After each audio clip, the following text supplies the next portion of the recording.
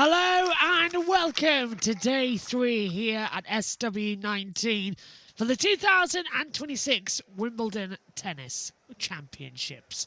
Well, yesterday, a major upset depending on who you speak to. Serena Williams out of Wimbledon on her wild card return. However, going through, Maya Joint, who played a tremendous round of tennis, hasn't won since January, lost her last 12 matches and beating one of the greatest of all times on her comeback. It was a simply brilliant day of tennis. Well, we've got a lot to look forward to here today as well on the courts, as it's been announced that this will be his final tournament coming through. We've got courts action beginning already, and we'll sync up with the BBC in around about 5 minutes' time. Centre court action coming into today. We've got 3 matches for you, 2 gentlemen's and 1 women's. So that is how it is all coming through. Ladies and gentlemen are going to be playing out here as well. Also around centre courts today, it is the start of the second rounds of championships. So we've had the first, now it's time for the second, which means we see Jannik Sinner back out there. Novak Djokovic going to be playing again on centre court. It's going to be a fun day. It's going to be a lot of interesting ones coming up. Jannik Sinner, it's going to be Sinner versus Borges in the first round. And then Kechova against Andrea, and as well going out in the second match. I think I am on the first of the day, which is Sinner and Borges. Match 2 might be one of the radio. Match 3 might be Matthew Owens, depending on what happens out there, because we have also got the World Cup. But at the moment, we're looking at Ostapenko as well with Rustic, who is currently up 1 game to love and is currently breaking the serve at 40-15. Let's join BBC Radio before we join in with the team as well at 11:15. But right now, it's 11:11. Make a wish.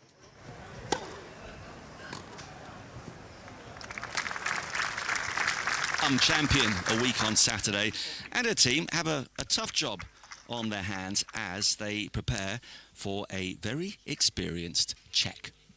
Obviously, I mean, she's a 2-time Grand Slam champion. She's very experienced.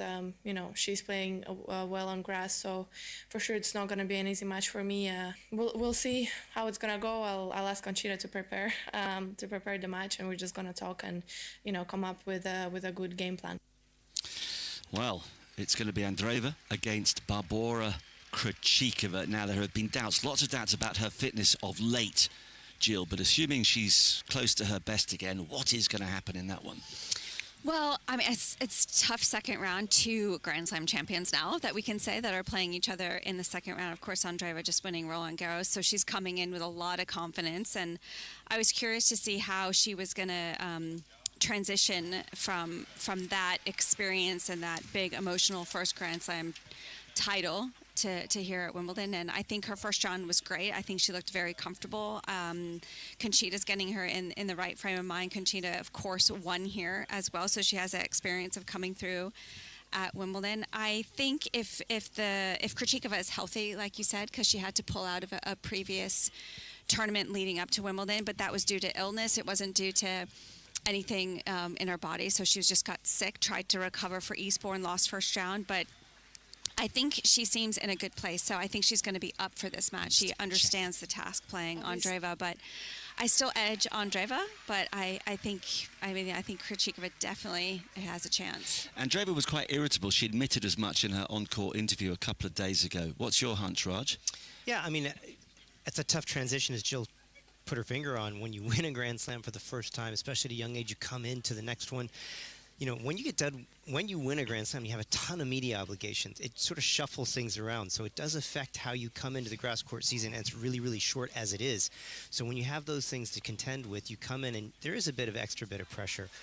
I'd lean the other way. I think Krejcikova has a lot of variety to her game, and I think if Andreeva is a little bit on edge again, we could see a potential problem. And we'll be chatting in the next few days, so we'll see if you're going to end up in my predicament. Oh dear. Okay, casting vote, Sergeant Wilco.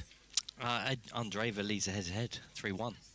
So with that sort of stat, I got a favour Andreeva. But 2 of those, Krejcikova had to retire. Oh, did she? Yeah. Don't say that in my notes. That's what I'm here for. That's what I'm here for, to support you. Okay, thank you. I saw Krejcikova play against Hannah Klugman, first match.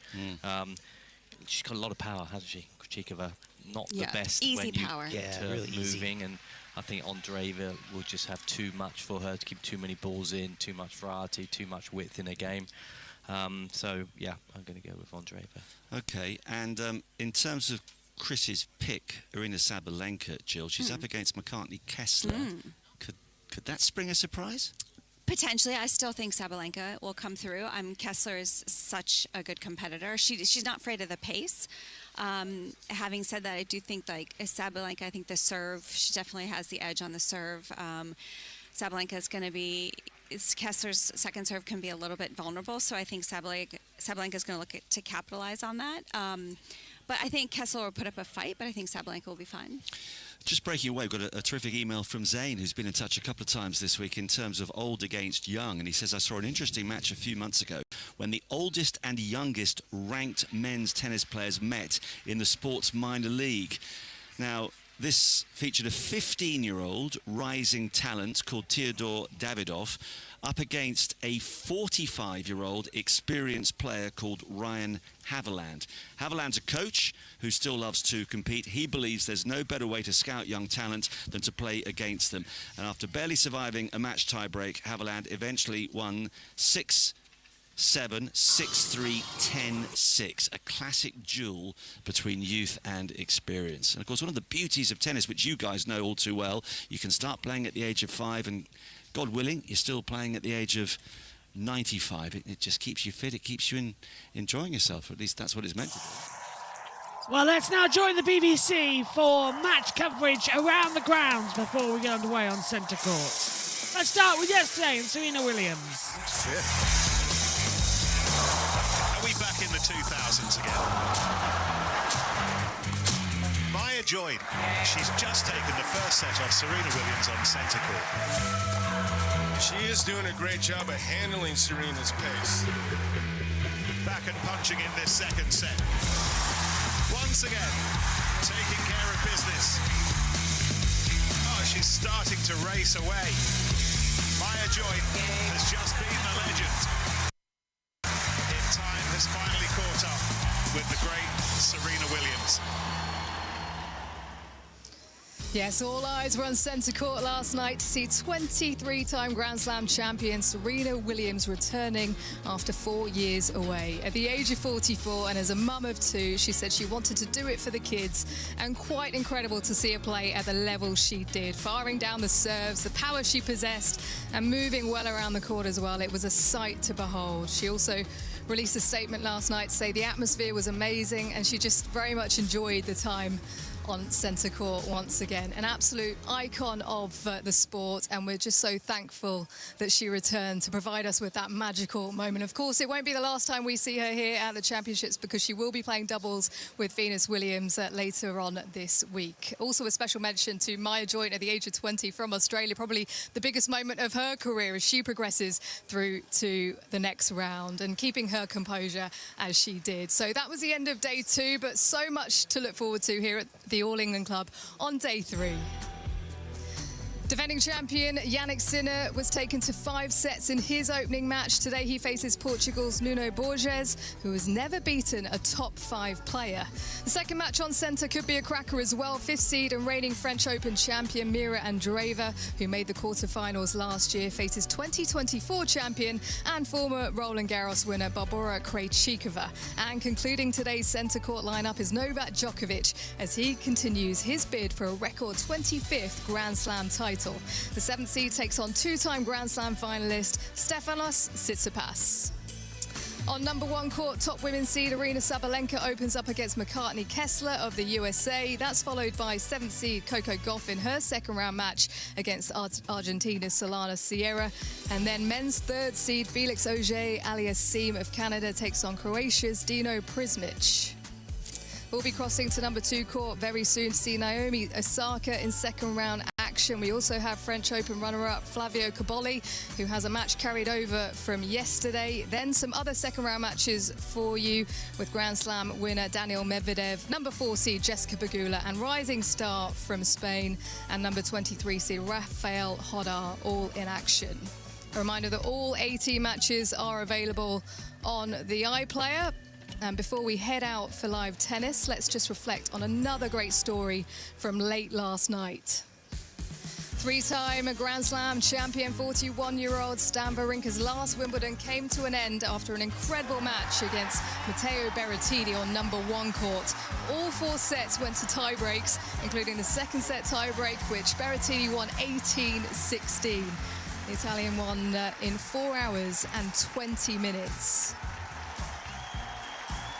Emotional scenes, and here is Stan Wawrinka speaking after his last match here.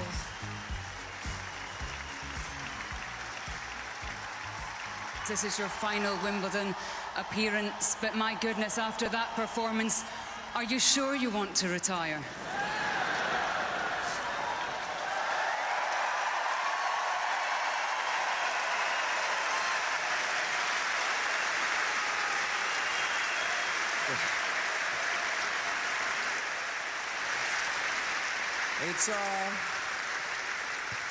It's never easy to say goodbye to something that you love so much. I've always been passionate about the game, always enjoyed that.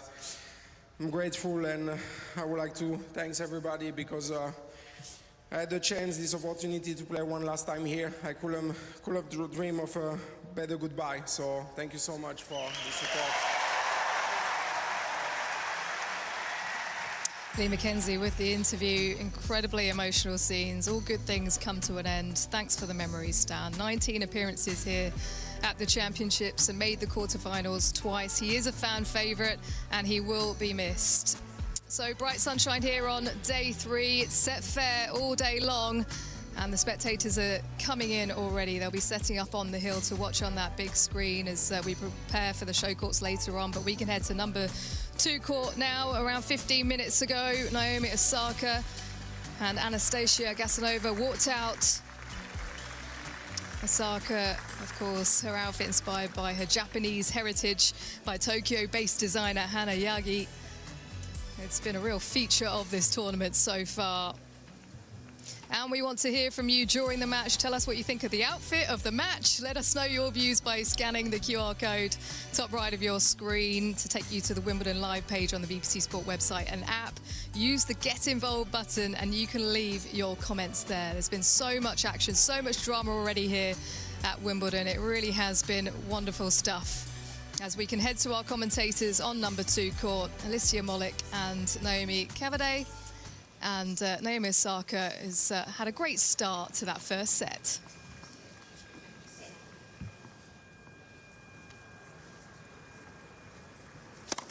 First serve.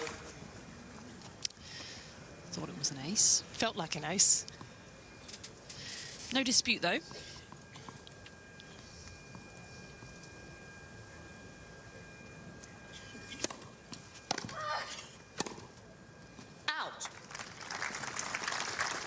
Casanova firing that one off. Casanova does have a win over Karolina Pliskova. Also has a win over Elina Svitolina.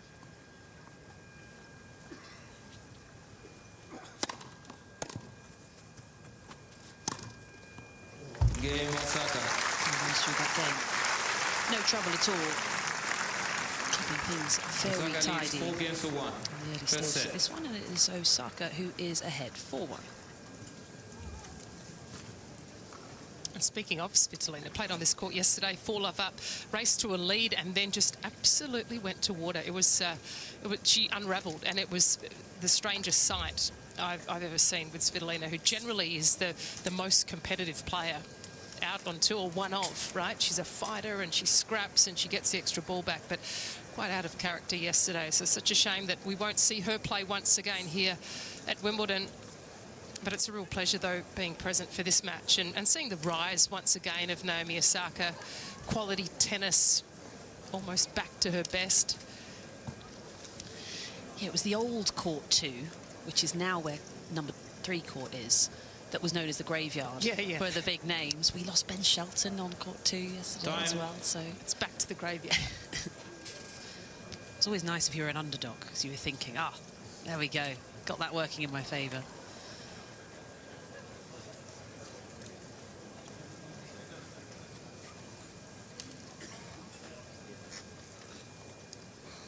Second time that Gasanova has appeared in the main draw of a Grand Slam. The first time actually was as a lucky loser, so this is her first time qualifying, and absolutely the first time into the second round.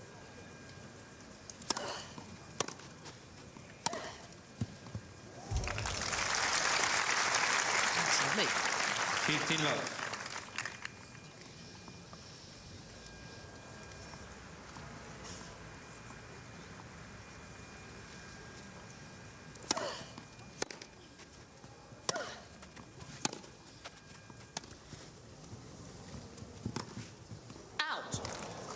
Away with that. And just a reminder, if you weren't with us earlier on during the warm-up, Gasanova was down 4 match points in her first round of qualifying. Down 9-6 in the final set. Match tie break. Squeezed through 12-10.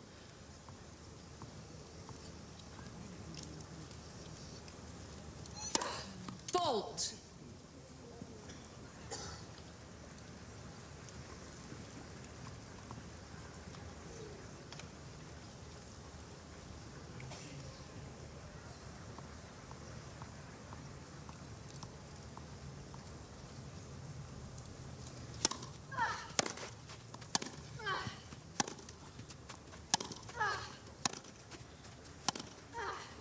She's starting to stand up to this pace now. Yeah, it's beautifully done by Gasanova. I feel like she's really feeding off the pace, though, that Naomi Osaka is providing her with.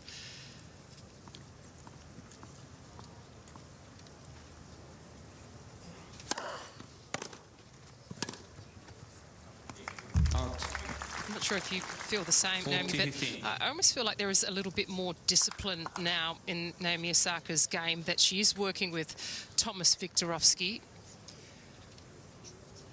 hitting the big spots on return, going across her body. I love seeing that, adding a bit more torque and spin to a lot of her ground strokes too. A bit more safety in the game of Osaka. It's a positive. Fault.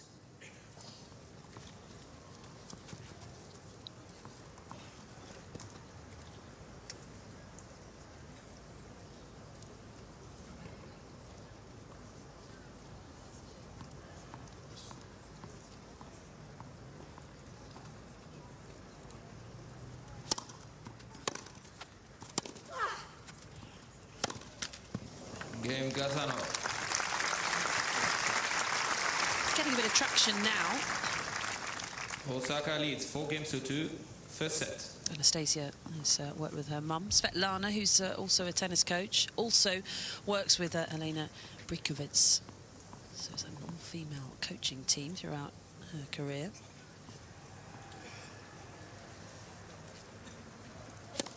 Fault.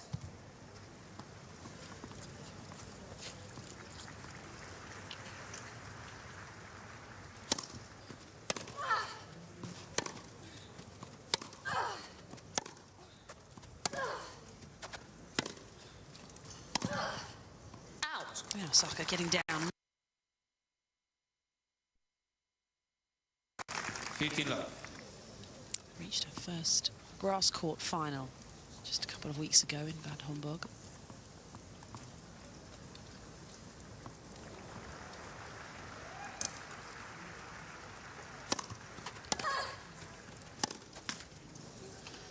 She did withdraw from that final with a right foot injury. Doesn't seem to be any signs of hindered movement or anything like that at the moment, but of course we'll keep a close eye on it.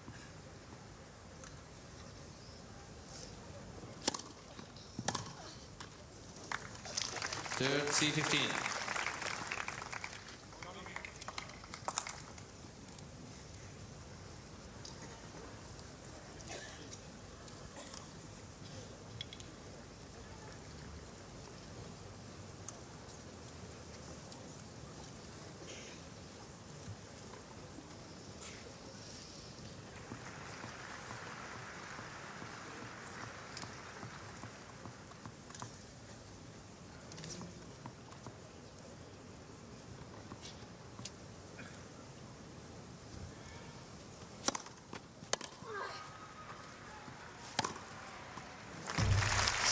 strike. It's just exactly what she's looking for.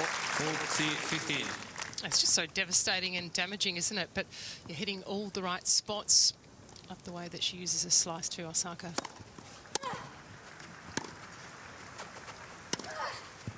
Out. Game Osaka. New ball, please. Definitely more positive signs from Gasanova, but she still finds herself behind in this Osaka one. It's leads only 5 one break, games, but it's in 2-2. favour of First set. Osaka.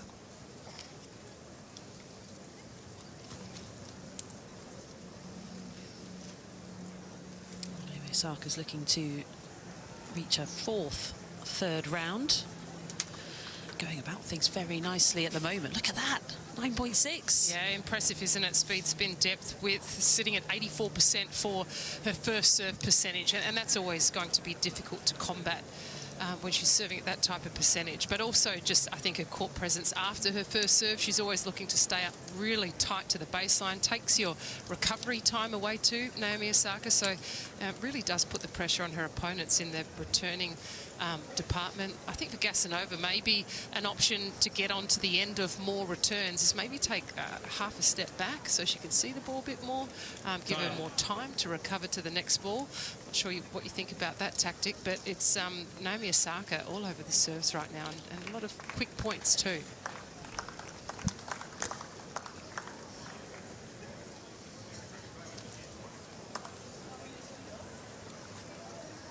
Osaka just having a quick chat with her coach.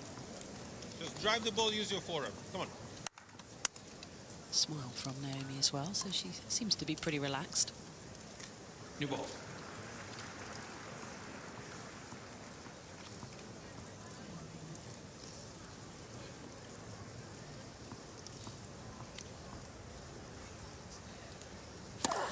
Fault.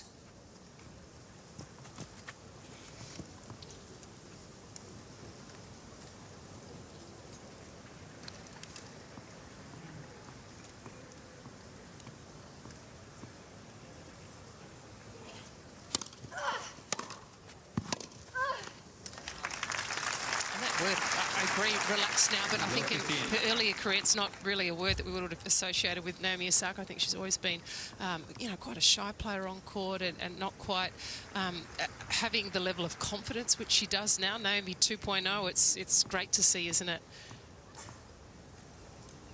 Seeing the best of her.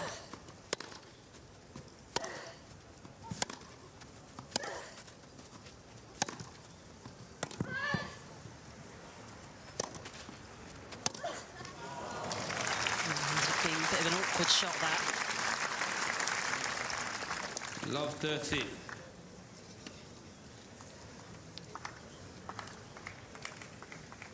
Don't see as many volleys traditionally, do we, these days? It's all about the swing volley, but it's a pretty safe option though, isn't it? Yeah, Osaka absolutely loves it, fires it away.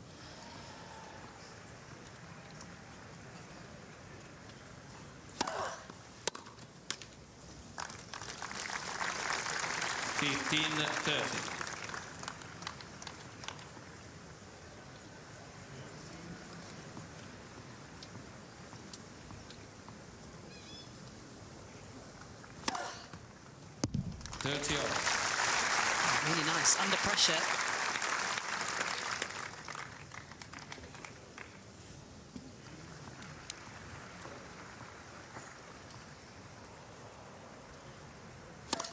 Fault.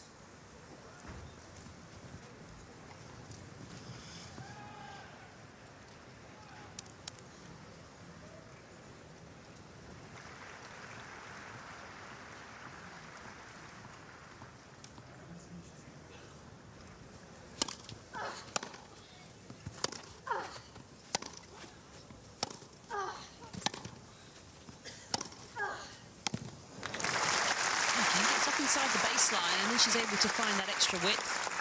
40-30. That was a great point from Gasanova. She's got a real knack and ability, though, on her backhand to sort of slide the racket on the inside edge of the ball. It sort of carries, it's sort of like an off backhand, which she's been really effective with throughout this match. Out. Use. That's such a good play for Osaka with her amount of power. she has on her shots, just straight back at the server. Shoelaces, yeah, I completely agree.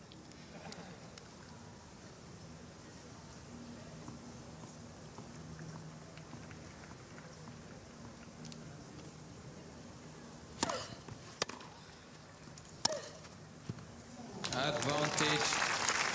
Just a few lines. And it's been a pattern, hasn't it, that the first shot after serve, if she has received a backhand, she's had the tendency to go off with that ball. And interesting that maybe Osaka just hasn't cheated an extra step to that side. Oh, wow. Fires off plenty of winners in that game. So down love 30, but does wrestle it back. Keeps herself just about in the set. But she hasn't been able to get much traction on return so far. Let's see if that changes now. Now swooping into the number 2 court behind. This court is court 12.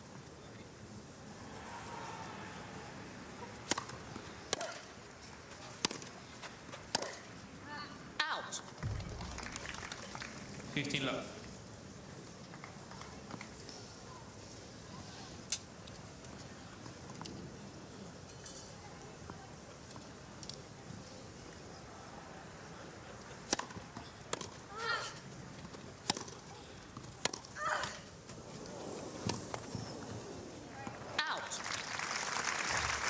It's always going to be a tough day at the office. Returning for Naomi, first serves in throughout this match, 86%, winning 100% of second serve points as well.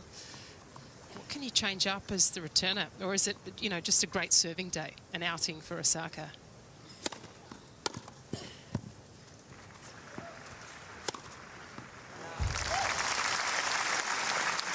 She's really been hitting her spots nicely. 15.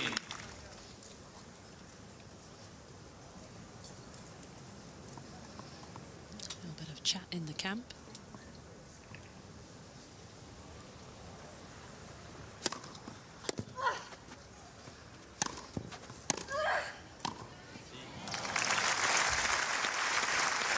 And serve does the bulk of the work again, gets her a short ball. 15. And it has consistently put her on top of the point.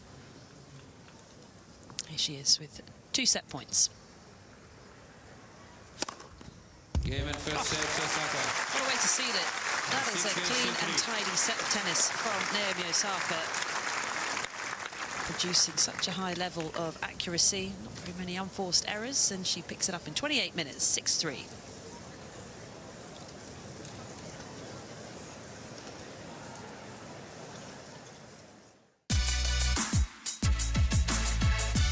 The BBC has got you covered for Wimbledon 2026. A warm welcome to you here on day 1. Including live TV coverage across the fortnight on BBC One, BBC Two and BBC iPlayer, where you can watch all 18 courts and centre courts in UHD.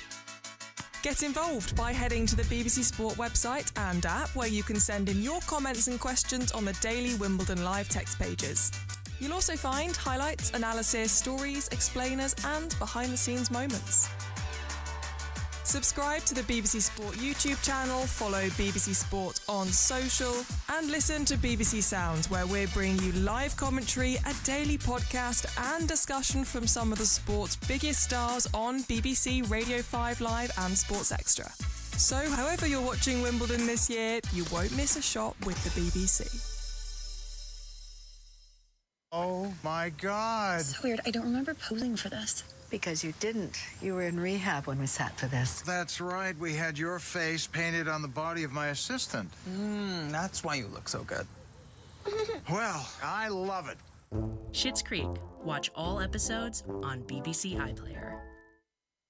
She came, she saw, she gentrified. You post a picture of yourself eating cakes, and that's a job? Big up to a fellow girl boss. Who runs the world, right? Jeff Bezos. This house is perfect. I'm finally getting the Georgia proportions I deserve. The new series of Amanda Lamb. Press red for all episodes on BBC iPlayer.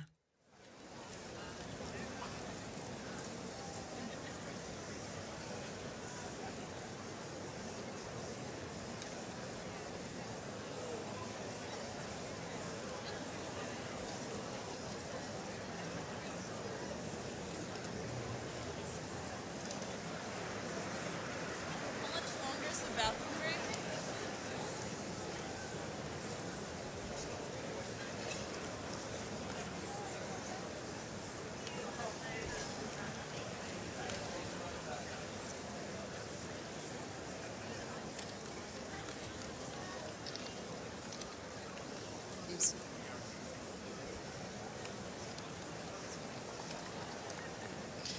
So just a quick bathroom break for Anastasia Casanova. It was only the one service game where she faced break point and she was broken.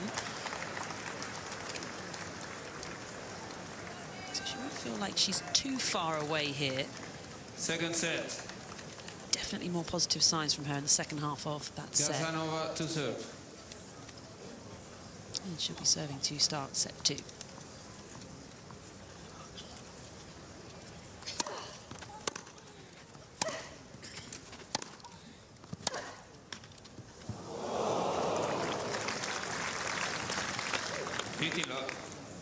Not much you can do about that. As dead as a dead net court can be. Dribbles over.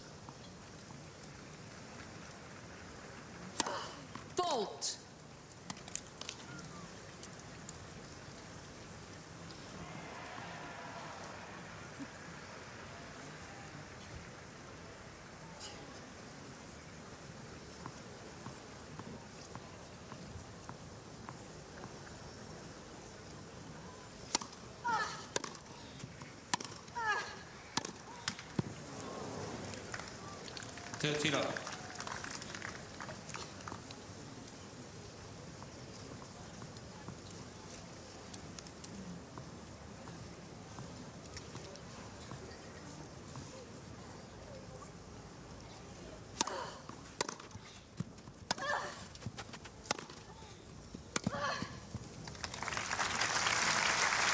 Good at that shot. 30-15. I love the way she sets up for this backhand through the line, the open stance as well, stays low, head's really stable through the point of contact too. I think that's the sign, you know, of a great ball striker and great backhand in particular. Keeps really grounded with her legs.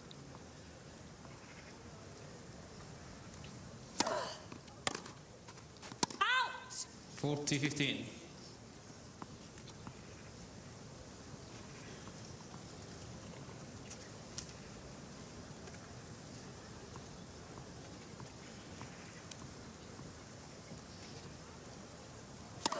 Fault.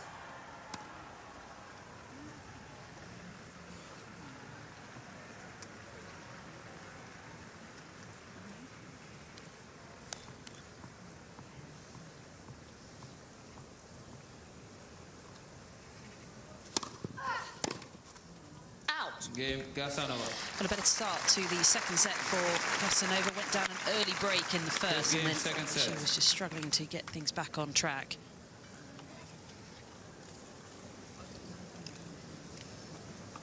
So first game on the board for her. I find it interesting with Osaka. We're talking about the developments that maybe she could make in her game and where she can take things next, and players are constantly trying to think about it. But with all of the time off that she had for various reasons, whether it was injury or it was maternity leave, it all accumulated into quite a long time off the tour. I sort of wonder whether it's easy to get into the mentality of trying to get back to where you were rather than trying to look forward. And we see some players get a little caught up in that.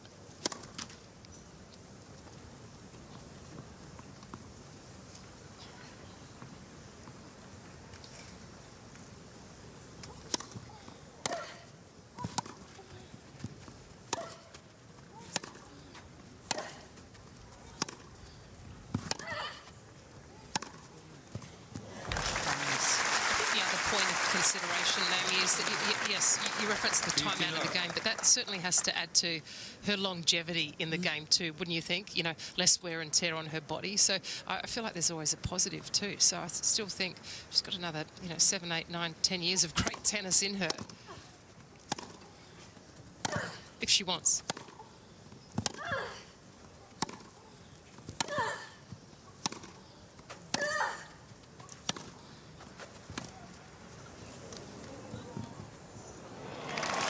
Softens it up nicely. And Casanova is nowhere close.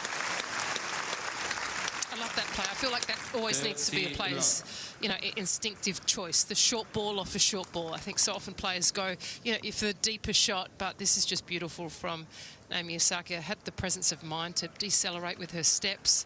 Beautiful touch.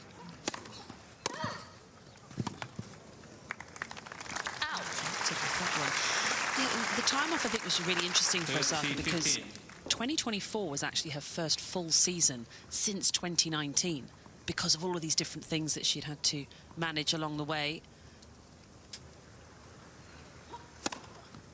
40-15. I think for some people on the outside, it took her a little while to really get back up to the top of the game, coming back from maternity leave. But I don't know, I was looking at it thinking, well, it's not just maternity leave, it was the time out before then, and it was COVID before then, it was all sorts.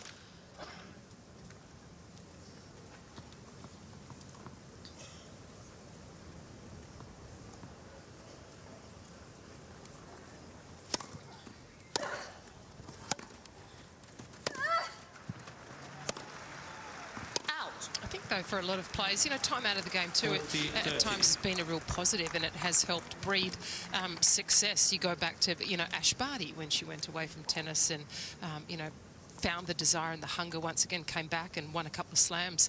Anisimova as well has played better since that point of time.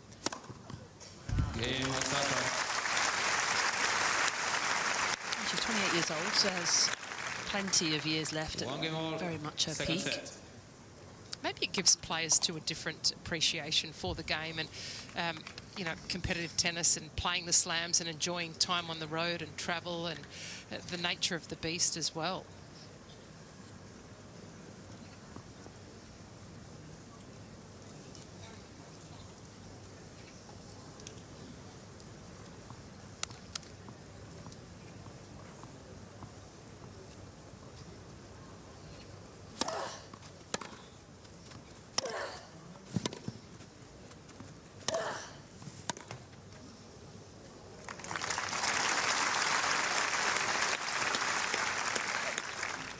Holding back Gasanova, is she? I think she's adopted the right mentality to be in this match and remain competitive.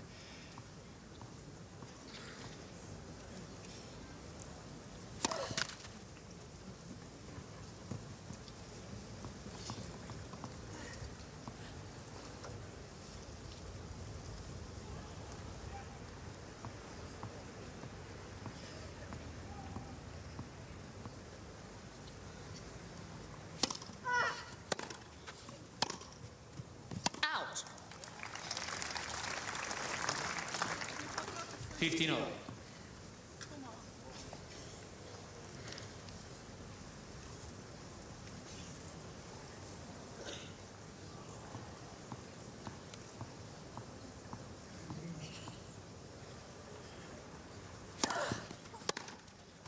Out. Third C15.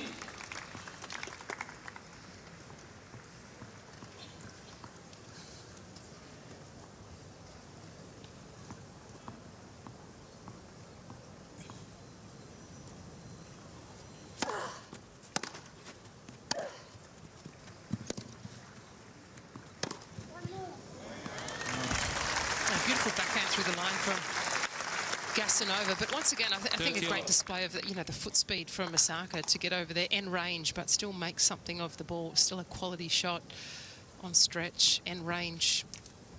Love seeing that.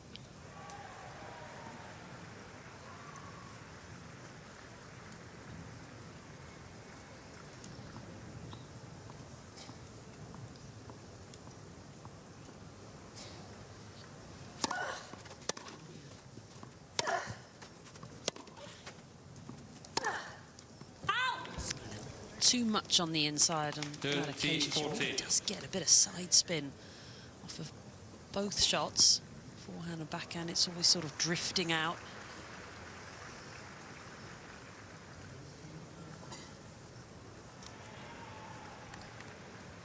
So break point here.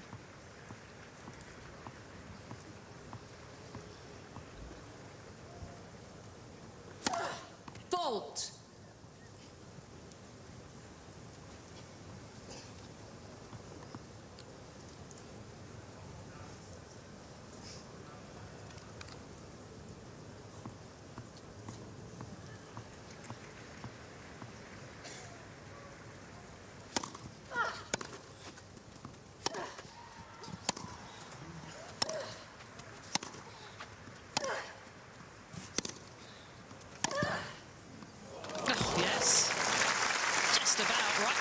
baseline.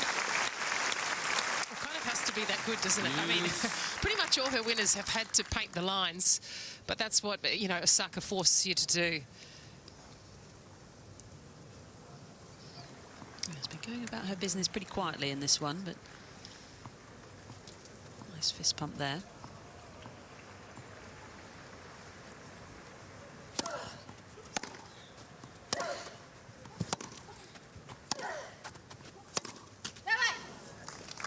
We spoke about it before, Naomi, but you know, the return back through the middle, and once again, it was a great display from Osaka, and that's, I think, a department throughout this match that she's been just so disciplined with.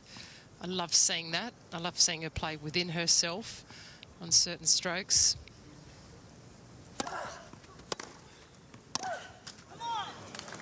Firm strike there to a big target. Yes. How far from her best do you think she is right now, Osaka? Oh, I think she's sort of circling. Percentage away? I think she's... in this specific match or in general? Oh, from her best? I think she's pretty close. Yeah, 10, 20%. Yeah, I'm with you. But that percent does make all the difference, though.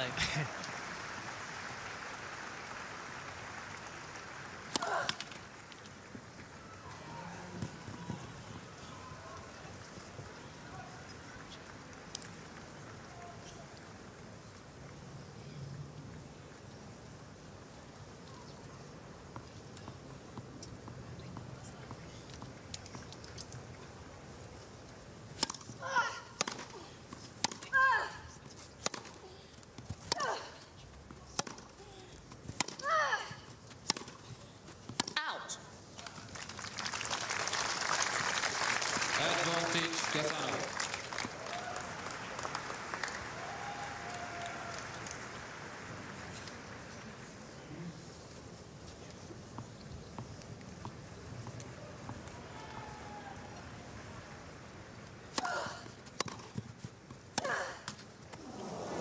Game Gazzano. That one just about finds its way over as well. Tough game for Gasanova. Gazzano leads 2 games to 1. Second set. Holds on. First set, Osaka.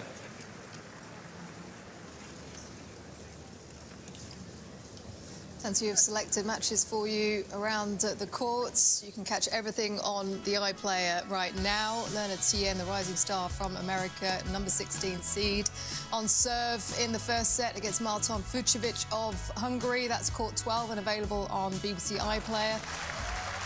Hoping to get through to the third round for the first time here at the Championships. Tommy Paul, who is a regular favourite, runner-up at Queen's just recently and former Queen's champion. He is on number 3 court and available on iPlayer as well. Having taken that first set. And Dan Evans is in action in the doubles. The 36-year-old planning to retire after Wimbledon, wasn't given a singles main draw wild card, so this is a great opportunity for him playing with Henry Sell, who he is coaching and mentoring, but they've lost that first set. They're into the second at the moment, available on the BBC iPlayer.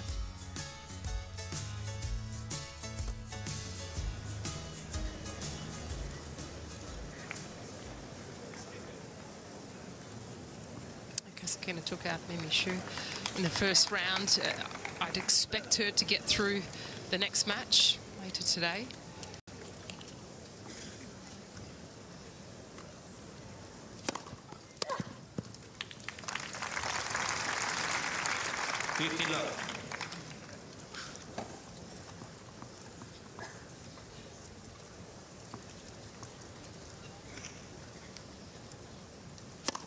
Fault.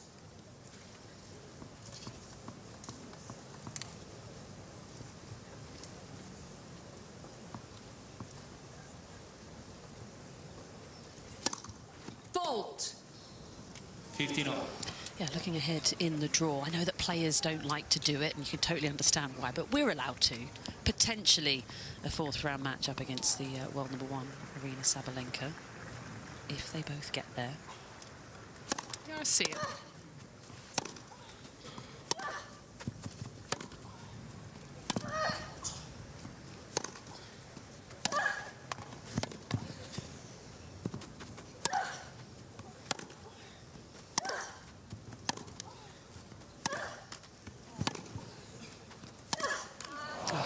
Casanova really showing off her counter-punching abilities, but it wasn't enough. There was a slip in the middle of that point too, but it was a great recovery. Once again, the court coverage, you know, from Naomi Osaka, just supreme. So good to watch. Fault.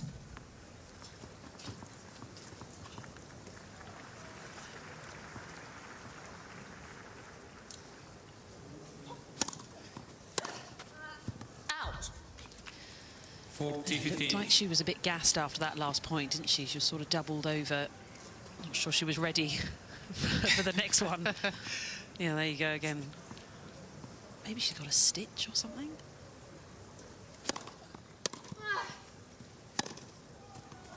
The backhand down the line has just been superb. Yeah, hopefully it's not an injury that she's got, but she just has been sort of clutching at that area. We all know that a stitch is the worst thing in the world when you've got it.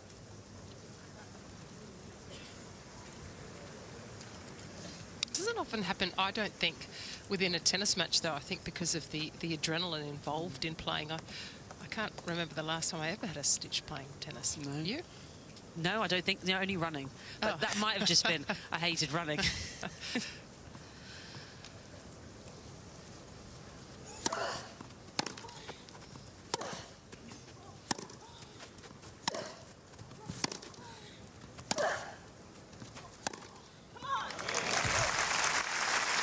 Just leaving the down the line shot wide open there. I wonder if physically she's starting to feel it. Remember, she's won 4 matches to get to this stage.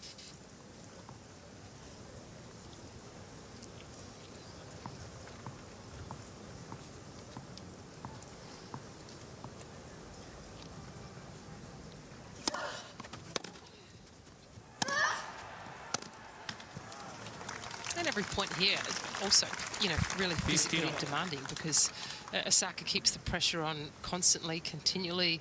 Spoke about the fact she plays so tight to the baseline. Doesn't really give you much time to see the ball and then react. Takes a lot more energy.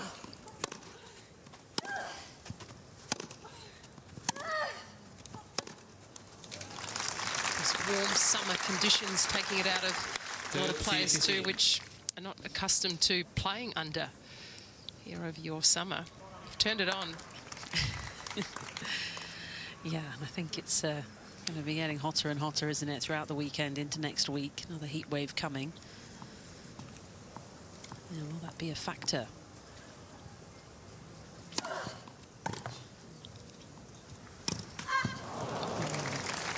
That's a shame. She was there with plenty of time.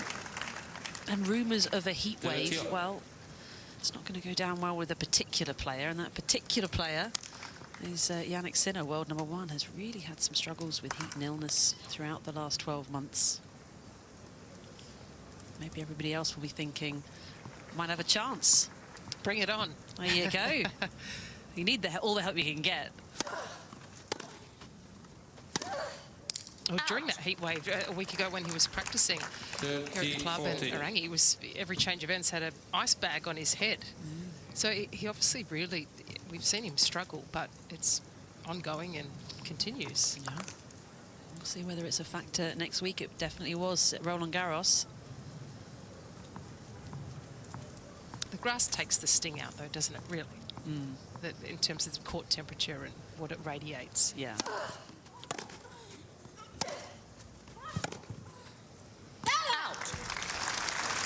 Again, Gasanova fighting off a break point. The pressure is ramping up on her. He's holding firm for now.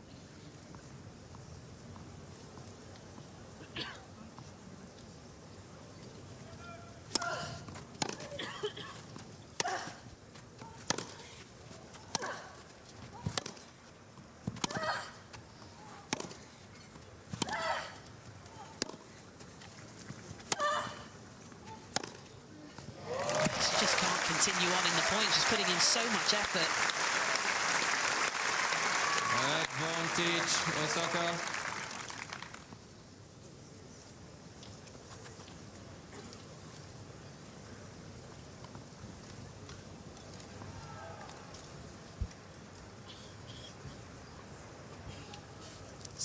point.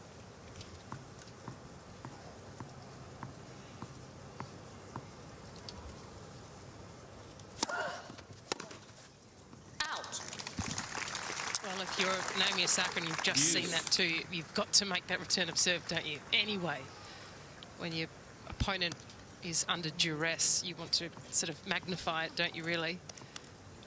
Make them run even more. Well, that'd be my attitude anyway.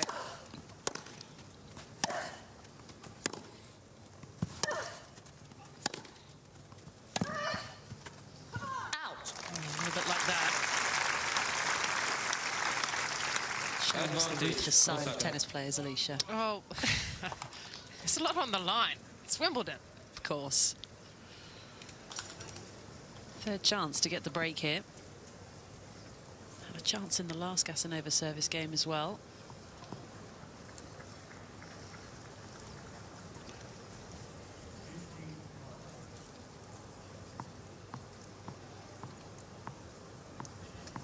Violation, warning Anastasia Kazan.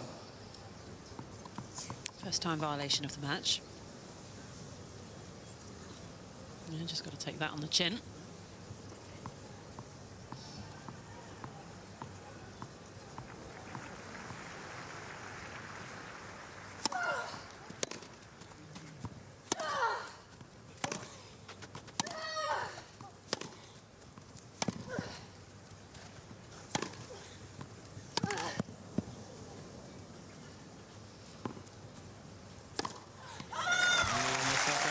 Osaka gets the breakthrough. He's been cranking it up in this second set. And here's the lead. Struggling Gasanova right now. Second set. 3-2. 1 set to love.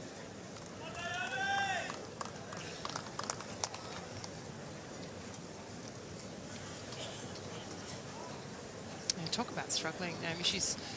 Gasanova's really, I think, feeling the pinch and the crunch now, and still holding her side. So perhaps, yeah, there is something, bothering her. I think physically, she looks half a step slow. So that build-up that you referenced before, getting through qualies, and also all those up and down moments, saving match points, winning her first round, they have to add up. And when you're not accustomed to it and used to it, it's difficult to know exactly how you're going to react physically as well. Doing all the right things here though, taking on a bit of nutrition, just trying to keep the blood sugar levels high enough. It's something I thought, Serena struggled with in the third set yesterday too, just ran out of gas, didn't she? Time. Give your body every opportunity to perform at its optimum by taking care of all those 1%ers.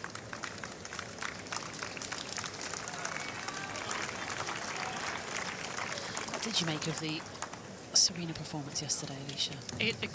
She exceeded my expectations of level, ball striking. Loved her serve. I felt she got a bit nervous and anxious on the bigger points or on opportunity. Managed to get a golden ticket to the match, so that was pretty cool to sit in the stadium. Hadn't seen a photographer's pit that full ever before. It was something, it was a sight, but I was impressed by Maya and the way that she handled the occasion, the situation, and the gravity of the match. Pretty good match from Serena for 1,400 days out of tennis plus. It's gutsy, isn't it? Yeah. Come back, but I want to see her stay back. Yeah. Well, we'll see whether she's got the taste for it now. Hopefully she enjoyed it.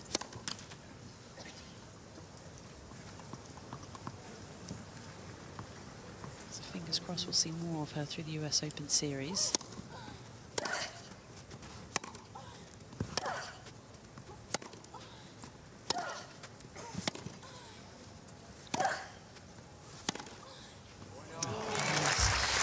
More Serena at this tournament because she'll be playing doubles alongside Venus. We don't know just yet about mixed or not. That's up in the air. I think if the tour throughout the year was on grass, I don't think Serena would have ever retired in the first place because that carrot would have been dangled there. Fault! Good match for a game, isn't it? Grass.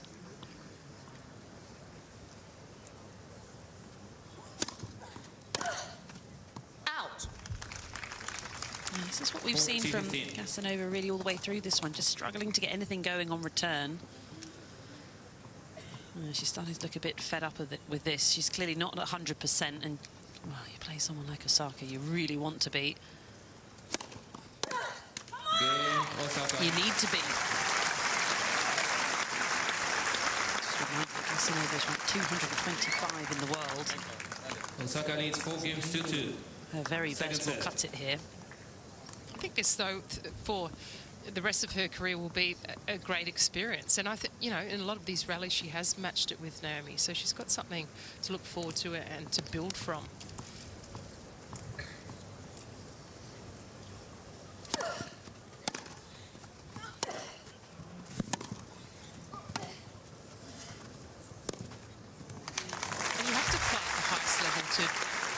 It has to be a tangible factor to know exactly, you know, what you need to work towards to become a better player or a more complete one.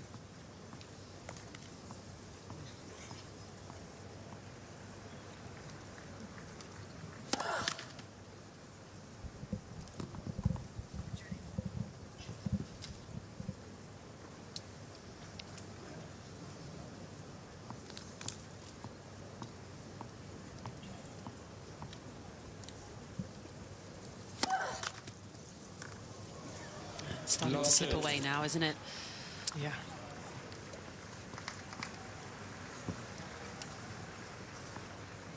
Possibly just can't quite see a way out.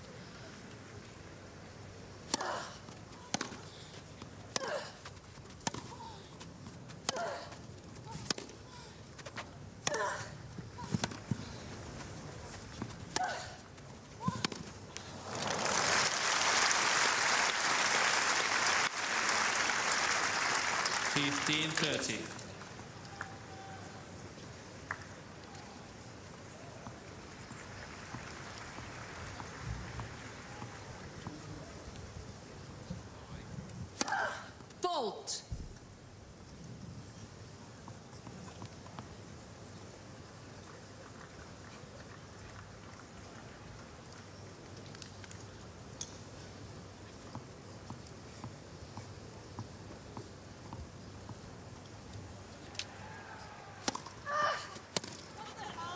Oh, one.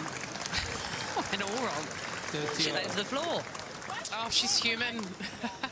It's been pretty much perfect, to be it's fair, kind of hasn't good to it? see a shot like that, you know, for the crowd. Well, she's just like us, you know. You hit shots into the floor all the time. Fair enough.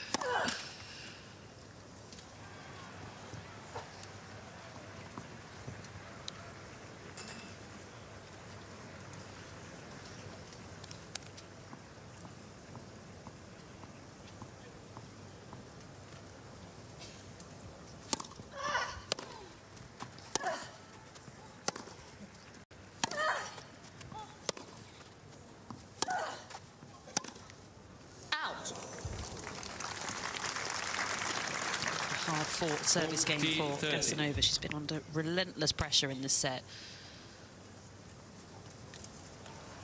Succumbed once, so finds herself a breakdown.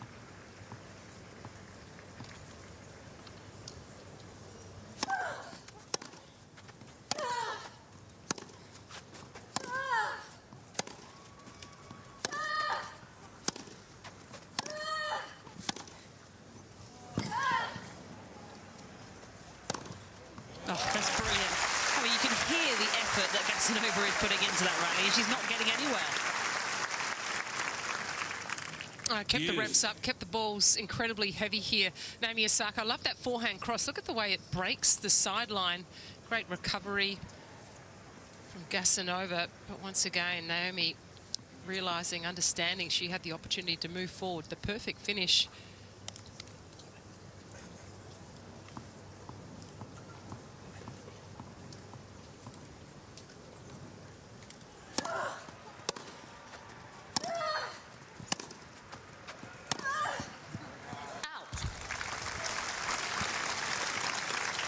Advantage Osaka. Break point.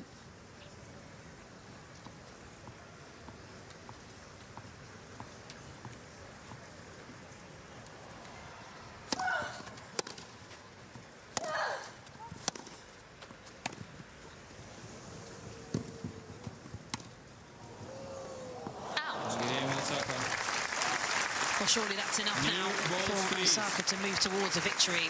Puts herself just one game away. Osaka leads Double 5 break and games to Casanova 2. is fading Second here. set. Set and 5-2. 1 set to love. Well, it looks like Osaka is going to make her way through to the third round. That'll be the 4th time she's reached the third round here. She's never been further than that, though. Lost to Pavlyuchenkova last year in a tight 3-set match. Pavlyuchenkova can always be dangerous on the grass. That'll be the next target for her to get through to the second week.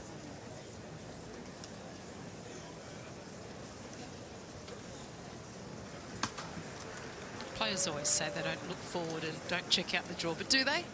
Do they look at who they're projected to play, have a sneaky look back at the hotel room, even though they say they don't know who their opponent is? Did you?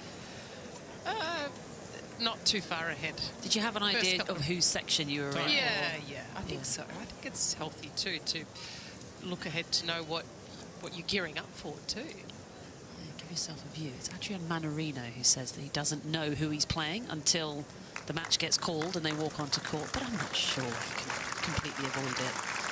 Yeah, it's tough. Great combined attack, defense and shot quality from Naomi Osaka. She's picked that up, and it's been a wilting Gasanova.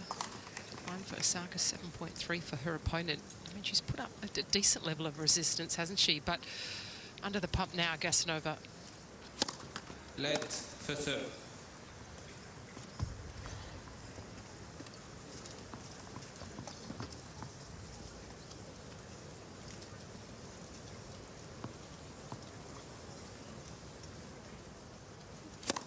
Fault.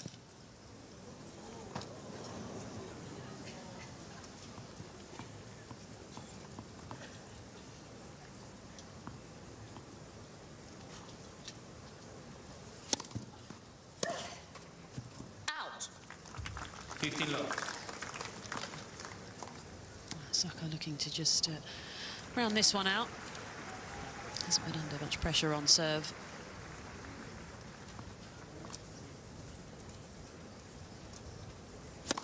Fault.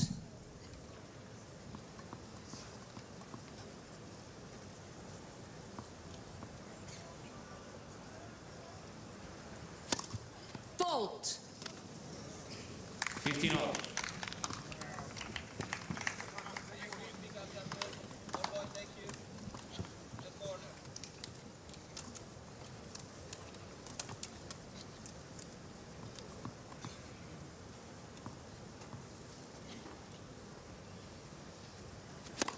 Fault.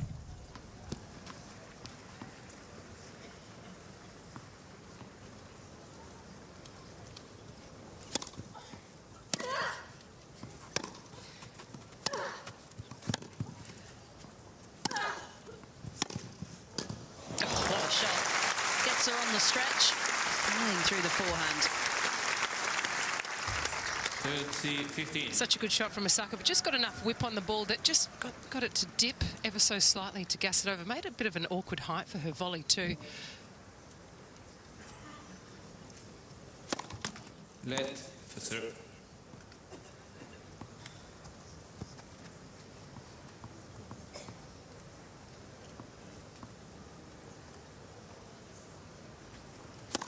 Fault.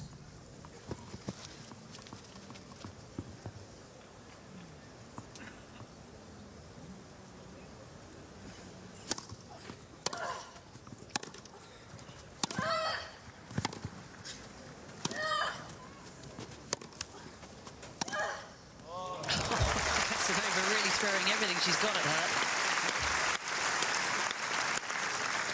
30 off. And once again, it's the long line from Gasanova that proves the winning shot.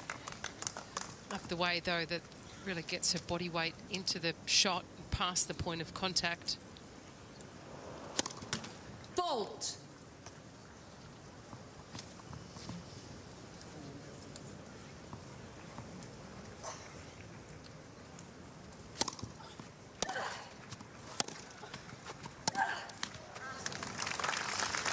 Yeah, the depth caught her out.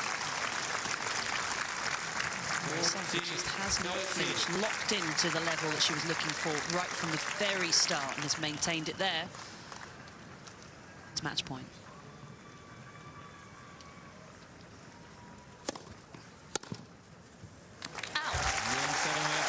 It's a smooth performance from Naomi Osaka. Makes her way through to the third round of Wimbledon for the fourth time. Deals with the qualifier Gasanova in straight sets, and every area of the game looking good. Ticking all the boxes as she makes her way through. Can she go further? It would be the first time that she'd ever be able to achieve it. She's looking to book her spot in the second week, and playing like that, Alicia, she's got a good chance. I'm convinced she is going further, no doubt about it, after witnessing the first round and the way that I feel like she's even shifted up a gear throughout this match. But an incredibly clean performance from Naomi Osaka. I love that she's got the controlled aggression, hitting her spots, looking to move forward. A great variation too with her serve. We keep talking about her first serve percentage and win rate on second serves, but she did throw in the odd kicker to the forehand too. That's something that we haven't always seen in her game. So I think that really bodes well for further progression in this event for Naomi Osaka. I'm loving what I'm seeing from her game. It's all positive, really, for Anastasia Gasanova as well. I know disappointment, of course, losing in this match today, but down 4 match points in the first round of qualies, and what a week it's been for her. So really pleased to see her doing well. But it was a push too far today, physically, and just the level that Osaka was bringing. So it does mean that Naomi is through. And we want to hear from our winner. Into the third round she moves. 3-2 the victory, and she's on court speaking with Jenny Drummond. Naomi, very well played. It's not always easy to play someone you haven't met before, a qualifier who's kind of played a few matches getting into the second round. How would you rate your performance out there today? I mean, I don't rate my performance. You don't? I feel like I have to take a little bit of time before that. I think my current emotions is I'm just happy that I was able to win, and she was playing amazing, so I'm glad that, you know, I was able to do it in straight sets. What did you feel that you didn't do as well as you wanted to coming into it? I felt pretty tight, so I think I wasn't covering the ball as well as I could have, and she was kind of dominating me in some rallies, so I just want to, you know, tomorrow just practice a little bit more. Were you nervous at all? Yes. What was making you so nervous? Yeah, well, I mean, tomorrow's my daughter's birthday,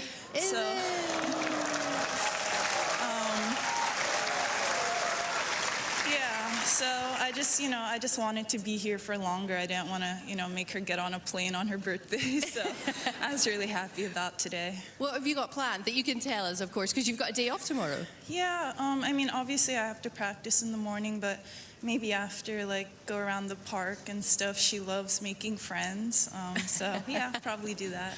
Well, we hope you have a lovely day. And finally, I've got to ask you about your outfit today. The waistband, the trail, it was absolutely stunning. What was the inspiration for that part of the outfit this year? I mean, it's supposed to be an obi, which is part of the Japanese traditional kimono. And I just wore it with my Nike bomber jacket, which I thought was really cool, and I wasn't able to wear that the first day. So I'm just trying to, you know, mix it up a little bit. Bring in all the surprises. Well, look, it's great to have you back. Once again, Naomi Osaka. Thank you, guys.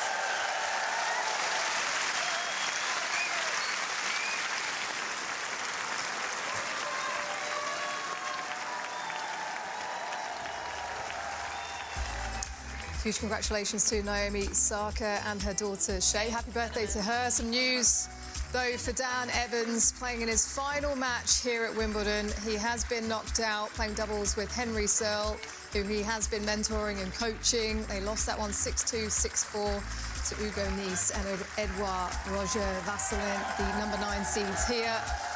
Huge applause and standing ovation for Dan Evans, a 36-year-old Brit. He wasn't able to make it through qualifying to play in the singles draw for the last time here. Wasn't given a wild card, but his final match here and the final match of his career. He won 2 Tour ATP level titles and reached a career high of 21 in the world rankings, and famously sacrificed the 500 ranking points to play with Sir Andy Murray at the Paris Olympics. He's always shown plenty of fight and grit throughout his career, plenty of defiance, as we can hear from him speaking to Lee McKenzie. Well, Dan, I can see how emotional you are. You fought to the end, and we would expect nothing less, because that has really summed up your career. But at your last Wimbledon, the last dance, how are you feeling?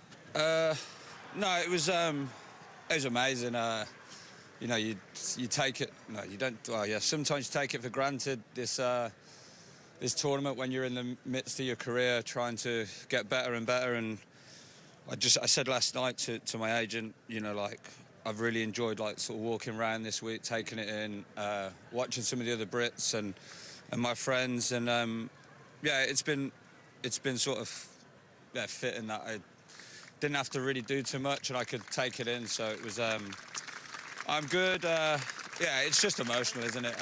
Just think of your family, so it's for all the sacrifices. Yeah. But this place has given you so much, but you've given us so much as well. I mean, you can see everyone out here to support you. You have entertained us, and you have always battled hard. What will you take away from Wimbledon as your memories? Just you live out your dreams, don't you? You know, that's what you grew up watching. Getting home from school to watch Wimbledon, and you know, I was one of the lucky few who got to play here, and yeah, you know, everything was worth it in the end, and that's you know, anybody who's, you know, thinking twice about putting it in, it's worth it, and it's not been as bad as we sometimes think it is. So it was. No, I've enjoyed every minute of it on these courts. You were coming home from school to watch Wimbledon, and everyone here has absolutely loved watching you, so thank you very much. Thank you very much. Cheers. Thanks. Emotional scenes. We will miss you, Dan, one of the great characters in British tennis. Some other news to tell you about. Jelena Ostapenko breezing through her second-round match against Antonia Ruzic. She won this one 6-2, 6-love, as she moves through to the third round. Just over an hour that one took.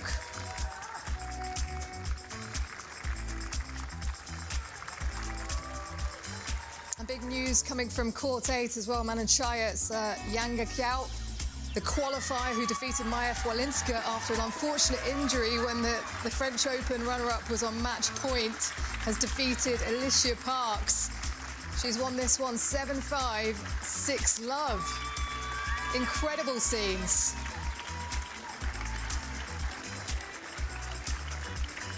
Wonderful moment for Thailand as she moves through to the next round.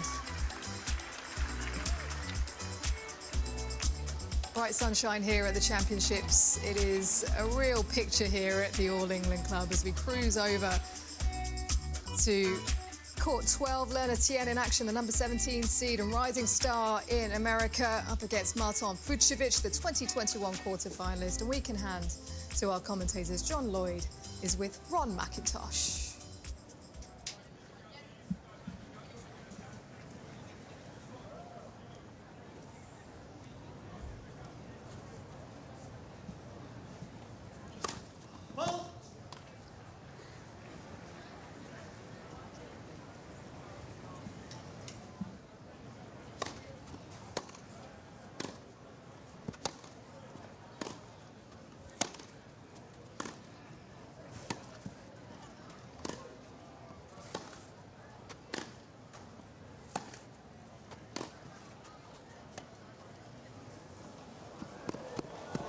That is a delicious drop shot from Fucsovics. My goodness. So deft. Stood upright, just carved beneath the ball, and it died upon contact with the lawn. Yeah, that was an amazing drop shot. He's hit that 5 or 6 times in that first set. Had about a 50% return on it, but that one was gorgeous.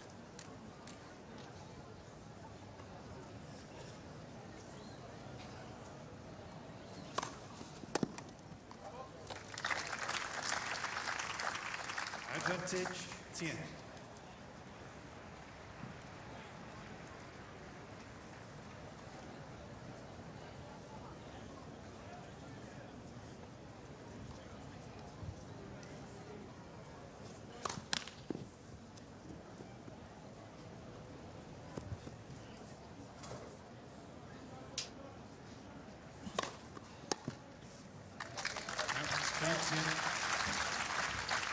So Tien holds serve to get the First game, second second set underway.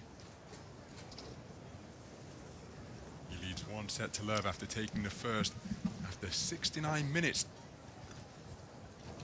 Went to a tie break, a single break of serve each way, and this a fascinating matchup between players of different rhythms, different styles, but those styles gelling to produce a compelling encounter here. Yeah, it's been interesting. The tie-break was the thing that both players had so many opportunities in the tie-break, and there were some really poor errors in there, and it was just a question of who sort of held their nerve at the end, and Tien came through, but Vukovic had a lot of chances in that tie-break to take the first set. Thank you, ladies and gentlemen. Please take your seats as quickly as you can. Thank you. Tien was broken in the fourth game of the first set. Vukovic had opportunities for a double break of serve in the 6th game, but Tien held his nerve and broke Vukovic in the 7th game. Thereafter, the serve held sway all the way. And here's an example of the different rhythms, because Tien's keen to get on with things. Vukovic waiting for the crowd to settle here. Love 15. Terrific depth on the return. Almost like a Yorker into the toes of Vukovic. Yeah, he wanted to hit that twice.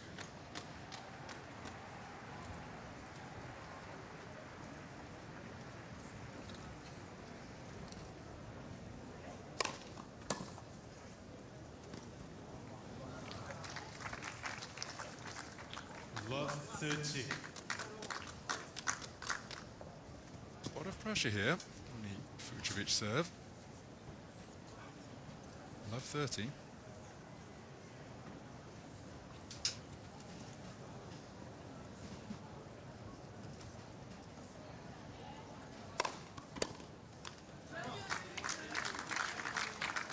$15-30.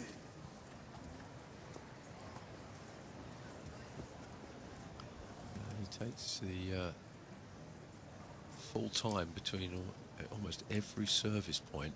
Tien was getting a little bit upset at the end of that first set, how much time he was taking.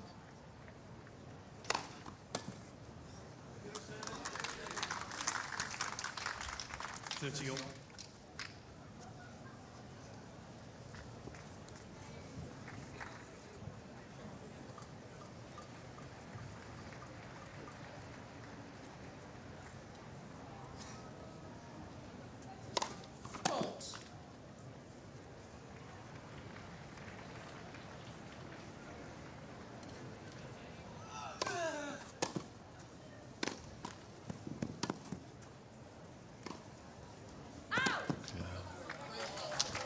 Bit unlucky there with that net cord. Because that slowed up that ball, and that would have, if not a winner, it certainly would have been close to it, but it slowed the ball up. Allowed Tien to get back in that rally. Brings up a break point opportunity on the opening service game of Vukovic.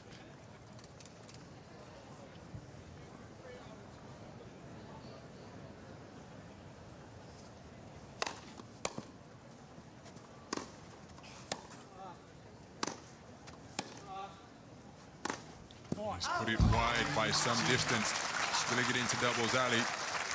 Quiet cry of come on from Tien as he secures a service break on the first service game of Vukovic in this second set. And the 16th seed leads 2 games to love after taking the first on a tie break.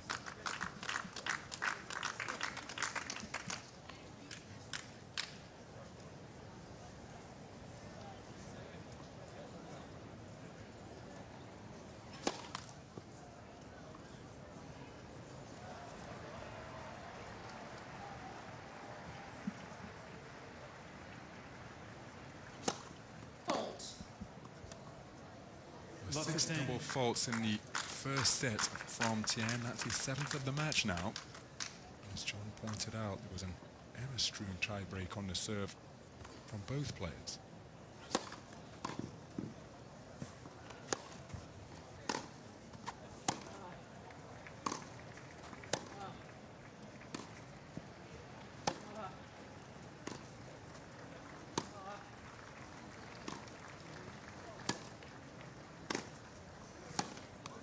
Terrific change of pace from Fucsovics. He pumps his fist in the direction of his connections as he bids to get the break back.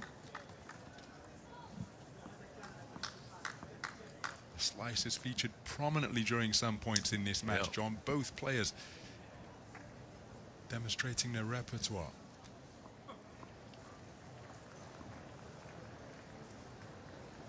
It's about as long as Tien has taken in between serving.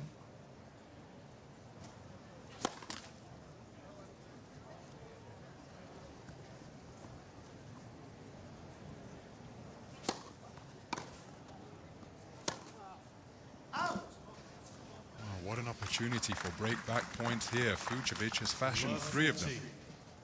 Strange game from the American. Double fault, first point. Second point, didn't have much chance with it. And then another bad error. He's got the break, his opponent's not happy, and then giving him a lifeline here.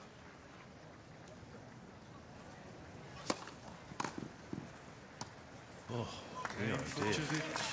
What a strange game that was. Fucsovics right back in it. Breaking serve to love. He skips back to his chair. We are back on serve. Chen leading 2-1 after taking the first on a tie break.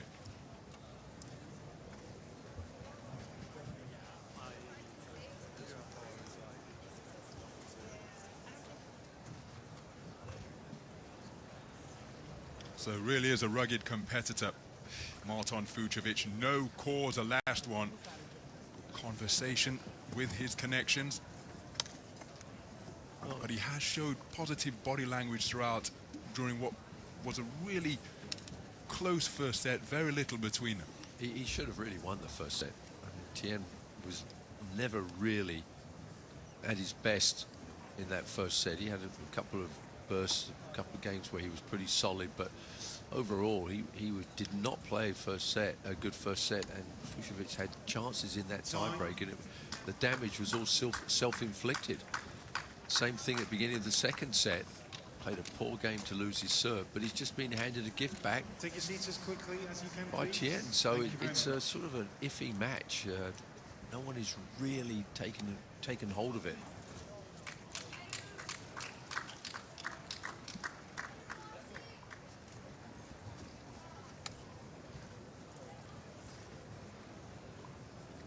So Fucsovics taking his time to get back to the mark. He often runs that shot clock down to single digits, as low as 2 or 3 on multiple occasions. Here he is serving with new balls, looking to consolidate the service break. Fourth game, 1-2, second set. Let's first set.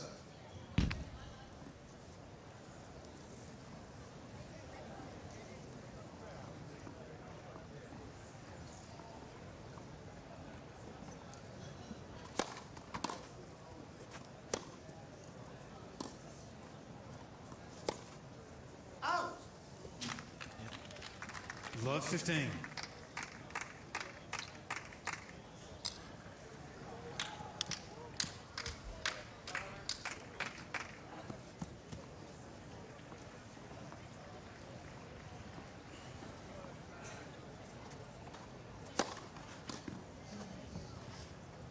Out. 15 all.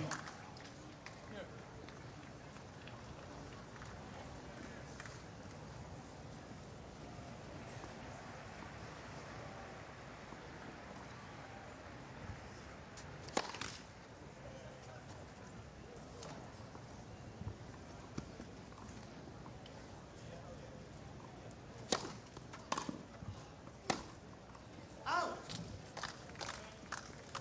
15-30.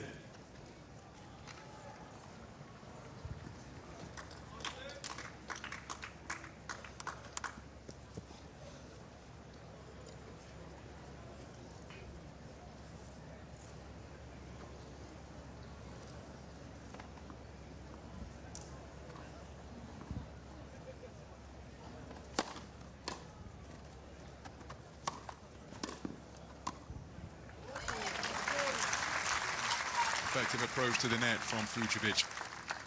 Continues to honest encouragement from his coaches in the stands here.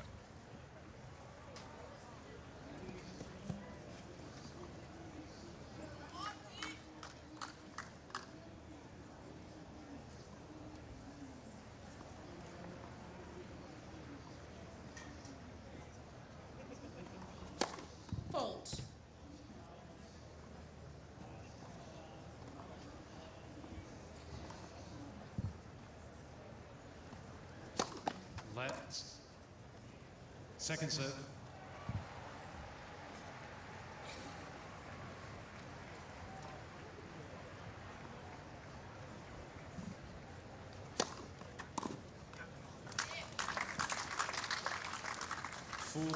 Third.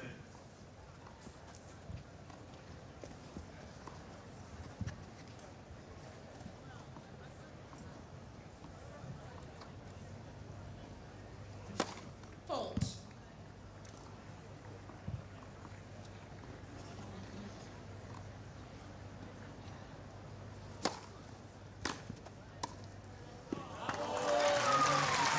Terrific 1-2 combination.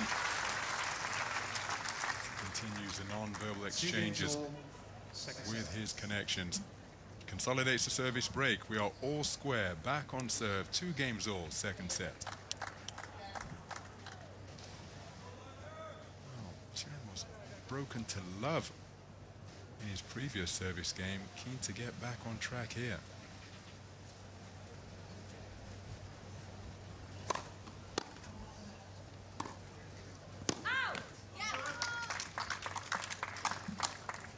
Love 15.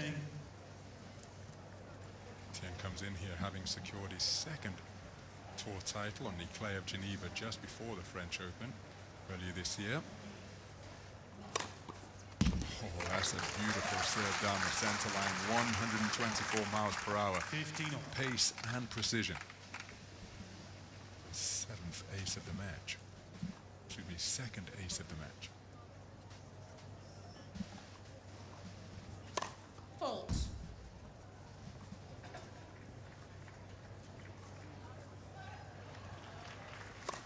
Left. Second serve.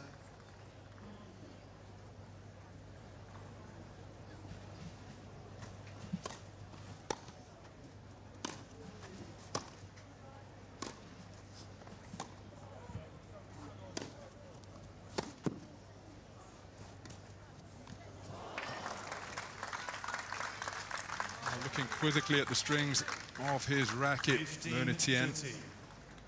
A variety that was able to demonstrate in patches during the first set. It just seems to have gone awry here through this passage of play in the second.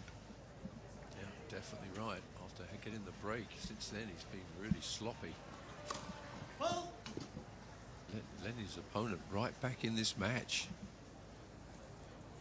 Second serve here.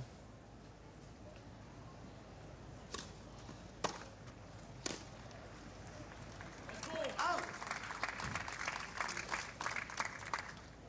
15-14.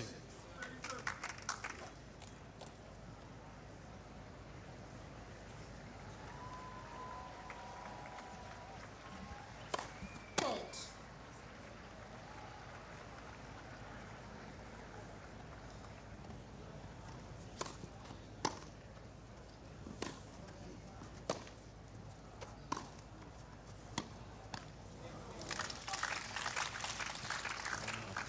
Was 13-14. He was right in the rally there. Vukovic, I mean, relatively comfortable rally ball on his backhand, dragged it into the net. Big opportunities.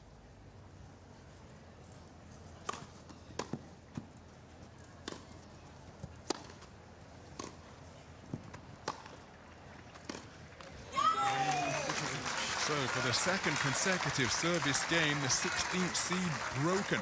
And it's Vukovic edges ahead to lead 3-2 in the second set.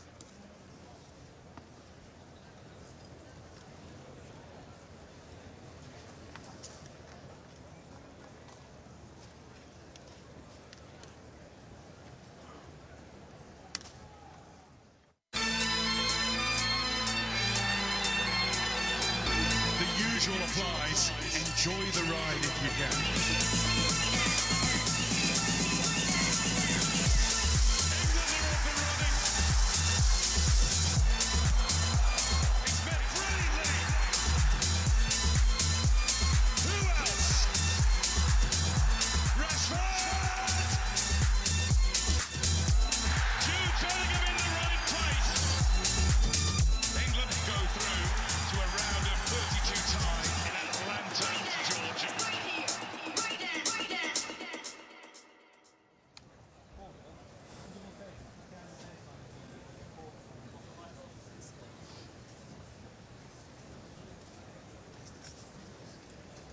communication between the coach and the 20-year-old 16th seed.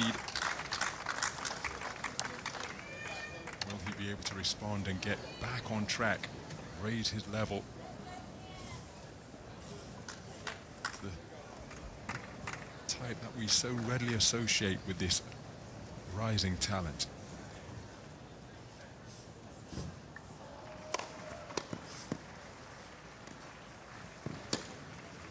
That'll do his confidence the world of good.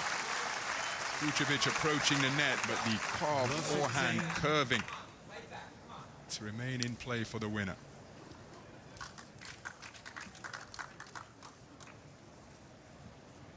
Wonderful passing shot.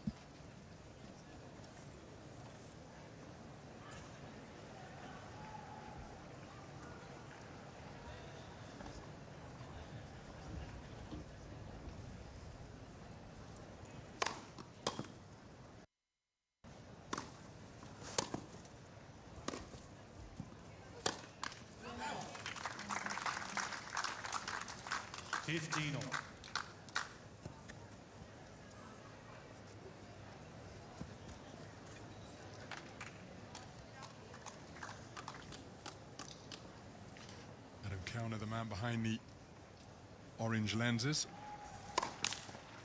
Coach of Vucevic, former pro who rose to as high as number 29 in the world during his playing days.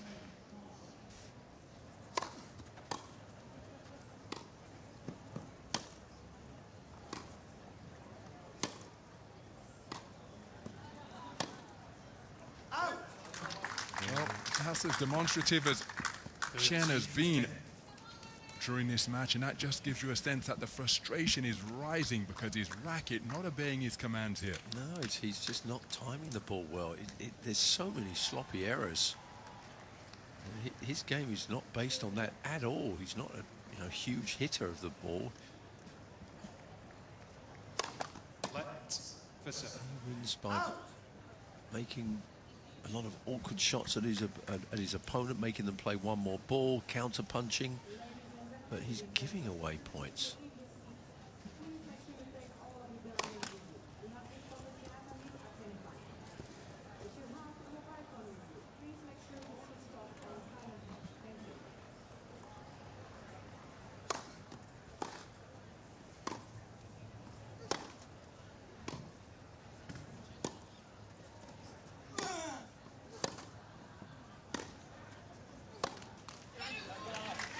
Again, more frustration evident in the body language of the 16th seed. A little bit of self-talk, get it out of his system and move on. But that is a definite change. Yeah, his body language is not good.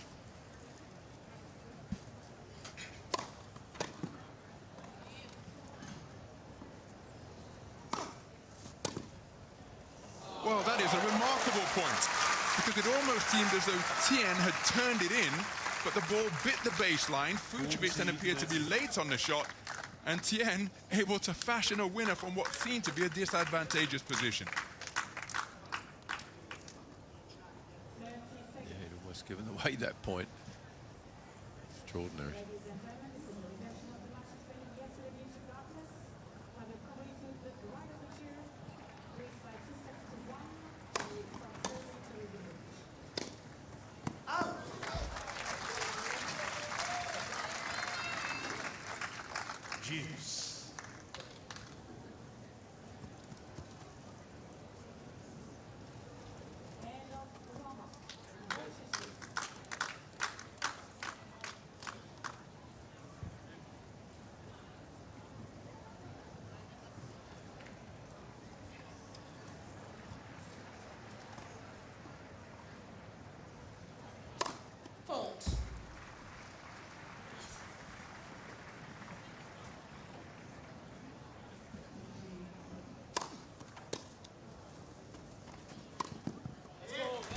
That's very well played by Vucevic. Tien got low, poked up his racket like a periscope to get the return in play, but it resulted in easy pickings at the net for the man from Hungary. Yeah, good body serve. Tien totally misread where that was going, got caught late.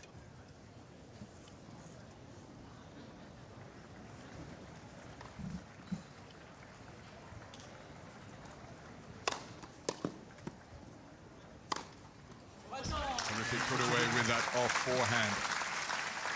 Firing it down on a steep trajectory to hold serve, consolidating the service break to lead 4-2 here in the second set.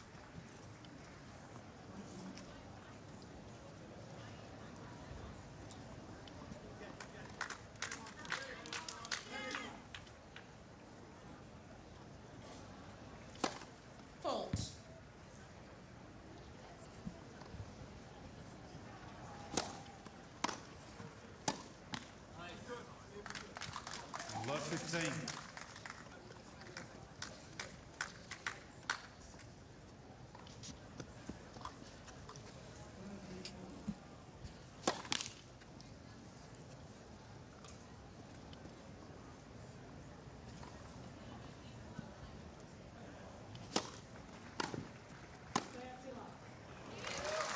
It's an effective 1-2 combination. 15.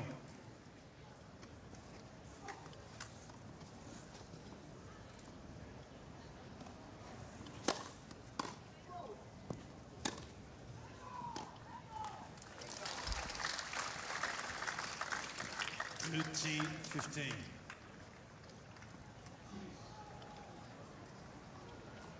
Still get the feeling with Tien that if he just gets his mind back here, he can still come through this set. I think he's got more to his game than I think his opponent has, but I just don't think he's focused. It's a strange set that he's been playing.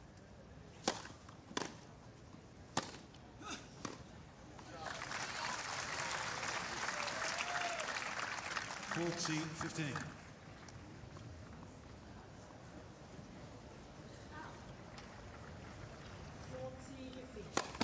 Fault.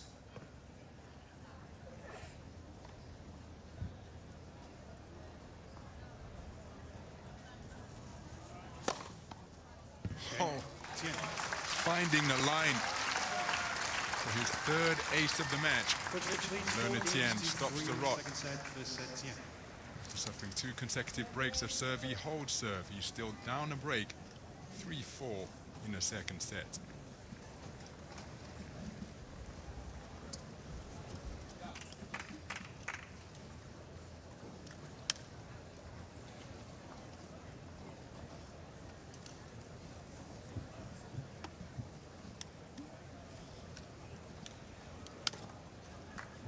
So this one intriguingly poised here now, because that gain, that service hold, and the manner in which he was finding the lines and executing his strokes suggests that Tien may have overcome the worst of his bad patch and that mental lapse. Can he return or maintain that level here now? Yeah, you're right. It's you know, he's just, for me, he's the better player. I mean, I just think there's more to his game, but his mind today has not been good, and he's been going through these patchy periods where he plays 2 good balls and then 3 awful ones. But you may be right, Ron. Maybe he's just got it back now. The last couple of balls looked a little bit better.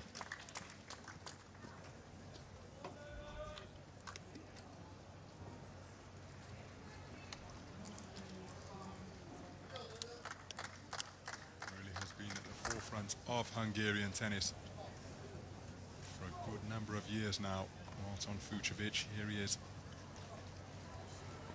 flying the flag for his nation with fellow Hungarian Fabian Marozsan.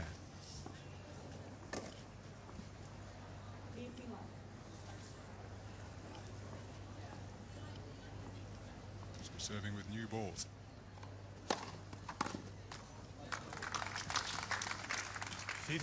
Love.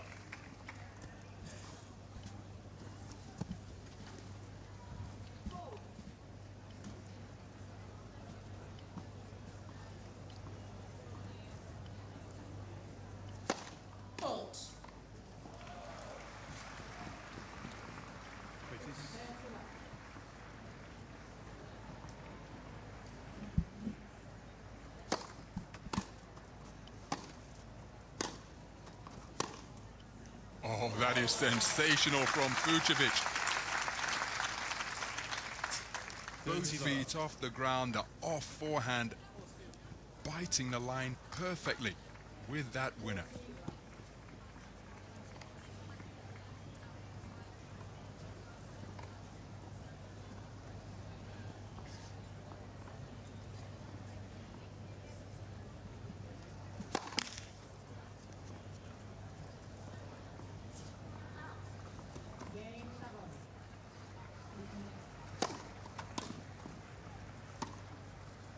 Out. 30-15.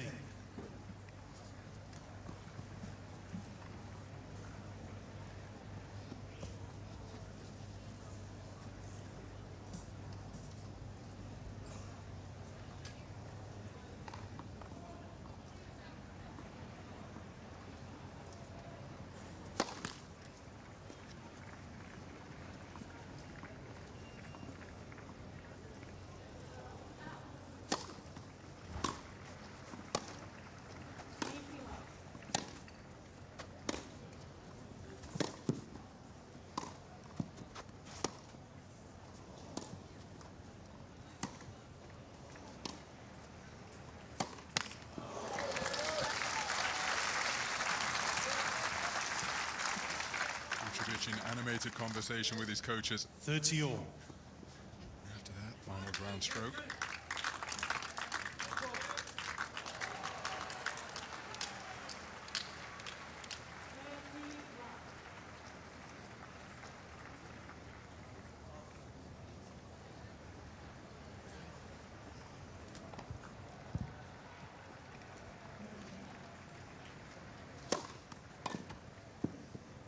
Out. 40-30.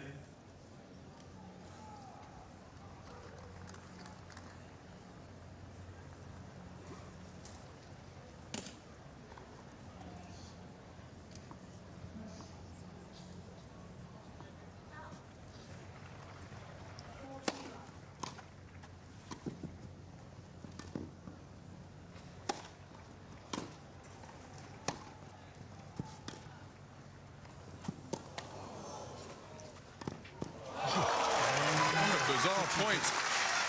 Effective scrambling by Lerner Tien, but then Vucevic appeared to be confounded by the bounce deep in the corner, but still managed to keep the ball in play, and ultimately he prevails in the point. Yeah, that was the ball where it checked, when he sort of scooped it back somehow. And, yeah, can't afford to miss that approach shot. Tien being kept waiting again. Supposed to be playing to the server's speed.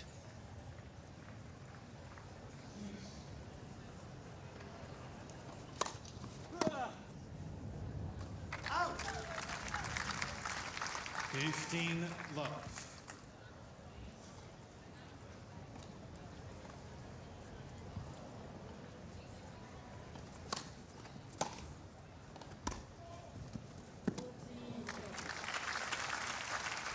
Impressive court craft from Tien. 30 love.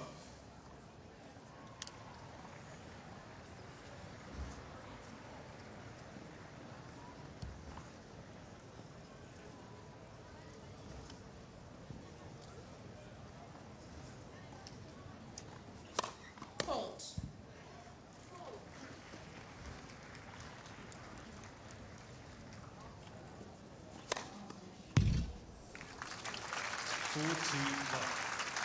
Quartet of aces now from the racket of Tien.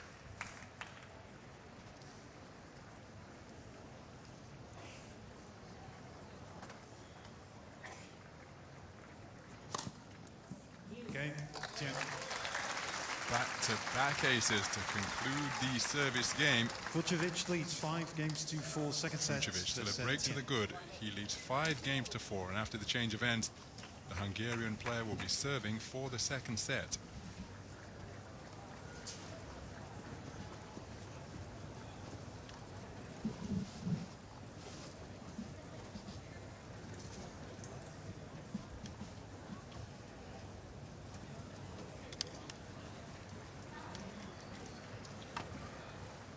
Well, in terms of numbers and statistics, Vucevic winning just one of his last 17 matches against top 20 players. Remember, Le Etienne entering this year's championships with his highest ever ranking of 17. But very little between the players at this point, and a slight advantage for Fucsovics after he capitalized on those service breaks when Tien was going through a bad patch. Yeah, no question. It's going to be an interesting game here.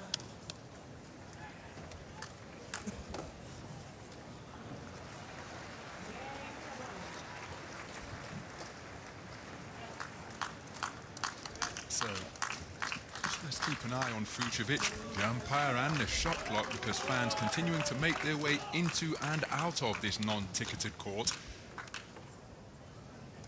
A match that is finely balanced as Marton Fucsovics preparing to serve for the set. Up a break, he's 5-4.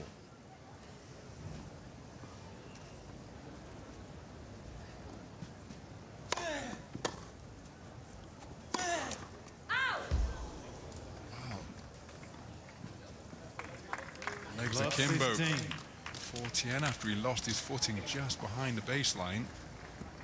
Fucsovics spilling the ball wide.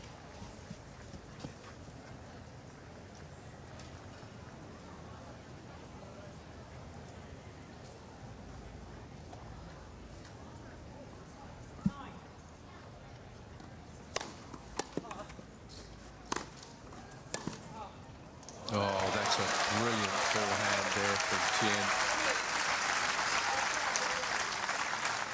Love 13. He had a lot of chatting with his coaching group at the end of this last changeover, and he's come out, played a couple of really inspired shots.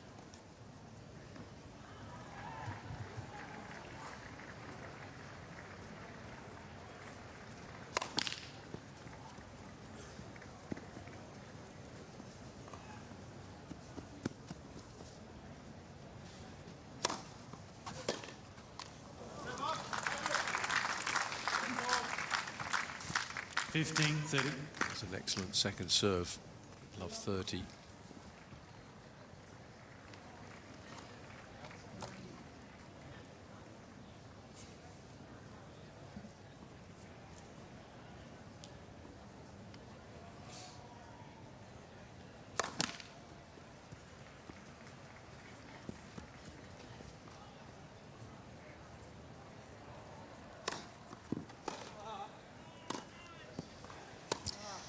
We're just leaving you now. We're making way for the news on BBC One. If you want to continue watching the coverage, then switch over to BBC Two now. And as ever, every match available on BBC iPlayer. We'll be back at 2 o'clock here on BBC One to bring you centre court coverage. We'll see you again in an hour.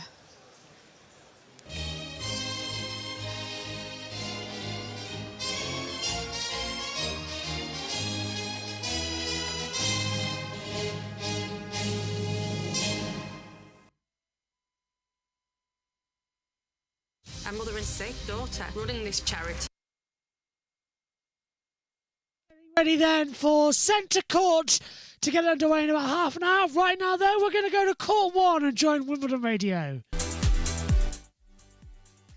Honestly, is the main thing, and then everything else, I just feel like footwork-wise, I'm not where I need to be on the surface. So I think just learning, we spent a lot of time just focusing on footwork, and outside of that, I mean, just being aggressive too. So I think outside of those three things, I feel like I have to only focus on those three things to be the grass player I want to be. I'm pretty good at the net. Obviously, I'm quick on the court. My service where I want it to be, and I do think it can improve even more. So the next thing is just focusing on those three things. And yeah, I definitely think seeing her win last year gave me like confidence of like, okay, I can be good on this surface. I just need to figure out how I to play. So Coco is speaking there. She's second on court number 1 against Solano Sierra, as I say. And did you know, ladies, that she does include mobility and foot exercises to prevent injury? I'm sure you know that, Lucy. I'm sure you know that, Claire. And when she's in London, she enjoys visiting a restaurant called Dishoom, which I can highly recommend. And she eats the chocolate strawberries at Borough Market. Have you tried any chocolate strawberries at Borough Market? I have, and I can tell you they are absolutely stunning. those are, as long as they're nicer than the ones that my children make for me at home, then Yes, I'm going which to be you're forced to eat. But it's great, isn't it, that she experiences so many things Yes. outside tennis. And Coco Gauff, I feel, is she's got one of the strongest minds in the game, but her ability to be able to figure things out is extraordinary, because she has matches and tournaments that, to be honest with you, her level is In fashion yesterday, but in some breaking news, her team have revealed that she sustained a minor knee injury during the defeat to Maya Joint. She's doing everything she can to be fit to play in the doubles with Sister Venus on Friday. So there's the latest news from Serena. She is injured. Hopefully she's going to be okay going forward. What a great moment it was, though, to see her back on centre court last evening.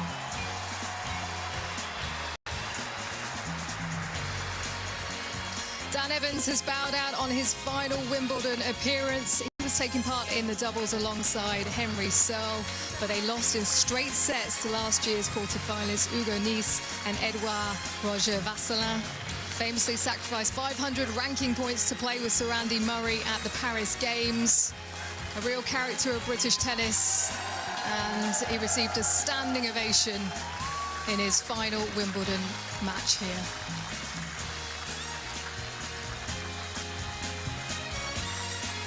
'14th seed Naomi Osaka was through to the third round for a fourth time after beating qualifier Anastasia Gasanova in straight sets. The four-time Grand Slam champion has never gone beyond the third round at Wimbledon.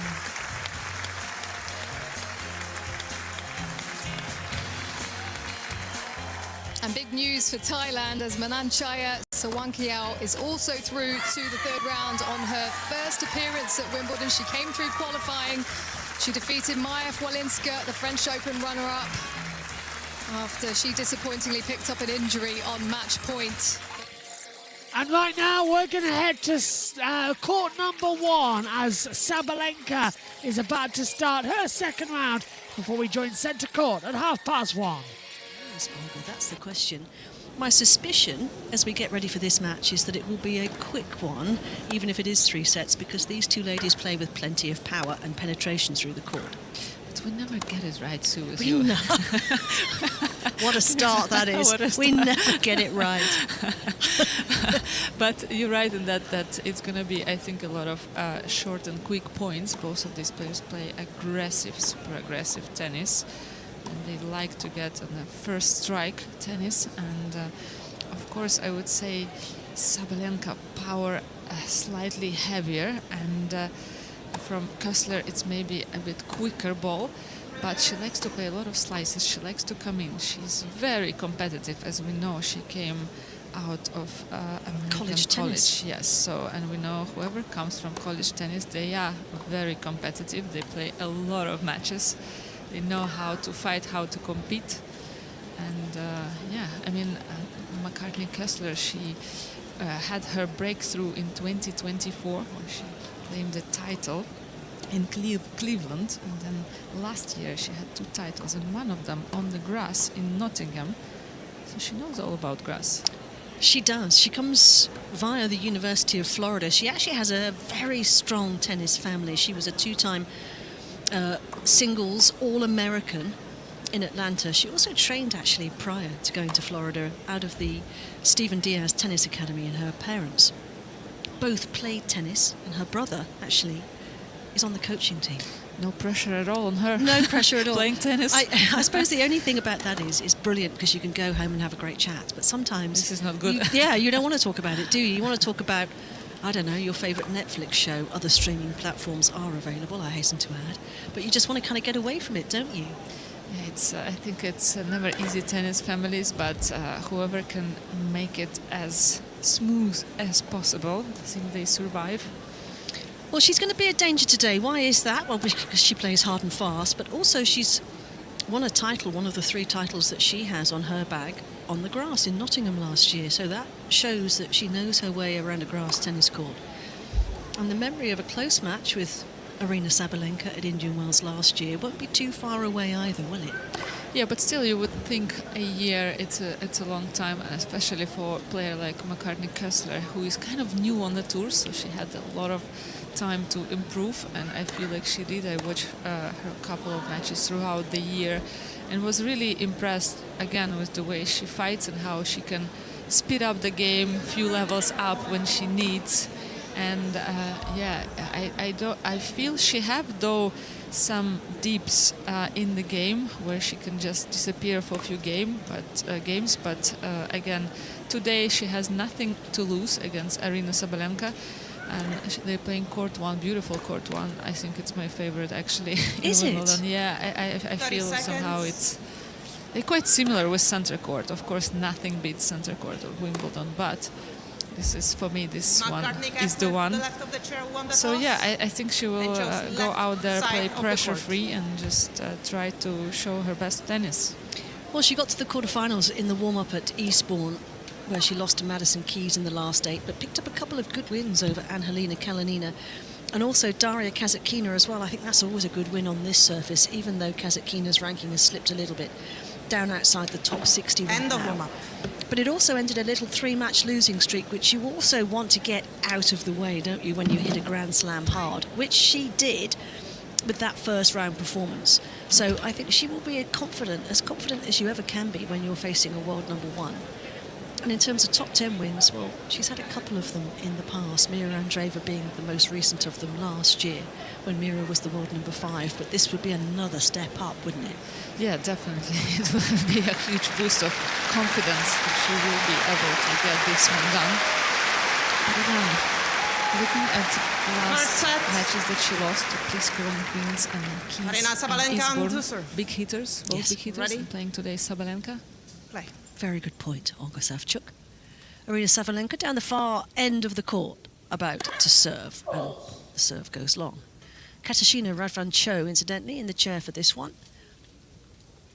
As Sabalenka goes through the routine for a second serve. It finds the box, and the return finds the back of the baseline from Kessler. Wow. What a way to start. What a way to put pressure right in the beginning. Good body language right away. Good focus on the face of McCartney Kessler. Yeah, bouncing on her toes. About 2 feet behind her baseline as she waits for this Sabalenka serve. It's good. Sabalenka there with the first strike on the backhand. A big forehand from Kessler, now a backhand from the American down the line, and that is too good. Way too good. You would think that for Kessler, that would be the focus to redirect, go down the line as soon as she can, to be the one who is in charge. She has got a very good double-handed backhand, the American, and she showcased it there. Sabalenka then, love 30, in trouble early on. Big first serve, and the forehand just misses the outside of the tram line for Kessler. She was looking to be aggressive again with that return, though, wasn't she? Again, down the line, right? That's the aim, but a bit shaky there. And I feel that the forehand can be a bit shaky, and she can slice from it quite a lot, but backhand is the one which you have to watch out. So 15-30 for the world number 1 goes down the tee with the serve, and it just had the element of surprise for Kessler, who nets with her return. Court 1, bathed in sunlight. It is very warm out there. It's a bit cloudier today, but when the sun comes out, my goodness me, it's hot. You can feel those UV rays, so I do hope those spectators who are in direct sunlight have got a bit of sun lotion on today. As Sabalenka finds the rhythm and the first ace with a huge serve. It's so important to start well, to build that foundation in the beginning of the match. Don't want to serve under the pressure. 3 points in a row for Aryna Sabalenka. 40-30. Serving from the ad court again. She was looking for the tee, but finds the top of the net. Goes through the motions once more.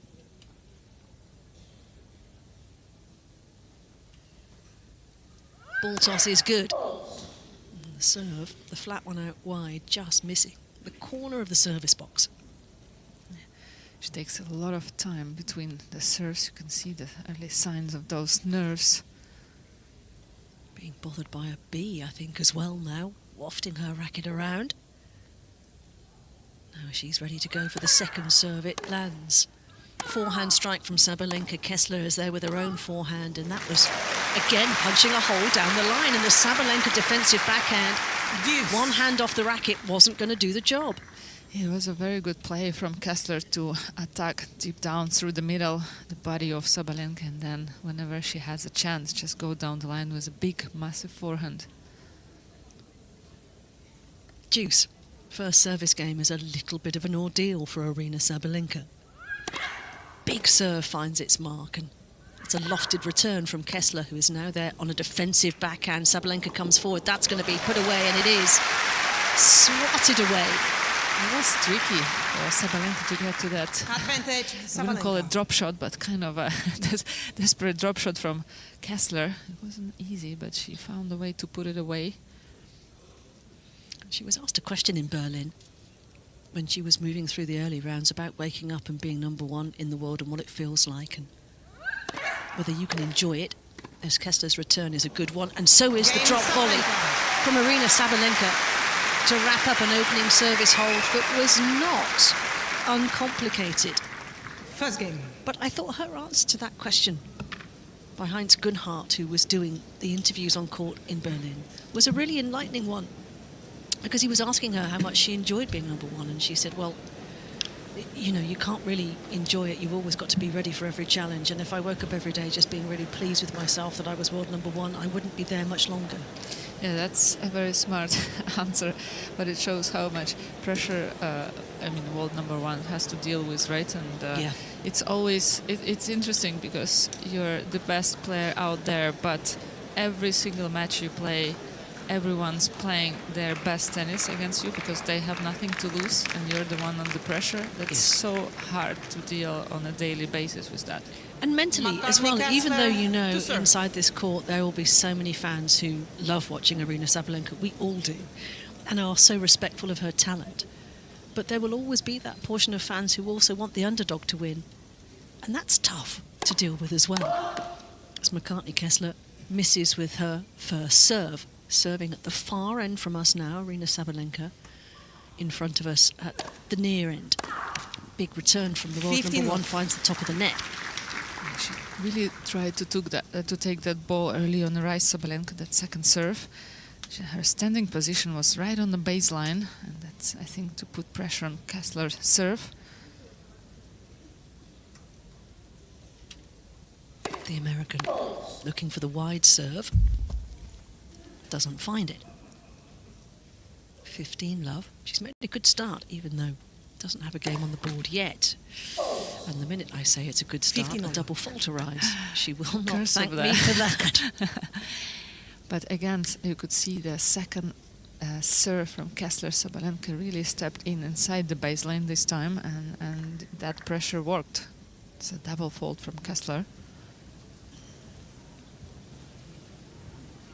Sabalenka, yeah. Wide base. Wide base, very wide base. Very stable.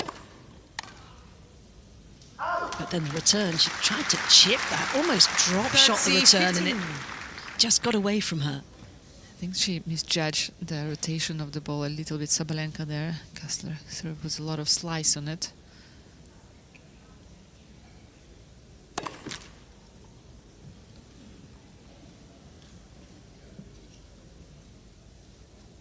Second serve return again from Sabalenka.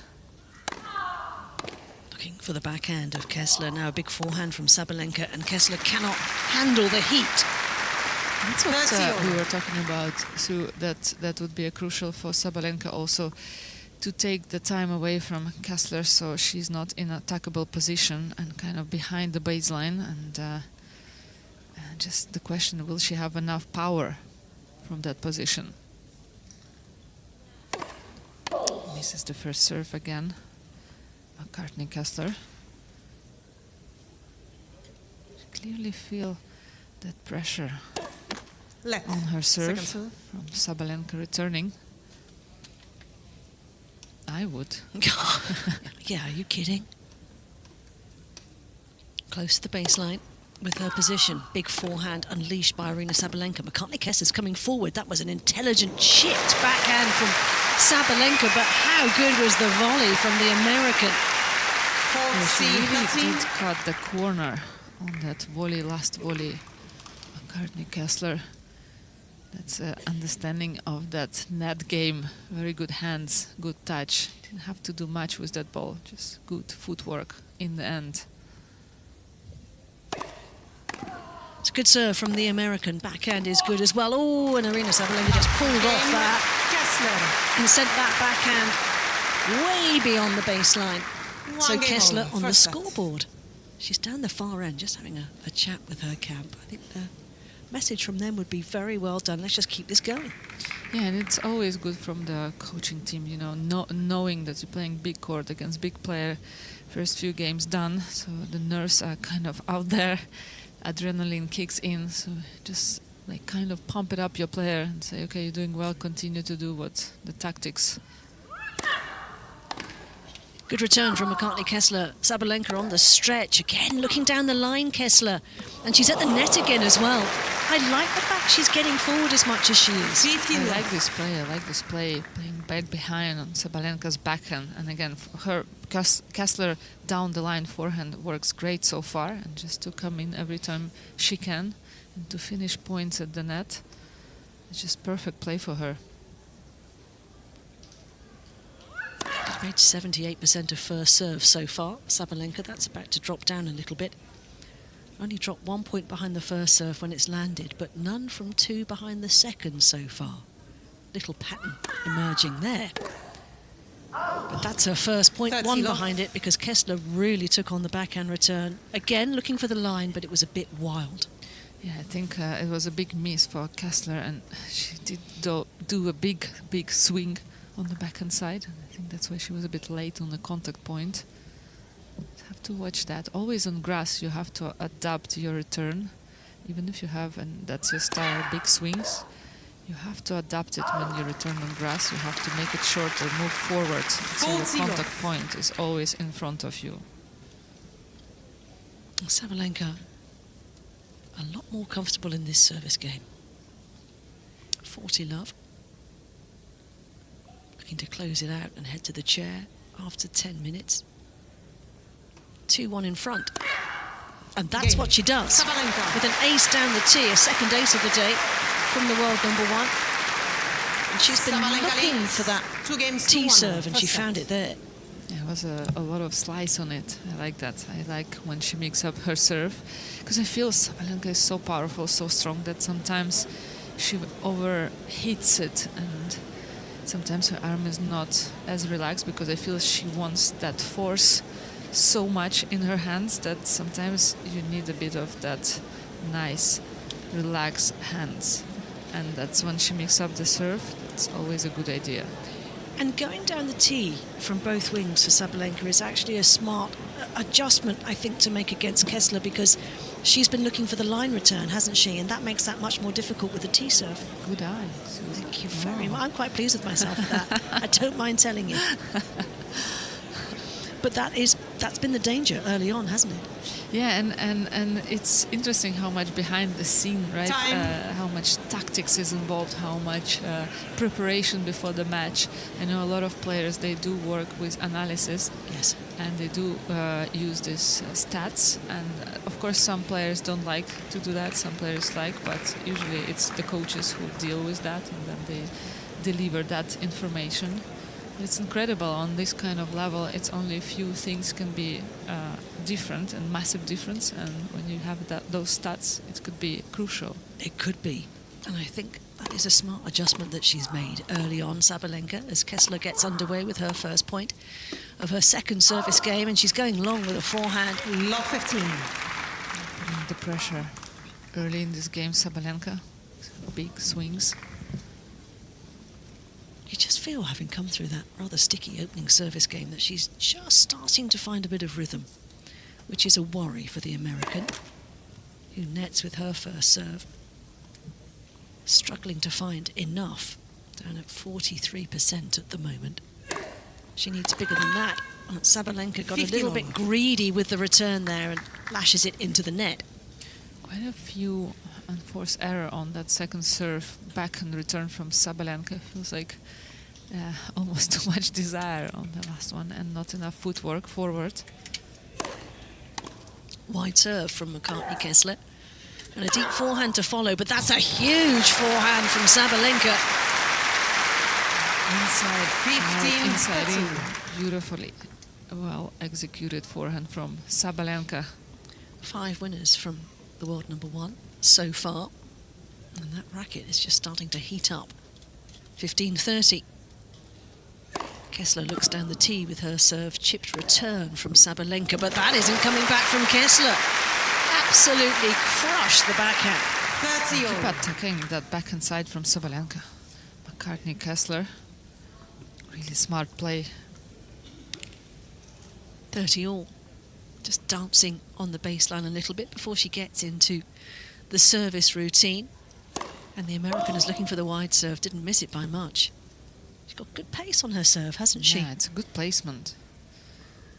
105 miles an hour on that first serve. What she got on the second serve? It's a wide serve, plenty of slice.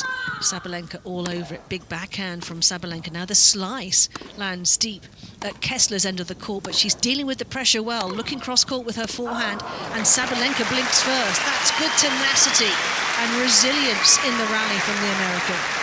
It's one of the few longer points that we've seen so far. Very well done from Kessler to stay resistant on that baseline. Wasn't really pushed away backwards. That's the key for her today, not to lose that stability on the baseline. So 40-30 game point for McCartney Kessler. That goes wide into the tram lines, the first serve. Still elusive, the consistency behind that. Reloads the serve and second serve. Just clipped the tape and lurched into the service box. See that return position from Sabalenka on the second serve does put pressure on Kessler. She came up with a really deep serve as well, but Sabalenka all over it, and she's all over the short ball, which she absolutely pulverizes mid-court, and we're at deuce. But it will start to push Kessler to go for 2 first serves in the end, if Sabalenka will continue to return that well the second serve. It might force some errors, some double faults from Kessler. Well, she can definitely see the step forward that Sabalenka makes on the second serve. Found the first serve this time. Sabalenka defending. Big forehand lined up from Kessler. Slice backhand from Sabalenka, running to cover a forehand now. Puts up the lob. It's an excellent one. Kessler on the retreat. Now Sabalenka tries the drop shot. A bit too much on that, but there's even more on that from Kessler, who puts her head in her hands as if to say, why did I do that? Yeah, that was a big chance for Kessler in this point. Sabalenka didn't do that drop shot good enough, and she knows about that. You could see the frustration on her face after that. She kind of ran through the ball, didn't she? Chasing it down, and there was no control on the forehand. And it opens the door now for the world number 1. You don't want to do that, because she will barge through it given half a chance. Good serve from Kessler. Now a backhand mistake from the American that goes long. And she was shaking her head before that service point. She'll be doing it again now, because the first break in this match belongs to the world number 1, and a 3-1 lead to go with it. I feel like last mistake from Kessler was the rollover from the deuce side point, right? Agreed. That little chance that she had. It often happens when you play a really physical and tricky point, and then whenever you have finally a chance and an easier ball, you kind of get overexcited and, like you said, run through and just not prepared for an easy shot.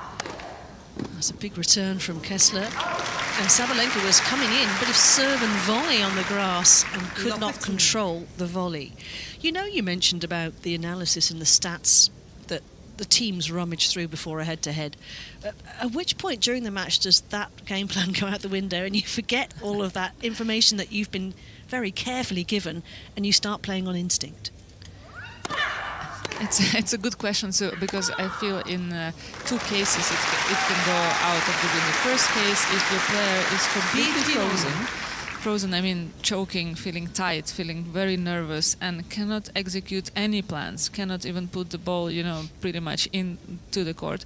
That's the first case when you say, okay, there is zero plan, just like try to deal with your nerves and first put few balls in. And second time, it's probably when the player out there is still, you're out there, you feel better than your coaching team, you know what is happening. I think that's when at certain moment you decide, okay, I concentrate on what I feel now and I play with my instinct more than the plan. Well, an instinctive forehand winner, a beauty from Aryna Sabalenka, who is putting her foot firmly on the pedal here. 8 winners now from the world number 1, 30-15, looking to back up the break and turn a 3-1 lead into a 4-1 lead. Serving at the far end of the court, looking for the line, not quite able to find it, but not far away from it. So second serve from Sabalenka. McCartney-Kessler bouncing up and down beyond the baseline, and she didn't need to play a ball because it was a double fault. Taking a lot of time between the serves, Sabalenka. Good idea for her, knowing how emotional she can get, just to slow it down, to take her time, to take a breath. But that emotion is also a strength, isn't it? It is, definitely, but if it's put in the right direction. Yes. So Sabalenka at 30 all, serve down the middle. Goes for a big backhand first strike and watches it thunder into the net. Now then, opportunity knocking for McCartney-Kessler. This is a bonus. And at 30-15, in all honesty, didn't look like it was on the cards.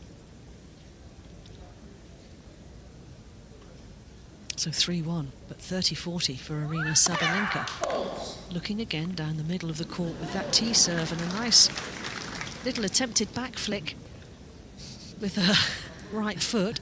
It is World Cup time, so why not? She executed very nicely. The second serve is good and the return is not from Kessler. She'll be frustrated with that. Went big, too big. Little present from Kessler. She had a chance and she knows it, looking at her coaching box. Just having a little mutter, isn't she?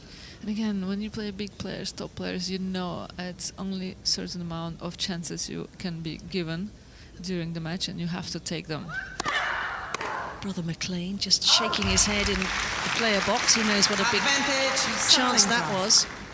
120 miles an hour serve from Sabalenka.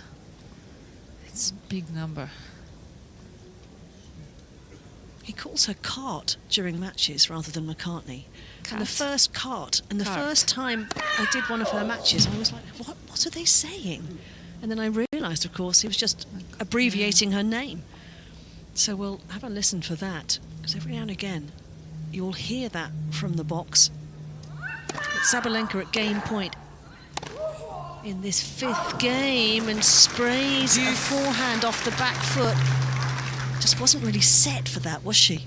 Yeah, it felt like a bit too far away from the ball, or the bounce wasn't right. Was that the footwork? Yeah, footwork, because you see she's much wider on her bases now, especially on the return. She maybe gives her, not maybe, but for sure gives her more stability when she hits the ball. But sometimes when you don't do enough steps, that's what can cause this kind of mistakes. At the moment, the errors are just flowing from that American backhand. It's like someone's turned on a tap. And she cannot afford them, because what she doesn't want here is to let Aryna Sabalenka get too far away from her, because it's like trying to stop an articulated lorry when she gets out in front. She's such a good front runner. The serve is good, the backhand down the line is good, and Kessler trying to defend, and she just cannot. The weight of shot was too much. And 4 of the first 5 games now belong to the world number 1, who is starting to look ominously good on number 1 court. The scoreboard doesn't show really the reality so far of this match. It's much tighter than it looks. The points are much tougher for both of them. But very good hold for Sabalenka, because it's a massive difference to be 4-1 up or a 3-2 being broken on your serve. Well, it's Aryna's 7th Wimbledon appearance. Only 27s. I know, it seems remarkable. How successful she is already. Well, she reached the semi-finals in her last 3 visits here. In 2021, when she lost to someone you know Yeah, well. I was on that match. Karolina Pliskova. Lost to Ange Jabeur in 2023. I think I was on that match.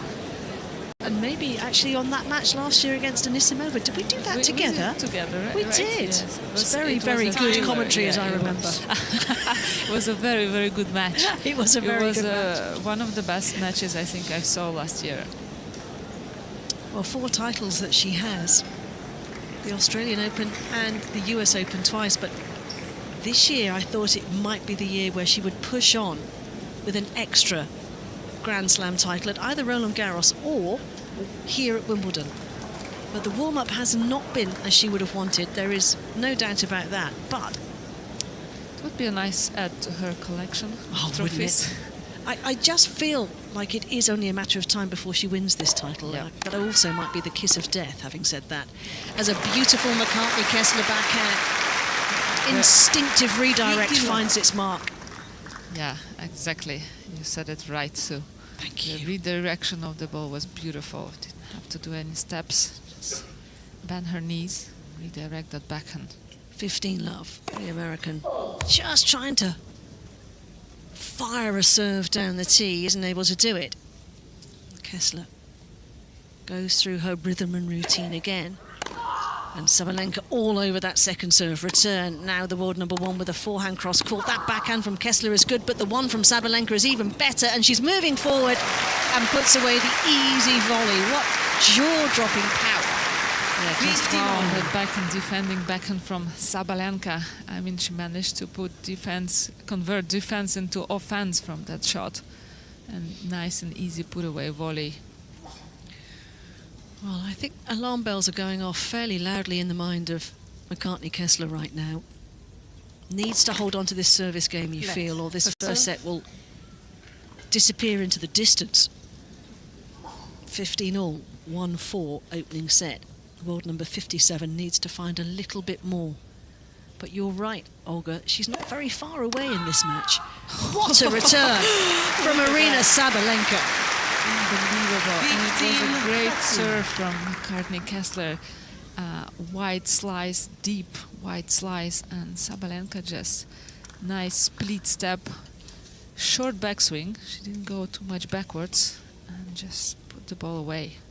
9 winners from Aryna so far today. Let. First serve. McCartney looking for a body serve there, actually. But caught the tape on the way. Didn't reach its destination. She'll try again. 26 minutes on the match clock. 15:30. A forehand from Kessler is good. Now she's looking for a backhand. She doesn't have time to make the swing. Because again, the power of Sabalenka is overwhelming. Yeah, she almost didn't expect that. She increased the power a few levels up on that backhand, last backhand from Sabalenka. And it's interesting because you don't see it coming. She really accelerates at the contact point. So it's very tough to read the speed of the ball. 15:40.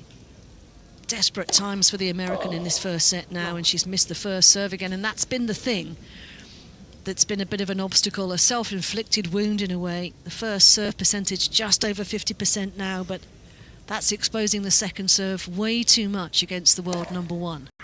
Lands the second serve and she has to try and deal with a huge return. A lovely drop shot from Sabalenka. And then she's there with the volley cross court. And what an excellent point construction to get the second break of the set. And surely now serving it out is a formality. Yeah, I mean, just started with a brilliant return deep down the middle with a lot of force behind it. And then again, very good time for the drop shot from Sabalenka. And then again, put away volley. Cannot be better. She's winning all of the key battles right now, isn't she? As world number 1 tend to do. Yeah. Which is why she's in position A. 5-1 serving at this end of the court in front of us, Aryna Sabalenka. Starting to find rhythm and range. You feel, I feel that, so tell me if I'm wrong, that if you're McCartney-Kessler and let's say she's losing this set 6-1 or 6-2 as it is, it's quite frustrating because she plays good tennis. She's doing the right tactic, and you know, she wins still a lot of points. She but does. The scoreboard doesn't show it. Yeah. I agree. She will feel a sense of burning injustice, I think, because she has pushed the world number one, but unfortunately she's pushed her to greater heights. That's the trouble. Big serve from Sabalenka, big return. Beautiful touch from Kessler. That backhand down the line return has been eye-catching today. It's been the danger. It was a good, perfect timing. Open stance, down the line, short swing. Well, here we go again. Love 30 on the Sabalenka serve. And chance may be brewing. Sabalenka has a big forehand that she finds again. Cross court, and McCartney Kessler cannot summon the magic again on the backhand wing. She took Kessler completely away off the court, the forehand cross court. 15-30. McCartney Kessler sways into her return position. Aryna Sabalenka with the high ball toss and a high quality serve down the tee. And every time we see the McCartney Kessler backhand down the line, I feel like pretty quickly afterwards she goes with a tee serve. It squeezes the space, it doesn't give you the angle, does it? Yeah. That's why it's so clever. 30 all. 2 points away. You just know your tennis, so I mean... Olga, you're so kind. 30 all, 5-1. Nearly home in set one. Big return from Kessler, and Sabalenka cannot cope with that. She looks at her racket. I think it looked like it slipped away. The grip maybe a bit... I mean, it's not too humid today, but maybe sweaty hands. Looked like the racket just slipped away on that forehand from Sabalenka. It was the right decision, though, to change the pace and go for shorter. Second break point of the set for the American is absolutely blown away by a huge flat serve out wide from Aryna Sabalenka. Every time she's asked a question, she's got the answer here today. Anton Dubrov, Jason Stacey, and Max Mieni in the player box for Aryna. The team. They've got the team bucket hats on today, looking very snazzy. Was it with strawberries or no strawberries on their hats? I didn't quite see. It should be a strawberry here, shouldn't it? It should be. So Aryna serving at deuce. Half an hour gone on number one court. And she's awfully close to the first set, and that was awfully close to the baseline. But what good judgment from Sabalenka to leave that ball alone. That was a good slice on that serve. And you felt like Kessler was just too far away from the contact point. Set point then for the world number one. It's a wild first serve. Nearer to the baseline than the line of the service box. Sabalenka about to take the first set here. We'll stay with that before we join our centre match. So Sabalenka does take the first set on ladies court number one. We are now going to switch over to our main coverage. Sinner versus, as well, Borges, 15 each, as we join the coverage now. At the championships, the first 3 times here, he lost first round, but had a breakthrough last year with a win over Francisco Cerundolo in the opening round, and then knocked out the Brit Billy Harris in round 2. Lost a marathon in the third round to Karen Hachanov. But this is a whole different kettle of fish, and Sinner there has got a bit lucky with a net cord that drops dead on Borges' side. Borges is going to need the tennis gods to smile on him a little bit more fondly if he's going to get into this match. He's going to have to play a career best match. And Borges there using the slice, and when I was watching Sinner, he was hitting quite a few slice backhands with his coach, Simone Vagnozzi. So straight away, that practice has come into good play. Another net cord there on the return from Sinner that maybe disrupted the rhythm of Borges slightly, who sends his ball long and immediately takes a look to the sky as if to say, hang on a minute, already he knows the court, I don't. He's getting the net cords, I'm not. He serves down the centre and misses long. A couple of break points in the opening game for Jannik Sinner. He'll be very keen today, I'm sure, to get this job done more efficiently than he did in the opening round. Slice here from Borges onto the backhand of Sinner, who goes long with his double-hander, hitting over the top of it that time. I just look at this sort of matchup, and I think they're very similar players, actually. But the problem I have for Borges, I think Sinner does everything better than Borges in all departments. Serve, forehand, backhand, movement. Borges serves at the body of Sinner and then goes with the off forehand, and that's too good. But as we talked about, Richard, he's a very spirited player, Borges, and he's carved out a terrific career. And actually, after a really difficult start to the year where he struggled to get a win, he's started to find a better form in recent months. Semi-finals in Mallorca on the grass last week. Backhand to backhand they go. It's Borges who changes the direction, gets Sinner on the move. Had a shot at a forehand line to win the point, Borges, but didn't make it. Sinner sliding into that forehand, something that he worked really hard on before last year's Wimbledon. Almost taking his clay court movement onto the grass court. Do you think it's an essential part of the champion's armoury now, the slide on the grass? I do, yeah. Borges with a big serve to the backhand, Sinner lunging, Borges beautifully finished. Guided the backhand up the line to win the point. Because what it allows you to do is it allows you to take, I mean, essentially tennis is about big steps. Playing on grass always used to be where you can't take big steps, and sometimes you've got to take those smaller steps, otherwise you're going to be falling over. But Sinner's sort of going more towards that hard court, clay court movement. He's a scientist, Jannik Sinner. With his team, they will analyse everything to make sure they come up with the right answers. Borges a service winner. And this would be good for him from break points down right at the start, given the net cords that Sinner benefited from earlier in the game. Serves down the centre. Sinner's return onto the service line, centre of the court. Now they go cross-court with the backhands. Slice goes Borges, changing the pace. Sinner moves around to hit the forehand with shape. Now the backhand. Borges moves around, hits a flatter ball, comes in behind it, and he's made the volley cross-court. I thought he might have put too much angle on that, but it's hit the line pretty much bang on, and there's a hold from 15-40 for Borges in the opening game. Yeah, what a service hold that was from Borges. In trouble. I think he's so confused, he's forgotten that they changed the rule, I think about 25 years ago, that you can't sit down after the first game. He said, sorry, umpire. Well, he's grafting, Borges already. He's taken the opening game. I mean, that was hilarious. Well, but what's got to feel good though, and actually as he hit that forehand volley, he was sort of waiting and hoping there wouldn't be the call, and it never came. I think he thought he'd put too much on it when he played it. So Sinner's forgotten the bag. Yeah. Borges has forgotten the rules. What have you forgotten? Well, I'm so far I'm thinking I'm okay, but I mean, usually there'd be something. That from McCartney, Kessler.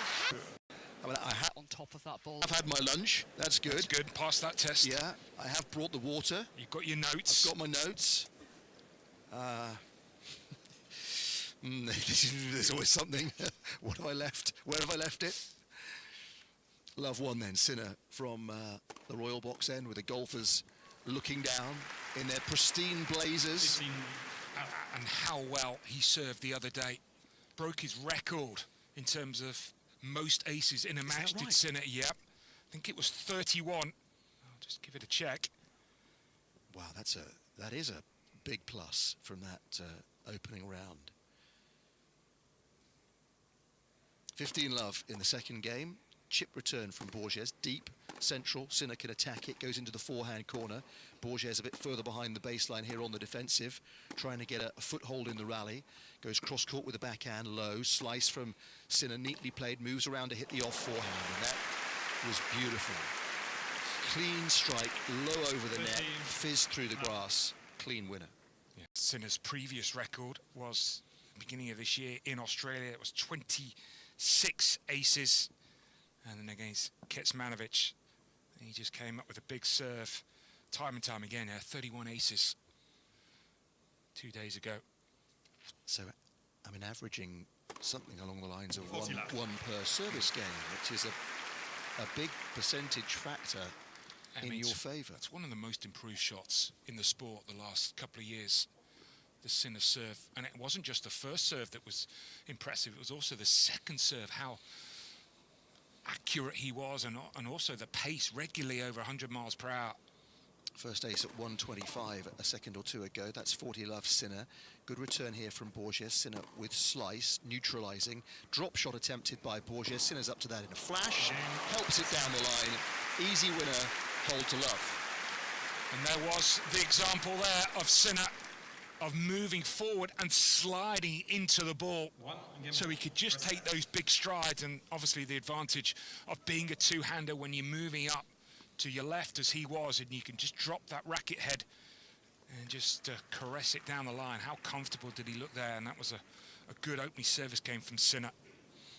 You can see the slide marks on the grass already as Borges serves wide, combines it with the backhand cross. Sinner moved well, anticipating, but netted on the slide with his backhand. Yeah, one of my surprises really with Borges, when you look at his Wimbledon record, it was only, as you said, only really until last year that he started to crack it here, because he's got a good game for grass. He's got that flat backhand, and he used it well in that last point. Serves to the Sinner backhand, then goes with the combination wide on the forehand side. Two well-constructed points from Borges to underline Barry's theory. You have to take matter into your own hands against Sinner. You have to play aggressive tennis. Of course, that comes with an element of risk, but so far I like the balance that he's playing with. Yeah, he serves hard down the middle this time, bit of variety, then goes backhand to the forehand side, and Sinner dumps that forehand in the net. Yeah, that forehand error going down the line, which was something that was a bit of a concern in the first three sets against Kecmanovic. He missed a lot of shots. He wasn't happy with his forehand. No, he mentioned that post-match, didn't he? He said, I mean, he said in relation to the speed of the court that he struggled with the forehand, in particular in the early stages. Borges just over-pressing with a second serve there. Lands a double, but back to 40-15. He should still feel comfortable about holding serve here. Plants a ball in his left pocket and rocks into the service motion. Just having a glance at the sky. It's warm today, not baking hot, as Borges goes backhand down the middle, a miss-hit backhand that drops on the baseline from Sinner, and then another backhand that was pure, was on the baseline, goes drop shot to back it up. Borges is there, primed for the lob maybe, but instead Sinner's passing shot beats Borges' lunge. Yeah, it was a lovely backhand, really skillful point from Sinner. My memories actually of Monday was probably the worst, one of the worst shots I've ever seen here at Wimbledon. Was a Sinner drop shot that bounced before the net, but that one was well placed. That 1-2 combination of the drop shot and then the pass. It was actually reassuring to see him hit such a bad drop shot. If the very best can hit a shot that badly, there's hope for all of us. Well, he loves to learn, and he relishes the prospect of finding something, I think, sometimes to work on. You know, he's very keen to improve, even though he is the world's #1 player. As he runs round to hit a forehand inside in and hits the top of the net, it's a hold for Borges. The clouds part, the sun shines down, and we're on serve after the opening 3 games. I've seen him working on that drop shot. If you recall, well, would it have been around after the US Open last year, perhaps, particularly? Yeah, everyone was talking about Alcaraz's variety, right? And the kind of flare shots that Alcaraz has that everybody perceives that Sinner doesn't have. I remember being in Beijing in the October and just watching a session with Simone Vagnozzi and Sinner, just drop shot after drop shot, working both wings, really trying to turn it into something. And there, of course, in that rally where he executed it well, he spotted that he'd hit the line a couple of times and Borges was right on the back foot. It was the right shot at the right time. So it is something that he's worked really hard to add to his game. I think that the realisation after that loss to Alcaraz is that as great as Sinner is, and as great a year as he was having, he needed more layers to his game. Yeah. And then to be able to, and having spoken to Max Mirny, who's working with Sabalenka the other day before the tournament, but to be able to, as you said, to start to practice it and to be able to add it to his game as quickly as he did also makes you realise what a quick learner he is. Yeah. I mean, this is not unusual among the tennis playing, community, the pros. He's a super smart guy, right? He's intelligent, he's quick, he's quick-witted. I mean, he's the idea of getting better motivates him an awful lot. Into a baseline rally at the start of game number 4. Borges with a forehand cross-court, playing with plenty of margin. Sinner changes to go onto the backhand of Borges, and they move into a backhand cross-court exchange. Borges nets going up the line. Yeah, I like the idea. Good point from Borges. He's trying to play the right way. He was certainly set there to take the backhand on down the line, but of course it's a riskier shot because it's the higher part of the net, 6 inches higher than the middle. Martina Navratilova is also here today, among the golfing greats. A tennis icon. And an ace from Sinner. That's number 2, so it is 1 per game so far from the Italian. The winner of 4 major titles thus far. And each of the last 6 at Masters 1000 level, actually going back to Paris of last year, and you add in the ATP Tour finals into that as well. So he's accumulating a lot of the big titles as they get named. No majors yet this year. No majors since Wimbledon last year, though, for Sinner, who moves up to 40 love. Yeah, and I think it's a really good point because ultimately his year will be defined by how many Grand Slams he wins or not at the end of 2026. 40 love here, serves down the centre. Borges blocks. Sinner a little bit taken aback by the bounce there. Really unusually off balance. An ungainly lunge for the ball and sent it spiralling out of court. Little reassuring clap and a nod of the head from Simone Van Yotzi in the box there. Sitting next to Darren Cahill, they're very much a coaching combination. Both with their sunglasses on. And that was pretty bright serving from Sinner. 3 aces in that game to take him to 4 already. If he wins in 3 sets today, I doubt he'll beat the record from Monday, but nonetheless, that's pretty impressive to get us going. Yeah, need to keep an eye on who is going to lead the aces count by the end of the day. Of course, day 3, but I was so impressed with Zverev's consistency on the first serve. So far, Sinner's made 8 of his 9. I think most of the match, Zverev was 80%.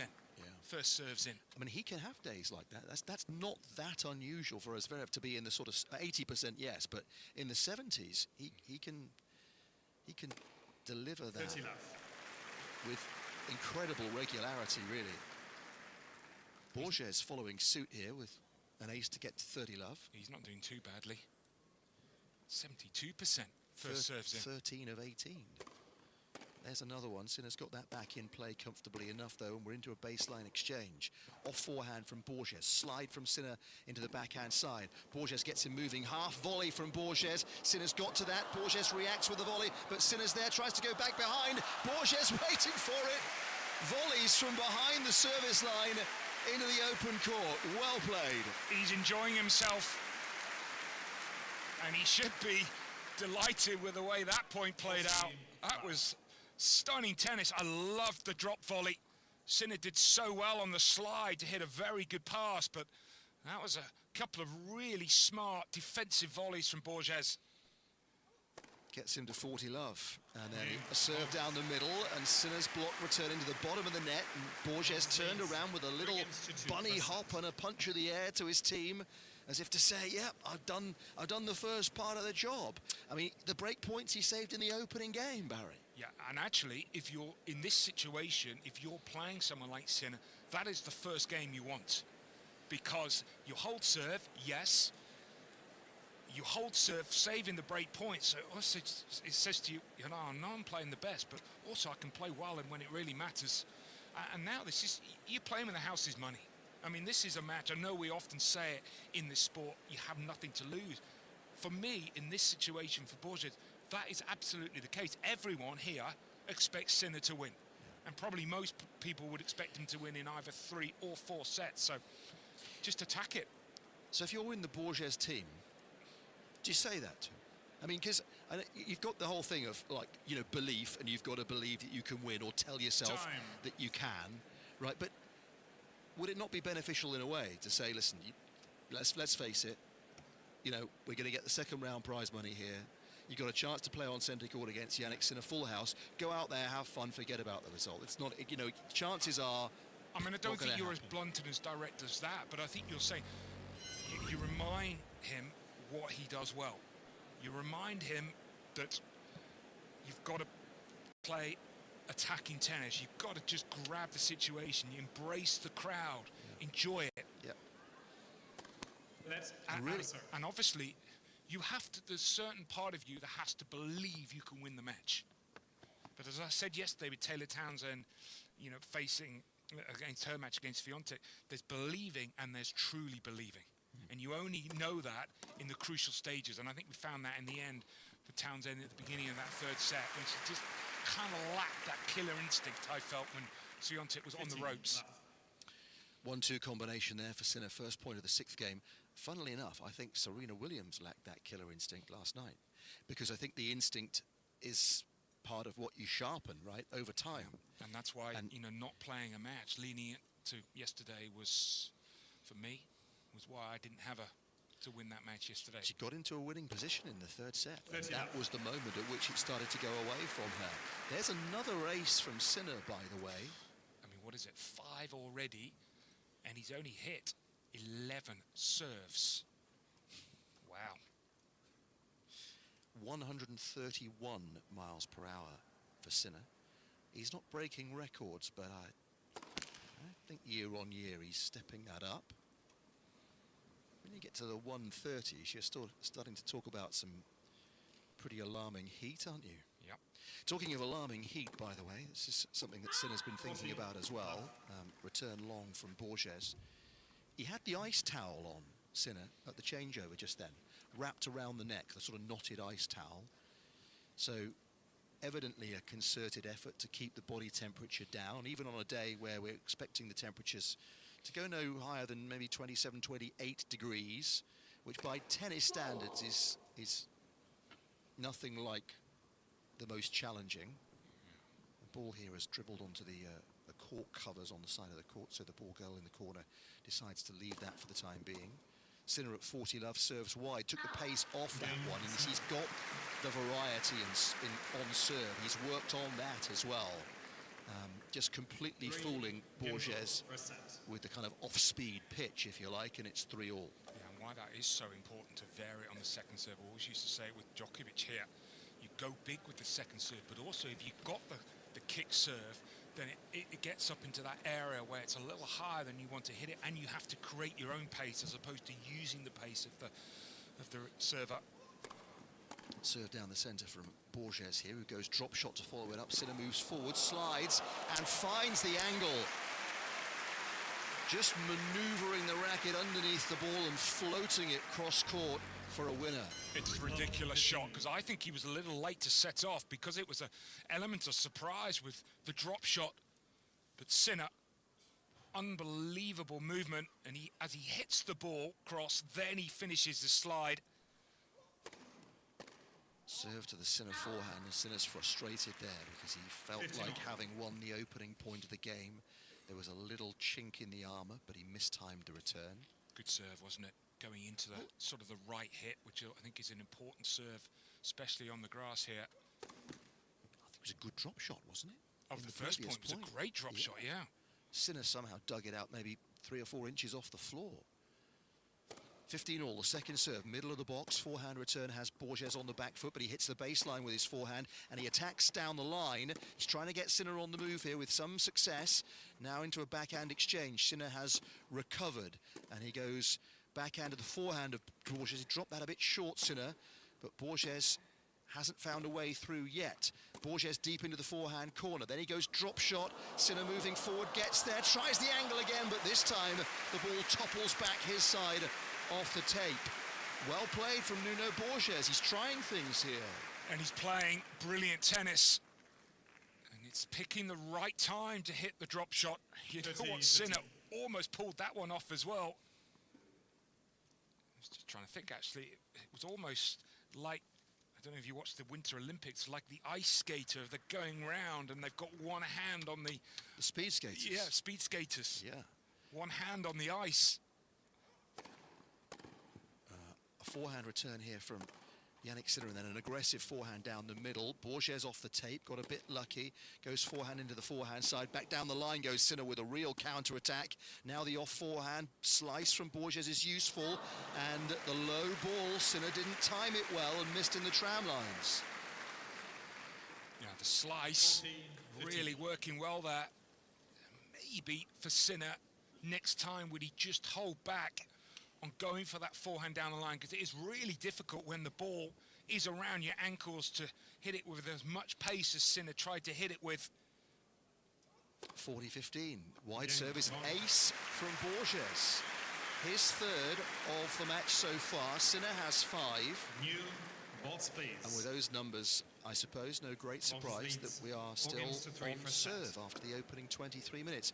I think if we did have speed skating inside centre court, it would have to be short track, don't you think? I mean, there's, you know, there's not that much space. And he would be a gold medalist, wouldn't he, Sinner?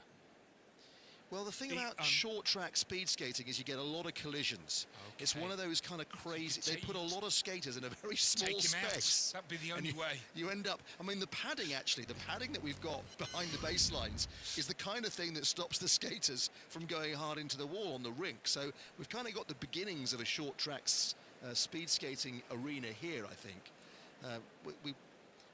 We may need a, I suppose you need to close the roof. Yeah. Bring the temperature right down. This could be a Winter Olympic venue of the future.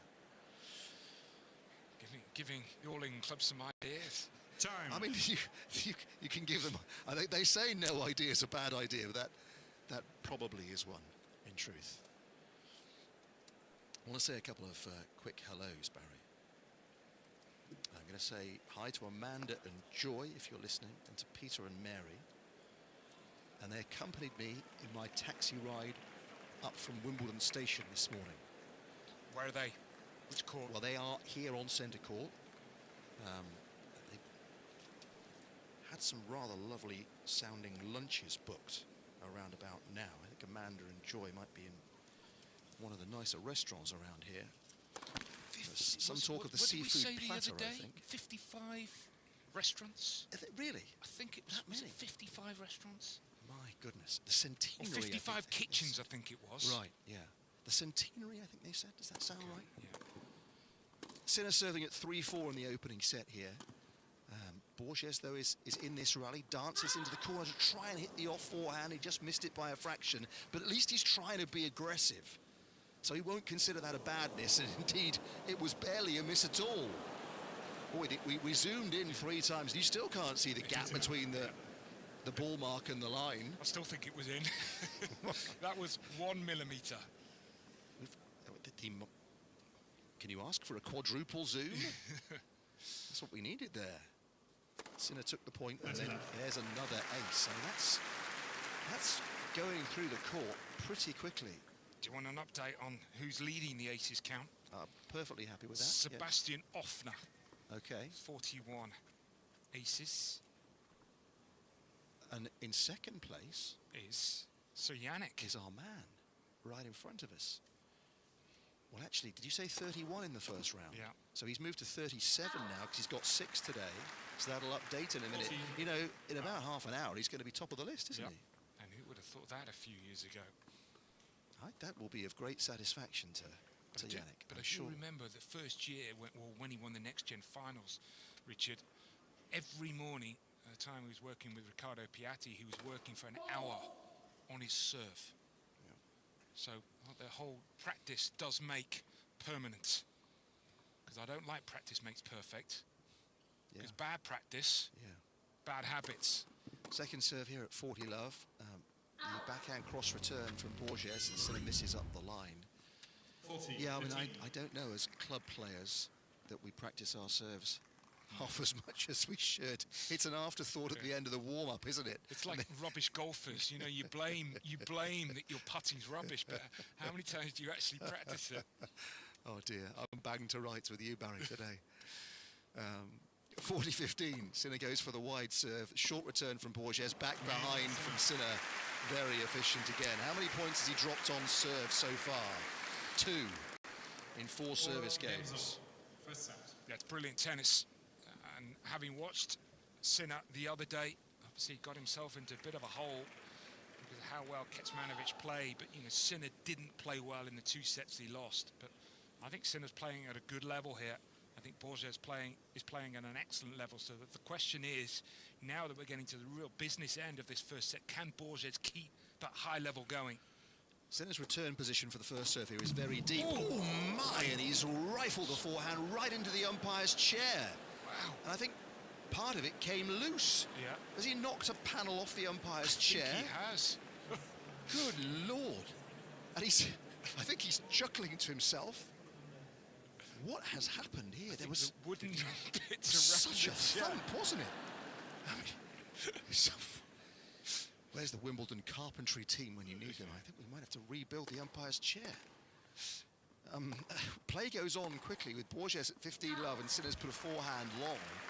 I mean, if you're Nico Helvet, you're sitting up there on the top part of that umpire's chair, and part of the bit that's underneath has just been dislodged. You're thinking to yourself, yeah, I hope this is a stoutly made chair. I'm sure it is. He's still sitting on the chair. I mean, you know, it's very, all of a sudden, the chair snaps in half. He seemed to take it very well. Borges, though, at 40 love, is serving very well himself here, and he's on the offensive in this point, and he finishes it off with a running forehand down the line. It clipped the tape on the way through, but really didn't alter the trajectory of the ball at all. And that is a really excellent service game from Borges. And Nico Helvet is coming down out of the umpire's chair. I think they're going to take a look at it and make sure it's okay.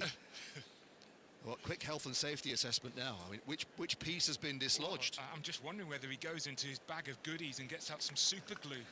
Well, the umpires do carry with them all sorts, don't they? Yeah. Scissors. Yeah. Good tennis, though.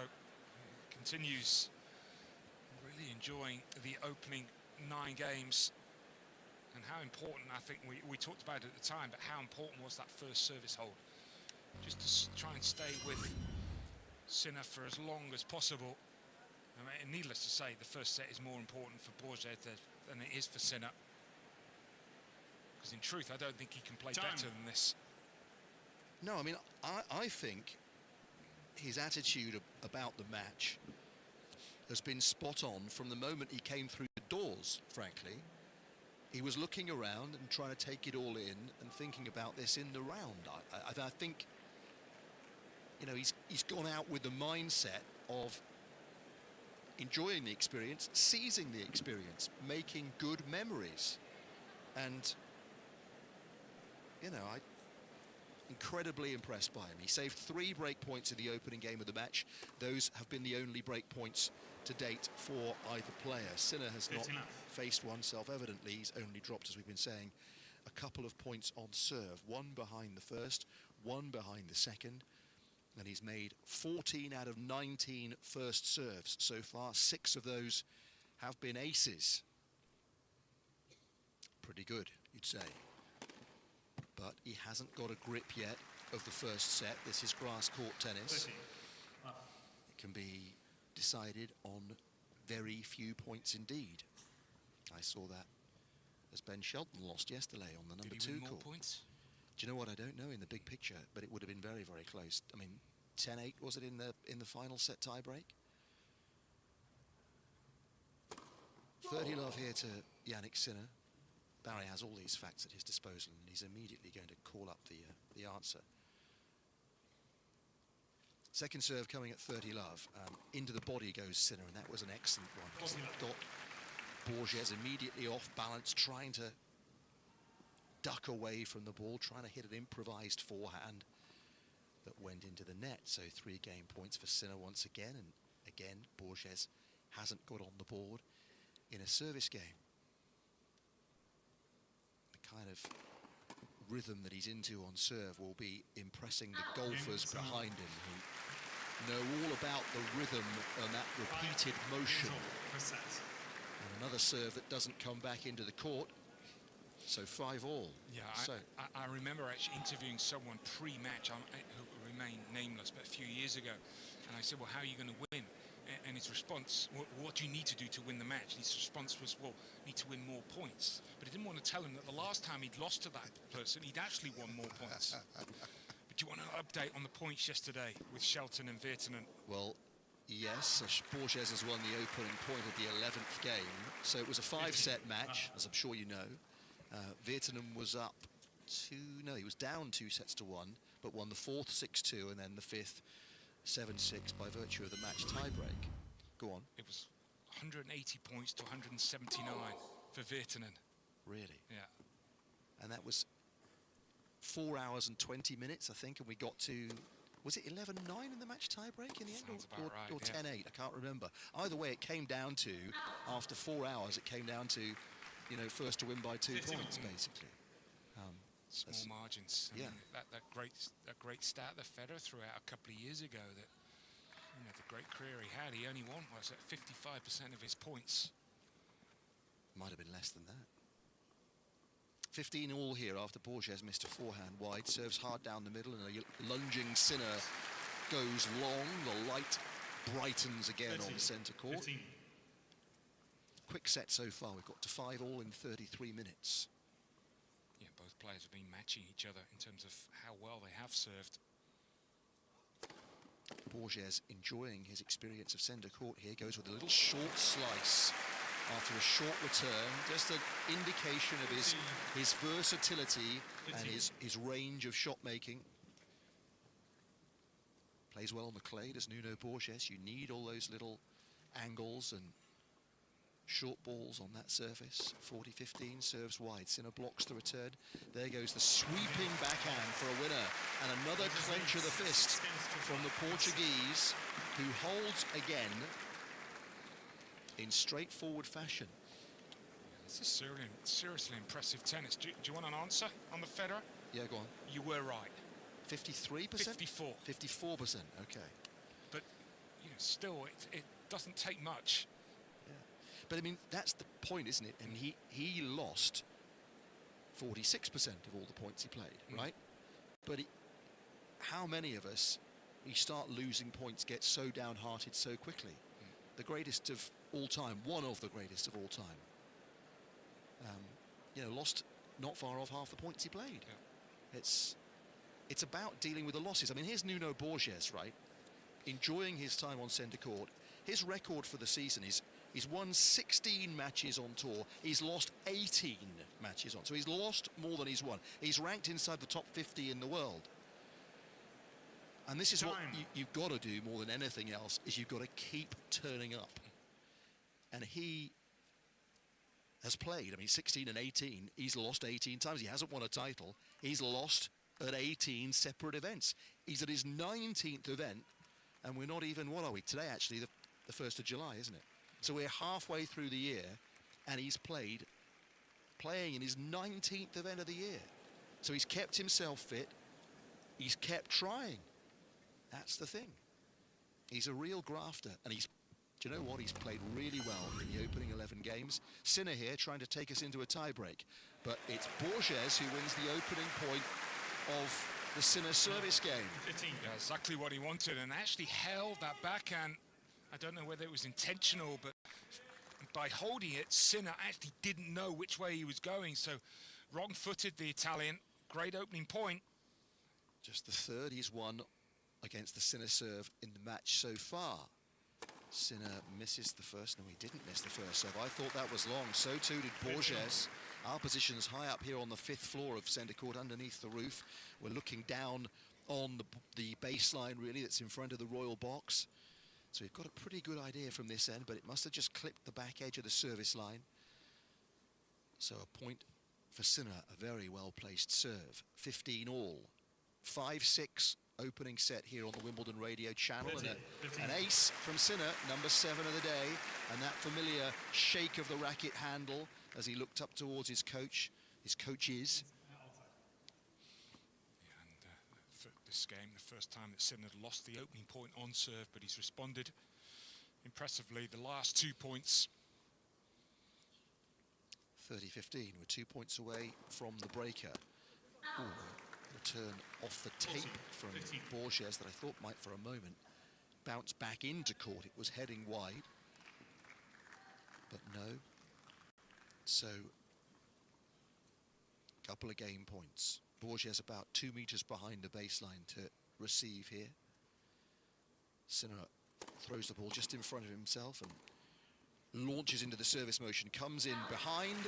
Borges with a running pass goes wide on the cross court, and we are into an opening set tie-break, which is not a bad result for Nuno Borges. First set. Yeah, it's a brilliant opening set from Borges. I'm pretty confident, I'm sure Yannick Sinner's pretty confident that he can play at this level, Sinner, for 4 hours. For Borges, this is the moment of truth now. He's got to start well in this tiebreak. So often first point sets the tone. Borges from the Royal Box End misses the first serve. Tiebreak records this season. Sinner 9-4. Second serve is in, the return near the baseline. Borges thinking about coming in, but Sinner saw that and passed him in a flash. Yeah. Barry Cowan shaking his head here. Yeah, wrong time to come in because it just wasn't good enough with the approach. Sinner, you know how good his movement is. He's running to his left and actually just slides into that backhand. That's a routine pass, really, for someone of Sinner's quality. Not a good start to the tiebreak for Borges to lose the opening point on serve. Sinner in the bright sunshine with the mini break already. Thought he might have served an ace, but it's just wide. Second serve will come now. It's a good and deep kicking second serve, but the return on the angle from Borges was really good. He got on top of that really well. His tiebreak record, Borges, this year, 5-12. That would be a little worry, but he is. I do think in this instance, you know, what's happened this year is irrelevant for Borges. I think he's just in the moment. It's whether he can play the right tennis in the big point. Short return here. Sinner bludgeons the forehand down the line and clenches the fist once again. 2-1. I mean, the first point is a good example. It was a good point, and he might win that against a player ranked 80 or 90, but he's not winning that opening point against Yannick Sinner, the world #1. And of course, now he got past, he might feel, well, I need to go closer to the lines. So that's where Sinner can force the error. Serve down the centre. Sinner read that one, was on it in a flash, but Borges got him moving to the forehand corner. Well played, and Sinner put the forehand in the net. He's been so aggressive with his first shot after his serve, Borges. That's why he's been able to win 86% of his points on his first serve, because he's only hit 3 aces. 2 all in the tie-break, make that 3-2 Borges.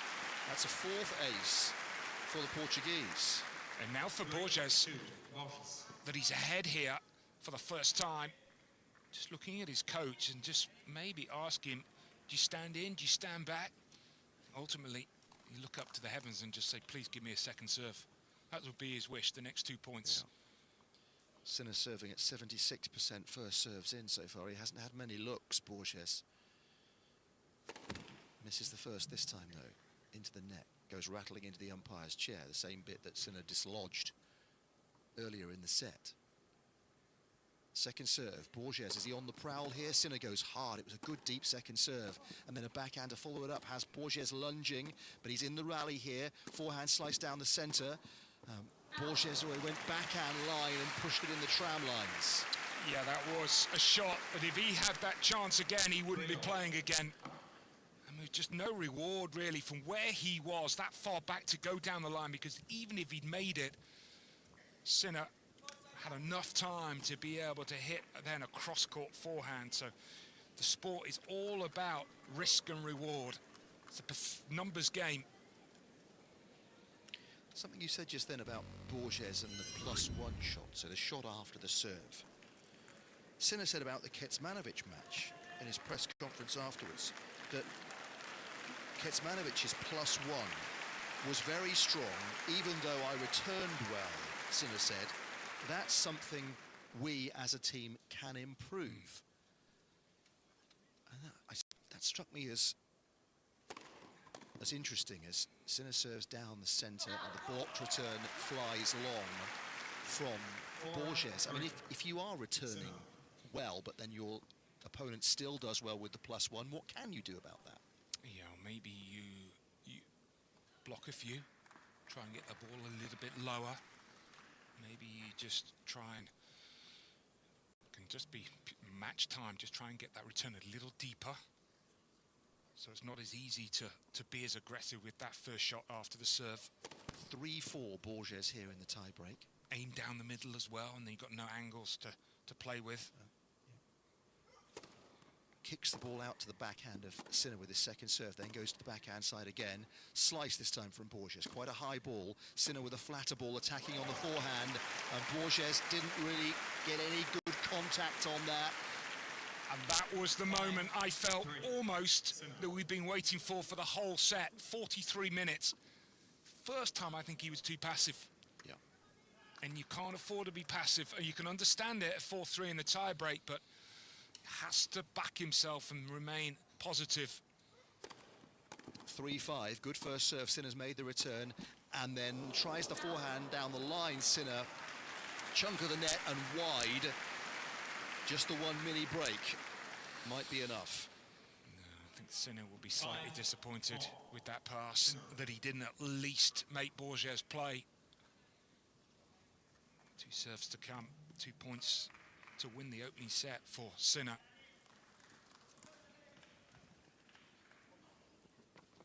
Six games all, 5-4. Sinner leads.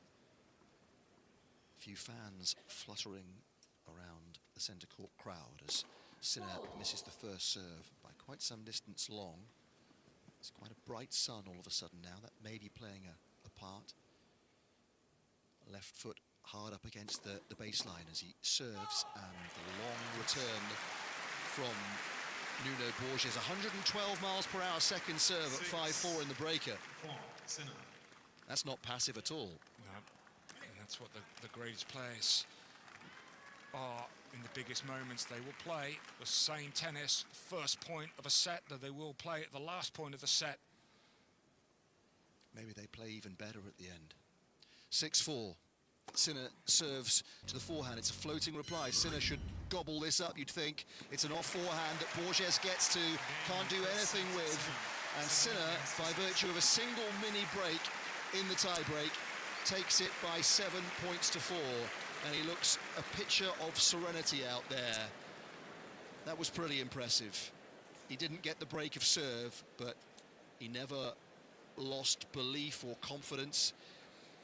If that was an opening round of golf at a major championship, Barry, what would it be for Yannick Sinner, given we've got the Ryder Cuppers in the Royal Box today? What would he have shot? I would say maybe a 69, 3 under par, something like that. I would say, I think that, you know, arguably he didn't make his 20-foot putts for birdie, but he didn't miss many fairways, made a lot of greens in regulation. I thought that was an exceptional set of tennis, really high in quality, and for me, Richard, it just came down to, unfortunately, 1 point, 4-3 in the tie-break. Borges just backed off a little bit. That was the difference. Yep. Just checking all our talk about points. Actually, in the end, it was a bigger gap in terms of points than I thought it would be, actually. 39 to 33 points there in Sinner's favour. Okay. Yeah, it's a big enough gap. Borges, 77% of first serves in during the course of that set, and he's lost it. At least he's sitting there thinking, well, I've played an excellent set of tennis. Well, I think he's played close to 10 out of 10. and still not won the set. I mean, that must be encouraging and debilitating in equal measure, really. Yeah. And right now, what do you think he's thinking? Encouraging, or I think it's the latter, isn't it? Yeah, somewhat dismayed. Yeah. I would imagine. He looks a little bit hangdog as he traipses out to the his return position behind the baseline for the start of the second set. It's quite a lot of movement in the crowd, so it might be a little while before everything settles sufficiently for Sinner to get going again. Well, actually, Sinner's going to dictate to the crowd, actually, by starting play. He'll get them to be quiet, I think, when they hear the ball of the tennis ball being struck. There you go. The buzz just reduces as Sinner and Borges start smacking it from side to side. Borges with a forehand into the backhand corner, sliding slice from Sinner, neutralising ball. Now he tries to attack on the angle. Borges tries to reply with more. Sinner's there, and he forces the error, forces Borges back towards the clubhouse. Oh, that's a tough one for Borges, because he was in control of that point. He had Sinner probably where he wanted him to be, 4 or 5 feet behind the baseline, and then Sinner sliding into that forehand, and from a defensive position he turns it into an attacking one with that glorious forehand cross court. Ball-by-ball coverage here on centre court and on number 1 court as well, when McCartney-Kessler is in front in the second set against Aryna Sabalenka. Sabalenka took the first 6-1. And again, Borges forced back by Sinner in his second point of the set. Kessler was 5-2 up, I think, in that second set. Yeah, so right, okay. Sabalenka's done well to recover in set 2. It's back to 5-all now. On the number 2 court, Merida and Medvedev have just started, 2-all in the first. On the number 3, Mukova leads Shuai Zhang of China by a set and a break currently, as Borges pulls an extraordinary passing shot out behind the baseline, leaning forward, got a racket to a low bouncing ball and guided it cross court for the winner. Oh, that was genius. That's arguably the best shot that we've seen. I think it surprised Sinner, because by taking the one hand off the racket, he was able to get a lot of pace with that ball that went cross court, landed in the service box. Superb improvisation from the Portuguese. Sinner at 30-15, serves down the middle, a lunging return, attempted drop shot from Sinner was nowhere near. Borges slices down the line, and Sinner was out of the rally completely. Yeah, just looking at here, Sinner with that drop shot, and just seeing whether just the intensity drops. Obviously, the lack of matches that he's had the last 3.5 weeks or so, that was on Sinner-like, I feel, that drop shot. I'm gonna make sure here, 30 love, back to 30-all, big point. Hasn't faced a break point in the match so far. Didn't drop a point, did drop 1 point on serve, didn't he, in the tie-break? But still got home safely enough. Second serve coming here at 30-all. Borges takes a half step backwards and hits a forehand return down the centre of the court. Now a backhand slice, also down the middle. Forehand cross from Borges, forehand cross from Sinner too, and Borges with a rather wild error off the forehand wing. Yeah, and where it landed, which was 2 feet beyond the baseline, right down the middle, would suggest, and the fact he didn't hit it cleanly out the centre of the racket, that he changed his mind. The hesitation there. He didn't commit to it like a golfer. Not committing to that drive, you end up snap hooking it into the trees. I have no idea what that feels like, Barry. 40-30 Sinner as Borges attacks with a forehand down the line, and Sinner's defensive ball drifts long. He's still not got his way out of this service game. This is something that he wasn't able to do in the opening set. Just put some pressure on Sinner on serve. You think how comfortably Sinner held serve in the opening set. To love, to 15, to love, to 15, to love. And then the last game before the tiebreak to 15. So to get to deuce, that's a bit of a moral victory. Yep, first time in the match so far. Sinner looking towards the royal box, misses with the first serve at 132. Second serve here, what can Borges do with the return at the royal box end? He has to chip the return back, and he's chipped it long. Just wondering, actually, as Borges sort of throws his arms in disgust. I mean, he didn't do anything wrong. It's a great second serve that possibly could he stand a little bit further back on some second serves, like Sinner does. It was a 115-mile-per-hour second serve from Sinner. We've got all the stats in kilometres per hour on our screens here. It doesn't quite match up. Yeah, 115 would be 170, about 184, isn't it? Something like that. There's a good big first serve from Sinner at 132 miles per hour.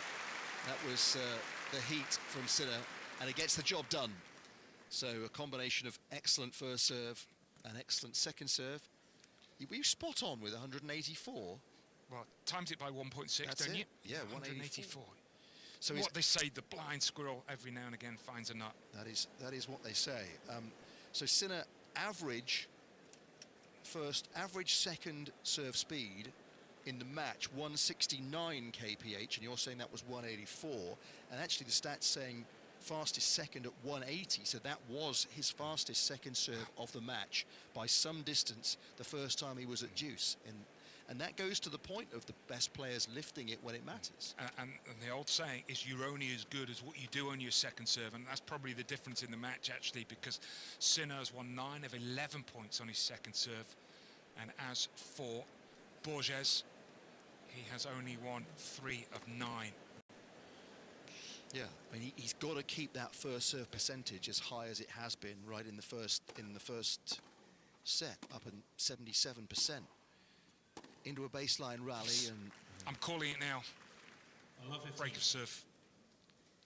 Because he got close? He got close, beginning of a set, obviously a tie break, played a great first set. Just that first point, just that forehand was halfway up the net. And you know Sinner will be looking to make balls here. This is a massive game for Borges. Love 15. He's missed a first serve. The greats so often spy an opportunity early in the set, don't they, to get in front. There's a dip in intensity, but not so there from Borges, who really struck a hard cross-court forehand. It's exactly what we're talking about, Richard, with the Sinner return. It was a good return, but it was a little bit too short. When you're standing that far back, you want to get a little bit more length, so Borges climbed all over his forehand. That was a good response from Borges. 15 all, the forehand return from Sinner is long on this occasion. You might have heard the clink as it bounced into the metal towel holder at the back of court. There is a green and a purple, Wimbledon colours, of course. 30-15 on the Borges serve. And he lands the first serve. The return was good, but a metre behind in front of the baseline. Drop shot to Borges. Sinner slides to it and then just lifts it into Borges's volleying zone, and he accepts the gift. Yeah, really surprising shot selection there from Sinner. And because he actually wasn't that close to the net, so to actually attempt the lob here from Sinner was a really, really difficult shot. The easier one was to slot it down the line. Wasn't even recognisable as a lob to my eyes, but that's what he was trying. Baseline rally here at 40-15. Sinner's forehand, Borges off the tape. Sinner has to slice in response. And now goes slice again. Borges moves around and attacks with the off forehand, and Sinner goes long with his backhand. And Borges does hold in a game where we felt Sinner was going to place him under pressure. Second set. I'm off. I'm out of this commentary box to be replaced. But the thing about being in commentary, Barry, is you have to be brave enough to proffer the opinions, right? Now, you've done that. You've been proved wrong again, but, you know, like Borges, you keep coming back. Keep coming back, right? yeah. You know, you're playing a lot of tournaments. You're hitting a lot of balls. I'll make another prediction, but I tell you, I'm not predicting a break here. Well, not this game. No, that would be odds against, wouldn't it? Sinner serving. Borges with a hard hit return. Sinner moving forward, and he's passed. A running backhand from maybe 4 meters behind the baseline from Nuno Borges, which was another stroke of the highest class. Oh, this was unbelievable. To be able to move as quickly as he did And then on the stretch, he just bunted it down the line, but found the line. So love 15. Second consecutive service game in which Sinner has dropped the opening point. Chip return here from Borges. Short ball. Sinner's forehand deep. Borges sends it up high in towards the roof. Overhead for Sinner should be simple. Borges reads it, puts up another high ball, and that's landing wide. Yeah, what I really like, this is a good lesson for any younger player to learn, is Sinner actually moved a couple of feet back. So it allowed him to actually almost run onto the smash. Sometimes younger players can overrun it and then they get caught. So it was great footwork off the ball for Sinner then to be able to hit the bounce smash. 15 all. Sinner with the slide marks behind him. Groundsman's nightmare. You can see there are 6 or 7, I mean more than that actually. He's done some chewing up of the grass. Oh, he served the double. That's the first one he served today. Some murmurings, some surprise. Sinner takes a glance up towards Darren Cahill and Simone Vagnozzi, who's taken off the shades. And the gesture from Vagnozzi in particular is very much, oh, don't worry about that. But on you go, on you go. Have trust in my player. Yeah, yeah. Don't be hard on yourself. I think he hit 3 in a row the other day, Sinner. Actually, 1 to lose the set and then 2 to begin the next set. 15-30, first serve lands. Another chip return from Borges. Sinner on the attack. Borges finds a good length. Sinner with a forehand into the net. After what you said at the start of the game, you know what's going to happen here, don't you? Definitely out. Oh my God, Barry, what have you done? 0 for 2. Well, well, well. Everybody, the commentator's curse is alive and well. Break hasn't happened yet. It's first break points, though, isn't it? Yes. In all seriousness, what an opportunity for Nuno Borges here. Played an excellent first set, but couldn't win it. Might get in front here in the second. First serve from Sinner. Well, it's an ace. It's an ace. And actually, for Borges, he sort of looks up and goes, oh, no, not again.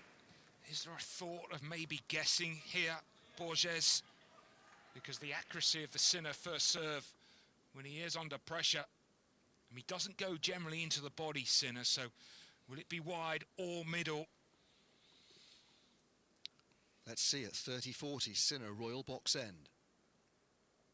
Borges on the move forward. Sinner misses going down the centre. Borges was heading in that direction.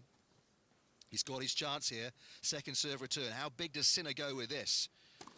He kicks it to the backhand. It's a deep return. Sinner picks up the backhand cross court. Good length from Borges, who's got a chance to attack a shorter ball. Didn't really make inroads with it. Sinner goes with loft and goes long. And Borges achieves the first break of serve of the match. It's come in the third game of the second set. And after Sinner had his struggles in the opening round, Borges has joined the battle in round 2. Oh, that's magnificent. And actually there, sort of recognising the importance of that point and not overplaying. And it was Sinner who was the one who overplayed, overhit with a forehand. But there's an interesting thing, because where's the gap between not overplaying, as he did there, and getting his reward, and being passive in the tiebreak? That's a fine margin in itself, right? And that's tennis in a nutshell. Yeah. Finding that hallowed space. Yeah, I mean, it's something that we always talked about Djokovic. You know, he was the master at playing aggressive tennis, but playing the percentages. Because unforced errors is often a stat that we throw out as important. But I mean, I could be a bit flippant and say I could go out there and not make an unforced error. I wouldn't win a point. Just lob it back. You just lob it in the middle of the court. I wouldn't win a point. So you have to take. So that's why sometimes forced errors are actually more of a relevant stat than the unforced errors. 21 forced errors for Borges, 17 forced errors for Sinner. I mean, the numbers are actually pretty close. I mean, Sinner 16 winners, 17 forced and 12 unforced. Borges 15 winners, 21 forced and 10 unforced. So I mean, he's +5, Borges, on the winners to unforced errors, and Sinner's +4. So that tells you they're both playing to a high level. And that Borges has forced 18 errors from Sinner, you know, tells you he's doing well to exert pressure on the defending champion and world #1, who has missed a forehand in the tram lines there, and Borges has sprinted to 30 love in game 4 here. Yeah, plenty for Sinner to think about. The fact that it's Sinner the one who's got broken at the beginning of the set, not Borges. He's still serving well. He hasn't dropped his percentage, has he? No, he hasn't. He's still at 76, now 77. And actually, he's doing better on first serve now than Sinner. Sinner, who's dropped to 79% of points won on the first serve. That's probably expect would be below his year average. Borges has only dropped 4 points behind his first serve in the match. 40 love, the second serve, the backhand return short. Slice from Borges. Sinner on the move forward, puts his forehand into the net. And if Borges has kept his level going, maybe there's been a slight dip from the world #1. Yeah, Sinner's average for the year is 80% of points won on first serve, so just a 1% drop. Of course, Sinner last year was the first player to end the year #1 in both the service games won and return games won. It's never been done before. What chance do you have? Well, I mean, you still have a chance. That's the evidence of what we're seeing today. Sinner serving here at 1-3 and floating a backhand long. Borges apologises for a net cord that maybe just threw Sinner off. And Sinner sort of wafts his racket in the air as if to say there's a rattle in it.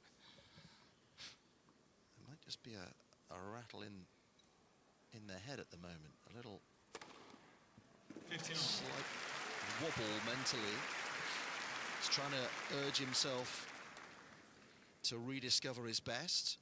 Notice how I went quiet on a prediction. Well, I've retired. I mean, you are, as ever, providing entertainment. I would say keep them coming. You're welcome to make a prediction. Well, it's true. It's true. I mean, it's I've got, in many senses, the easy job, really. You're putting yourself out there. You're putting your neck on the chopping block. Well, Paul Raj hasn't been seen since this morning. You're going to have to tell me about that in a second. 15 all, Sinner with a hard-hit flat backhand. A flat forehand now from Borges, who tries to change it up the line, but that was very difficult off the backhand wing. What was Raj's prediction? Well, Svitolina to win the ladies singles. So he was on the breakfast show with Marcus. I bet Marcus didn't mention it at all, no, did he? Not at all. He didn't make anything out of it. The fact that no one mentioned that he spilt coffee over his trousers again. Marcus? Yeah. Another... And white trousers. I mean... Sinner attempting the drop shot here. I think his intensity's just dropped a bit here, Sinner, as he goes to his towel at the back. And that is a surprise, having played such a wonderful opening set. Both of them did. But this is sustained excellence from Borges, you'd have to say, right? He hasn't gone away. No, he hasn't. That's one of the things you'd say about a player ranked where he is that you might expect them to play one set of very, very good tennis, but that you'd expect that player to be the one who would be the less consistent. You can just see a little frustration in the Sinner mannerisms. You mentioned the little shake of the racket. There, when the ball came back from the let, he sent it towards the ball kid with just a little bit of emphasis. 30 all here, 1-3 in the second set, Jannik Sinner. And he lands an ace to take him to double figures for the match already. That again was the back of the service line from our position. A couple of gentlemen in the crowd being picked out by the director on the TV coverage have orange curly wigs on. Well, I'm assuming they're wigs. They did. You never know these days. I don't suppose you do, but Sinner finds another service winner there to get out of the 30-all discomfort. And he's taken off his cap at the sit-down here, Sinner, to reveal his own mop of ginger hair. It's not similar to the orange curly wigs that the gentlemen were wearing, but I think they were expressing their support for Sinner. That 10th ace now. What that means is he's joined Ofter, leading the aces count for the week, 41. well, it's a feather in the cap for Sinner, who's placing the cap back on his head now. But it's going to be a worry, the position in the second set in which he finds himself. We've been shown on the screen the analysis numbers that the Sinner forehand, was that for the match or for set 2? I'm pretty sure that was the match, so that was lower than what he would expect. But for me, actually, I was drawn to Borges 9.2. 9.2 out of 10 on the forehand. On the match analysis, which would take into account the speed of the forehand, the placement of the forehand, the spin, all those kind of things. So Borges' forehand is doing some pretty serious damage at the moment. Sabalenka and Kessler, by the way, are 9-all in a tie-break on the number 1 court right now. And Daniil Medvedev's dropped the opening set to Daniel Merida on the number 2, 6 games to 3. A lot of people are thinking Medvedev might have a good fortnight at the championships. Sinner with a blocked return long as Borges looks to try and maintain his advantage in the second set. If you're just tuning in, welcome. Sinner the first set, 7 games to 6, 7-4 in the tiebreak.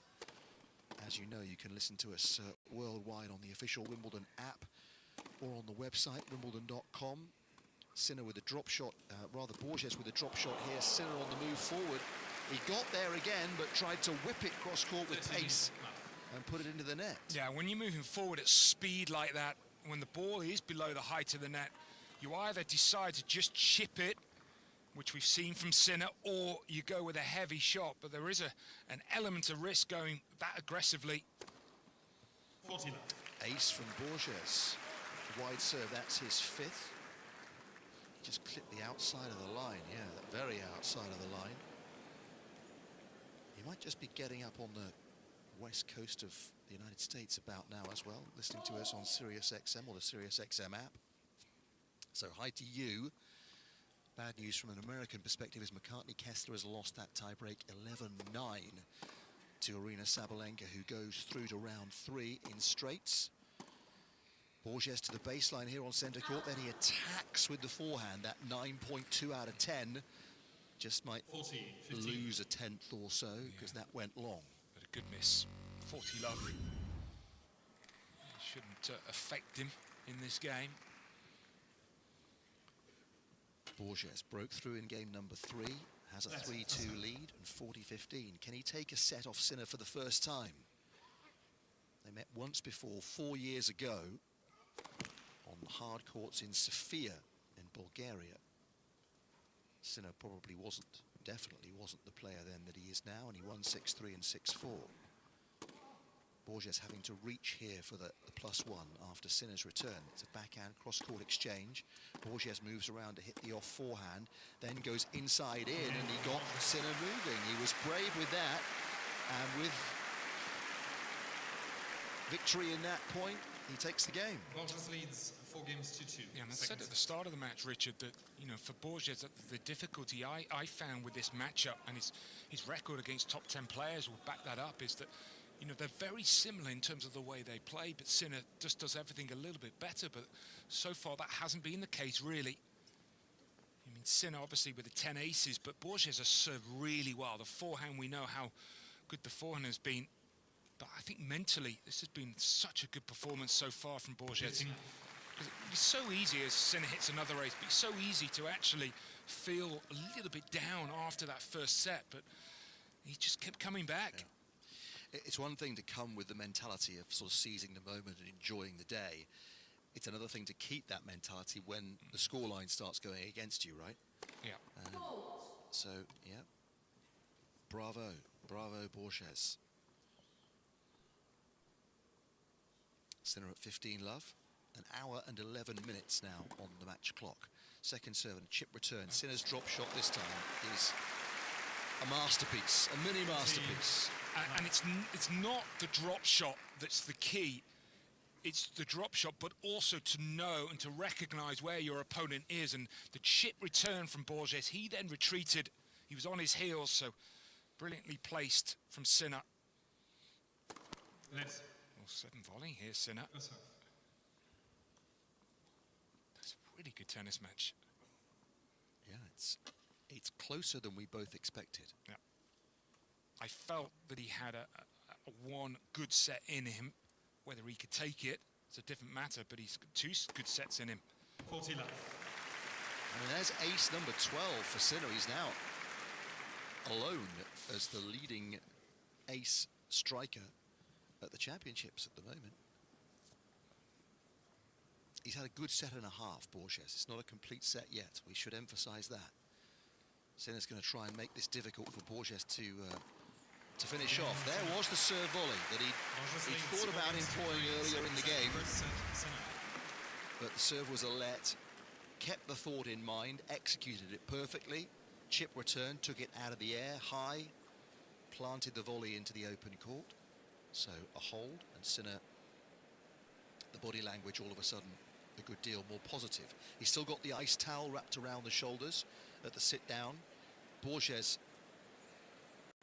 maybe actually asking for one from the team of attendants over on the far side. Sinner, of course, who has had his struggles with the heat. That was certainly a part of it in Paris, although the fact that he'd won so many tournaments and so many consecutive matches, 30 in a row, going into the match with Juan Manuel Cerundolo at Roland Garros, was part of it as well. The kind of build-up of stress. You know, I mean, I don't know what it's like, but I mean, you got to the top of tennis in this country. And you would have played in a lot of tournaments where people were coming at you, right? Where they knew that you were the man. It's all relative, isn't it? Yeah. Yeah.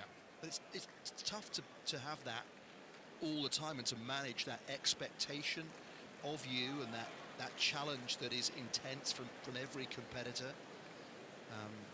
And in the end, a combination of all those things, and we saw the collapse that happened here. It's going to get hotter, actually, during the course of the championships. We think next week's going to be into the 30s. That it may well be a factor at some stage during the fortnight. Here's Borges then serving at 4-3 from the Royal box end and missing a backhand into the net. 15. Sinner's on the board, and he's going to come hard at Borges here. Yeah, just jogging up and down. I'll talk about after this point about my feelings about Sinner, Roland Garros, that I saw the week before in Rome. Borges serves down the middle. It's a short return from Sinner. Borges didn't do a great deal with the forehand cross-court, and then now into a baseline exchange, which Sinner took hold of. Borges slapped a forehand down the line into the net. I thought signs of passivity in that rally from the Portuguese. Yeah, absolutely agree. Didn't quite get his feet into the right position, so that's the importance now. Just lift the energy. Sinner, he senses his moment. He's on the prowl. Borges lands the first serve. The return's in. Borges goes drop shot. Sinner's up to this. Oh, he went down the line and into the net, Sinner.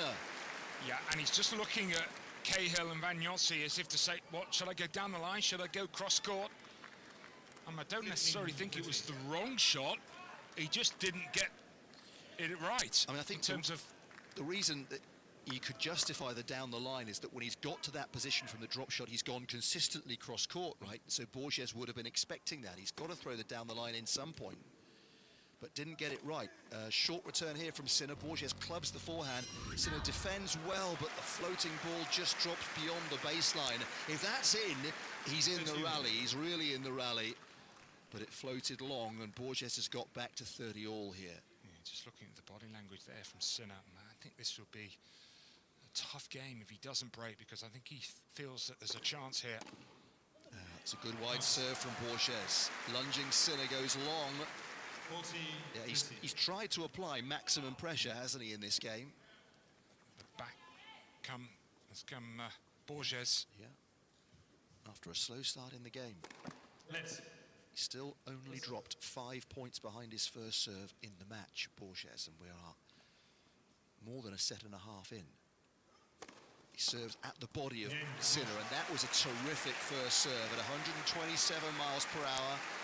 Not supersonic by any means, but really well placed, well thought out. And he holds for 5-3. Just rubbing his sort of right hip, right side, Borges. Now Obviously, that's just a nervous twitch. Yeah, he's just massaging his right forearm there as well. 3-5 then. Sinner lands the first serve. Miss-hit return from Borges. Sinner merciless with that one as he moved forward. Yeah, so what I was saying in the last game, you know, for Sinner, obviously a lot of focus was on how he capitulated in the heat in Paris, but he wasn't right in the quarterfinals, semi-finals, or the final in Rome. I mean, I remember it was a set and 4-1 up double break against Rublev. They had a long point and he almost doubled over. Yeah. So it felt physically there were signs in Rome.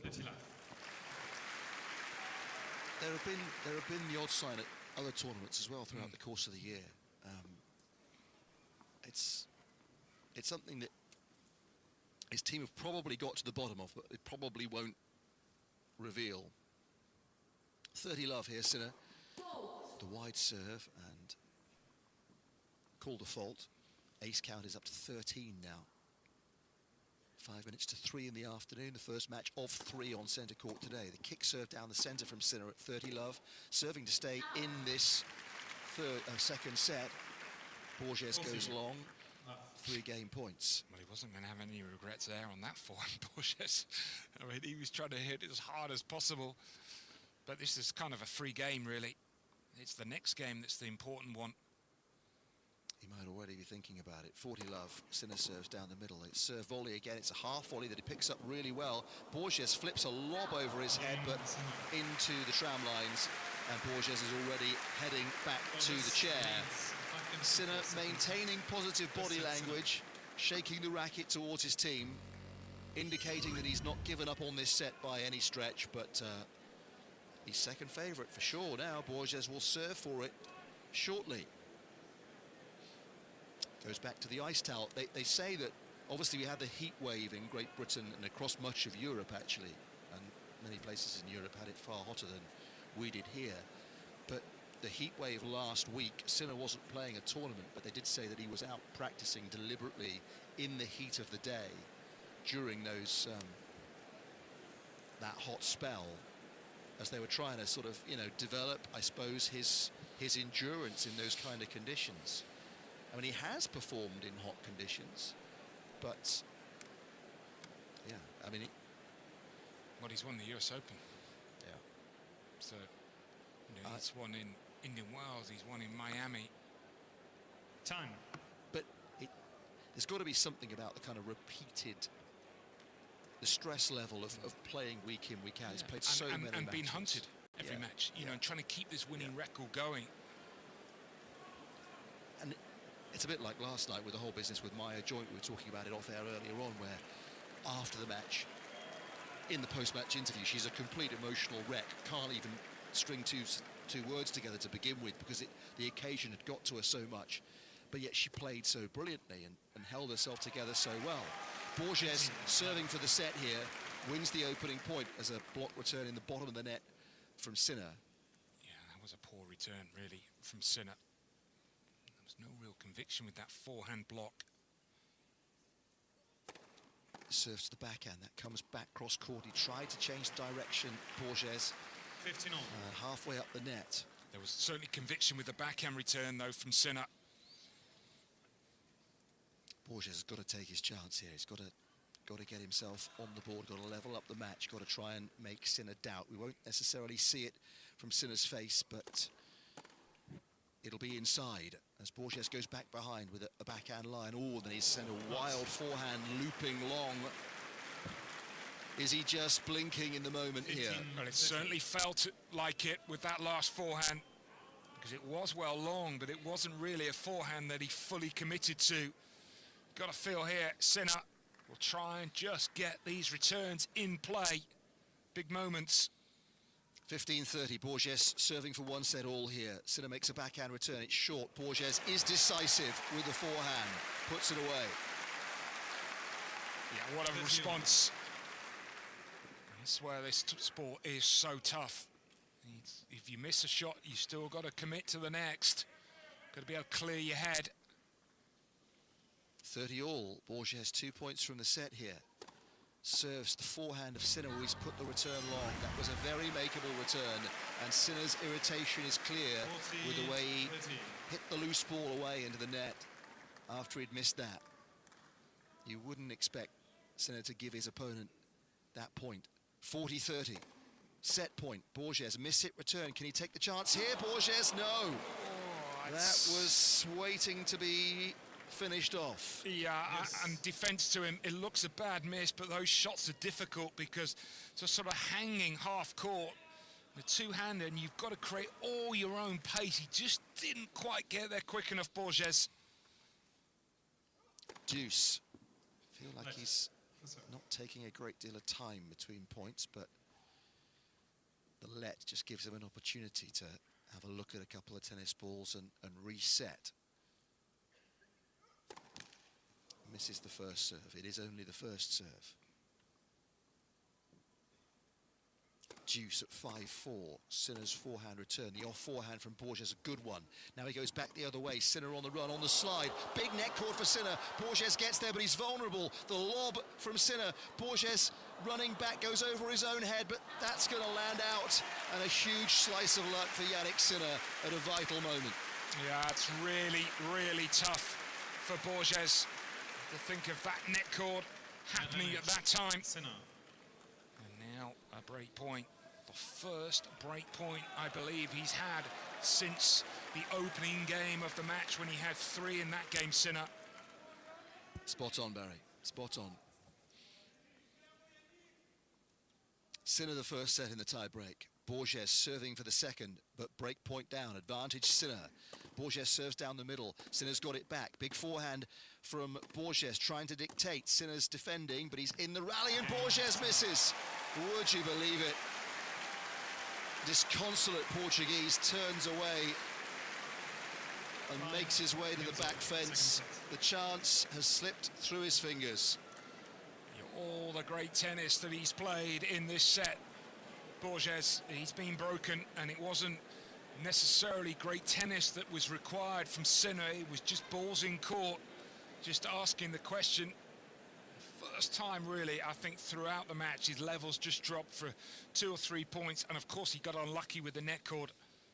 Broken for the first time in the match when he served for the second set. I mean,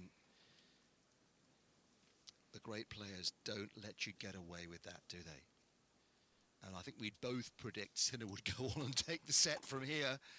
Oh, I've given up predicting. Big off forehand here from Borges, who follows it in, plays a good half volley, but Sinner makes him stretch again and makes him miss. What I will say, logic would suggest with this escape from Sinner that he will just shift a gear from this moment. That would be the logic, really. Borges, well, he needs to shift a couple of gears. Sinner 5-all now, 15 love, and there's ace number 14 today. The problem is, Sinner's got gears to go to. Borges has been playing red line, right? Yep. That's how it's felt to us. How much better can Borges play? He's got to recover the top level. 30 love. Sinner serves the forehand. Serve and volley. It's a good half volley pickup from Sinner. High ball. Borges smashed away by Sinner. It's just lovely tennis. 14. And how he's embracing Sinner of just adding extra layers to his game. The slice backhand, the drop shots, the serve and volley. That was a good return by Borges down at the toes, wasn't it? Great return. Dealt with it really well. 3 game points, Sinner at 40 love. Serves down the middle, chip return, short ball off forehand. Sinner at the net, doesn't need to play the volley. It's an easy hold from Jannik Sinner. Of the kind I think we expected, given the disappointment that Borges sustained in failing to serve out the set. He walks to Borges to the chair with his head down. He will now serve to stay in it. I think he'll come under pressure, but let's see how it all pans out. Just looking at the tournament, 5% of serve and volleys. Okay. Throughout the tournament, which would be, I think if I remember rightly from last year, is around about the sort of the average these days. If you went back to the 90s, it would be sort of, well, I think probably be 70% of the time that players would serve and volley. Yeah, it's seen, I think, by players these days as a tactic that has its value, but principally as a rhythm disruptor, right, as a surprise event. Time. What I am looking at, though, Sinner has served and volleyed 8 times so far in the tournament and has won all 8 points. But players would think that if they did it more often, I mean, if it's 60% successful, it would be an excellent tactic. Well, that's right? the way my mind works. When we're talking about 55% of the points, if you in a year, 56% of the points, you're winning 10 titles. So if you have a 60% conversion, let alone 100. Borges, an excellent first point, a really good first serve, back to the bread and butter, and then the forehand swinging through confidently, assertively, cross court for the winner. First serves in, he's still at 76%. He's got to retain faith in that delivery, and again, it delivers for him a service winner. A strong start to the game. That's good from Borges. I think he's shown an elite mentality in this match. Yeah, totally agree. Serves to the forehand of Sinner on the stretch. Now he'll go up the other way with the off forehand. Really good. Felt down at his right knee after he played that shot, did Borges. After holding his right hip, right side, now stretching flexing his leg, right leg. I think it's just nervous twitch, don't you? Let's hope so. Yeah, let's hope so. There was an amusing comment of some description from the crowd. Borges has shrugged that off and has stayed resolute and focused. Quick win of the point, but again, he's gone to put a bit of pressure on. Second set. Just above the right kneecap. I don't think that's nervous twitch. No, I think that's... I think he's felt something in there. Tendinitis or something. Yeah. It's not got any strapping around either leg from what we can see, but it's a little concerned. Well, listen, if you'd said to him beforehand, you can take Sinner to tie breaks in each of the first 2 sets, he'd have said, obrigado. Let's go. 6-all. Sinner serves and misses, looking towards the royal box from the northern end of centre court. Second serve in at the body of Borges, who makes a return. Sinner on the attack though here, goes forehand to the forehand of Borges, who changes up the line. Now Borges with a backhand cross, Sinner with a deeper ball right to the baseline, and a ball that was too deep from the Italian, who concedes the mini break in the opening point of this tie break. 1-0, Borges. Which was something that he wasn't able to do in the first set tie break. He was chasing really throughout. Borges.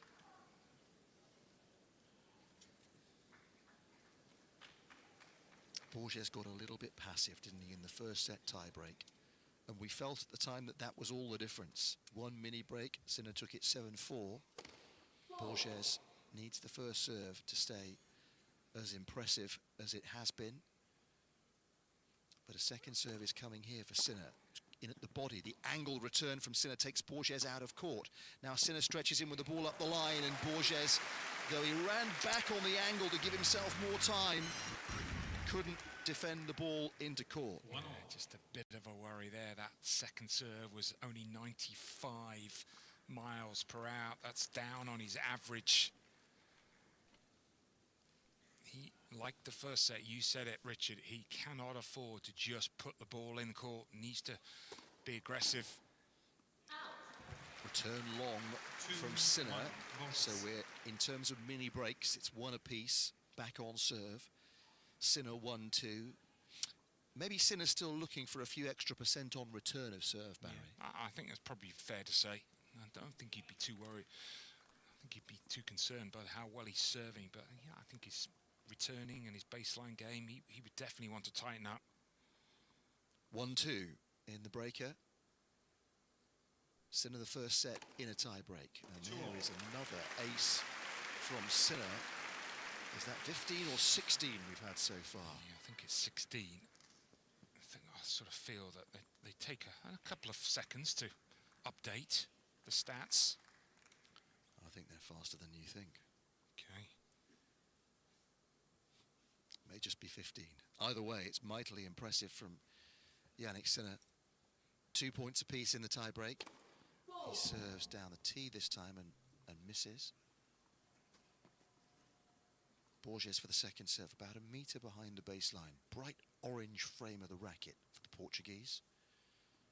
Twiddles it in his hands, swaying gently from side to side. The second serve to the backhand of Borges, who makes the return. Then on the back foot, plays the backhand into the forehand of Sinner. Now a more aggressive forehand from Borges, who goes up the line with the big forehand. Sinner on the stretch, gets it back. Borges, no pace, and puts the forehand in the net. A point that he was bossing. 3-2, Sinner. That will hurt. No, that will hurt. Just smothered it a bit, Borges.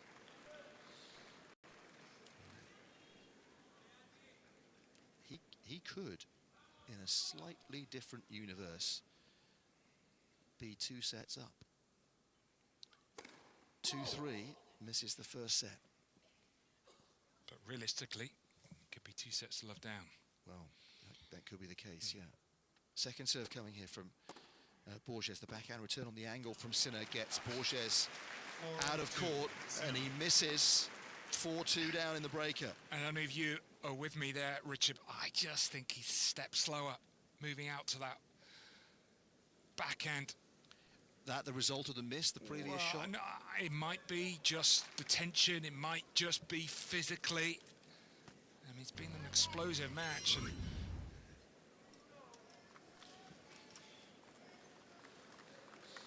my Nuno Borges has had his chances in this match. He served for the second set, having broken Sinner before Sinner had broken him. But he missed a backhand in the forecourt to seal it. And Sinner's come roaring back. And Borges missed a makeable forehand a couple of points ago in this breaker. And then Sinner's made him pay. Sinner up 4-2 in this breaker. Borges serving from the far side. Sinner's in this rally as well. Borges trying to find the angle. Sinner's found the line.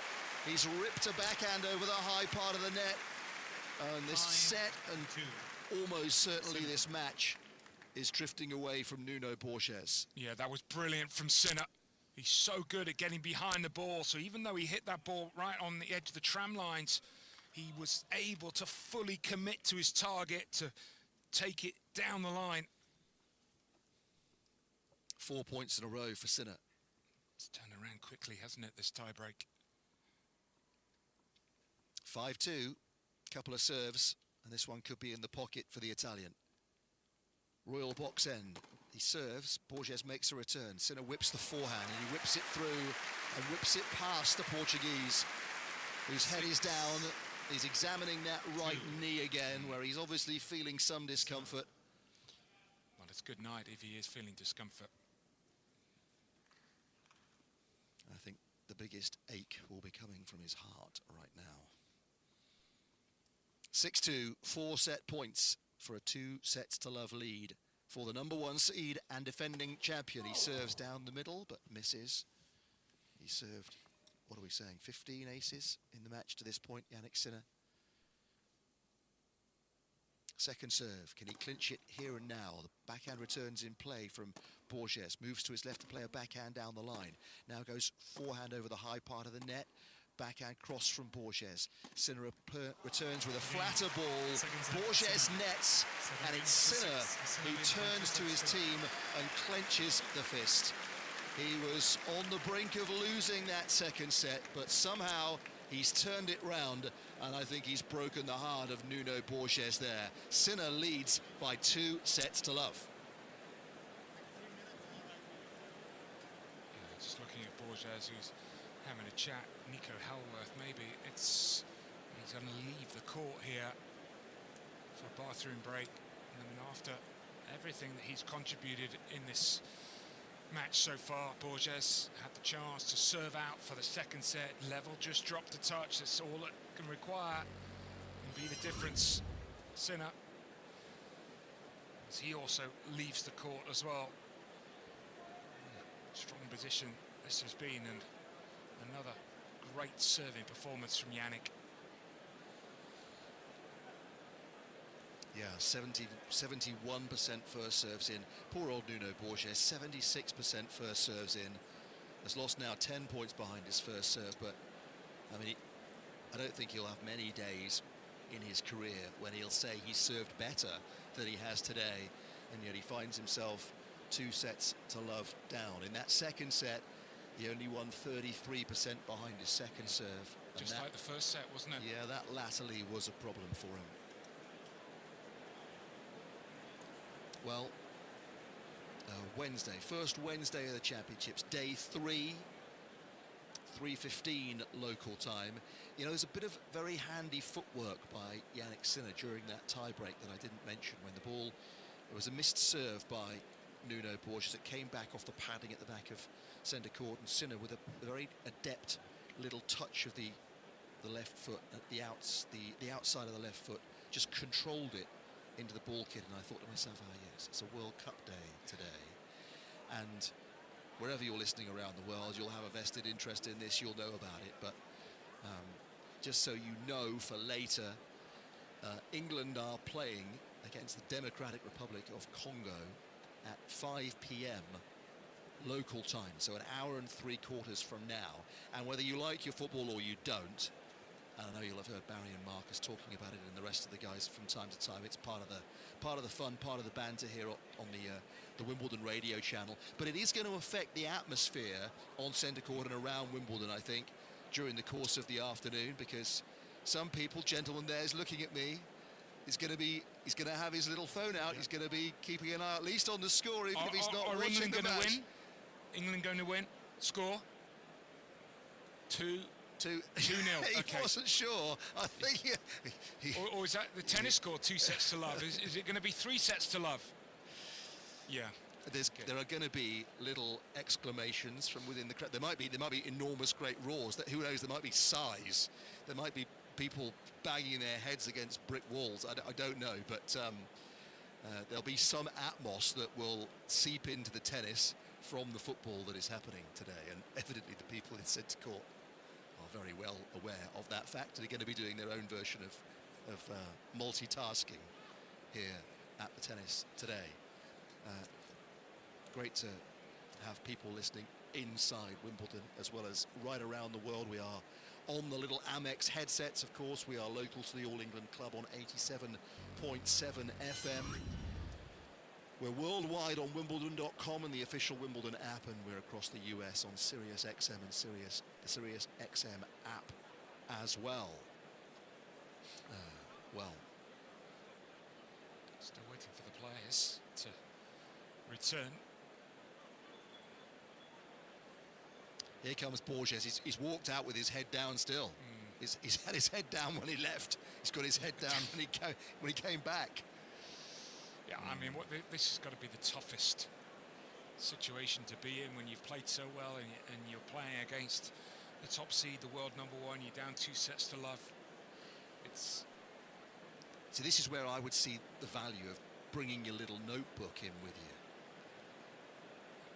I've seen a few of the players on the WTA Tour leading into these championships just at the sit-down, opening the little book, reading the thoughts. And these are thoughts that you've made about the match or about yourself.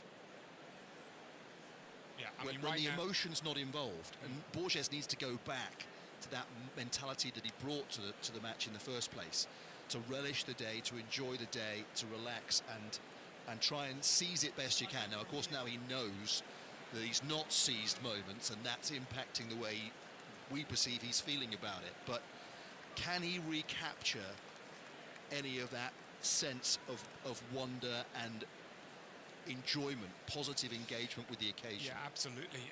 And actually, it's about now just attacking this start of the third set energy-wise, because often when you have a high, it's followed by a low. That's why it's really important that he just, you know, almost forces it at the start of the set. His first couple of points really big for Borges. Because if he doesn't hold serve here at the start of this set, it could get away from him very quickly. Thank you, ladies and gentlemen. Players are ready. Thank you. They are. Nico Helvet, by the way, going full Portuguese on the Borges name there. You might have heard. I think if he was at the football, he'd be going full Cristiano Ronaldo. You know, he's Borges. It was very good. A bit of Lusophone from our chair umpire. Borges attacking with the backhand cross court here at the start of the third set. Sinner stepping in to hit the forehand into the backhand corner, trying to take charge himself. Borges with that big forehand on the angle. Sinner trying to thrash one of his own, and Borges was in position but netted with the backhand. Yes, brilliant tennis from Sinner. Absolutely dialed in to the opening point. Strong off both wings there, the Italian. Wants to get this job done now. Yeah. 2 longish sets. He's played 5 in the first round. Okay, time for the cat to grab hold of the mouse and not let it go now. No chasing around. Yeah, and he's very good at that. As was Nadal. I think he was probably the most ruthless competitor I can remember. 15-all. Borges serves at the body of Sinner, but however, it's of a course, for Sinner, he's lost some big matches from up 2 sets to love. I think at the French. Borges with a powerful forehand, coming in behind a forehand into the backhand side. Lovely little volley. Sinner attempts the pass. Oh my! He's made it from behind him. What a staggering winner that was. The point seemed to be over. Well, I was expecting all for this world a lob. That was the logical shot from Sinner. I knew he was going to get there, but generally it would just be a defensive lob, and he flicks it cross. Unbelievable from Sinner. Heartbreaker for Borges. God, he's suffered a few, hasn't he, Borges, in the last 20 minutes or so. A high ball here from Sinner. Borges should put this away. Oh, Sinner was there. He could have broken his heart again, but he netted with the attempted pass. And he almost overran it there, Sinner, remarkably. 30. He's played the odds and had a play on it. Back to 30-all, first game of this third set, live from centre court at Wimbledon on day 3. Must have a cloud overhead at the moment. It's not super bright down below us. Again, we can't see the sky from our position under the roof at the top of centre court. The narrow corridors of the 5th floor. Second serve here, miss-hit return from Sinner on the cross court, goes into the tram lines. 30. Good effort again this from Borges. We'd have expected Sinner to come out with all guns blazing again, but for the majority of his service games, the vast majority, Borges has held Sinner at arm's length, to his great credit. It's one of those matches that we might end up saying at the conclusion of it, well, there's so much for Borges to look at positively in the big picture, in the medium term. He'll still feel sick as a parrot at the end of it, though, if he's on the losing end and he's missed a backhand long. Yes. Back to deuce. Just wondering, so far in this set, in terms of the first serves, cannot afford to dip. Just 2 of 6 this set. Makes one there. Sinner with a return central, though, and Borges slaps his own thigh with the racket. He's missed it. A break point for Sinner right at the start of set number 3. Too early to say it's a virtual match point, but Borges' hangdog expression rather tells you about the gravity of this situation. Sinner on the hunt, can't make a backhand return. Bit of a vamos from Borges. He's trying to keep himself as pumped as he can. Yeah, first serve, that's worked so well for him. Gets him out of a little bit of a hole there. I mean, in golfing parlance here, I reckon he needs 5 birdies and from 5 holes to try and get into a playoff, doesn't he? He's up against it. He's trying to push, but he can't push too hard. Baseline rally, Borges the forehand onto the line, can attack with a backhand cross. Sinner slices up, Borges slices cross court, little slice battle. Borges brave enough to move around it, but misses with the inside in forehand. And just the clever slices from Sinner, almost forcing Borges to take on that really difficult shot down the line. I talked earlier on in the match that Sinner attempted one of those and missed it. How hard is it just to stay in that backhand slice pattern? Well, you tend to panic. You tend to want to feel like you need to really force it. Sometimes the crowd get into that as well. It kind of gets amusing, doesn't it, with this backhand slice battle cross court. Good serve here from Borges, and a forehand to follow up, which wasn't as good. It opened the door, and you know what? Sinner banged it down. That's a break, and that's another heartbreak for Nuno Borges, who sends his racket onto the grass and has a whack at his tennis bag with a bottle of drink. His frustration there for all to see. Yeah, there's a lot of run back between the baseline and the back fence. And Sinner used all that space to great effect to give himself a bit of time on the pass, albeit that Borges didn't really connect with his approach. Smart pass, wasn't it, from Sinner, just going straight at Borges with power. And Borges, you know, I think right now he's fearing the worst. That's the sort of message he's sending with his body language. Never mind, Nuno. Portugal are still in the World Cup, aren't they? Yeah. You mentioned Nadal a short time ago. What's the Nadal-Borges link? Academy? Don't think so. No. Borges has won one career title. And he beat Rafa. In the final. Was it Bastard? It was. Whoa. Yeah. Yeah. That's a nice thing to have on your CV, right? To have beaten on Nadal clay. in a clay court final. Now, it may not have been Nadal at his peak, but still, I tell you what, that's going to stay with you forever, isn't it, that? I mean, I'm telling everybody I met. That would be on the top line on my CV. Borges has managed to pass Yannick Sinner to Sinner's evident surprise. First point of the second game here in the third set. Sinner 2 sets to love, 7-6, 7-6. Yes, he has lost matches from 2 sets up, Sinner, but he'd rather be in this position than down 2 sets to 1 as he was against Kecmanovic a couple of days ago.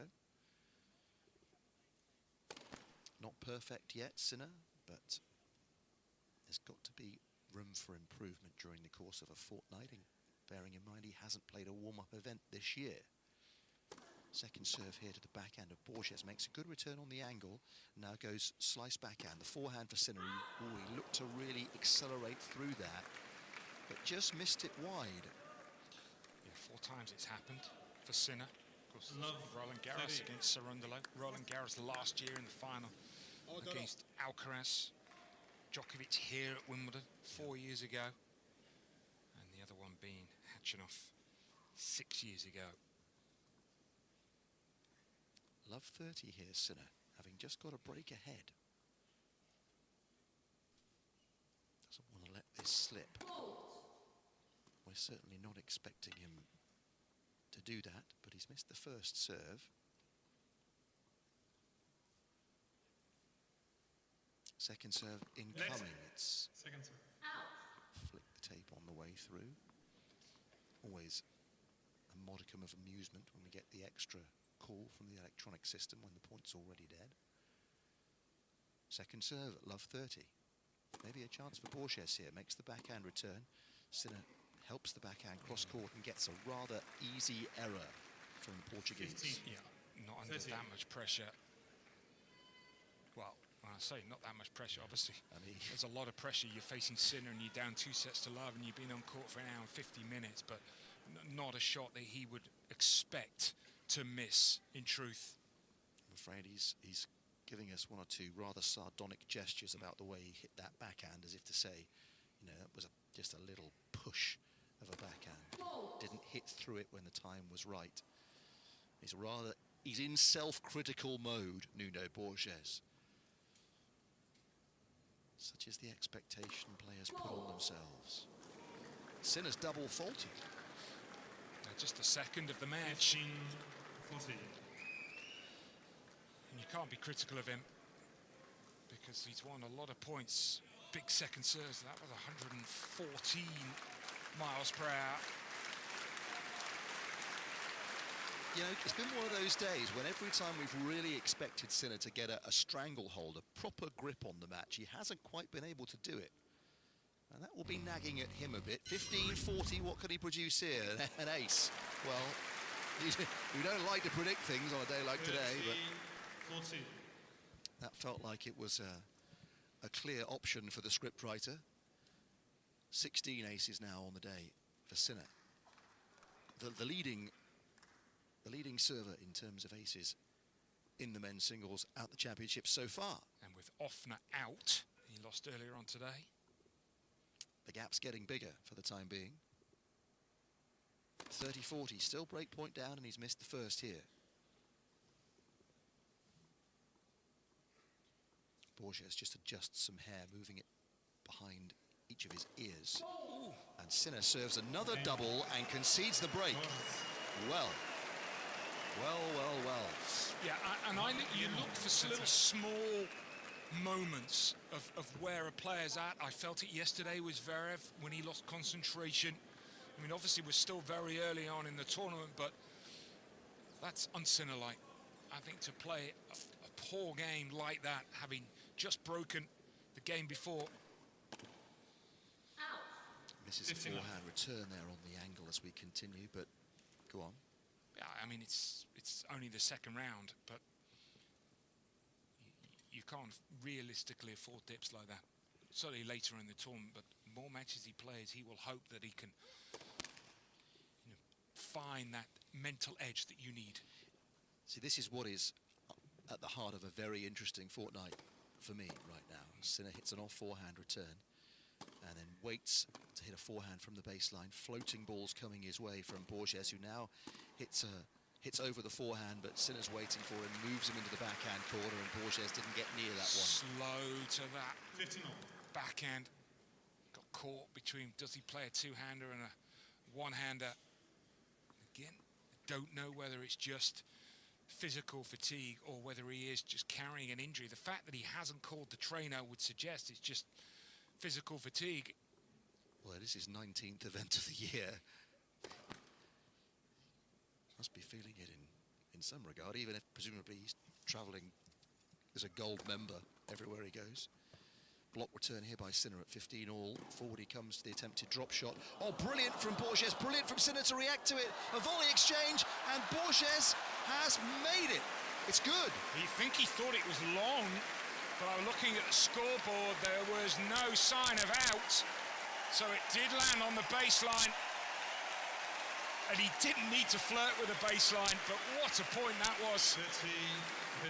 Drop shot to begin with from Borges brought Sinner in. Then he reacted brilliantly to flick a pass cross court. Then a volley exchange ensued, and Borges had given it up. He had his hands on his head. He was convinced he'd missed the open goal. But no, Sinner drops another one in at his toes. Borges with a reaction volley, now an overhead that he should put away and does. And these are the kind of points that can bring a player back to life. Yeah, and a clench of the fist as well. 15. Battling. Showing the spirit. I really like him, Borges. Yeah. I mean, he's got a lot of great qualities about him as a tennis player. Real hard worker. He's had some brilliant exchanges that must have got the adrenaline pumping within his body. Well, he will play worse than this and win a lot of matches. Yep. Got to take care of business here, though. 1-all, 40-30, having broken back already in this third set. Serves at the body of Sinner, was a miss-hit return. Slice approach from Borges, and Sinner takes all the pace off a cultured pass on the cross-court. Oh, that was gorgeous from Sinner. And didn't panic at all, knew exactly the type of shot he wanted to play. I mean, the best way I could describe it was sort of Andy Murray-like. The use of the left hand. Yeah, it's a brush, isn't it? It's a brush over the ball. Still keeping some speed in the racket. Deep return here from Sinner at deuce. Borges under a little bit of pressure again here. Cross-court backhands. Sinner changes it up the line. Borges has to defend, but gets good depth on his forehand. Now he attempts the cross-court forehand. A little bit more forceful, and the next one is long from the Portuguese. And try and stay away, which he was able to do for most of the 2 sets of those longer points. Sinner absolutely locked in. Good rhythm.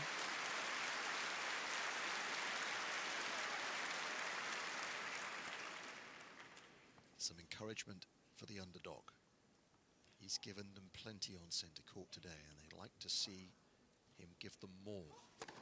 Serves down the middle, the forehand return from Sinner off the tape goes Borges, is following it in, and he's passed brilliantly by Sinner, who roars with delight for perhaps the first time today. He really liked that. And he moves back up by a break of serve in this third set. Yeah, and having not dropped serve in the match until he served for the set, that's now 3 service breaks in the last 4 for Borges. That's 3 in a row, isn't it? No. 3 of the last 4, because he served for the set, didn't he, at 5-4, and then held. Yeah, that's right. He held at 5-6. He held at 5-6. You're quite right. Yep. Yeah, it's a big trend away though from Borges, isn't it? It does imply that Sinner is finding something maybe on return rhythm that was not there perhaps at the start of the match. Actually, the return was a really good return, because on the stretch, because it was a serve that landed on the line from Borges' first serve. And on the stretch, he hit a beautiful return, almost just using the pace. To get back to a point I was starting at before that got interesting again. I feel like this year it's open to a degree on both sides, but how often have we been talking about contenders on the men's side being limited to a field of maybe 2, maximum 3? I mean, we've got Sinner and Djokovic in the same half of the draw for one thing, and both were taken the distance or a long way at least in the opening round.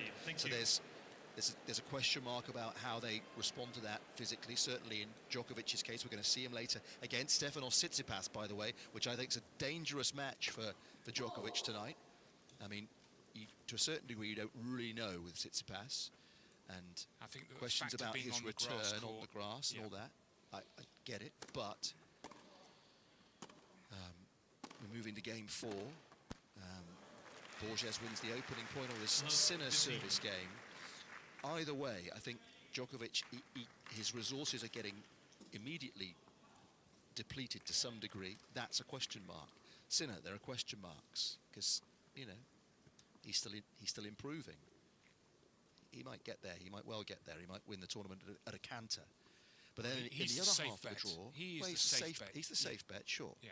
But he's not as safe as maybe in previous years. I mean, last year we were all saying, yeah, Sinner Alcaraz final, and we didn't really waver from that at any point. It's not that, it doesn't seem that obvious to me this year. Agree. Love 15, Sinner, he kicks the second serve out wide. Borges is in the point, moving round his backhand to hit the forehand, but Sinner's got it into the backhand side, and again, forcing Borges further back behind the baseline, and now Sinner goes drop shot. It's a sensible ploy, but he's just floated it into the tram lines. Well, we've had 3 breaks of serve already at the start of this third set. Could we have 4? 30. Again, this will slightly disappoint Sinner, having got the break. He's got himself in a bit of a hole. The best players, when they are playing their best, they get a break, they put the hammer down the next game. Sinner's landed 1 first serve out of 8 in this set so far. Love 30. 15, yeah, 30. There you go. That's all I had to do for him, was just repeat that statistic. Life would be easy if he did that the whole time. And he reverted to type and found his 17th ace of the contest, and it wouldn't overly surprise me if he hits another ace in this game. Well, now it's be a double fault, Barry. You know how this works. I'll keep going. 15-30. And it's a chip return from from Borges, who then attacks with the forehand cross court. Sinner off the top of the net, awkward low ball for Borges, and he sent it long. And it's the net cord that's got him frustrated there, because he was in the rally. There's the gesture again. Life is unfair. And it's easy to feel like that in the heat of battle, isn't it? Of course it is. 30 all. Sometimes Rory McIlroy will tell you, watching on from the Royal Box, that the ball hits the tree trunk and goes in completely the wrong direction, doesn't it? Sometimes it goes back into the fairway. 40-30. Sinner serves the ace. Sometimes it hits the out of bounds post and bounces back in. I did say there was another ace. Yeah, well, you did. You did. I'm back in credit. Yeah, well, maybe. Retire while I'm ahead. Yeah, I'm not giving you that one. 40-30. We didn't just say there was going to be an ace at some point. 40-30, 2-1. Borges just adjusts the shirt around both shoulders. It's getting a little clammy. Second serve return from Borges is short, and then a backhand into the net from the Portuguese. It's a hold for Sinner, and the pattern is broken at the start of this third set, and Sinner has cleared daylight in a set for the first time today, having won both sets 1 and 2 in the breaker. 2 hours and 2 minutes. Just another 3 games for another win for Sinner. Mentioned earlier on, by the way, on the number 2 court, that Daniil Medvedev, the number 8 seed in this half of the draw. Of course, everybody playing today is, but number 8 seed dropped the first set to Daniel Merida of Spain. Better news for Medvedev fans since then. 6-3, 4-2 since, so he's a break-up in the third 1-set all. Borges with the forehand of Sinner. More shape from Sinner and a miss from Borges. Yeah, he's lost his backhand a bit. He really felt for the majority of 2 sets. His backhand, obviously the forehand was the big shot, but the backhand was really solid, but just losing a bit of confidence on that particular two-hander. Unforced errors. 13 off the backhand, 15 off the forehand side for Borges, but he's generally going for more off the forehand. He's managed an improvised forehand winner there, trying to get into the backhand corner to give himself room. Sinner followed him, and he kind of improvised and just nudged the forehand inside out for the winner. 15 all, served down the centre, too hard for Sinner to manage. 30-15. Yeah, accurate serving. He's a long way behind in terms of the aces, but he's been 74% first serves in. Serves hard at the body. Sinner had to fend that one off in self-defence, but it was a fault. Sinner on the move forward here. It's a forehand hard back at Borges, who missed the backhand again. Barry's on the money with that one. Borges is feeling it on the backhand wing, and Sinner, he'll be alert to all of these little things. Yeah, just wondering whether, if there is a little bit of pain on that right knee, because he has a close stance on the backhand, so it would be the right leg. Let for serve. 30 all here. That was a let on serve. Hopefully I've explained it. Your right leg is the one that goes across. Yeah. Serve at the body here. Sinner makes the return. Borges, good depth. Sinner with more shape, close to the baseline. Borges dealt with that well. The backhand side is where Sinner's going now. He spreads the court. Borges resorting to slice to keep himself alive, and off the backhand wing as well. Now he can attack with a forehand, and he does, and he wins the point. Brilliant. He exploded into life. And, just looking at his team there, as if to say, I'm moving too much side to side, and I need to, when I'm moving left or right, I need to try and move in the diagonal to cut down and hit an earlier ball. Makes sense. But I guess if you're just a half a step slower, it's difficult to pick up that ball and move in the diagonal. 40-30, serve at the body. Sinner deals with it on the forehand return. Now goes backhand onto the baseline. Oh, Borges has missed the baseline by a whisker. I thought he'd found it, but not so. I mean, easy to say, you know, keep moving forward and step on the diagonal, but when the ball's coming, firing at you at 100 miles an hour, I mean, your natural reaction is to take a step backwards, isn't it? Totally. Deuce here for Borges. 1-3, third set, down 2 sets to love. A block return from Sinner. Oh, it's crept over the net, and Borges didn't see it, didn't read it at all. Yeah, I think even if he had read it, I'm not sure he could have chased that down. Got lucky there, Sinner. Miss hit. Just dropped over the net and just died on the grass court.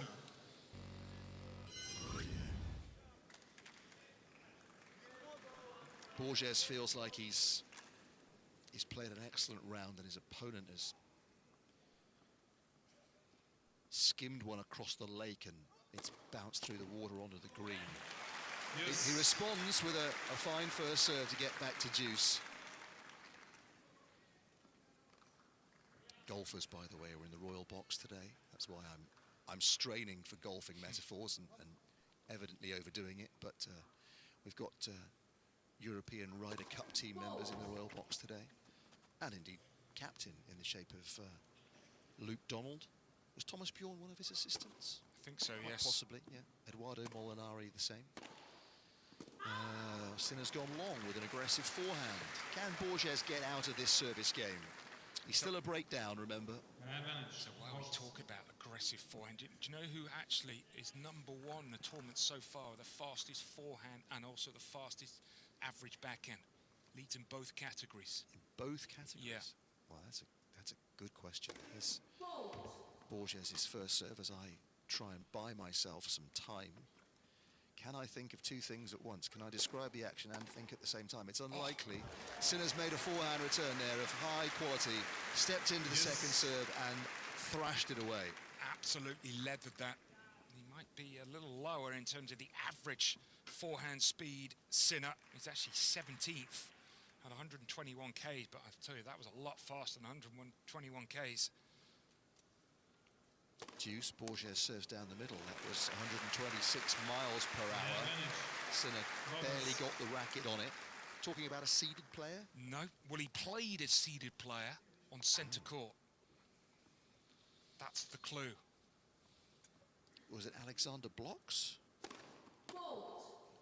Barry's showing me the answer. He's trying to tee it up as if I could then give the answer as my own. But of course, You're too honest for that, I wasn't Richard. going to get it, and I wasn't going to pretend. Forehand slice from Borges. Sinner has to dig that out here. It's game point to Borges, and it's game to Borges because Sinner's gone long with the backhand. So he keeps the deficit to just a single break in this third set.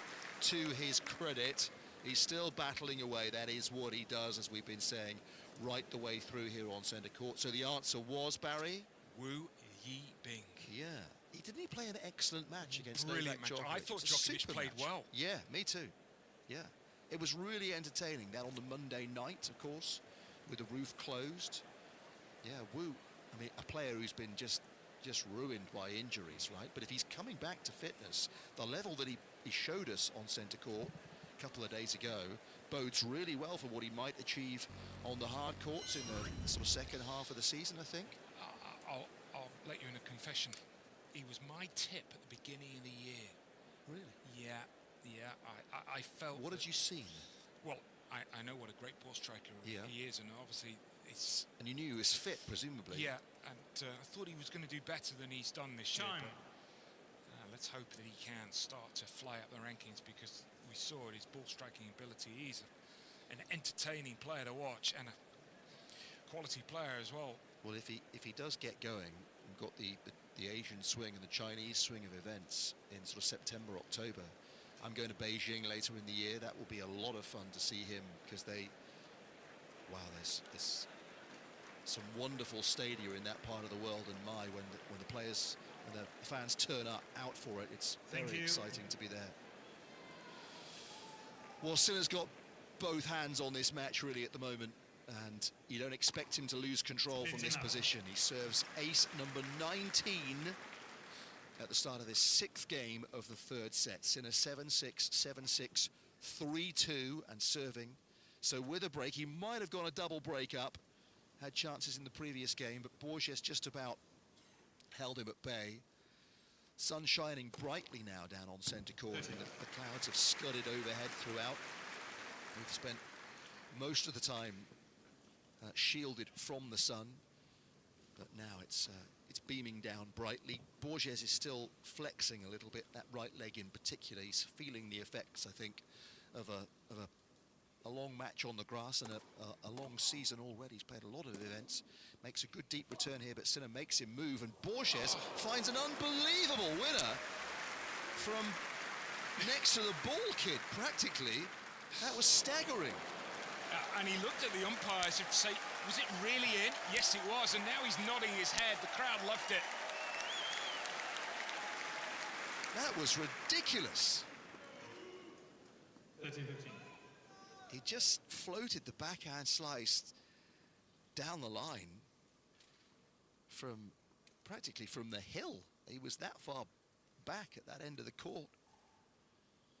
30-15, Sinner misses with the first serve. I mean, another moment of enjoyment and fun for Nuno Borges that will imprint, I'm sure, on his memory from his day on centre court. He has shown us what he can do. Sinner sliding into the forehand, Borges seeing the match sliding away. No, I think overall, Sinner's played great here. I don't think there's anything wrong with his level of why he obviously needed 2 tie breaks. So it just backs up some of the tennis that Borges has played. Sinner 40-15 then, this for a 4-2 lead in the second set, a third set rather. It's a serve and volley, a high backhand volley, and he put that away comfortably, didn't overhit it, guided it down into the grass, and he maintains the advantage in set number 3. What are the work-ons for the Sinner coaching team, do you think, as we move forward in this event? I think probably just mentally, just to try and not have a couple of the dips that we've had. I think, but that you would expect would just come with the more time spent on the match court, because don't forget he hadn't played for a while since that surprising early loss at Roland Garros. Borges then at 2-4, looking towards the royal box in the bright sunshine. Oh, he misses a low forehand coming forward. Slaps his free hand against the strings of the racket, rehearses the stroke in the manner of a frustrated and most likely beaten player. But what I do feel is I was really impressed with his sets 4 and 5 against Kecmanovic. I said that this morning on the breakfast show, and I think he's taken that forward today and raised his level.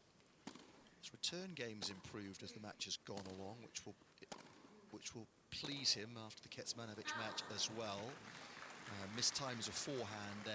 Yeah, they're the type of shots I think that I would say worries him, but just, you know, he sets high standards. They don't expect to miss-hit it like that. The 2 things he mentioned in press after Kecmanovic were forehand timing and return game, the opponent being able to dominate with the +1 to a degree that he didn't like. Borges 15 all, serves wide, that stopped on the line, and that brought about the mistiming of the ball from Sinner.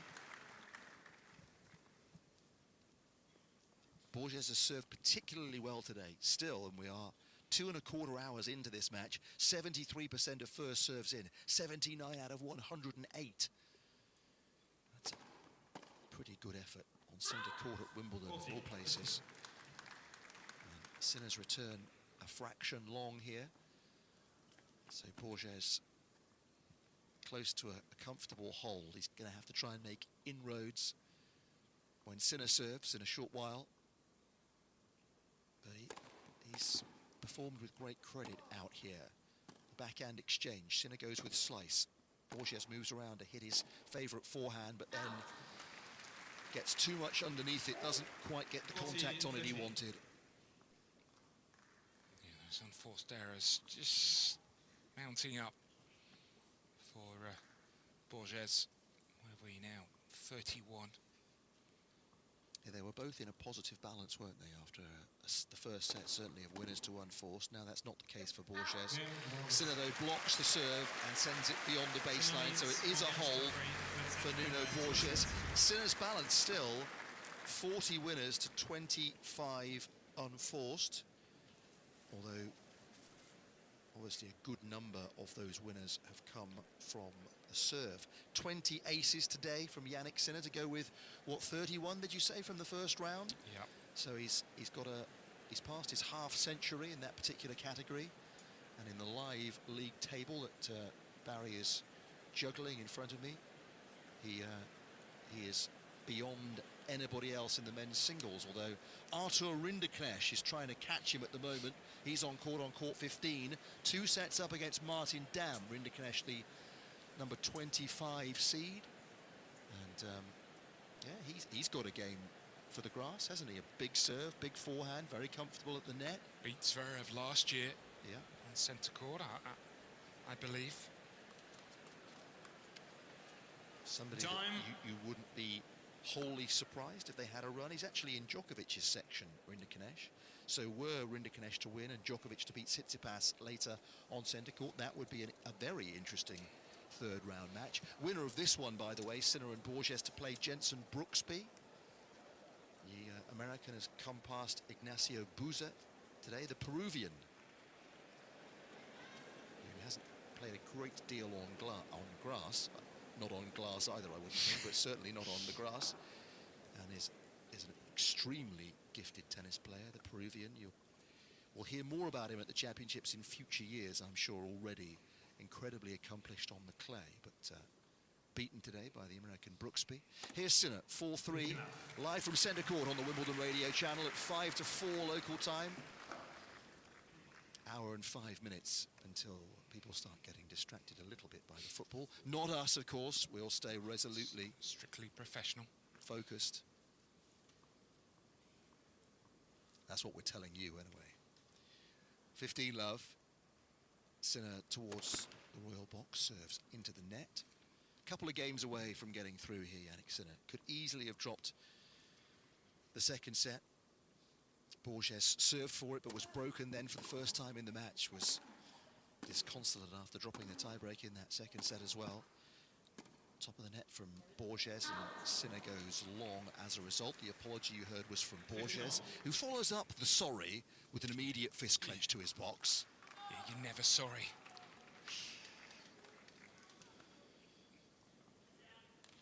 15 all. Sinner with a white cap on. Big broad sweatband on his right wrist. Twiddles the racket, white grip, black frame. Leans into the service motion and gets one swinging away from Borges towards the scoreboard that's just down below the players' boxes. Yes, the American television scoreboard, BBC. It's in the far corner, the end that Sinner is serving.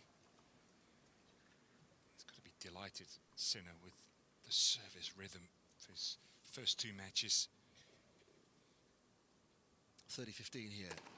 Serves to the backhand of Borges. That's going to sail long beyond the baseline. Bounces into the padding behind the court.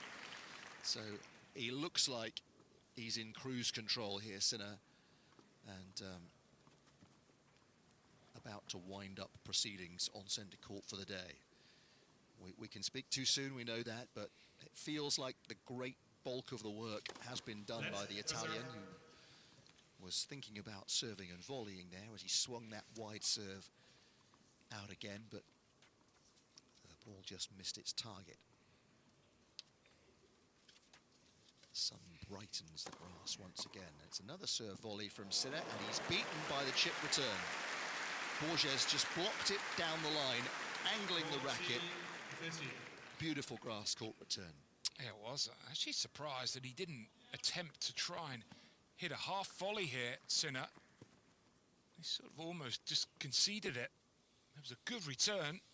Yeah, didn't seem like it was beyond his wingspan there. 40-30.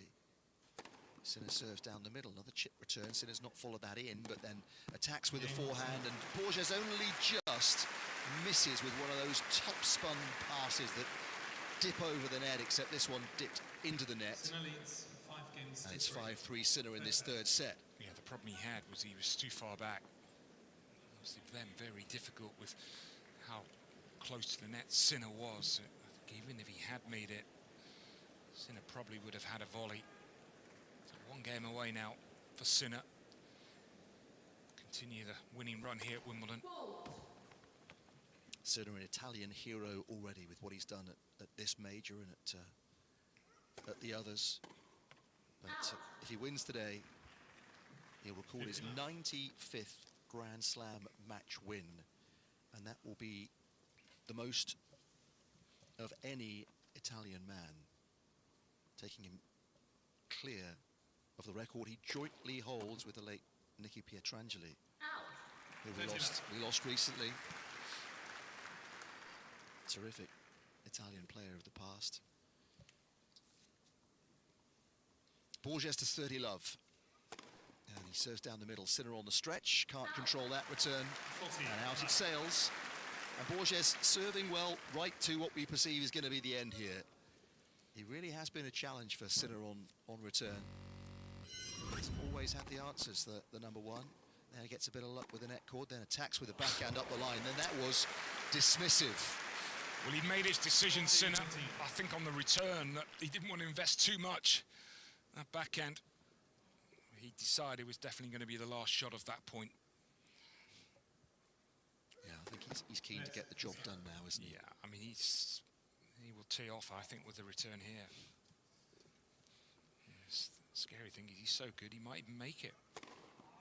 Keeping the golf metaphors going, whether you mean to or not. 40-15. Borges a second serve coming here, and Sinner cracks that back at the Portuguese, but Borges deals with it well, then goes with a forehand slice, an awkward ball, and Sinner has lasered one down the line over the high part of the net. That's ridiculous. He did tee off on the return, and the backhand. And I think right now he's feeling pretty good. Would he dare go to the backhand again, Borges? 40-30, he serves down the centre. It's a forehand return, short from Sinner, and Borges just goes for a little too much with the forehand and hangs his head once again. Can Sinner get it done here and now? He's loosened up, cracking a few returns at Borges. The crowd are recognising here what a part he's played in this first match of the day. Thank you. This is a collective bravo for what Nuno Borges has brought to centre court. He serves right onto the sideline, the forehand to follow it up. High ball for Borges to put away here, and he does. Good tennis. Really strong, aggressive play from Borges. They don't want him to go away meekly, do they? I think that's where I've also been impressed. He just kept playing here. And if he plays like this now until the end of the year, he'll be posting some wins. Goes for the little drop shot on the short cross-court slice. Sinner gets to it, but Borges responds. Sinner moving backwards. Borges in control. Taps the volley away. Holds serve. Clenches the fist. Takes the applause of the crowd.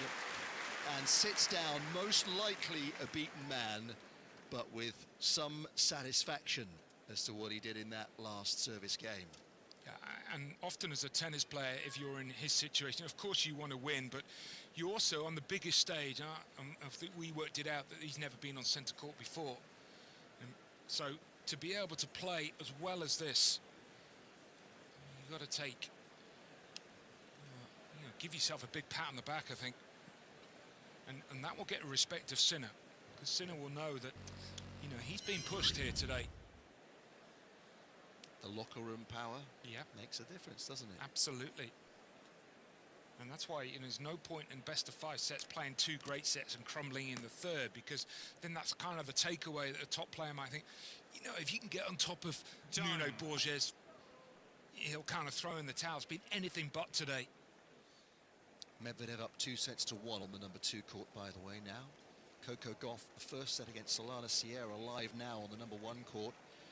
But a break down in the second. So plenty more tennis to be played there. How much tennis there's left in this match, we're about to find out. Because after 2 hours and 26 minutes here on the Wimbledon radio channel, live from centre court, Jannik Sinner is going to serve for the match and a place in round 3. From the Royal Box end, He misses the first serve. Looking to arc that one away from Nuno Borges' forehand. Second serve is quite a long way long from Sinner. Love 15. He served 21 aces today. That was his 4th double fault. Takes a deep breath. Immediately after that double fault, Darren Cahill was right on his feet, demonstrating to Yannick Sinner, come on, no let up, let's keep going. Forget that one, get on with business. First serve, chipped back by Borges, who's on the defensive here. Sinner attacking a shaped forehand into that forehand corner. Borges defending well again. Slice from Borges deep to Sinner's backhand. Now Borges hits over a backhand cross. Now he moves round to hit the forehand. Onto the baseline it goes. And then, oh, he's missed the sideline just when you thought he'd turned the point around. Yeah, it was as close as you get. Sinner did so well on the previous shot because he peppered the baseline.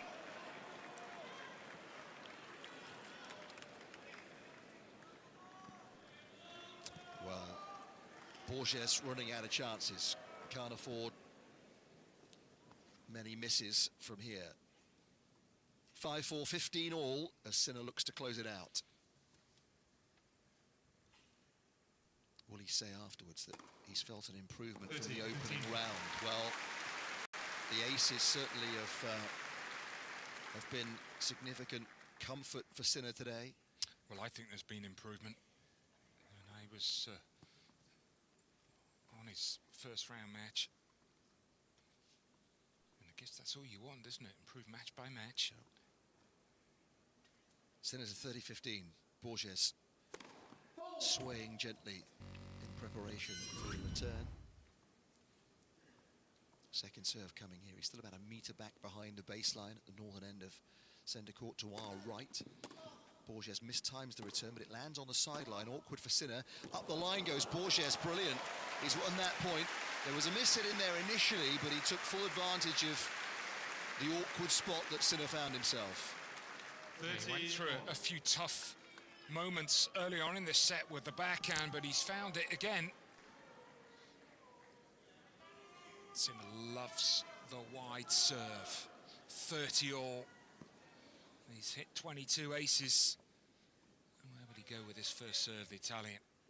Thank you, ladies and gentlemen.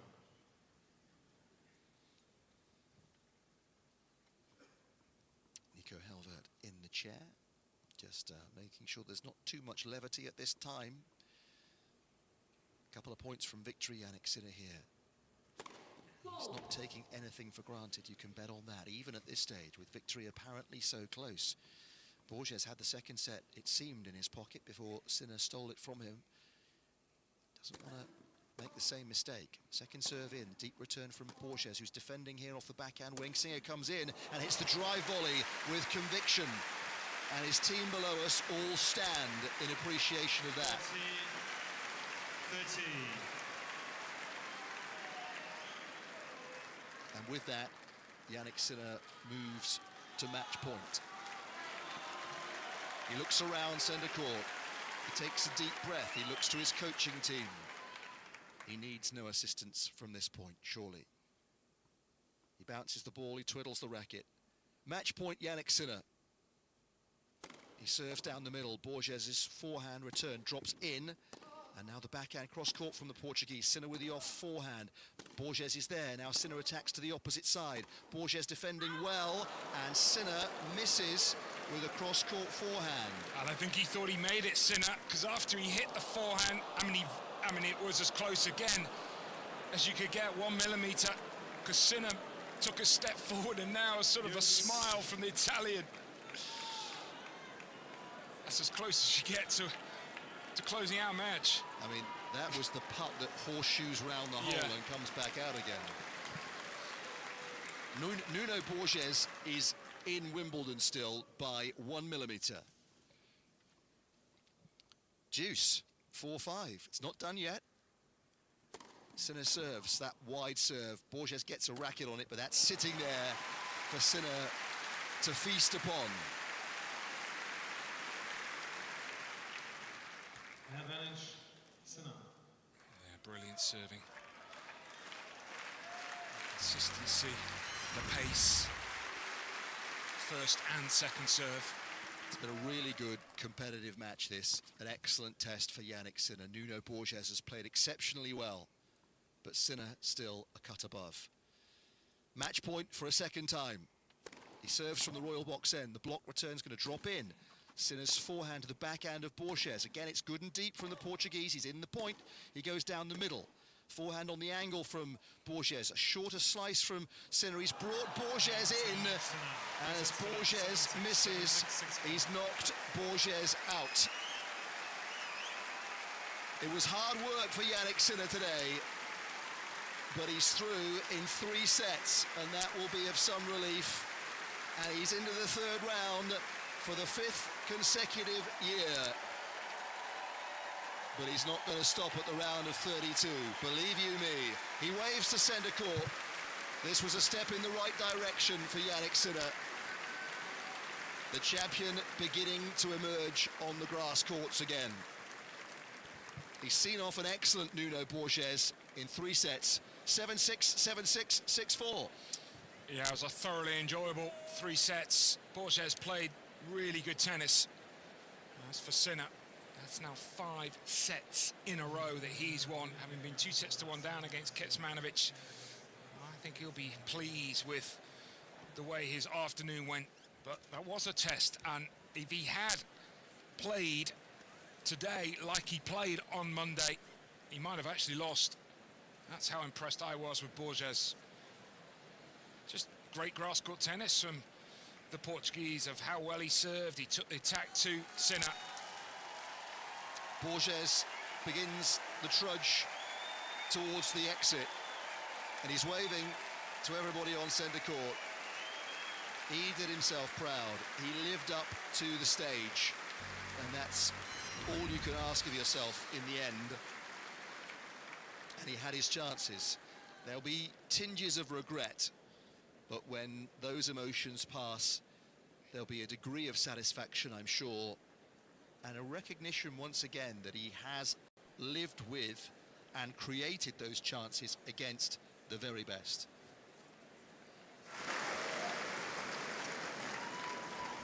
Here he is with Lee Mackenzie after a win in 2 hours and 31 minutes. Let's go on to Lee Mackenzie then for the interviews.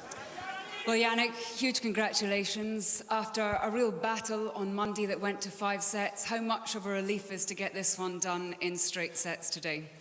Yes, happy. Of course, second set was very, very tough.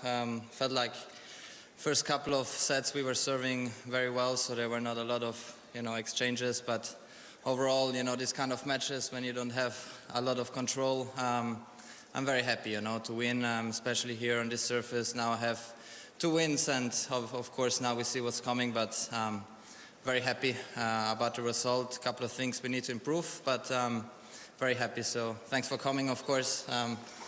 Support has been amazing. Thank you.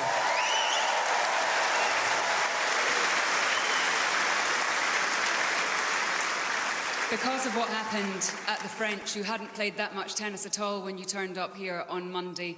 Do you feel the rust is off? I mean, how sharp, how comfortable are you back on the grass now? I mean, we are going to see this. Of course, especially the first match, I felt, lack of matches. Also today, a couple of, moments. I need to get back to this rhythm, but, overall, if we watch the scoreboard, it was very, very close. So, these matches, and especially individual sets, helped me a lot, So, of course, we aim to improve. We aim to get a little bit better. Tomorrow is a day off, which, yesterday I haven't done a lot because of, the first match was 5 sets and very long. So, happy about today, and of course, then we see what's coming. So you're a world #1, you've got many Grand Slams, you've mastered tennis, but I know you love your golf. You were playing last week. We've got some of the world's best golfers up there. Just tell us about your game.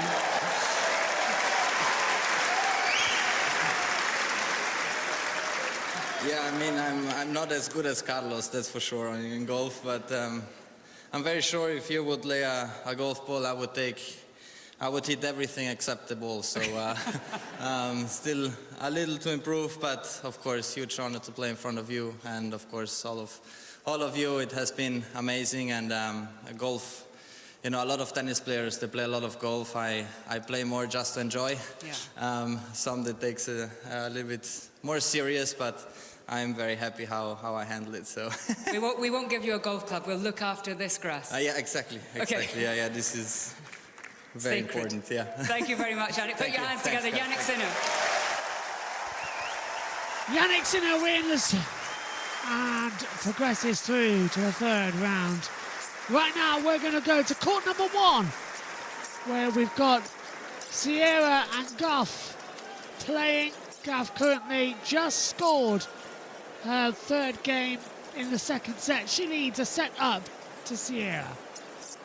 It's to her name amongst her tally of winners overall at 12. There's another one from the other side. Just as good. From the other side. Just as good. Not quite as quick, but very accurate. Warmly applauded.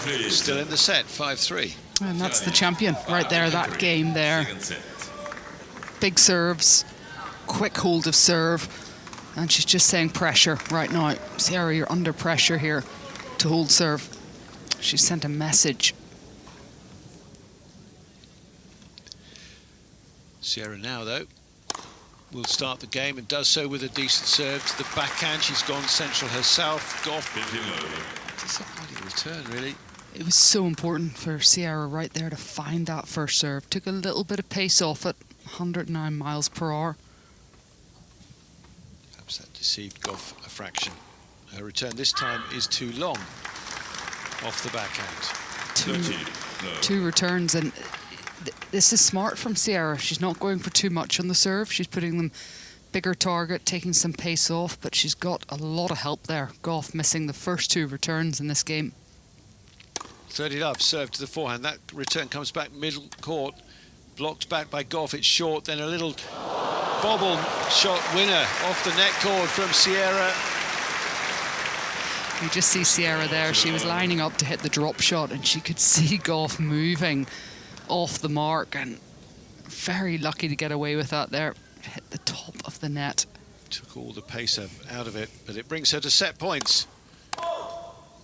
Long first serve.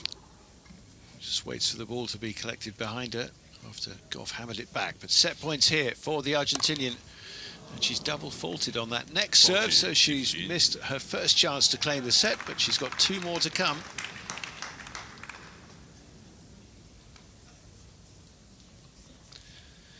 Got a big black ankle support around her right ankle, but in predominantly white attire. Serves into the body, let serve.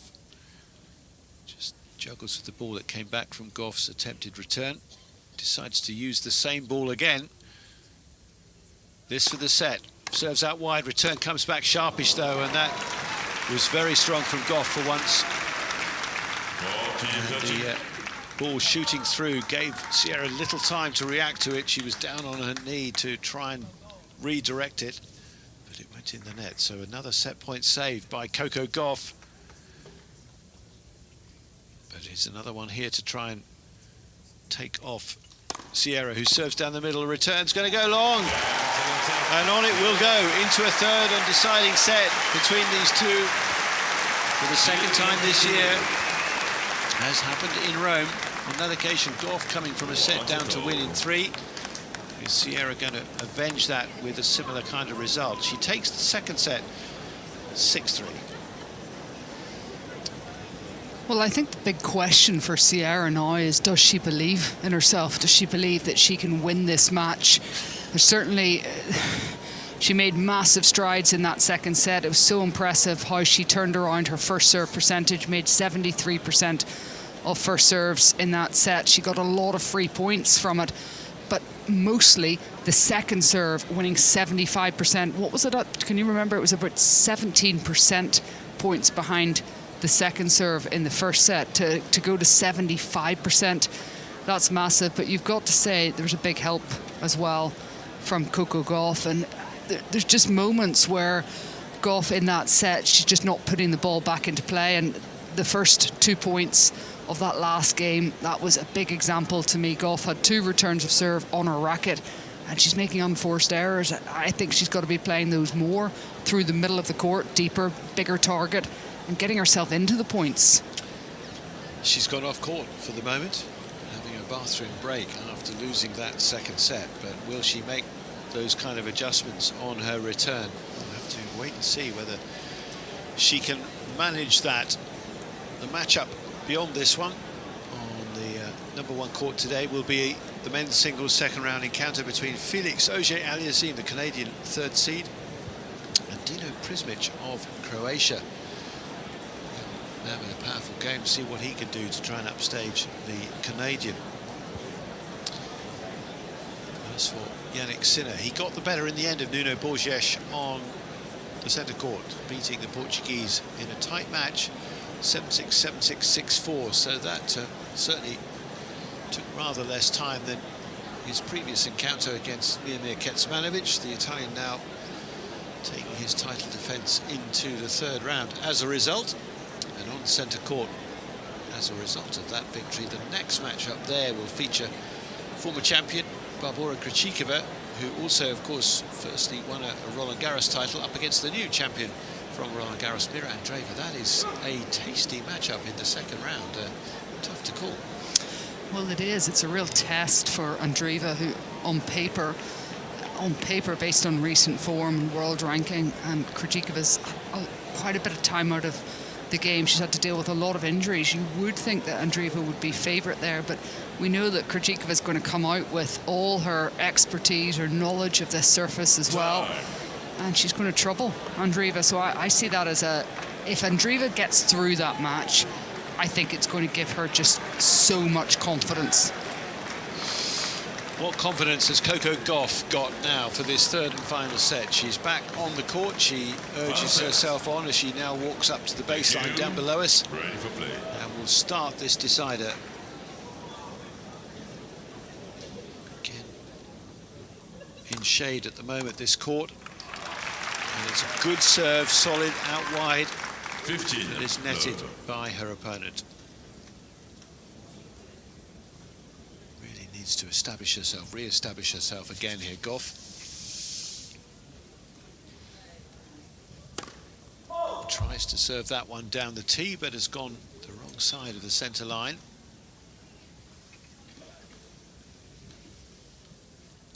The second serve gets over the net, but hammered back reply. Gauff handles it with a forehand. She's then wide on the forehand, makes a slice reply to that. It's a short ball. Sierra's up at the net. The lob's gone up from Gauff. Sierra then hits a rather meek attempt at a smash down the middle and too far. 30 love.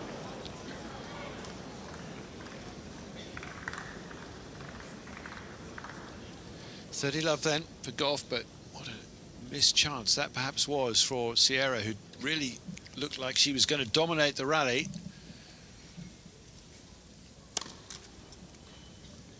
That serve goes in the net.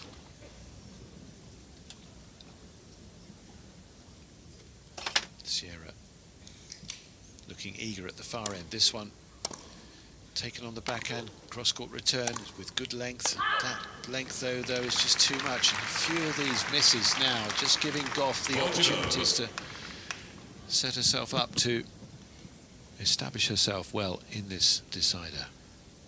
I think that Gauff has a lot of experience, doesn't she, at dealing with these situations. And maybe unfortunately for her, she does. But she certainly accrued it.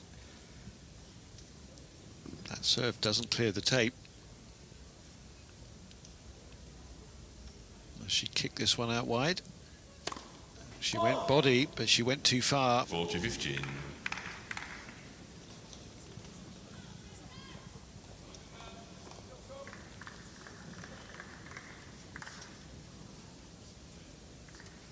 Taking a little while to just organise herself, take up a new ball towards the line, and use this to serve at 40-15. The reply comes to her forehand. She slices that back, and then a dry backhand off one knee from Sierra goes into the net. So Gauff does get ahead again. First game. That'll at least do for starters in this final set from her point of view. I think it helps Goff that she's serving first at the start of this third set. She didn't serve first in the second set, and just that break of serve in the second game, that was costly. But very different scenario now. Sierra, she's going to have to come from behind. And when you've lost the two previous matches, that becomes a little bit more tricky.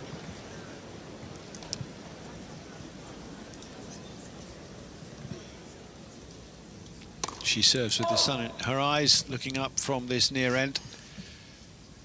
And it was a fault called on that serve. There's the green framed racket. Serves to the forehand. Takes the return with her two-hander, goes down the middle, works now with the forehand into the Goff forehand corner. And then down the middle, Goff has to deal with that, stooping down behind the ball. Then she has to get across quickly to her forehand, now using a backhand. She's defending very well at the moment, staying down behind the ball. Now redirects that to the Sierra sliced forehand. A sliced forehand approach from Goff. She's up at the net, little stun volley, but doesn't do enough with it. And I think Sierra caught the corner of the court. It's a close call. She did. She put it on the outer edge of the sideline. Well, that was the best point of the match there. Again, I think it's the first point that Coco Gauff has lost when she's come into the net. But it took a ball 1 millimetre and it would have been out. Love 1-15 love. Final set. Sierra serves from the near end towards Goff's backhand. The return is made, and then it's that second ball. Too many of those Sierra is missing at the moment. Right there, Goff in this game, she's making the return of serve. She's a little bit lower with her body, not standing up on those returns of serve, just putting them through the middle of the court. Goff waiting eagerly on her toes at the far end, makes the forehand reply down the side, but then has to cover on her backhand wing, and it's a nice move by Solana Sierra up to the net to finish off with an angled volley winner. 30-15. Yeah, nice point construction from Sierra there. Starting the point with a wide serve and coming into the open court. Sierra catches her breath, bounces the ball a few times, but then is set again to serve. 30-15. Backhand reply, deep. Forehand hoisted, but Hoyt wide into the doubles alley. I think Sierra thinking she should have done better with that, maybe gone cross-court. Goff has made all 4 returns of serve. We haven't seen that too often. Standing legs wide apart, waiting now, steps sort of slowly towards the court as the serve came. She made the return. She's forced, though, to a sliced forehand. That lands deep. She then whips a forehand drive, but it comes back strongly off the same from Sierra. And eventually Goff's mistake off a forehand that veers out of court on the far side. Good pressure point there for Sierra to come through. Goff asking questions, and she just kept control of the point. 40-30. Sierra serves. Just a couple of inches beyond that service box, going at this Goff forehand. Second serve here, game point to the backhand this time. Strong reply, and that brings Sierra to the ground as she ends up trying to force the ball up the line then off the backhand and ended up on the deck. Again, it's 6 returns of serve in a row. It's just pressure that she's putting on Sierra. That's where that unforced error is coming from. Can she return another here? She waits for the Sierra serve. She does make it with the forehand. No, she's just gone, and that was a quality serve that time. Just a bit more on it, going out wide, and Goff couldn't quite find the shot to answer it. She adjusted. She knew she had to raise the level a little bit on the serve. Be a bit braver. Got the error. Her next serve is in the net, though. Oh boy, very quickly to remove that from the court itself. Goff stepping in, forehand slice return, but she's left that in the net. She looks a little dejected by doing so, and Sierra has survived that threat. It's 1-1 final set. Yeah, it must be Sierra's mum that's on her feet, and obviously Coco Gauff's mum is watching. And right now, the most important thing I think for Sierra's mum is the encouragement to tell her that she can do this point by point.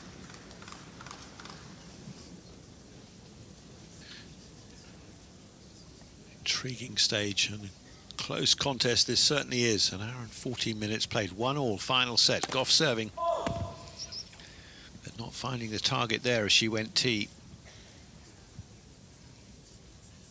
4 bounces of the ball, sets herself, tosses the ball high, serves to the forehand and gets what she wants, a service winner as the return went to the net. You can see what Sierra's trying to do there, just keep putting pressure on the second serve, take it early.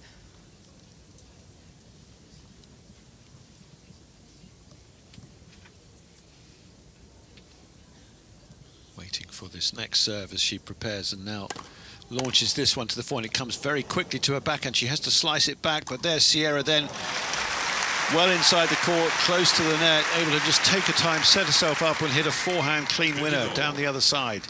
That's a big advantage there to Sierra in this game. Gauff hitting a good serve down the tee, but Sierra, excellent return of serve.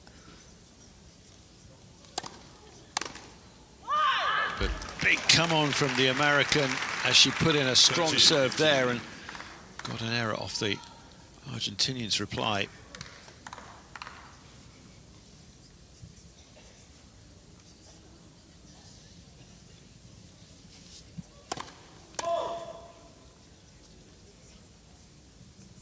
Fault serve from Gauff.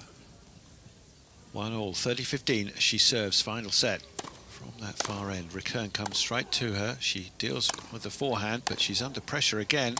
The strikes forceful from Sierra, who now launches a big forehand, going for the forehand corner of her opponent, but hits it wide and turns away. Disappointed with that attempt. And just overhitting there, Sierra. She's trying to control the rally, keep Gauff off balance. Game points for Coco Gauff. Serve that catches the tape and then just drops back on her side. That was very low paced, only 94 miles an hour on that attempt. This is almost as strong off a second serve. Net call ball hit by Sierra, who works a big forehand then into the forehand corner, now redirects, but Gauff comes back with a two-hander. However, she did that. She kind of hiked the ball high and long, didn't have the balance to hit it. Oh, it's that point there is kind of how Gauff is playing this game. She's playing it off balance, and eventually if you're attacking enough and you're off balance for long enough, the unforced error is going to happen. Gauff's serve down the middle is long, 3 times to the 4th round, but she's only won 3 matches in her previous 3 visits here. A couple of first-round losses either side of a round 16 finish a couple of years ago, and she's now double faulted. And that is her 3rd of this contest.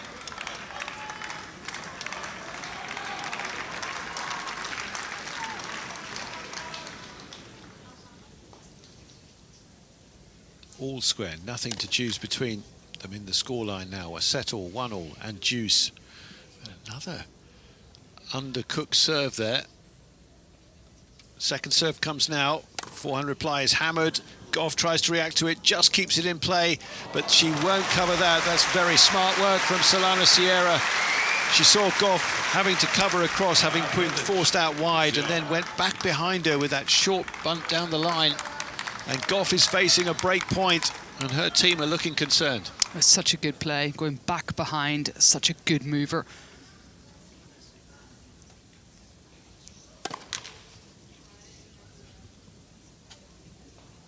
Serving the net. The first serves have deserted her for the moment. Second serve is strong, but the return, no, it is wide. And Gauff again bellowing, urging herself for better. I should be really pleased with that second serve, Gauff, because she knew that Sierra was going to come after the return of serve. She just jammed her into the body, got enough pace on the serve. We No, Goff is such a fighter. Of course, Sierra pretty good at that as well, bearing in mind what she did in the last round, the first round against Bondar. But that is a booming serve down the middle, the crowd getting behind the American, the force of that. Excellent from her to get ahead now in this game. Can she clinch it with another big serve? She goes for it down the middle. She does get it, and a lot of noise coming from Coco Gauff. She knows she has really got to fire herself up and maintain that intensity, that kind of quality that ultimately got her through the game. She leads 2-1 in the decider. Final set. And she's using, isn't she? She's using the crowd there. She's getting them behind her with a couple of big screams of "Come on!" She's trying to dig deep here. I thought that was a really brave, actually, game from Sierra.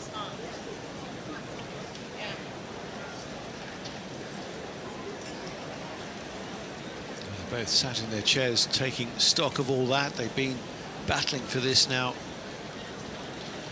for almost an hour and a half. Not quite yet, but certainly an entertaining tussle that has drawn a big crowd around it. There'll be a big crowd on centre court getting ready for the Krejcikova-Andreeva clash.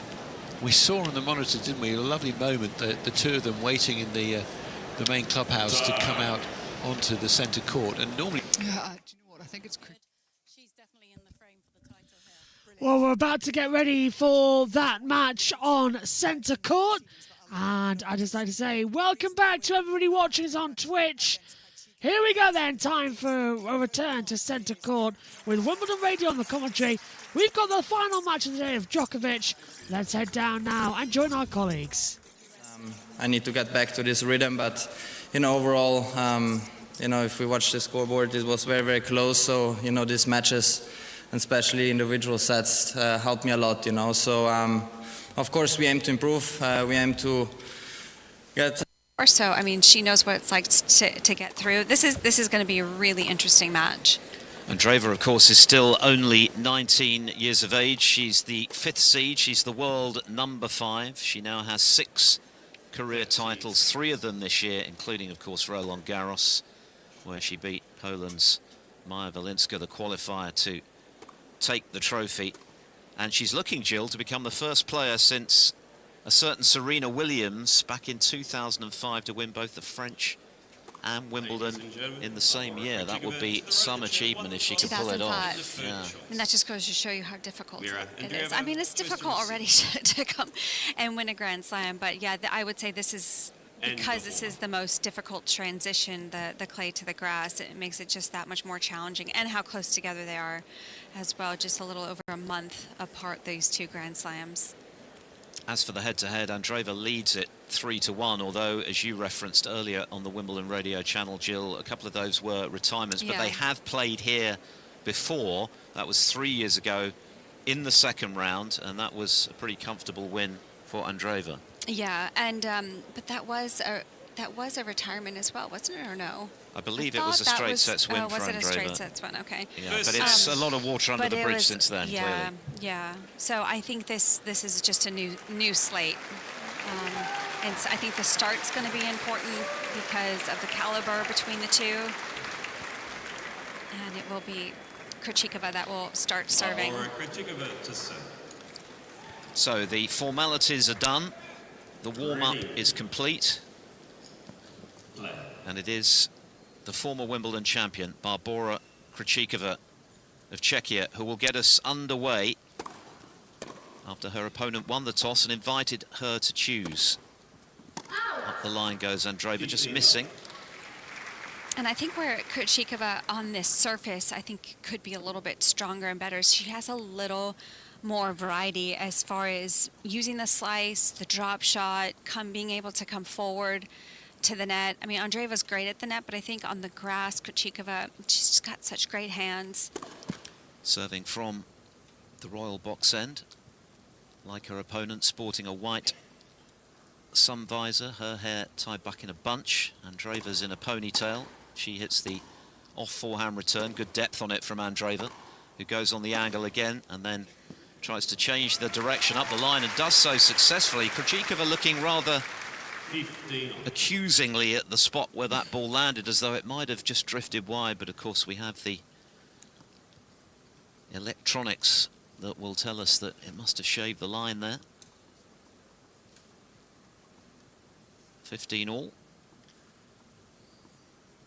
A slightly sparse crowd in centre at the moment after the fans, of course, heading off for refreshments after Yannick Sinner's victory over Nuno Borges in our previous match here, as the sun reappears on centre court. Good body serve there from Krejcikova, who now moves into a forehand, comes to the net, plays the backhand volley, but Andreeva gets there. It wasn't quite as tight to the net as Krejcikova would have liked, and Andreeva punishes her up the line on the backhand. Yeah, I think she just hesitated a little bit there at the net. She stopped her feet and her momentum going forward, and that, because of that little move, it just gave a clue for Andreeva to realize she was going to go for the drop volley and got a head start. Krejcikova, who beat British wildcard Hannah Klugman in the first round, 6-1, 6-4 off the top of the net and wide from the player from Czechia. And of course she beat Jasmine Paolini to win the title in 2024 in 3 sets. The rally is underway. Forehand here from Krejcikova. That's a little overdone. 15-14. Yeah, that one she just completely pulled off the forehand there, Krejcikova. That is, I would say, one of her biggest weapons of that forehand. She just gets such easy power on that forehand side. It's such a smooth stroke. So early break points here for the reigning French Open champion, who's crouched low to receive that serve into the net from Krejcikova. Where's the second going? To the backhand of Andreeva. That was a good return, and a squash shot forehand from Krejcikova. A miss hit from Andreeva, so the first break point is saved. That's that mix-up, that variety I was talking about. That was a conscious choice from Krejcikova, just to use that chip forehand deep into the court.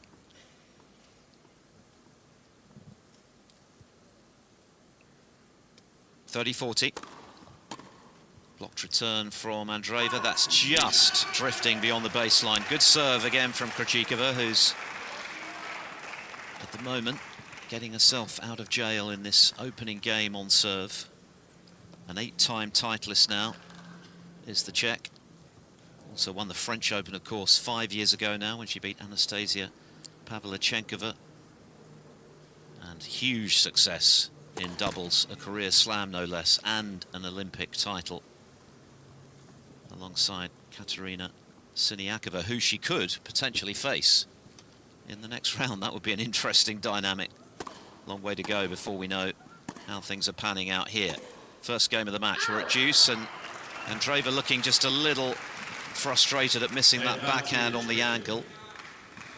That ball just shooting through the court on Andreeva, and she was actually moving around to take the backhand. That is the side that she prefers.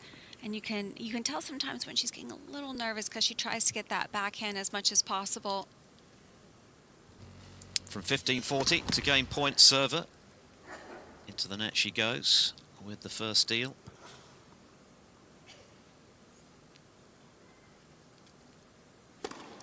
Second to the backhand of Andreeva, and then the slice backhand, keeping the ball really low. Andreeva using topspin to whip that up on the backhand up the line, but Krejcikova nailing one up that line herself, and a clench of the fist. That was a really morale-boosting hold for Krejcikova, given that she was at 15-40. The way she polished that game off with 4 straight points was impressive. That was good. A good response as well. Already some positive emotions from Krejcikova. I saw that in her first round too against, she played the wildcard Hannah Klugman.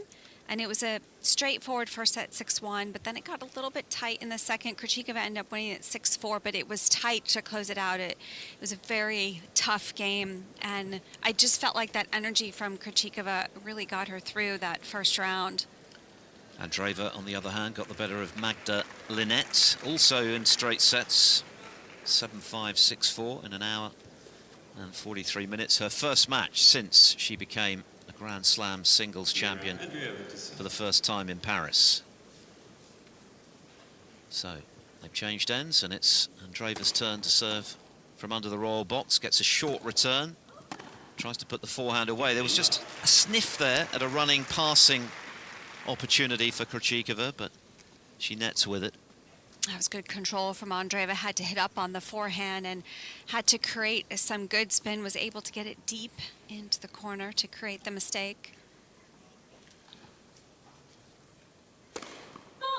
Goes for the big one down the centre. Does the 19-year-old. Just missing with it. Second serve to the backhand of Krejcikova, who is on the move at the baseline, playing a defensive squash shot. Now a big backhand approach from Andreeva. Krejcikova equal to it. Passing winner. Well, that approach shot was a little bit lower and shorter into the court, and Krejcikova actually backtracked a couple feet just to give herself a little extra time for that target down the line. 15 all. Big serve up the tee. Blocked back into play, but it was a straightforward follow-up for the server on the forehand. I like to see that from Andreeva immediately after the serve, looking to take the return out of the air. She caught Krejcikova on the lunge on that serve, and it just lofted in the air for that swing volley. Coming in with a very impressive of 37 wins this year. That's more than anyone else on the women's tour for Andreeva. Not happy with the ball toss, resets, and then fires the serve to the backhand of Krejcikova, and this time the depth of that return just rushing Andreeva into the error. She was so on top of that return. Krejcikova took it on the rise, took it slightly early, lean to the left, good anticipation. So a bit of pressure now on the French Open champ at 30 all, having had 15-40 on her opponent's serve in the first game, and she's missed the first serve here in bright sunshine on centre court. Day 3 of the championships. Forehand is skewed wide from Andreeva. Another return with really good depth, a couple feet in front of the baseline, and able to catch Andreeva and push her on her back foot right away. So Krejcikova's turn to have the chance to make the early breakthrough. Blocked return from her, that's landing long. Good depth and velocity there from Andreeva on the first deal. And already very, very competitive. Is that a taste of things to come? I think there was a sense, Jill, that this one was quite difficult to call at the outset. Absolutely, yeah. And on the early evidence, it could well be a very tight battle. We shall see. Up the line goes Andreeva with the forehand, then skips to her left across the baseline to hit the backhand. Now a forehand cross-court from the French Open champion. Now she's on the defensive, though. The squash shot, but the open space presenting itself to Krejcikova, who accepts the invitation with a winner for a second break point chance. Well, Krejcikova made that look so easy, but off that squash shot, Andreeva had a lot of pace on it. It stayed low. It's not easy to be able to control that with the pace that Krejcikova did. It was really well handled. Advantage. Krejcikova. She's in the rally with the block forehand return. Now a forehand to the forehand of Andreeva, who really unloaded, but didn't have the accuracy to go with the power, and she discards the spare ball in frustrating fashion because she has been broken. And having had 15-40 in the first game, she now finds herself 2-love down in the first set. Well, in an area in Andreeva's game where she has improved so much is that she's gotten a lot more aggressive on the forehand side. It's something she's been working a lot on with her coach, Conchita Martinez, but that time just tried to power through Krejcikova and lost control. I mean, she'll find her rhythm, but just pressed, I think, in the last forehand. So Krejcikova with the early edge. Into the net she goes from the far end of centre court, behind the break. Forehand return from Andreeva. Slice into the net from Krejcikova. I like the option, though. I like what shot she was going for there, just to use that slice when she can. Andreeva loves playing with a lot of rhythm. Love 15. Back Backhand return from Andreeva to the backhand of Krejcikova. She moves to her left, but overdoes the backhand. So Andreeva, having shown that exasperation at having her serve breached, now eyeing the possibility of an immediate response here as she just adjusts her strings and then her white sun visor. Love 30 on the Krejcikova serve. Krejcikova's solitary win in this head-to-head came at the Australian Open. That was a couple of years ago in the 4th round. Block return from Andreeva. That hits the top of the net. And we're going to see a lot of block returns, I think, from both. I mean, we've already seen quite a few from Krejcikova. Andreeva, in particular, also likes to start the point with just blocking that return in play, chipping it deep down the center to get the point started. Both of them trust their movement so well. 15-30. She's already dug herself out of a hole early in this set from 15-40, and she's going to have to do so again, Krejcikova. She's chipped the backhand up the line into the net. And Andreeva has 2 chances to immediately retrieve that break of serve. 12 minutes on the clock. Krejcikova serving to the forehand of Andreeva. Missed time though. That's sailing beyond the baseline of her opponent. It's good, more angle on that serve with that slice out wide. And if you know that chip's coming all the time, I think it's a good serve to utilize quite a bit, especially where I feel like Krejcikova can maybe sneak forward into the net, take some of those out of the air. Still a break point here for the French Open champion. One swivel of the racket, and this time it's Krejcikova not happy with the ball toss, so wisely she starts all over again. Now she's ready, arches her back, backhand return from Andreeva. Inside in forehand from Krejcikova, who then moves across the baseline to hit the forehand cross court. And into the net goes Andreeva. Well, because Krejcikova hit that one a little bit shorter. It was near the service line. She was going for the angle. It just caught Andreeva pretty far behind the baseline. Never really repositioned herself up on that baseline. So 4 break points already have come and gone for Andreeva.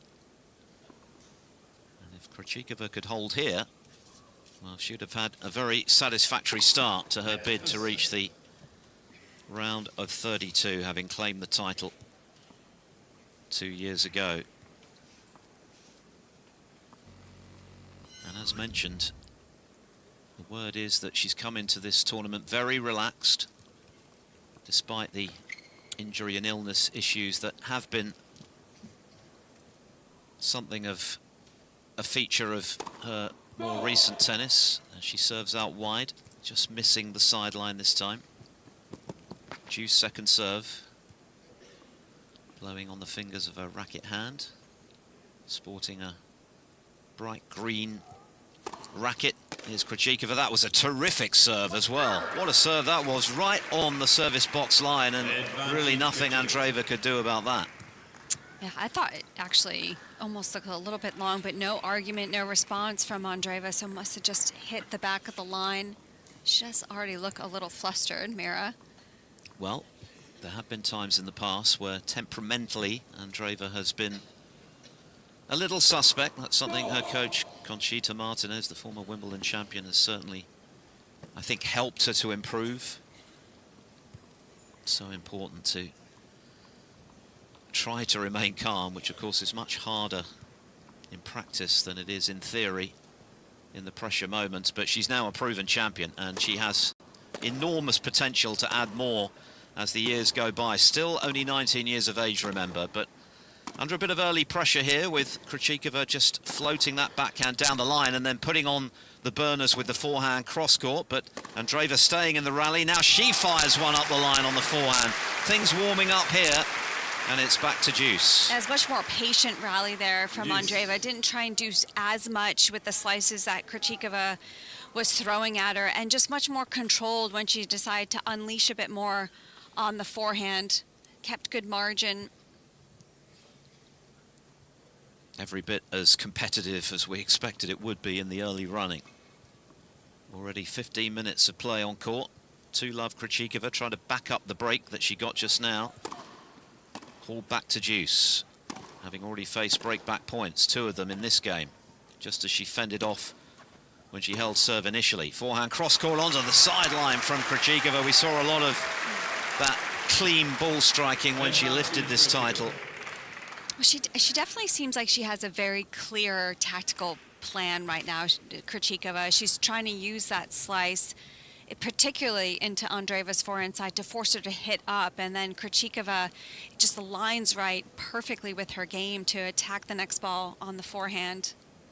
To bring up a game point, to move 3-love up in the first. Misses with the first serve. Into the net it goes.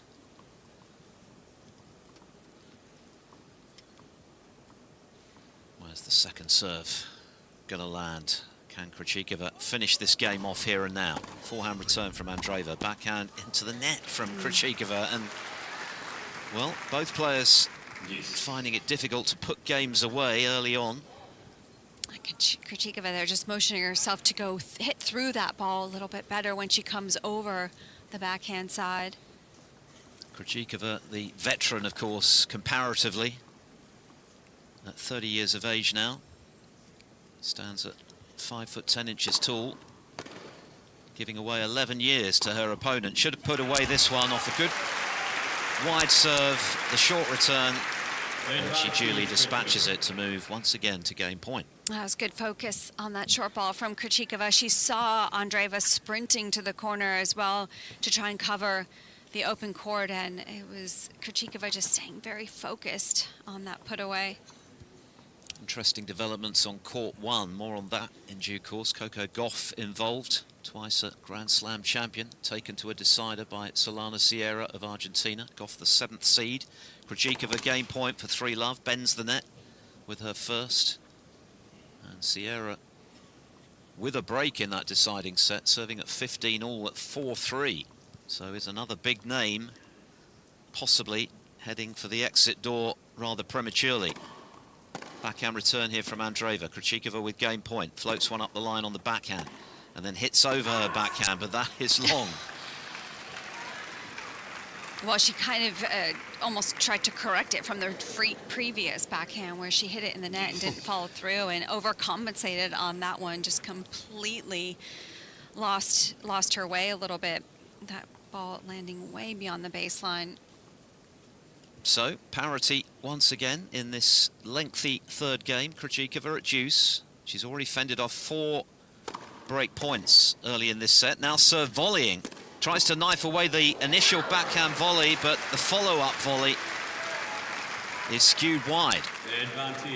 It's actually a very good first volley. Got it right into the corner, but Andreeva anticipated so well and knew she had to get a lot of pace behind the forehand, went right into the body with a lot of power, and Krejcikova unable to control that pace.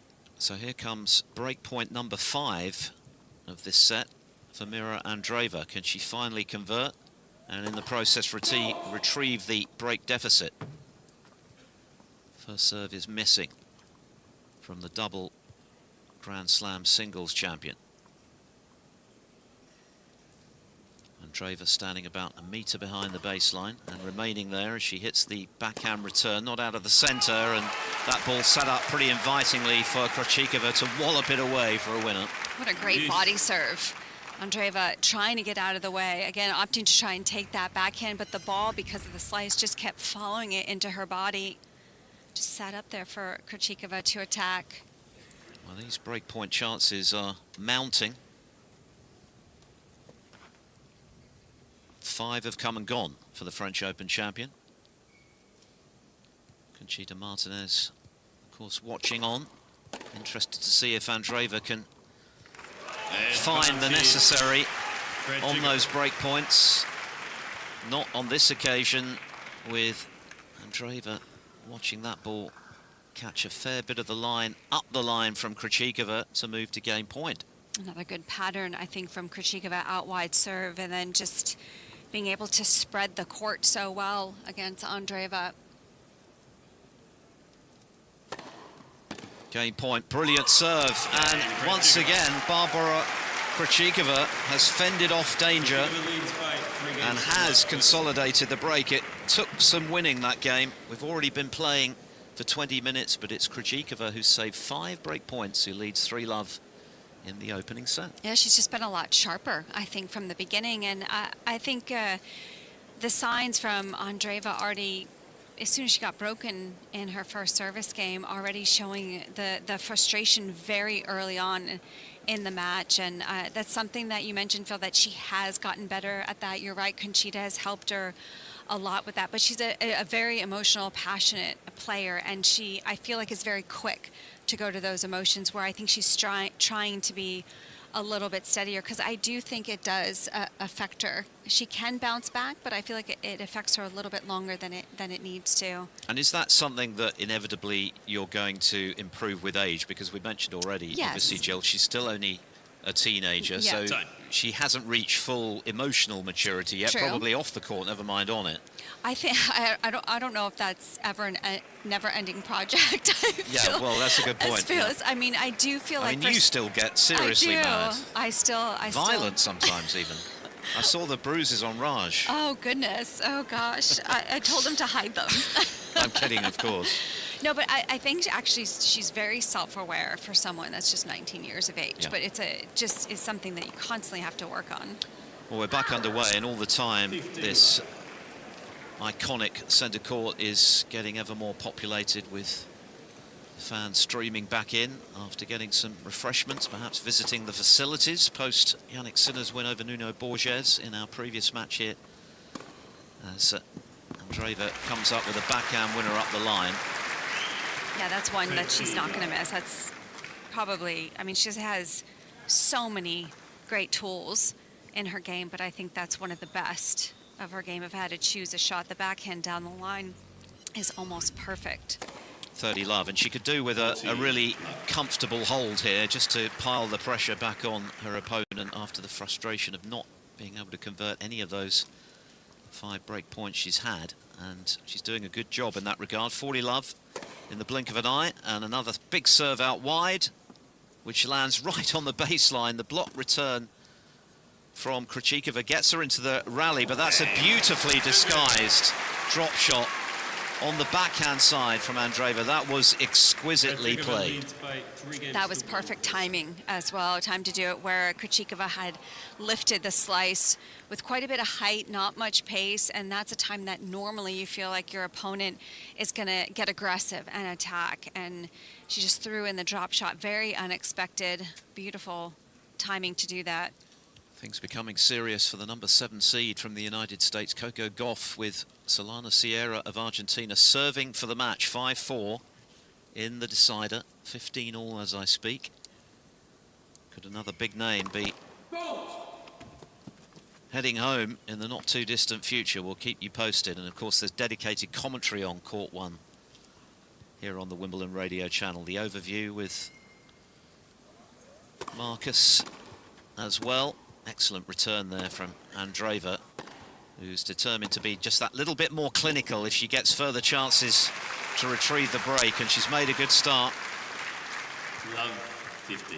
Yeah, well, she played that point perfectly to open up that best shot of hers, that backhand down the line. And just Krejcikova moving to that corner didn't look as smooth as she did in the first few games, maybe just leaning the opposite direction. Krejcikova leading 3-1, but love 15. From the Royal box end, she serves again, crashing that ball into the top of the net, but lands back on her side. And into the hand of the ball kid down below us, under the roof in outside-on commentary position here. Big forehand on the move from Krejcikova, but that's not threatening the court, and Andreeva is applying the pressure again. I think she's going to constantly look to go into that corner when she can. As good as Krejcikova's forehand is, if you can target that side with good depth and get her falling slightly backwards, that's putting Andreeva at the advantage. Love 30. Not landing enough first serves at the moment, the player from Czechia. And it's such an asset if you can get that percentage up, because of course it means you're winning plenty of free points on this faster grass court surface. Well, that's an opportunity that I think Andreeva will feel she could have made more of. A second serve at love 30, and the way she sort of swung her racket there as she moved across the baseline suggests that she feels the same. Yeah, but it's immediately after. I feel like she's barely finished her swing on the return, and she's already showing the frustration. 15-30, again Krejcikova, and this time some visibly negative body language from her, annoyed not to make a first serve. The second is well struck, backhand return, slice into the net from Krejcikova, so Mira Andreeva is about to have her 6th break point opportunity of this first set. I could see that mistake coming from Krejcikova. Her legs were so straight up in the air. You really need to get those legs lower as far as controlling the slice, especially on the grass. 15-40, we've been here before a couple of times. On each occasion, Krejcikova got out of trouble. Can she do so again, or can Andreeva finally make this pressure that she's been applying on serve tell? That'll help.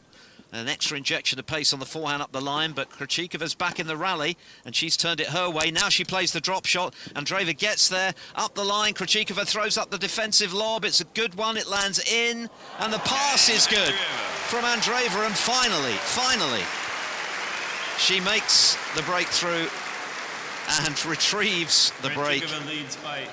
That was the longest exchange of the set so far. It was very entertaining, and the French Open champion Jill is back in business. That was very good recovery, especially with just some of the demeanors we've seen from Andreeva early on in this set, just the signs of frustration, but she is bouncing back much better.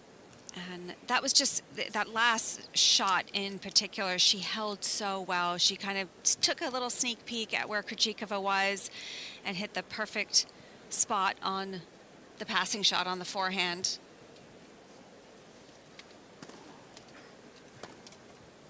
So, Krejcikova losing her advantage. A break apiece in this opening set. Time.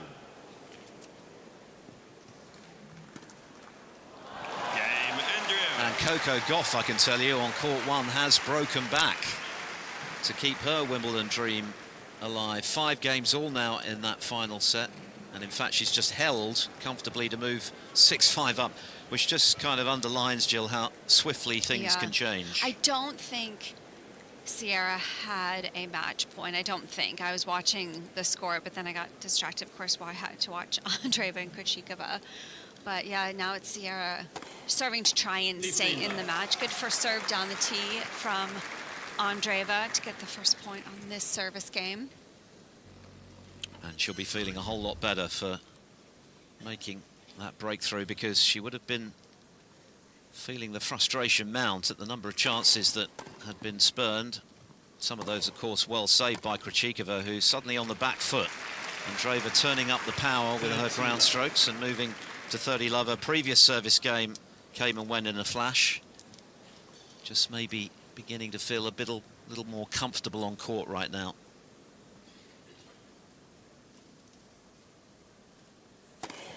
From the royal box end, she serves. Good deep return this time from Krejcikova, scurrying across the baseline to play a chipped backhand, and now a forehand cross court. Andreeva with the attempted drop shot, but that one dives into the base of the net. That was a great get from Krejcikova on the forehand on the run. She had to go for a lot, and she was able to get really good depth, making it a difficult drop shot to control.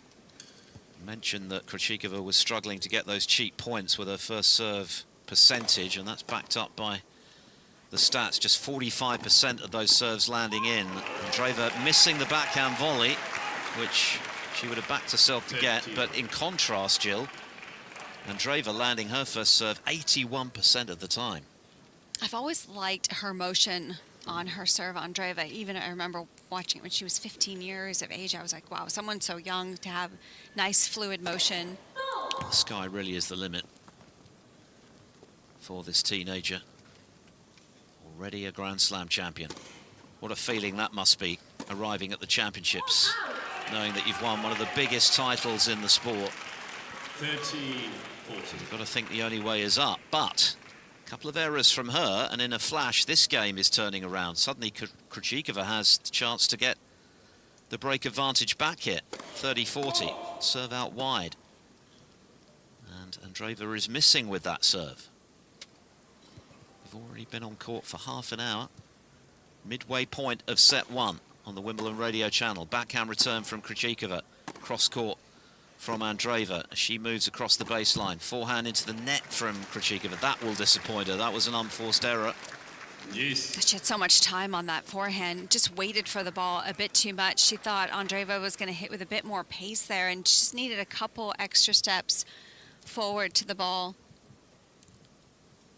There's another fairly significant sporting event ongoing right now in the Football World Cup. England hoping for a place in the last 16 against DR Congo, who've taken an early lead. And here is Andreeva taking the ball by the scruff of the neck to put away a winner on the angle, having retrieved that break-back point.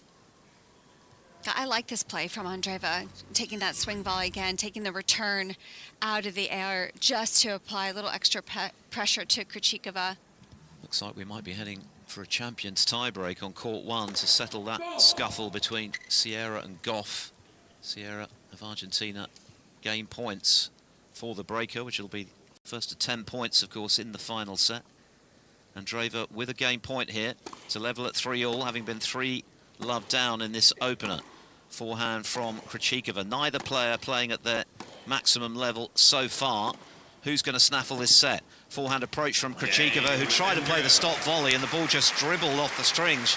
She mistimed it, and parity restored by the French Open champion, and it's 3 games all. That's a great comeback here from Andreeva after being down 3-love to get it back to even. And I think a couple surprise errors at the net from Krejcikova. I just feel like she's always so solid at the net, but both times she's just stopped her feet, almost waited for the ball, and she's actually made it more difficult for her on the volley. It's just dipped down to her feet. Great fighting, though, from Mira.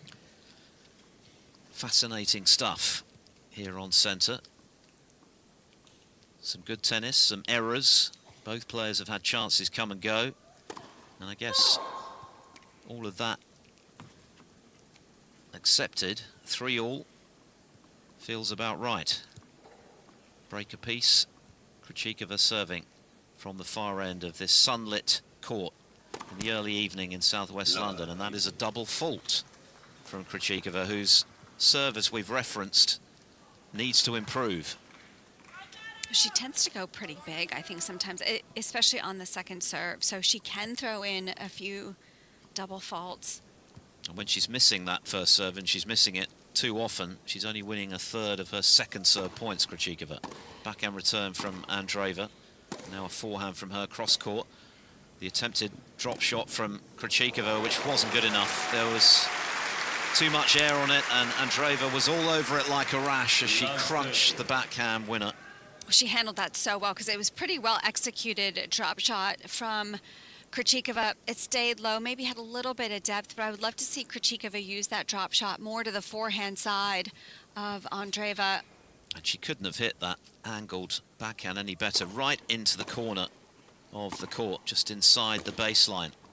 Just get the sense Andreeva is beginning to impose herself a little. And Krejcikova in a world of trouble again on serve here at love 40. Yeah, the momentum has completely shifted to Andreeva's favor, and she's happy that these points just keep moving along. Krejcikova playing pretty quickly here, already up to the line. It's almost intimidating, isn't it, the pace at which she's getting through the points right now. It's as though Krejcikova just needs a bit more time to settle herself, and that is a bad miss from the former Wimbledon champion. Forehand volley, which she should have put away. She's dragged it wide, though. And 4 consecutive games for Mira Andreeva has turned this set on its head.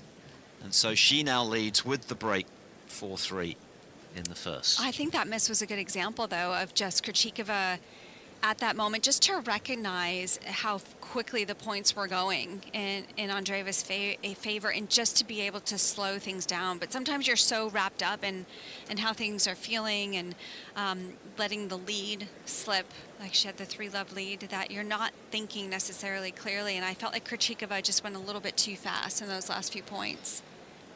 What's the other sporting event? We're not talking about that anymore because England are behind. I knew what you were talking about. That event ceases to exist until there's at least an equaliser. But the US of A are doing rather nicely, aren't they? Yes, I'm very excited. I think we've already identified the reason for that earlier in the tournament. Yes, of course, because the coach The quality of the manager. Yeah. Oh, the manager coach. Is it the same thing, manager and coach? Coach Anyway, in the from US, manager in the UK. someone our team's favorite team on our team, Tottenham Hotspur's coach. Correct. You know you're a fan, really. I don't. Jill. I'm not going to be able to watch that because I think it's for here where we are. It's 1 a.m. or something on Thursday. It's too early. Yeah, the matches are pretty splayed out, aren't they? And some of them you have to set your alarm extremely early if you're going to enjoy the action. Mira Andreeva will be delighted with the way she's turned this set in her direction, for now at least, serving behind the break at 4-3, having been 3-love down and having missed 5 break points in the process, but she really is on the front foot right now, and it's down to the former Wimbledon champion Krejcikova to stem the tide. There's the drop shot from Andreeva. Krejcikova gets there, but on the angle, just guiding that forehand cross court. She's missed the sideline. And since the beginning, the first couple games, Andreeva's gotten so much more solid. She can't remember the last time she really gave up a free point. It's been moving Krejcikova from side to side. 15-love, 4-3. Really settling into her work, and there's a further example of it. A clean ace, the first from the French Open winner. Already won 3 titles this year, 6 in all, and has more wins than anyone else on the Women's Tour in 2026. So she's been extremely consistent. She's now got one of the big 4 under her belt at such a tender age as Krejcikova goes long. And at the moment, Barbora Krejcikova just struggling to find the necessary consistency in any area of her game to really be in the place she wants to after such a encouraging start with the 3-love lead. Andreeva rushing to 4-game points. 38 minutes have elapsed. Andreeva at the moment living up to her seeding of number 5 here at the championships, as Krejcikova again not really threatening to find the court with that return. 5-3 Andreeva. Well, you mentioned the quality. I think even on the serve, even if Andreeva misses a couple of first serves, the second serve's a little bit more consistent, more quality pace and kick on that second serve, and it's just forcing Krejcikova to press a bit. That's 2 big second serve returns that she's missed well long. Yeah, her serving stats look a lot rosier than her opponents right now. The 19-year-old rock solid in that regard. She's landing the first serve, although it's dropped a little from those stratospheric heights of 80 plus, it's still a very respectable 63. More significantly, she's winning 3 out of 4 when she does, to her opponent's 53%, and she's defending the second serve rather better than Krejcikova right now, who's serving to save this set at love 15. Going with the serve out wide from under the royal box. Plenty of A-listers enjoying the action today, a number of them the best golfers in the world, the likes of double Masters champion Rory McIlroy, who I believe was wearing his green jacket that he managed to retain. He's been wearing it all day, yeah. I would wear that proudly too. He has a couple. He does. And that was the one missing from his set, having come so close so often previously. He's now got 2. Green jackets are obviously like buses. 6-4 to Solana Sierra in the champions tiebreak in the decider against Coco Gauff. What a match that's proving to be, and an upset is still in the offing. 15 all. Krejcikova serving to save the set, and if she can hold here, well, then the pressure on Andreeva to finish the job could still result in a twist in this tail in set 1. And Krejcikova duly moves to 30-15. This is an important game for Krejcikova because she has lost 5 games in a row now, and just to try to stop this momentum swing a little bit, and she is taking a little bit more time in between these points, which I think is good tactically. Discarding 1 ball selecting the one she wants to serve with here at 30-15.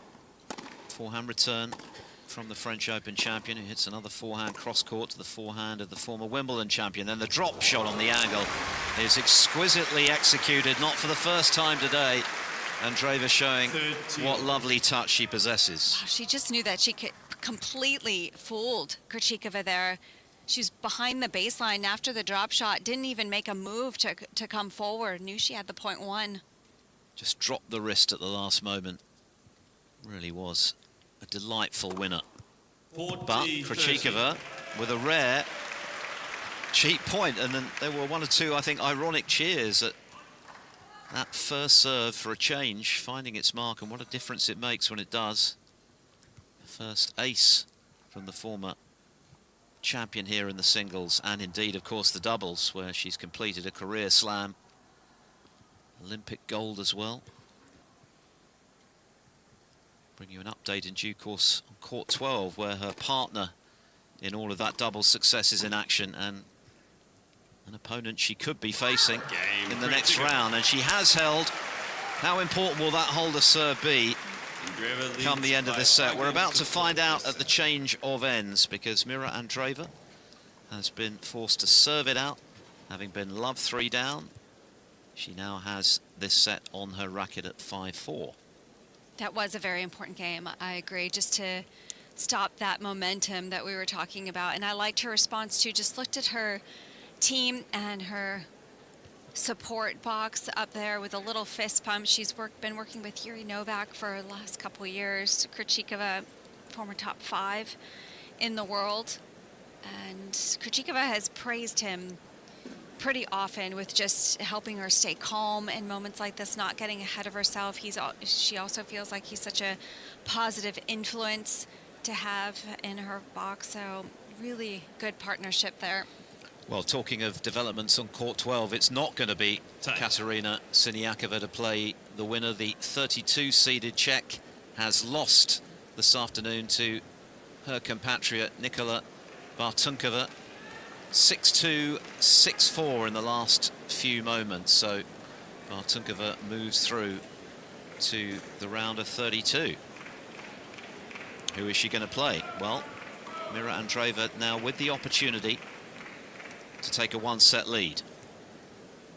Just pausing for a moment, bit of hubbub around this increasingly packed centre court.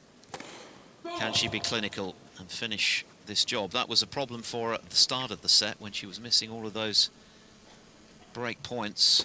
She's had 7 in all, converted 2, having been a break behind, now a break to the good. She hits a backhand cross court, the chip backhand up the line from Krejcikova, and then extra pace injected from Andreeva. That sets up the chance to open up the court, and the easiest volley at the net for the winner. 15 love. Andreeva handling the slice very well throughout that rally, getting a little bit more acceleration through the ball on the forehand. I think one area that I do feel like maybe isn't the sharpest right now from Krejcikova is when she's been forced to move way out wide on that forehand side. Just needs to be a little bit quicker. 15 love. Andreeva missing with her first serve this time.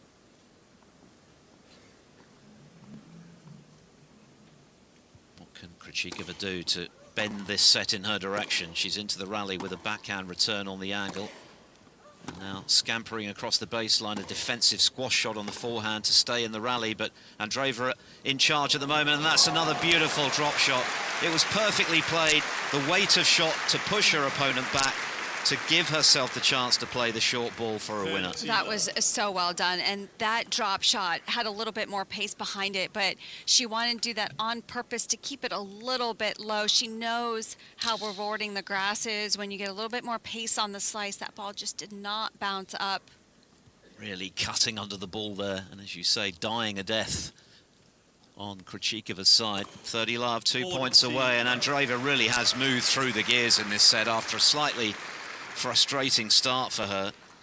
She really has found her feet, and in double quick time moves to 3 set points here on centre court for a 1-set lead. 5-4, 40 love. Block return from Krejcikova lands in. Backhand up the line is a winner from Andreeva, and you've got to say overall, that was a very impressive set. To recover from 3-love down, having had the opportunities herself to get breaks which she couldn't take, she really did regroup mid-set. She upped the ante with the pace, the weight of her shots, those beautiful drop shots as well.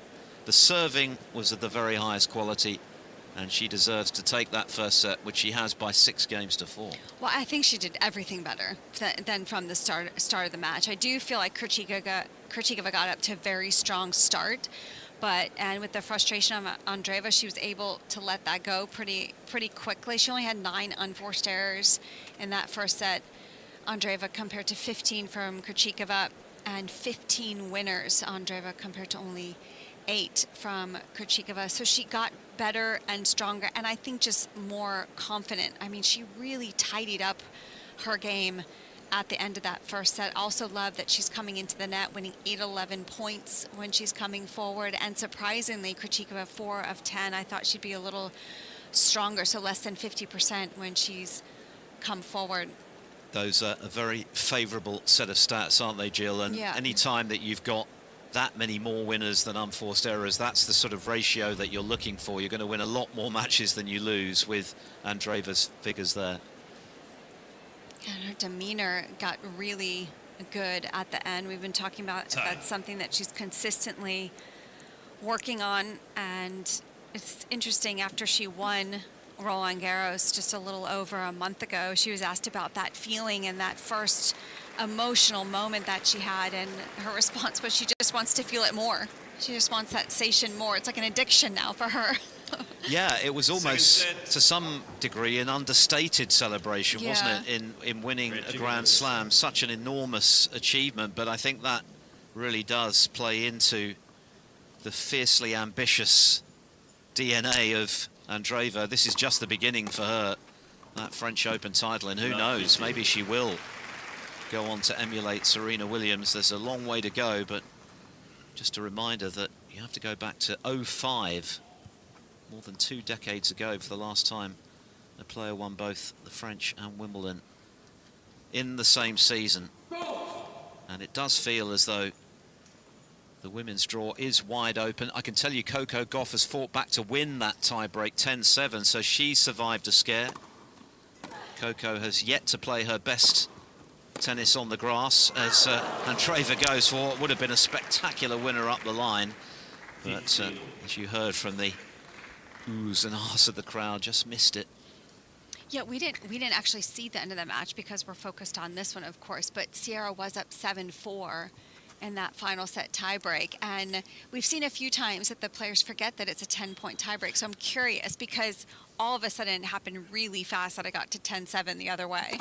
Forgotten to the extent that in at least one instance a player actually walked to the net having celebrated victory, only to find that actually no, you've still got to win 3 more points. I know, and I think players still sometimes forget because they're so used to every single set playing to 7 points, but of course the final one is to 10. I'm wondering, maybe that didn't happen, but I'm just wondering because of how quickly the next few points went by. Well, as you rightly say, Gauff then won the remaining 6 to turn that match her way. We've got Krejcikova here at 30-15 in the first game of the second set, having lost that 3-love lead in the opener to lose it 6-4, and she moves to 40-15 with Andreeva on this occasion not finding the chord as she wanted. But very important for Krejcikova now to really double down at the start of this set. She can ill afford Andreeva, who's already got a lot of momentum from the way she turned that first set around, to get away from her early in the second. Going for the serve out wide from the far end. Just missing the sideline, Krejcikova. Had to beat Paolini in 3 sets when she lifted the title here 2 years ago, the Czech. Block return into the net, and Krejcikova has held a very important one from her point of view. But it's Andreeva at the moment who is in charge here on centre with that 1-set advantage. Another player who many people feel, Jill, could go very deep, if not all the way, Jessica Pegula, another of your compatriots, the 4th seed. She's underway on court number 2 against Sara Sorribes Tormo of Spain. 5 games all in the opener. Yeah, I think that's always a great call. I feel like Pegula is one of the best ones that doesn't have a slam yet. I think her game is so good. The one thing I think on the grass, as much as her serve has gotten better, it's not a super powerful serve, which is so advantageous to have on this surface. So that allows her, a lot of her opponents, to maybe be in the return games a little bit more often. But that's been a tight contest so far. Yeah, another big name on court 3, the men's draw, who's gone through this afternoon. The super exciting João Fonseca of Brazil. What a talent he is, what a future he's got. 24th seed, he's seen off Jesper de Jong of the Netherlands in straight sets, 6-1, 7-5, 6-4. Mira Andreeva serving at 15 love, love 1, set 2, having taken the first 6-4. She'll have another go at a first serve. A reminder that Nikola Bartunkova of Czechia will play the winner after her win earlier over Krejcikova's doubles partner, Katerina Siniakova, in straight sets. Misses the first serve into the net, Andreeva. Second to the backhand of Krejcikova, who's got a very good temperament, so she'll still back herself to find a way back into this match. She's just gone long, however, with that backhand. Yeah, she always looks so calm. She never looks like she gets flustered. I mean, I think at times she feels maybe a little bit more chaotic inside, but she always portrays such calmness outwardly. That's a great way to describe it. Chaos. The inner chaos. The inner chaos, yes, it does happen quite a bit. Bit like a duck on a pond. Yes, you know, I love it looks that analogy. serene on the top, but Yeah. below there's an awful lot going on. That's a great analogy. Otherwise you sink. Forehand return here from Krejcikova. And a squash shot from Andreeva. She really cut under that ball, but maybe that change of pace has just thrown Krejcikova a little, because she's hooking her own forehand into the doubles alley. Andreeva moving to 40 love.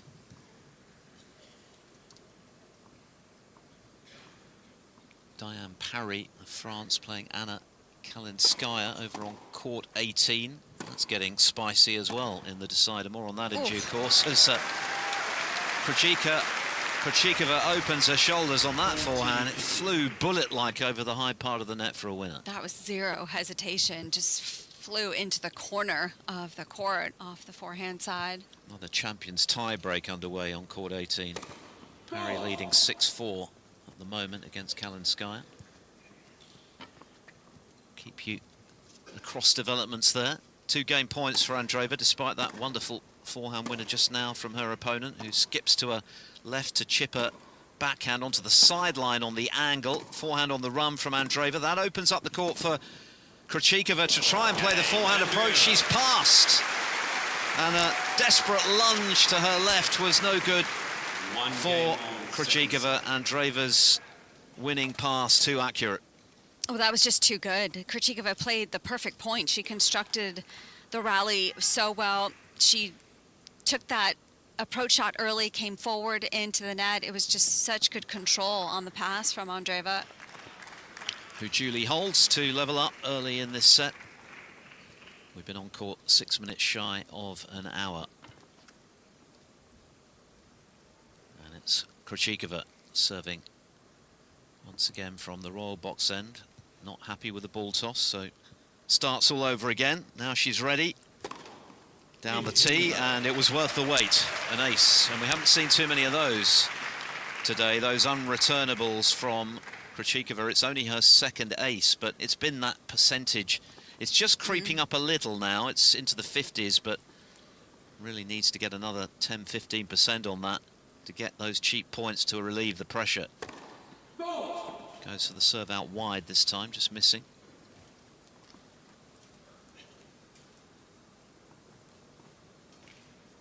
48% success when she does miss that first serve.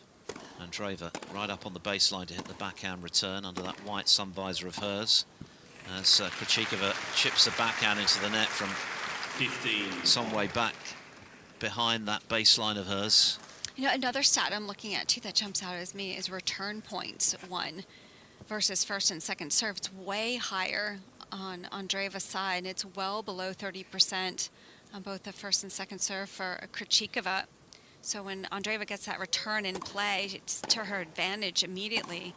Forehand bullet-like again from Krejcikova. So maybe just a few signs here that she is upping the ante, and she's going to have to, as Jill has explained. At the moment, she's being outplayed in most departments. Yeah, it just seems she's trying to put a little bit more power behind that first strike. And of course, if she can maintain the pressure by looking after her own serve, then just one loose game from Andreeva on her serve and things can change very quickly as Andreeva skims the net. The rally continues. Backhand up the line from Krejcikova, who's hitting the ball very cleanly now from the back of the court. Definitely encouraging signs from her. The backhand is good enough to win the point and the game, with Andreeva going into the net. I beg your pardon, 40-15. So a couple of game points here for the former Wimbledon champ. Yeah, she's definitely putting a lot more weight behind every single ball now. Krejcikova trying to find a way to get through Andreeva, get her more on the defense. Looking to move 2-1 in front then. Pretty uncomplicated service action for Krejcikova. Oh, but having got the short return, she maybe had too much time to think about the backhand winner because the ball was very high on the return. And I think there was so much backspin on it as well. Krejcikova knew that she had to get up on the ball, but it just took a little bit of a different bounce. Didn't have a lot of pace on it as well. Sometimes when the shots aren't so instinctive, because you've got time, that can make them more complicated. Still a game point here for Krejcikova. Again, not satisfied with the ball toss. And this time she doesn't fire an ace when starting her service action again. So it's a second serve, 40-30. The sun still bathing centre court in the early evening here in southwest London. Big forehand inside in. Oh, that's a clean winner. So I definitely think there are indications as Krejcikova defiantly shakes her fist that she's beginning to find something approaching her better tennis. And it remains to be seen whether that will be enough to turn this match her way. Well, she's definitely just doing more. I mean, she realized she has to take a little bit more risk, and she has such a good, stable foundation anyway that it's safe for her to put a little bit more pace behind the ball, and it just looks like she's trusting herself to do that a bit more. Another big name who won earlier today, Naomi Osaka, a 4 times Grand Slam champion. And a match that I think has a lot of longevity about it in theory. On court 12 is just getting underway. Brandon Nakashima of the United States, the 28th seed, a former next-gen champion, winner in San Diego, up against Jan-Lennard Struff of Germany. And Nakashima moving to 40 love in the first. He is one of the most durable players on court, Jill, with a real hammer serve and a wonderful temperament to go with it. Yeah, he's got everything. He's such a good competitor as well. But I think one of the best serves. I think that's something that maybe doesn't stand out because it's not the most powerful, but the accuracy on his serve is just outstanding. It really is. Poker face doesn't even begin to tell the story with Brandon as Krejcikova is slamming away the smash from mid-court, and there's definitely a sea change, I think, underway here at the moment anyway. On centre, Krejcikova just beginning to crank up her level a little. How's Andreeva going to respond to that, having deservedly taken the first set by 6 games to 4, having trailed 3 love? The lob from Krejcikova is good. Andreeva backpedaling, throws up her own defensive backhand lob to get back into the rally, which she's done effectively, and then she wallops a forehand down the line, and now a backhand to the forehand of Krejcikova, who goes cross-court. This is a great exchange. Big backhand from Krejcikova, stays on the baseline, shorter ball, big forehand from Krejcikova, squash shot from Andreeva, and a forehand from Krejcikova, another defensive lob from Andreeva, and Krejcikova puts it away. That was an exchange of the highest caliber, and Krejcikova finishes it in style. Well, again, handling the slices from Andreeva so incredibly well, just not hesitating. Great acceleration through the ball, and Krejcikova's not allowing Andreeva to get away with those defensive slices anymore. An opportunity opening up here for the former Wimbledon champ at love 30. And you kind of felt it might be coming. Andreeva now with a bit more to think about. Very much in the ascendancy coming into this second set, but now at 1-2, love 30. Krejcikova looking more animated at the baseline, swaying from side to side. That's a good response, though, from Andreeva. Very heavy serve. 15-30. Yeah, I think she needed a quick point like that, Andreeva.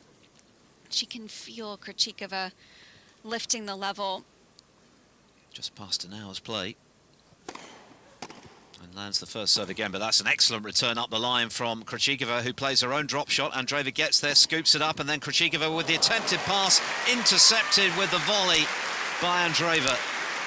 That was quick to get into position off of that approach shot from Andreeva. She did really well to close the net, and she was so close to the net that the lob was the obvious option, but Krejcikova thought she might be able to squeak that ball by her. Great hands at the net from Andreeva, who moves from love 30 to 30 all. Krejcikova right up on the baseline to hit the backhand return, but it's wide. Again, 14. Andreeva's ability to land that first serve a lot more frequently over the course of this match, earning her those cheap points, relieving the pressure. 3 in a row for game point. Goes for the big ace down the tee. 117 mph, but missing. Second serve, kicking up to the backhand of Krejcikova. That was a good solid return, and Andreeva's +1 is long. really good return. Put a lot of penetration behind that ball as well on the backhand. It was above her shoulders, but she snapped through it well.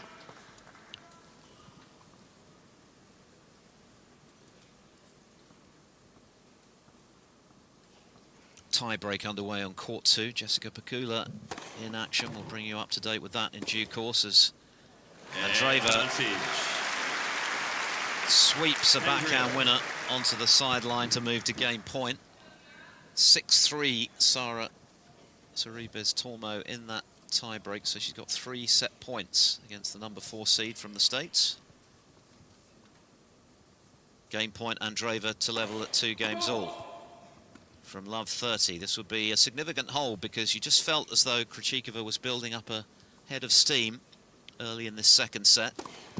She may yet, because that is a double fault from the racket of the French Open champion. Her first of the match. I just rushed that last one slightly. Andreeva going really quickly between the first and second serves. Blocked return from Krejcikova. Forehand approach from Andreeva, and is passed by the player from Czechia. And Krejcikova has the opportunity here to get the break that would get her right back in the picture. And it was very nicely played. Her opponent flat-footed, unable to get anywhere near that angle pass, but she's certainly getting near the +1 on the forehand off another big serve. Another good response, just another well-placed serve from Andreeva to set up that short ball. Actually, on the previous point, I was surprised Andreeva didn't take the backhand, opted to run around to take a forehand, didn't quite get around the ball enough and just lifted up on the forehand. Tight game here for Andreeva. Definitely being asked a few more questions by her opponent now, who was making quite a few errors at the back end of the first set, which at one stage, remember, she was 3-love up in. We're at deuce here. Big serve again from Andreeva. She lands that first deal, but has overdone the drive volley. That could prove costly. Advantage. The point was there for the taking, and she's missed the open goal. She's already up to the line. I think this is part of how she deals with frustration. She goes so fast up to serve right away. Second break point chance here for the former Wimbledon champion, who hits the baseline with a block return on the backhand to get herself into the rally, and hits a forehand winner to get herself back in the match. Another clench of the fist for Barbora Krejcikova. Game on now on centre after an hour and 5. She has the break in the second. 3-1 she leads, Andreeva by a set to love. Oh, well done for Krejcikova to really step it up, and I think she did well to stay also on her side of the court. Wasn't thinking about what Andreeva was doing, just went back to her game plan, and I think part of it was just trying to put a little bit more pop behind that first ball to put her in better position. Well, we've talked about the quality of her temperament. She's not easily flustered, Krejcikova. That's a big reason why she's won 2 Grand Slam singles titles. She's not one to panic, even when being outplayed. She backs herself to find a way, and right now she is doing so. Serving behind that break at 15 love. And Andreeva with a bit more to think about right now, because she was really in the ascendancy at the end of that first set after such a great recovery from love 3 herself. As Krejcikova moves serenely to 30 love. She looks to consolidate here. From the far end of the court, under the white sun visor with her hair tied back in a bunch, Barbora Krejcikova serves an ace. Even those first serves are finding their mark now. Yeah, I feel like this is going quickly again for Krejcikova. Good positive body language as well. A few fist pumps just showing to Andreeva and into Krejcikova's coaching box. And a love hole would be just the ticket for the 2 times Grand Slam champion. French Open, and of course here a couple of years ago to win the biggest title of all. Misses the first serve. Here comes the second to the blocked return of Andreeva. It was a good one. She kept the ball low, and Krejcikova just seeing her backhand slice fade into the doubles alley. Yeah, she just sideswiped on that slice a little bit. Just got a little, just started drifting wide in the air. Still plenty to look forward to here on centre court this evening. Of course, at the conclusion of this match, we've got Stefanos Tsitsipas, who's recently split with his coach, and also, of course, his dad once again up against the great Novak Djokovic, 7 times champion. Can he create more miracles over this fortnight? The great Serb, as that serve from Krejcikova crumples the racket of Andreeva. And Krejcikova has consolidated the break. And at the moment, it looks like we might well need a deciding set to settle this one. Krejcikova leading 4-1. That's interesting, looking at their paths up to this Wimbledon as well. You mentioned this is Andreeva's first grass court event since she won that Wimbledon Roland Garros title just a little over a month ago. And Krejcikova has had a little bit more grass experience getting to the finals of her Togenbosch, like you mentioned, having to retire in that final due to illness. Did end up going to play Eastbourne. Maybe wasn't quite recovered yet from the illness, but wanted to give herself a chance, another match just to play, and Eastbourne lost to Burrell. But I think those matches, because the grass court season is so short, those matches I think can really help and make a difference, just to give you that little extra confidence, especially if you look at Krejcikova's year. She hasn't had that many tournaments, because had to miss quite a bit with an injury. It was some injuries, back injury, knee injury. I mean, she's gone through so much. So it's been a little bit of a truncated year for Barbora. Yeah, absolutely. And as you say, although it would have been immensely frustrating to miss out on the chance to claim another trophy, the very fact that she got wins under her belt in Togenbosch would have given her the confidence to come here and perhaps replicate her heroics from a couple of years ago. We shall see. She's certainly right back in the match now, and it's Mira Andreeva with a few problems to sort out at 1-4. Missing the first serve and then dropping the ball as she prepares for the second.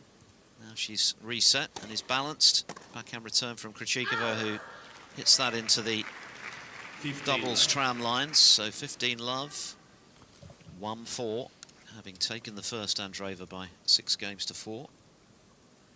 It's amazing how quickly momentum can shift. Remember, Andreeva was love 3 down in that first set, ended up winning 6 of the next 7 games, but 15. Just feels as though the pressure that Krejcikova has been able to apply in this one is maybe just discombobulating the French Open champion right now. 15 love. lands the serve. Block return from Krejcikova, who's then on the defensive, way behind the baseline, chipping a backhand into play, but Andreeva wasn't going to give up that invitation to wallop it away for a winner on the angle. Yeah, for a moment it looked like she was about to take a forehand there, but completely repositioned herself and got organized. Great strike on the backhand. 30-15, 1-4. Opts for the tee serve this time. Doesn't find its mark. Still landing that first serve a healthy 65% of the time. Backhand cross-court from Andreeva, who then tries to change direction up the line, but unsuccessfully. It's wide. Those arrows starting to come off of Andreeva's racket a little bit more, and it's hard to tell by her response whether she's frustrated or just trying to get back to business, because all of a sudden when she tends to go so fast, it's hard to tell. Yeah, there's not much of a post-mortem after the errors, is there? As you say, she's straight back into it. Oh, off the net. That didn't do Krejcikova. I mean, maybe it's her way of saying she's just trying to let it go so quickly, but I've seen it in the past sometimes in her previous matches where she starts to make unforced errors, and in the end you realize it's just frustration that has built up, and then there's just this release. Krejcikova just asking her opponent to pause for a moment on serve, because maybe the sun was in her eyes. Anyway, ready to go again. As Andreeva misses on the backhand side. Previously, Krejcikova was a bit unlucky because she hammered the ball into the top of the net, and it's bounced up incredibly invitingly for Andreeva to swat it away for 40-30, when it might have been a further chance for Krejcikova to get to a break point, and another break would surely be enough in this set for her, as it is deuce. First serve miss. Advantage. And that just shaves the edge of Krejcikova's racket frame. I think probably caught the line, because Krejcikova's looking as though she got an unusual bounce there. I think she did. It looked like it skidded a little bit lower than she expected. So game point for the French Open champion to stay in touch in this set, trailing 4-1. Maybe those cheap first serve points not quite as plentiful now as they were, though, earlier in the match for Andreeva, who hits a backhand down the centre of the court. Now a backhand into the net from Krejcikova, so Andreeva does stay in touch. It is just the one break advantage for the former champion here. 4 games to 2, second set. But Krejcikova certainly playing a good deal better now than she was in the second half of set 1. Yeah, a lot better. And Conchita already up on her feet right away after Andreeva held there, just to try and keep the energy up. That's something that she keeps reminding Andreeva consistently. I feel like right now she's trying to get Andreeva to look over at her, but Andreeva is just going towards the back of the court, not really making eye contact, just trying to play within herself. By the way, Jessica Pegula won that first set tiebreak from a losing position, actually, 8-6 against Sara Sorribes-Tormo of Spain, so the number 4 seed from the United States, with the first set on the board. And I guess when you win a set where it's looking likely that you might lose it, Jill, it almost counts double, because that gives you such a lift, doesn't it? It really does, yeah. Actually, I was just thinking that's 3 tiebreak sets that were completely against the top players, and they flip-flopped right in favor of Coco Gauff, Pegula, and Kalinskaya came through a little bit earlier. Yeah, it's a huge boost to turn a set that tight your way, and of course, equally for your opponent, a significant psychological setback. Barbara Krejcikova looking to take us all the way on centre, and with forehands hit with that venom, every chance she'll do it. She just looks so much more confident and at ease with what she's trying to do out there now. It's not only how she's hitting the ball, it's how she's approaching the ball. That confident, the footwork looks a little bit better and quicker, that first step just a bit faster. Everything has been perceptively improved by the former champion. Misses with the first serve. Andreeva right up on the baseline to hit a backhand return, but it's actually a double fault from Krejcikova, and it's got to help, hasn't it, clearly, to arrive here on centre court knowing that you've proved to yourself that you can go all the way to lifting the Venus Rosewater dish to win 7 matches, to ride that roller coaster and emerge with the trophy at the end of it. And of course, to become a double champion would be all the more sweet. And that's a good way to follow up the double, a clean ace. I think you would really tap into those memories. I know there's a lot of players that have never maybe even come out in center court, but they take the time before the tournament even starts to feel what it feels like to walk out into the court, to feel that experience. 30-15. Certainly some improvement with the first serve percentage. Still room for more for Krejcikova, now at 55. But she's winning more of those points than she was in the first set, and she's won that one on the second serve. That was a big second serve. And great placement. Changed it up there, actually, going to the forehand side of Andreeva.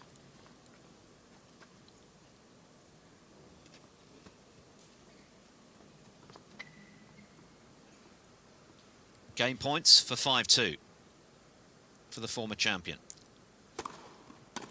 Blocked return from Andreeva. Chip backhand from Krejcikova, and Andreeva's into the net, and before she's even through her swing, she's almost back to her chair. Everything happens in a blur with Mira.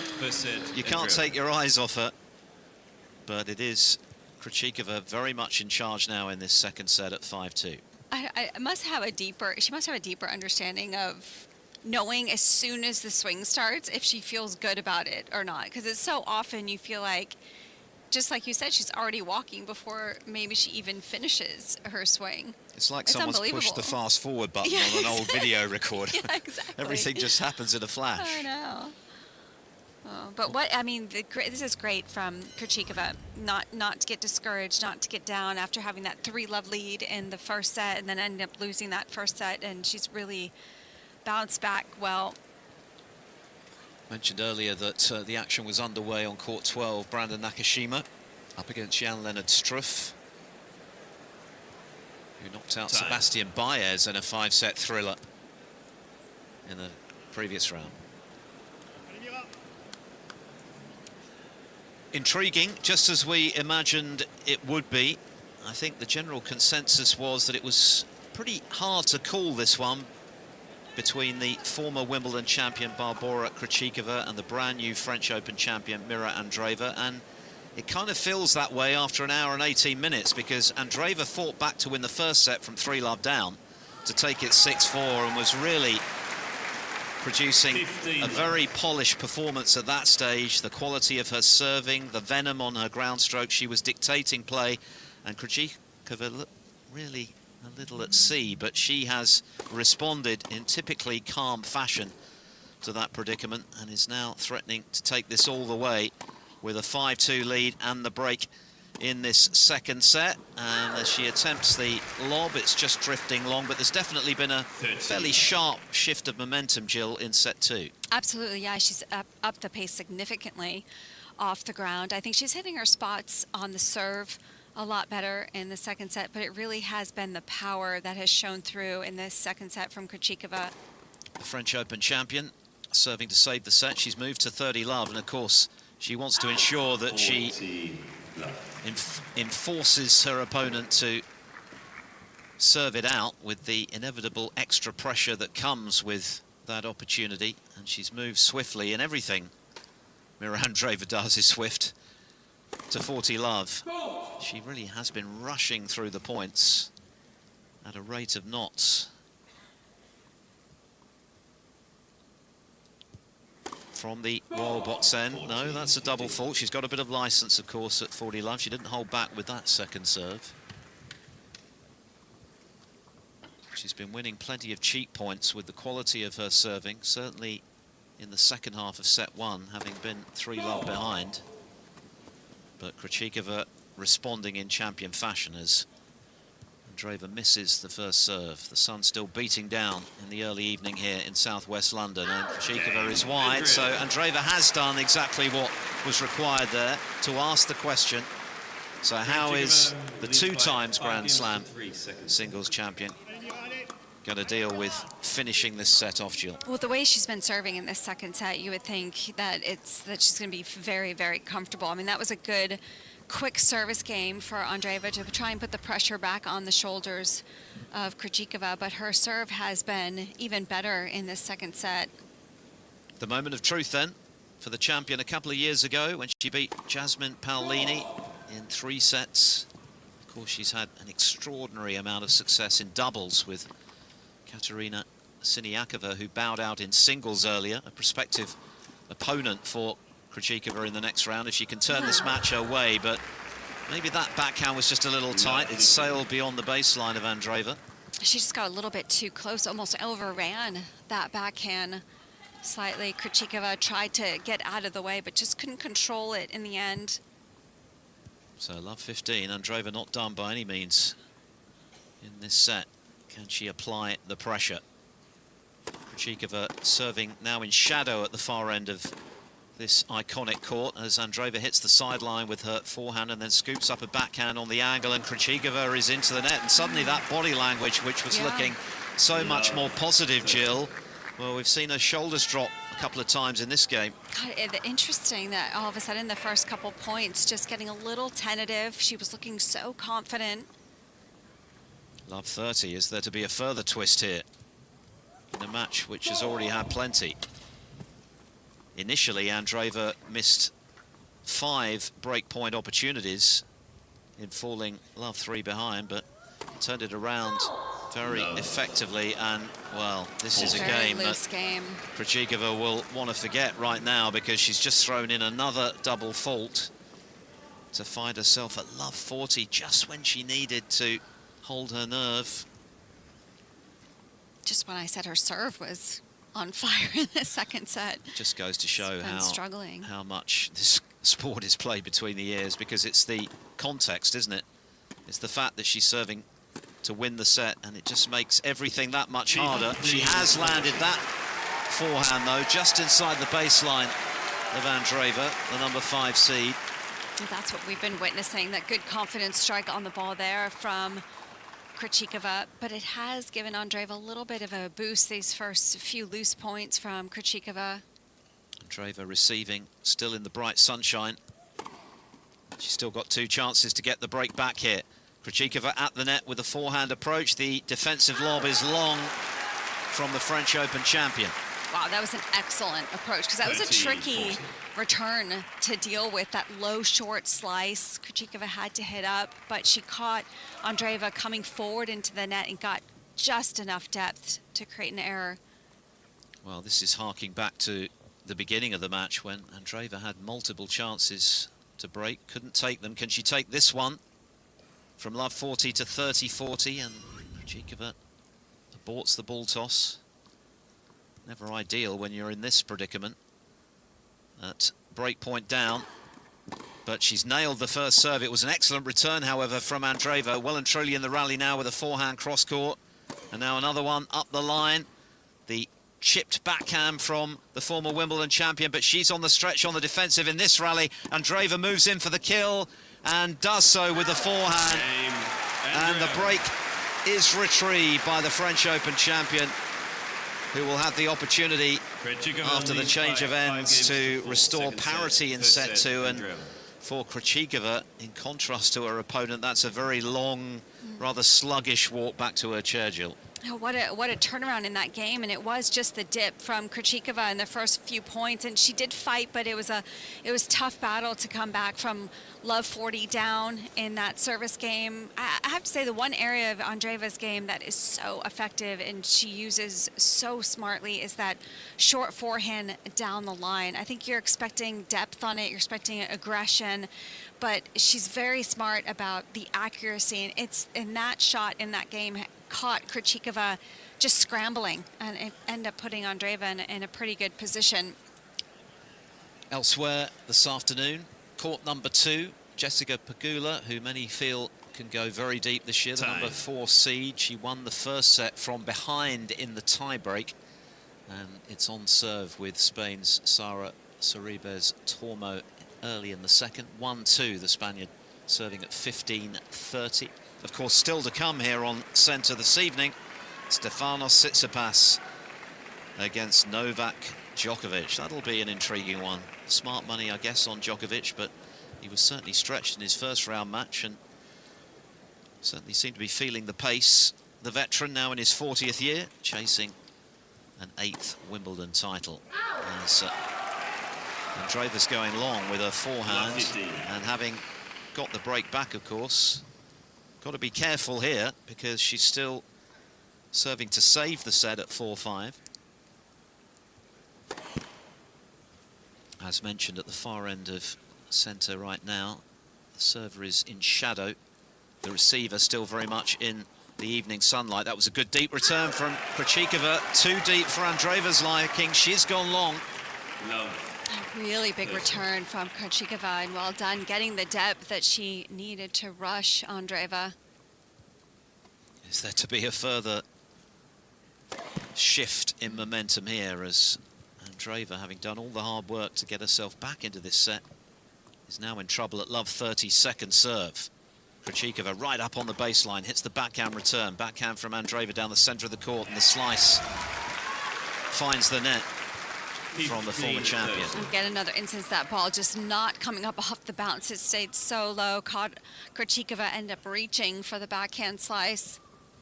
The winner to play, Nikola Bartunkova of Czechia, after her win earlier against Katerina Siniakova.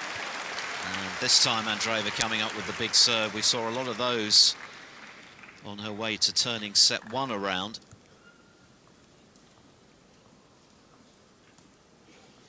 .30 all, 4-5. Krejcikova still spying the possibility of levelling this match. Can she bring up a break point here and with it a set point after an hour and 27 minutes on court? It's intriguing, fair, compelling stuff between this pair, just as it always threatened to be.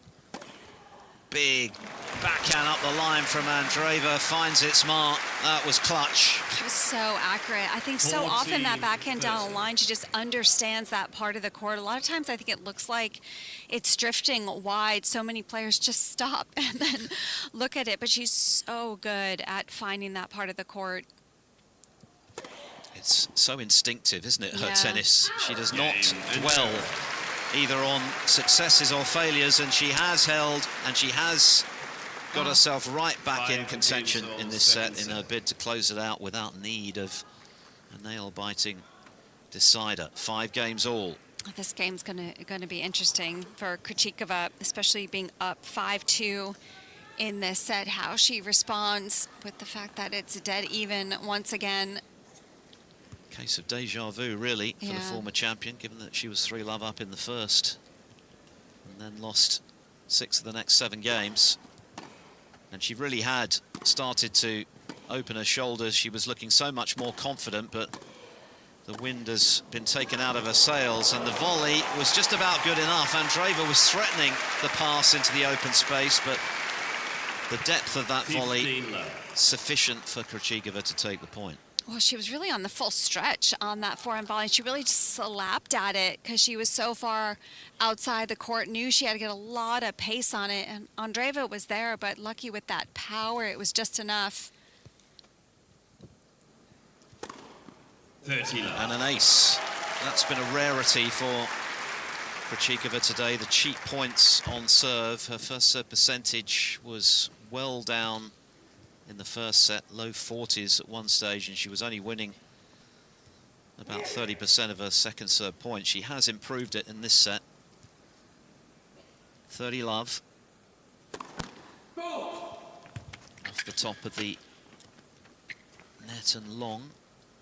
She just pauses for a moment between serves.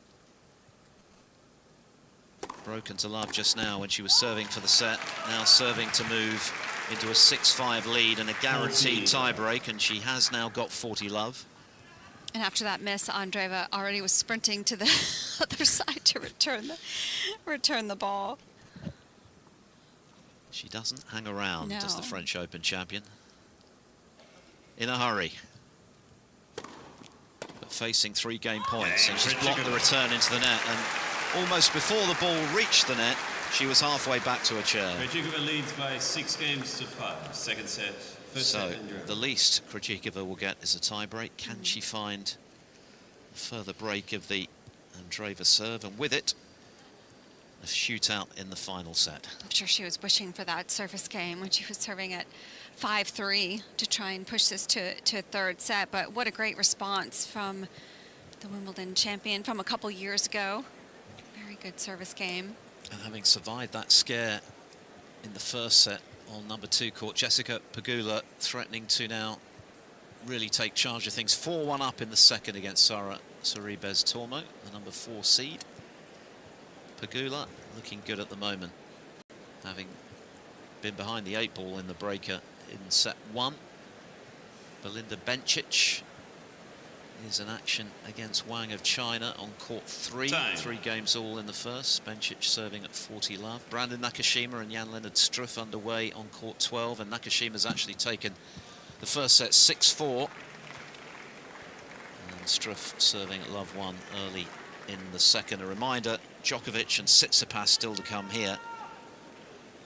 And after Coco Gauff's comeback victory from a very precarious position in the deciding set tiebreak against Solana Sierra, it's Felix Auger-Aliassime against Dino Prismic in the final scheduled match on number 1 this evening. Mira Andreeva serving to save the set once again at 5-6, having taken the first from behind by 6 games to 4. She's scampering across the baseline. Krejcikova in charge of this rally and just holding back her racket, waiting for her opponent to move before tucking in the winner behind her. And so important for Krejcikova if she wants to get this second set, just to try and calm those nerves that we saw previously in her service game when she was serving for the second set. It was a very calm first point. Love 15. Can she break again and take us all the way here on centre? Well, she might well do, because she's just guided a winner up the line over the high part of the net there. And Andreeva in the soup again at love 30. Yeah, I think Krejcikova knew that ball was going across court. It just completely got a head start over to that corner. Beautiful pass. No time to breathe when Andreeva's on court. We mentioned earlier, Jill, it feels a bit like when in the olden days you're watching a video and you push the fast forward button, everything happens in a hurry. It's true. Forehand here from Krejcikova, who's in the mood again to take this match the distance here on centre. And Andreeva, who was eyeing a winner up the line there, has seen it land just wide of that sideline by 40. a whisker or 2. And it's 3 set points for the former Wimbledon champion at love 40. Blocked return from Krejcikova is good. The miss-hit forehand from Andreeva with the follow-up, then the squash shot from her. Forehand into the net from Krejcikova. She might live to regret that one. She was in the rally. 15-40. Yeah, it's when she all of a sudden tries to guide the ball in a certain direction that she makes the mistake. When she doesn't think about it and just goes after her shots, that's where she's the most effective. She's still got an opportunity, 2 of them here, to force the final set.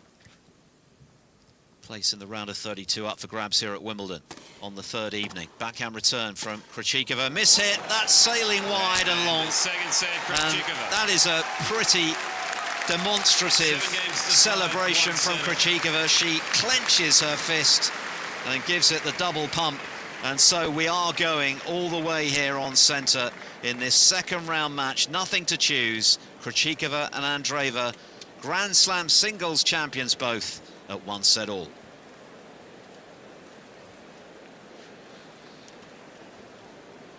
Well, we said at the beginning, Jill, as they were knocking up, that it was a tough match to call, and after an hour and 34 minutes, I think it still is.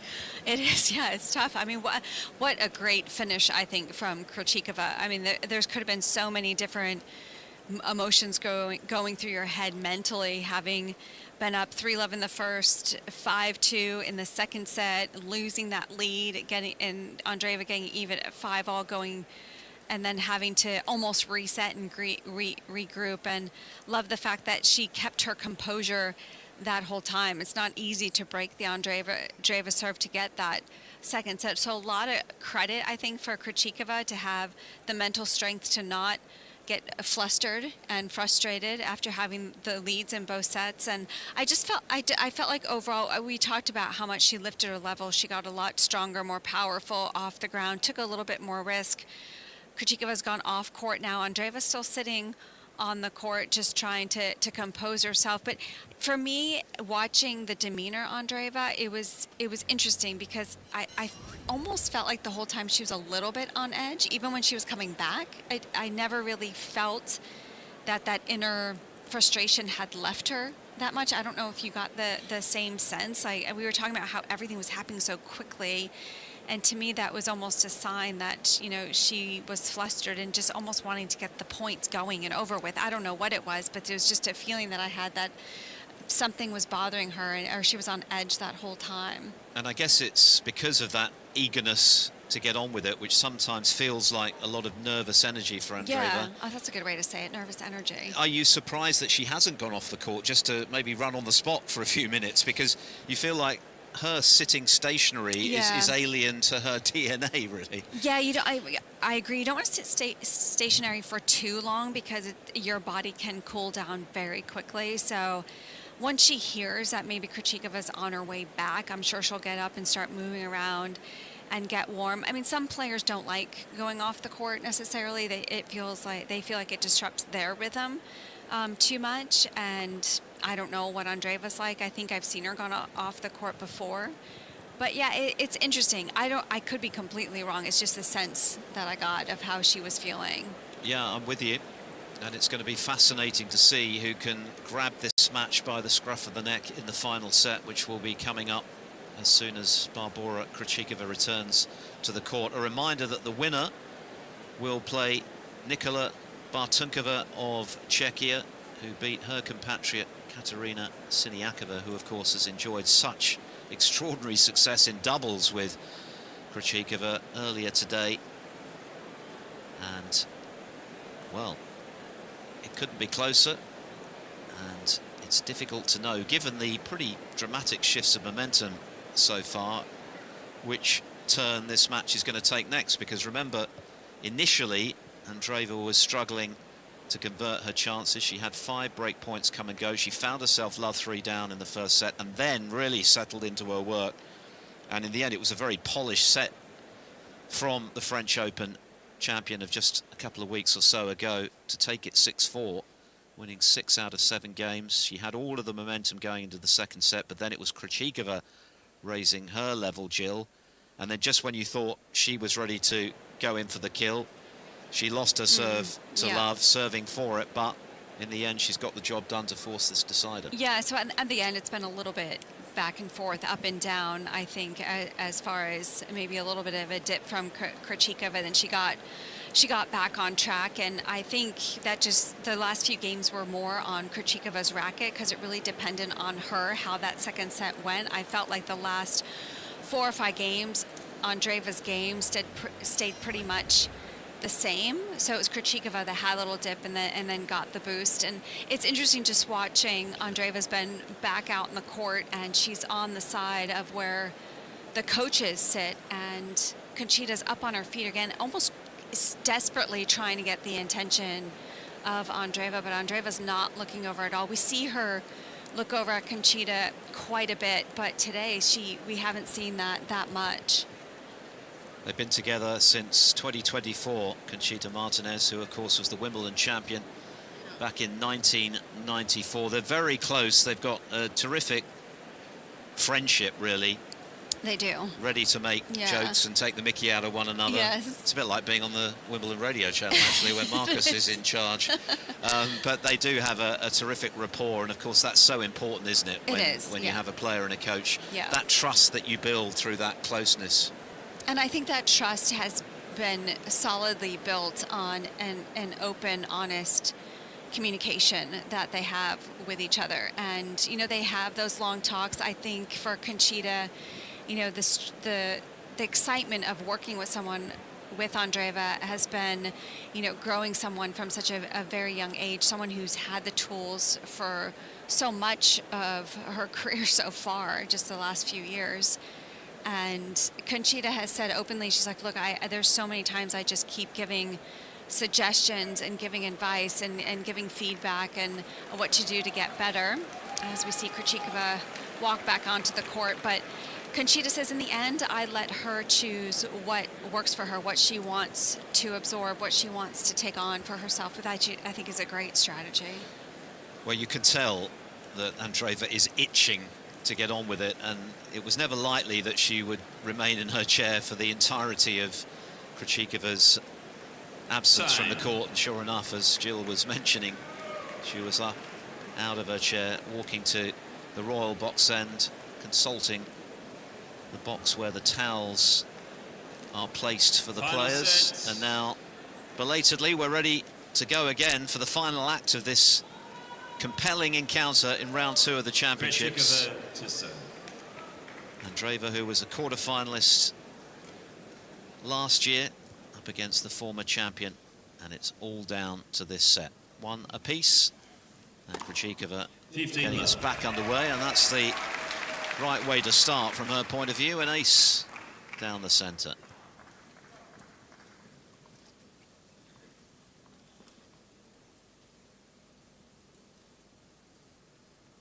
Been on court now for an hour and 41 minutes. Not for the first time today. Krejcikova not happy with the ball toss, although that far into the court, as mentioned, now entirely in shadow, unlike the royal box zone, which is still bathed in the evening sun. Backhand up the line, nicely struck from Krejcikova, then goes cross-court, and then an off forehand from her, or perhaps more a central forehand, I should say. Backhand from a fairly high ball from Krejcikova, but scurrying across the net, or across the baseline, she fails to connect as she wants to, and it's 15 all. A high-quality point, just a much better redirect from Andreeva on the backhand, just to get and force Krejcikova on the move. 10 Czech players began these championships in the women's draw. Krejcikova, of course, knows what it takes to go all the way to the trophy. But that backhand is just long, not by a lot, but enough. And Andreeva spying an opportunity here at 15:30. Anticipated that serve well. That's one of Krejcikova's favorite serves, that out wide serve. And on Andreeva cut into the court just slightly to take it earlier. Krejcikova just taking a few extra seconds to settle herself here. Bit of jeopardy to overcome at 15:30 in the first game of the final set here live on the Wimbledon radio channel, the third day, with Tsitsipas and Djokovic to follow this one. Missing with the first serve.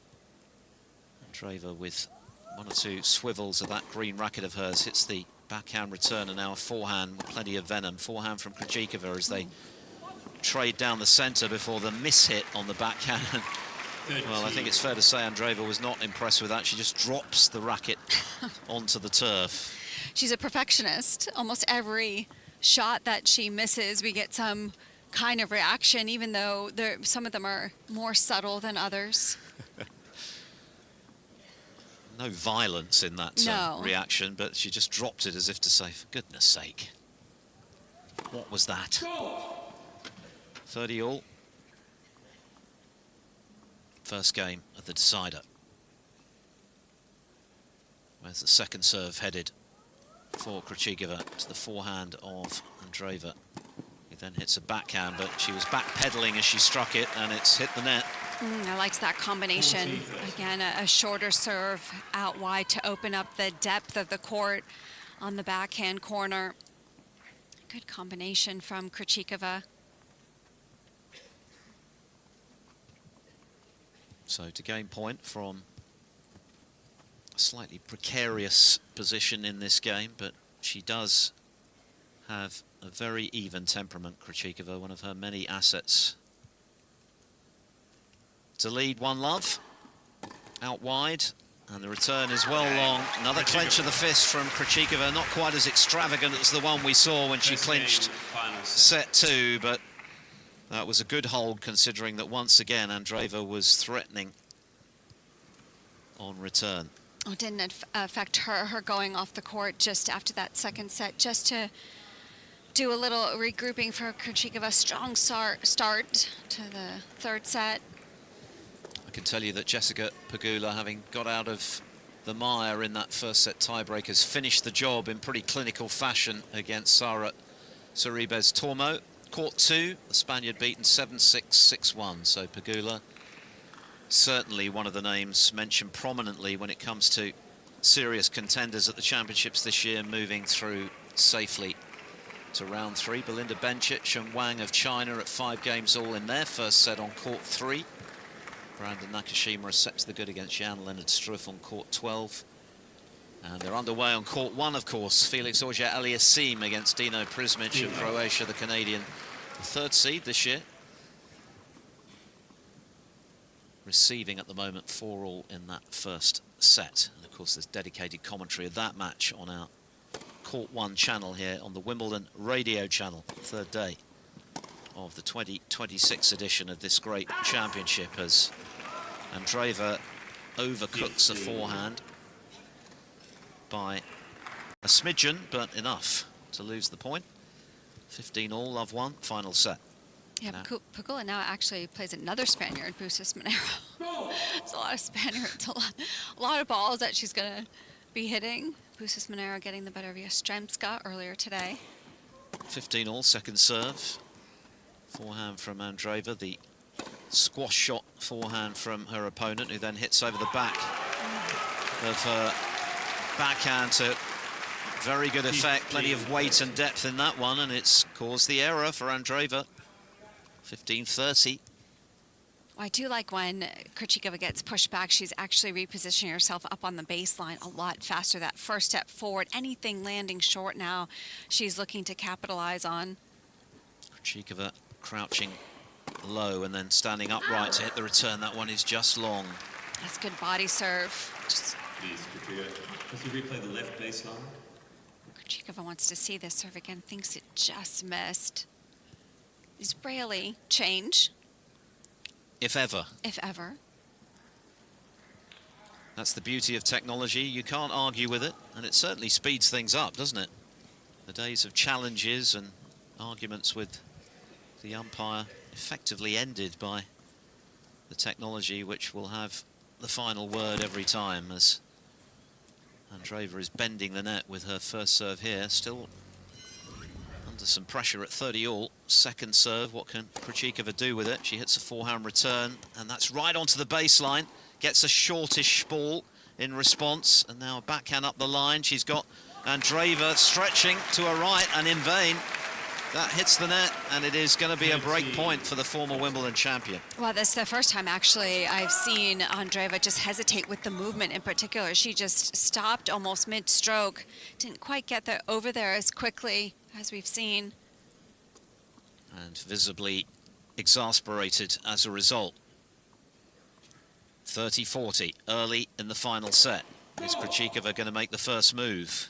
But given the number of shifts in momentum, you wouldn't be betting your worldly possessions on it being the last, even if there is a breakthrough here. And in the event, is Krejcikova actually netting with a return. Krejcikova didn't look quite ready yet. Didn't look like she had settled in her return stance position. And Andreeva was already up in her service motion. We've had 18 break point opportunities in this match, just the 6 converted. 3 apiece as Andreeva comes up with a timely ace to move to game point. Andreeva. Really nothing to choose between this pair. And again, Krejcikova just taking a bit of extra time, keeping Andreeva waiting. And she is not one to wait if she can possibly avoid it. And another big serve, too big for Krejcikova's liking. Get herself out of that hole. 1 game old final set. And parity restored early in set 3. Yeah, I do really feel like she's trying to slow Andreeva down. I don't know if that was partly also just questioning the call at the baseline, just wanting a little extra time. I do feel like Krejcikova would like to have just a couple more seconds before she's ready to return serve. Remember, they played 4 times before, although, as Jill pointed out earlier today in the preview ahead of this match, a couple of those have been retirements on Krejcikova's part. Andreeva leading 3-1 in that regard, but it's all about this set. This is the big one, a chance to move into round 3 of the championships. And Krejcikova missing going up the line, so it's love 15. You just get the sense that there could be a few more breaks of serve to come before the winner is known in this one. Krejcikova opting to go out wide with her first serve. It's catching the let cord, landing in, so she'll get another crack at it. The crowd enjoying the evening sunshine. Nearly 6:30 local time. We've been on court 10 minutes shy of 2 hours. Really none the wiser as to who's going to prevail here. First serve, out wide, block return, that's landing long. A nice change up on the serve. I think she positioned herself a little bit further out wide to open up the angle more on that flat serve.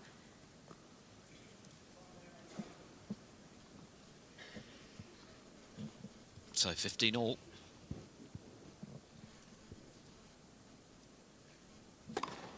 Serve up the tee, and again, too much venom on that for Andreeva's liking.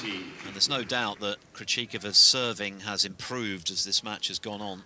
And this is nice for her because she can control the timing of everything on her serve, and she just is slowing down the pace of the match right now in her service games. She's up that first serve percentage appreciably. She's winning more points behind it as a result. Backhand here, cross court from the former Wimbledon champion. Now the slice up the line, keeping the ball low. The squash shot from Andreeva, and then into the net goes Krejcikova. And once again, that change of pace Yeah. can just throw you off your rhythm. It can. I do like that play that Krejcikova is throwing in. I think it's hard to keep slicing down the line over the higher part of the net, but she's trying to go to the forehand of Andreeva to force her to hit up on the ball. 30 all. Andreeva's turn to pose a few questions here on the Krejcikova serve, and she's managed to block that return right onto the baseline of Krejcikova, who then hits a very sweet backhand angle winner.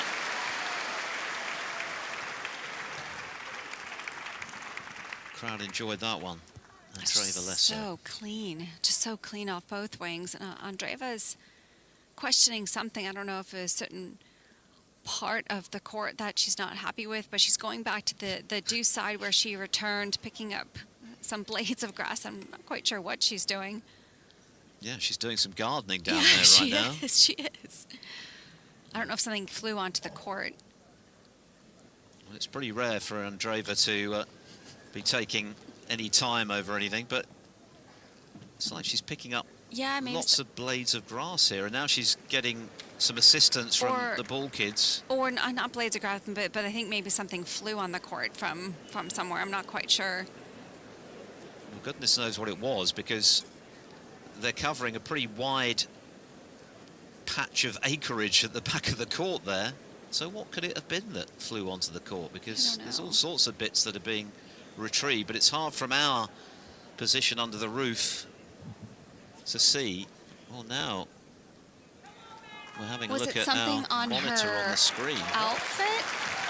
It's almost like someone's broken some beads or something. I think it was maybe a piece of jewelry that she was wearing that just broke off and came out undone. Yeah, I'm just seeing that's exactly what it was. Bead stop play. Yeah.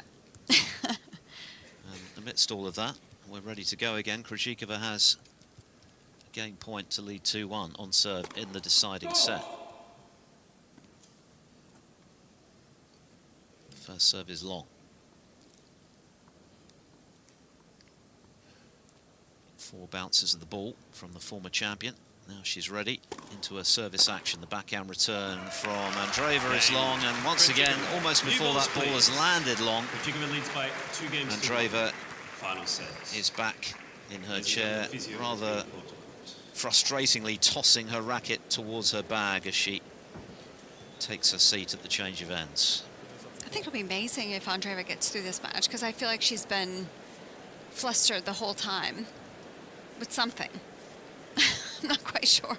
That's not necessarily unprecedented, is it, in her game? We've seen her be frustrated. Yes, I've seen both. I've seen both. Actually, there was a can't remember which match it was now at Roland Garros. It was either second or third round, where she did get emotional, and she's yes, you're right. She's shown some emotions in her previous tournaments and some matches, and she said how much she's been wanting to control those motions. And we're just getting a look up of the trainer coming out to take a look at Krejcikova's right foot. It looked like it might have been taped, so may just need a refreshment on or rewrapped or something. We're gonna keep an eye on that. But I think the one thing Andreeva was proud of was after that second or third set, how well she managed herself from that point on. And she said she really learned a lot mid-tournament or in the beginning of the first week of Roland Garros, and you could see how much it helped her for the rest of the tournament. And from that moment on, when she said she had accepted it, you really felt like she got everything kind of stabilized, under control. And that was just kind of awesome to watch in the middle of the tournament. It was a brilliant fortnight for her, and lest we forget, she's looking to become the first player since the great Serena Williams, who of course we saw in action at the age of 44 last evening here on Centre, to win both Wimbledon and the French Open in the same year in the women's event. So that would be some achievement. It's still, of course, a very long way away, and she's got a lot of work to do just to get through the second round. But I'm not sure we're really that much closer to knowing who's going to prevail here. Maybe right now Krejcikova, just because she's seemingly a little more content in terms of her demeanour than her opponent, has the edge. But given the number of times that the player has seemingly been in control and then had it wrested from them in this match, it's hard to call. We're just seeing an interesting graph right now on our monitor with the difference of the hit points of where Andreeva is hitting most of her shots. Okay, and if I slide on the beads and I fall,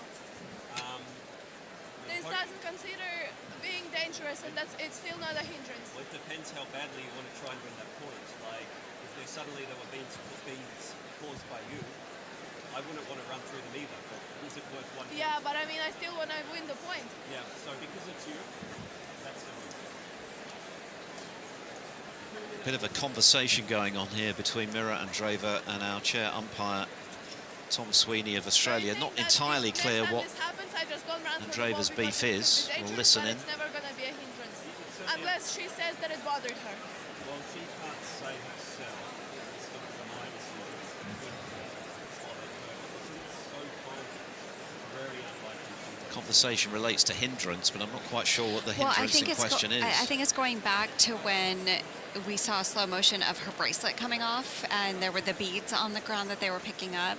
And I think Andreeva's just trying to understand the ruling behind it, because she felt is that a situation where a hindrance should be called, because it obviously was distracting. But I think Tom Sweeney in the chair is explaining if it's coming off your own equipment or your own body, it's not necessarily, because it's coming from you, not necessarily a hindrance will be called in that scenario. And I think Andreeva was like, well, what if it's dangerous, you know, and she's asking, is it only if it bothers Krejcikova? Now, Krejcikova would have never seen that from the opposite side of the court. So, I mean, it's interesting because you obviously don't want anything to happen, or you don't want anyone to be in danger of slipping or getting hurt. But I think, yeah, if it's part of your attire, I don't think you can ask for a hindrance in that scenario. And in the event, it's academic, isn't it? Because no hindrance was called. Correct, yeah. Krejcikova So didn't it's still seem bothering fazed her. by it. So. Well, she lost the game. I think that's the point, and I think Andreeva lost that point. And it goes just to show you that is still bothering her. And in this situation, you really have to let it go. It's over. You can't do anything about it. Krejcikova is now up. The trainer has left the court. She did get the right foot tape, not the ankle, but a wrapping on the bottom and the top of her foot. She looks to be running back, so she looks okay. Well, it's been an action-packed affair here on Centre, no question about it. And still, the winner unknown, and there's still plenty of tennis to be played before we do, because it's still only 1-2 on serve in the final set. Crowd getting ever more animated. Andreeva is serving at 1-2.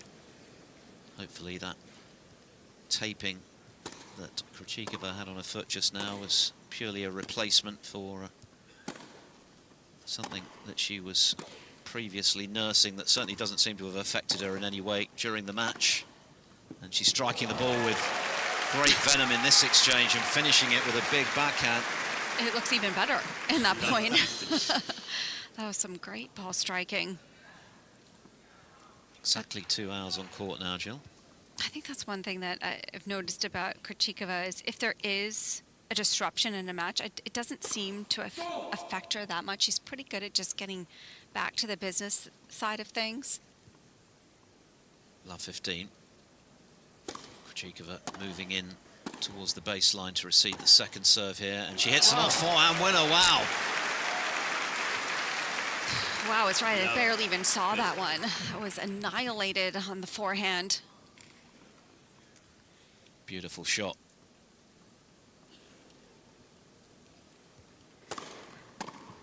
And Andreeva, needing a big first serve, came up with one. Smart, too. Smart when you feel like your opponent has played two very aggressive points and just taking that serve right into the body. 15-30. Still some jeopardy here for Mira Andreeva. 1-2. Final set here on centre.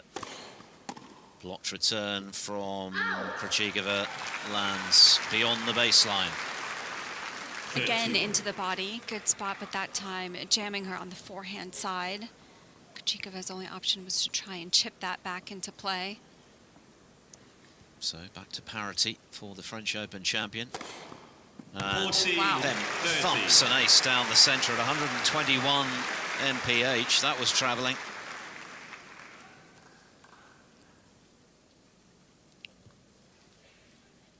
The mark of a champion at Grand Slam level is the ability to handle difficult moments, and both players at various times have done that in this match.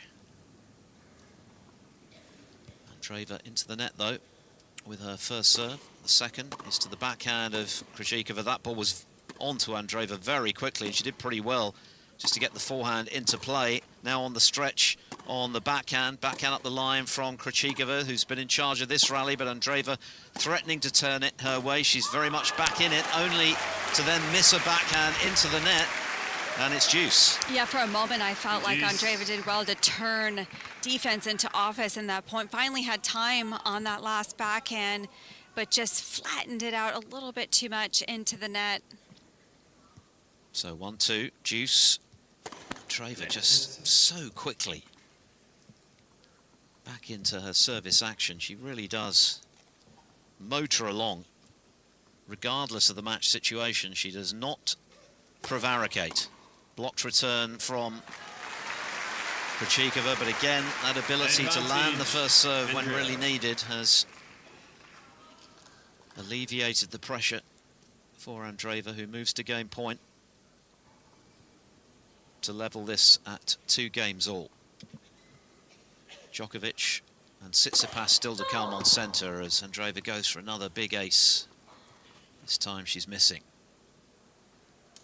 Second serve, that's some visor at that royal box end. Still required, still a fair portion of this centre court bathed in sunshine, and that's a double fault from Mira Andreeva.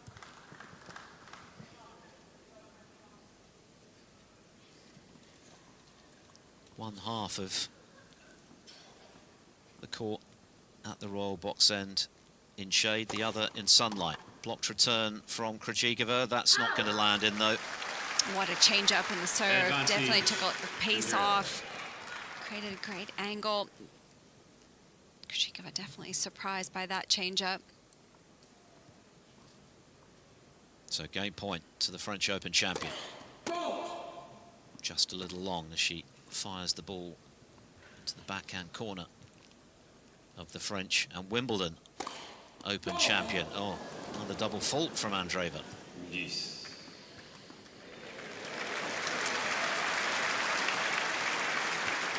Nice catch there from the ball kid.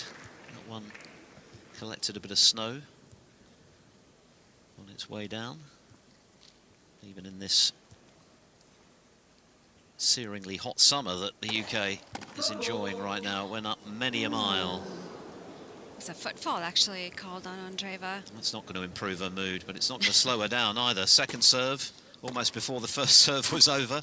Up the line she goes with the forehand. She's at the net to put away the volley, and she's netted it. Goodness me, a couple of glaring errors here from Andreeva that has put her under the cosh at break point down. Oh, that was a little bit of a surprise. She had so much time, the ball just floating up there for her. She actually moved through it pretty well. She just needed a little bit more spacing away from the volley. The mercury's rising. She's just fired a spare ball into the net. And she's missed her serve again. Big moments here.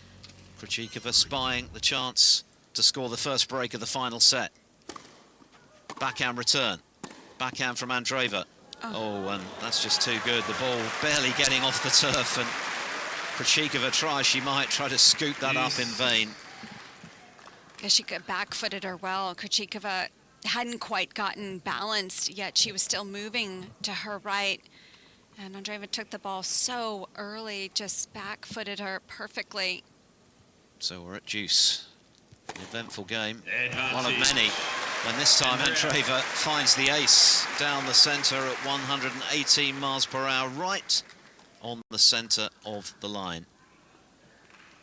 And even though she does sometimes show frustration in her body language, she is pretty adept at leaving it behind very quickly. But then when you move as quickly as she does, you don't have time to dwell. Maybe that's part of the reason. Backhand return here from Krejcikova, the drop shot from Andreeva. We haven't seen that for a while from her, and it's worked because Krejcikova scurrying in has just pushed it long, not by a lot, but enough.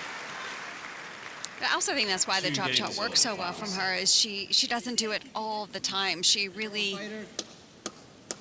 picks and chooses when to throw that in at the perfect time. She's not afraid to bring Krejcikova forward either. So, 2 games all, and that is a big hold from Andreeva because there were a few cheap points there for the former Wimbledon champion, but Andreeva managed to keep her cool sufficiently to get through unscathed. And now the pressure falls back on the shoulders of the Czech. Still nothing to choose between this pair. They both had periods of ascendancy in this match. They both lost their grip at times. And there is an ace out wide, and Andreeva again gesticulating as if to say, as that ball shot off the line, what am I supposed to do? I think she can't believe that actually touched the line. She's showing her coach, Conchita, how far in it was just by the slightest of margins. All you've got to do is catch a couple of atoms of that chalk or titanium pigment if you prefer, and of course it's a winner. Off forehand here from Krejcikova, but she's scurrying across the baseline to retrieve that one and trying to just get herself back into the rally with the squash shot. It goes long, and now it's Krejcikova's turn to be waving her arms around. The tension's rising. Exasperation. It's a battle of wills out there right now. Fascinating stuff. Who is going to prevail and move through to the last 32 of the championships? That question still to be answered. 15 all. 2 games all. Krejcikova serving from the far end, in shade now, but not happy with the ball toss, so starts again. Now she's ready. Blocked return from Andreeva down the centre of the court. Now a forehand to the backhand cross-court of the reigning, or rather former Wimbledon champion, but she's dragged that backhand wide, has Krejcikova. 15. She set it up perfectly. Again, it's so much time on the backhand side, and knew as soon as she hit the ball that she missed it by quite a couple inches. So the pendulum swings again. Now it's Krejcikova under pressure on serve at 15-30. Who is going to make the first breakthrough in this set? Could we possibly be going to a champion's tie-break to settle it? That would be dramatic indeed. That's still a long way off. This time the serve lands for Krejcikova, but then the follow-up forehand as she looked to use the open space, finds the net. And Again, that was footwork, just not being able to get up to the ball in time. 2 break points for Mira Andreeva. It really is seesaw stuff on centre at the moment.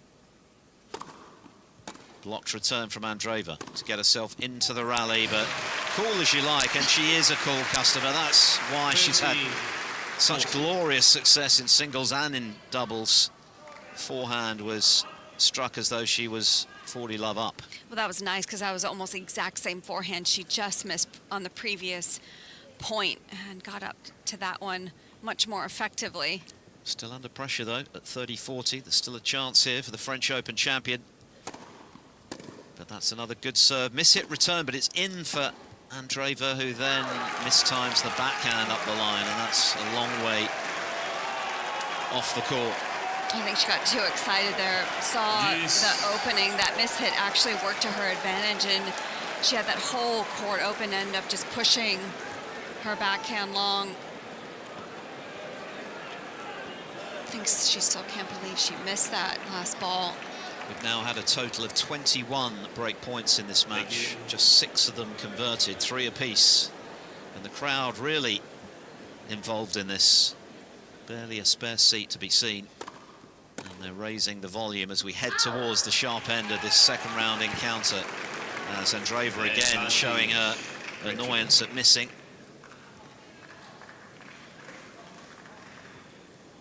And Krejcikova getting herself out of the deep hole at 15-40 to game point, and a 3-2 advantage if she can win this one. Andreeva swivels her racket as Krejcikova goes down the centre, but just misses with the tee serve. Where's she going to place the second? 3 double faults from the former Wimbledon champion. And that's not ideal, losing the ball toss between first and second serve. That can often result in a double fault. We'll see. No, she lands it. Backhand return from Andreeva. Oh, and a horrible shank from the French Open winner. And again, looking in the direction of coach Conchita Martinez. And by 3 games to 2. Clearly less than thrilled about life at this very moment as Krejcikova survives a further double break point opportunity for her opponent to edge back in front. Well, we just saw a shot of Conchita Martinez in the coaching box, and she was smiling, so maybe just trying to keep everything lighthearted despite the frustration from Andreeva. I think even with this frustration, she's still got to feel pretty good. I mean, she's on serve in this third set. That's a great position to be in. If I would have said to her, look, I'm going to throw you in the third set and you're going to be on serve, I think you'd be pretty pleased about that. But it's the way she's been reacting to some of these mistakes that she just hasn't been happy with. You know, the World Cup was cancelled earlier, Jill, when England fell behind to DR I did know Congo. that. Apparently it's been reinstated. Has it revived? Okay, what's happening? A Harry Kane double has put England. My goodness, and what am I 2-1 reading that right? The 88th minute? Yeah, not That's much time to go. Not much time to go, so drama in the World Cup. High drama here on centre court. That's always guaranteed here at the Championships. And it's only the third day. A long, long journey still to be travelled before we know who is going to prevail this year. And still some way to go before we know who's moving through to round 3 in this match, with Mira Andreeva serving at 2-3. Having had 15-40 on the Krejcikova serve in the previous game. Remember, she was love 3 down in the first set, having had 5 break points come and go, but she turned that set her way by winning 6 out of 7 games, and she's watching Krejcikova skew a forehand wide of the court. Oh, that's a tough miss for Krejcikova. Set up the point perfectly with the backhand slice.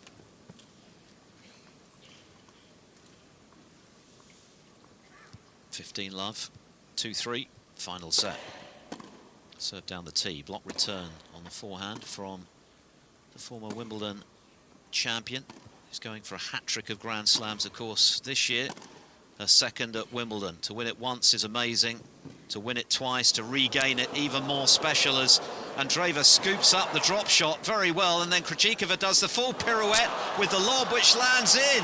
What a brilliant winner from Barbora Krejcikova, with Andreeva surely thinking she'd done enough to win the point. Well, I loved the choices Krejcikova made throughout that entire point. Off the drop shot, really just kept the ball in front of her, the very short drop shot herself, but the control that she had on that lob and the judgment to run back and be able to feel the length of the court, that was beautifully done.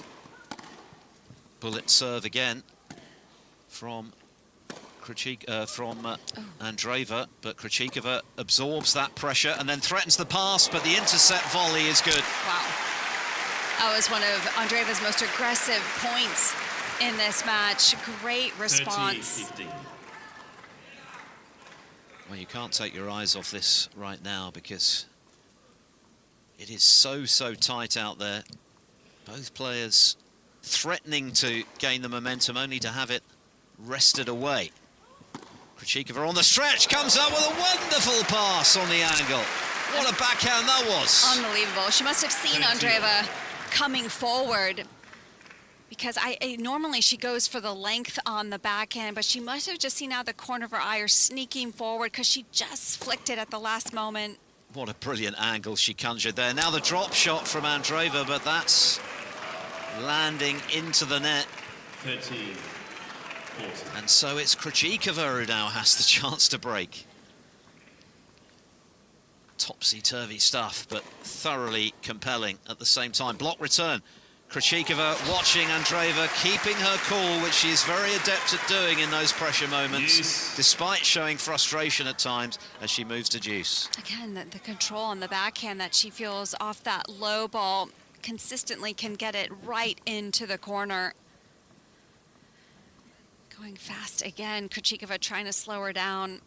Back level at deuce in this sixth game of the final set. Backhand return from Krejcikova. Backhand from Andreeva right onto the baseline of Krejcikova. That was slightly mishit, and so was Andreeva's follow-up. Advantage. So, player from Czechia will get a further opportunity to make the breakthrough as we head towards the business end of proceedings here on centre. And Andreeva's missing the first serve. Wow, there's a lot of pressure on the French Open champ's shoulders right now. Where's the second going? Backhand return. It's a good one from Krejcikova, who hits the off forehand up the line and into the net from Mira Andreeva. Is that the decisive moment? Well, you wouldn't put your mortgage on it, but it is finally a breakthrough in this final set, and it's gone the way of the former champion Barbora Krejcikova, who leads 4-2. Well, even the quickness with Andreeva, I feel like Krejcikova responded so well. She was ready, she was alert, she was ready for those big serves that Andreeva knows that she can hit at just the right moments under pressure. That was good mental strength from Krejcikova. Now, can she consolidate this position that has been very hard-earned? Would have been frustrated, clearly, to allow that advantage she had in set one to slip, to lose it 6-4 from 3-love up, fought back to eventually take the second 7-5. And now, 2 service holes away. Sounds simple, doesn't it, from a third-round place, but the +1 is into the net from the Czech. It's never simple, Phil. You know that. You've been around this sport enough. And if it was, it would be boring. Yeah, exactly. In fact, it's thrilling. I'm going to ask you for the most topsy-turvy match of your career in due course. Love 15. Because as momentum shifts go, this one has had more than its share, which of course has made it all the more fascinating. Love 15, Krejcikova having got the break. Andreeva looking to get it straight back. She's got a second serve to look at. Backhand return from her, but she nets with it. That was a great second serve. A lot of depth right on the service line. Did you have a particularly crazy match in your career? It was actually a very long time ago. It was when I was... Inevitably. Thank you for that. It was probably still when I was a teenager, though. So you're right. Very, very, very, that long ago. very long time ago. Wow. So we're talking about before colour TV, yeah? Down the centre of the court goes Krejcikova. That was a meaty serve and had too much velocity on it for Andreeva to handle. Such good accuracy right down the tee from Krejcikova. Dare I ask if you actually prevailed? I in won, setting yes. counter? Ah, okay, so But, happy memory. I mean, wait till you hear the scoreline. It was Wasn't something like 50-48 in the third, no, was it? gosh, no. We're not talking Isna Mahu No, material here. no. 30-15, 4-2, Krejcikova looking to consolidate the break and get within a single game of victory after a season that's been at times challenging with the injury and illness that she's suffered, but by all accounts coming in here feeling good about herself and her game, and when you're feeling in a happy place, often that translates onto the court, and it is right now. 40-15, 4-2, game points for 5-2. Yeah, there was one shot in that rally where I knew Andreeva was in trouble, is when you open up the angle for the forehand for Krejcikova and then opens up that down the line on the next shot. That was a perfect tactical play for the Czech. 2 chances to get some clear blue sky between herself and her opponent and just relieve the pressure a little. Andreeva with a lot of work to do now. If she's to keep alive hopes of a French Open Wimbledon double, it's a pretty rare thing in the women's game, and you've got to go back more than 2 decades for the last time it was done. No prizes for guessing who did it. The great Serena Williams. 40-15, 4-2, into the net goes Krejcikova, who certainly has cranked up the quality of her serving as this match has gone on. Now up to 61% in terms of landing it. It was down in the low 40s at one stage. As she chips the backhand, it hits the top of the net, and Andreeva having to rush in, and she throws her racket, does the French Open champ, in frustration.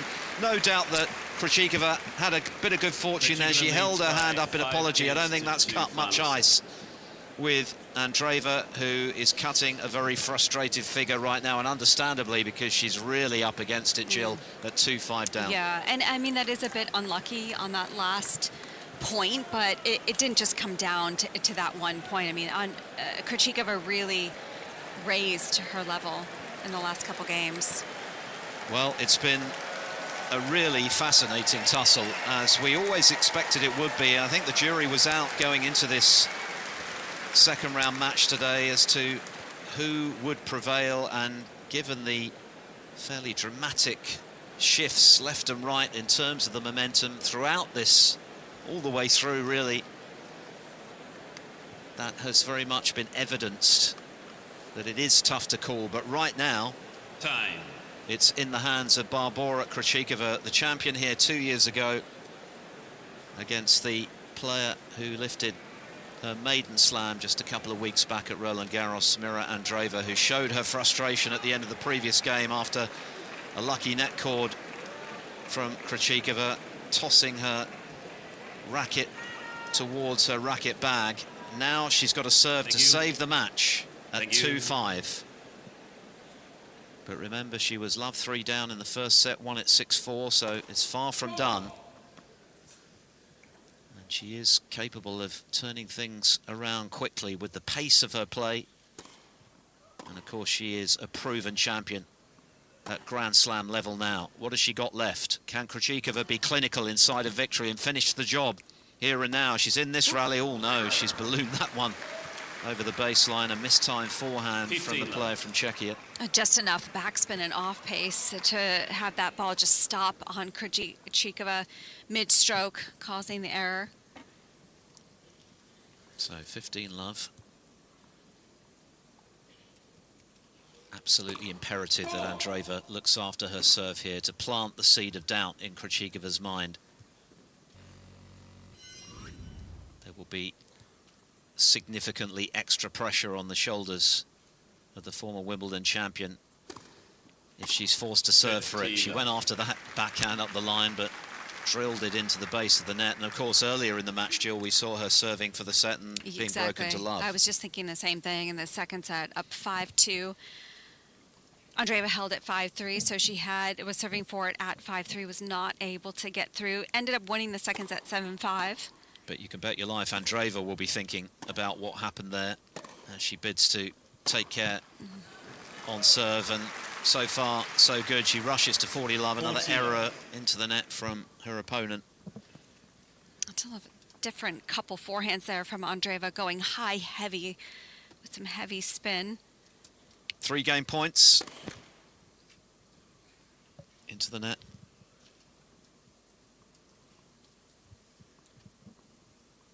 2-5 sounds like a big deficit, but in this match, given the number of times control has been loosened, not necessarily, and that's a lovely little dink on the angle from Andreeva, right onto the sideline to complete a love hold. You can't do more than that. No. As she bid to stay in the championships, but now comes the moment of truth for Barbora Krejcikova. How is she feeling? Probably a little bit nervous, I would think. I think she's definitely played a stronger set overall than in the second, than when she was having to serve for that second set earlier on. It's been one hell of a battle. 2 hours and 26 minutes on the clock, and now Barbora Krejcikova within a hold of going through. How's she going to fare? The perfect start. Ace up the tee. And that ace count has been steadily climbing. She was struggling to get any cheap points in the early stages of the match. She's now fired down 8.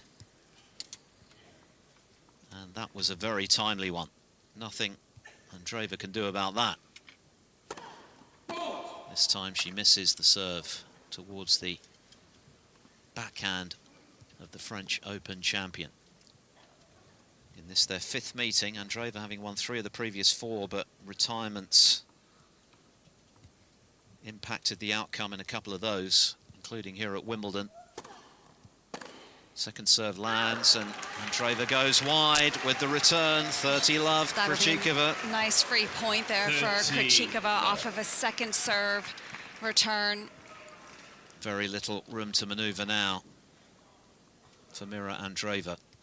Krejcikova holding a nerve thus far.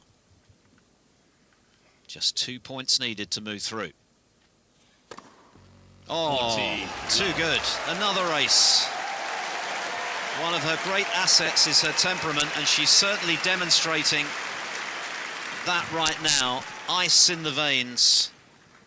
Barbora Krejcikova, after 2 hours and 27 minutes of thrilling action, has 3 match points. From the far end of centre court, she serves. It's right onto the service line. It's an inside-in forehand from Krejcikova, who plays the drop shot. Andreeva will get there. She puts the forehand down the line and should smash away the slam dunk duly executed to keep her slim hopes alive. That's good hustle from Andreeva. I was a little bit surprised by the choice there from Krejcikova, because she was really set up to be able to get aggressive on that forehand. Maybe there's still, understandably, some tension in that racket arm. The first match point comes and goes. Here comes the second. 5-3, 40-15, Krejcikova. Right onto the sideline again. She's serving brilliantly, but she then misses the +1 into the net on the forehand. Just hesitating ever so slightly to get up to that ball from Krejcikova. How badly would she want a big serve, big first serve here? The crowd turning up the decibel level. 30.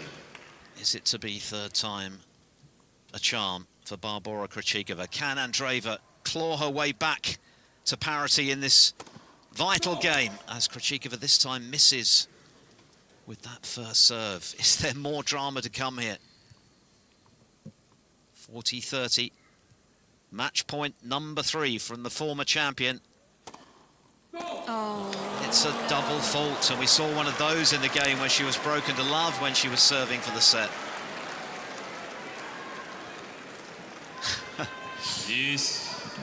That final game, that final point in this wonderful sport is always the hardest to claim.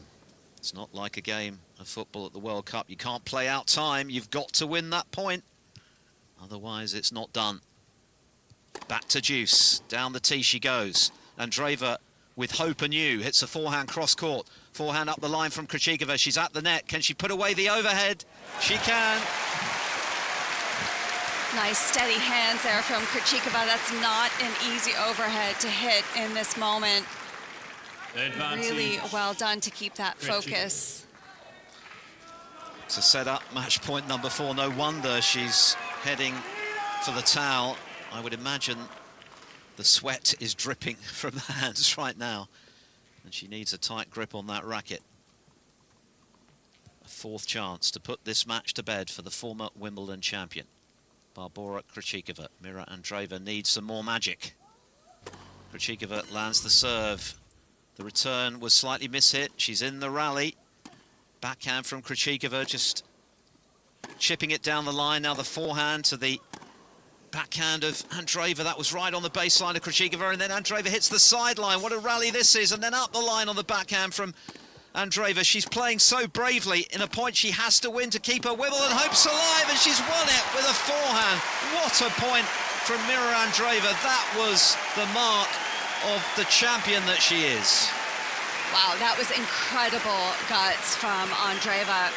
Again, one of the most aggression we've seen off the forehand side in this match, and to do it match point down.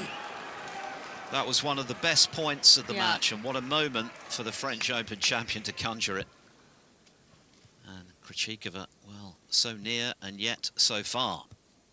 4 match points have come and gone, and we're back at deuce, 5-3 in the final set.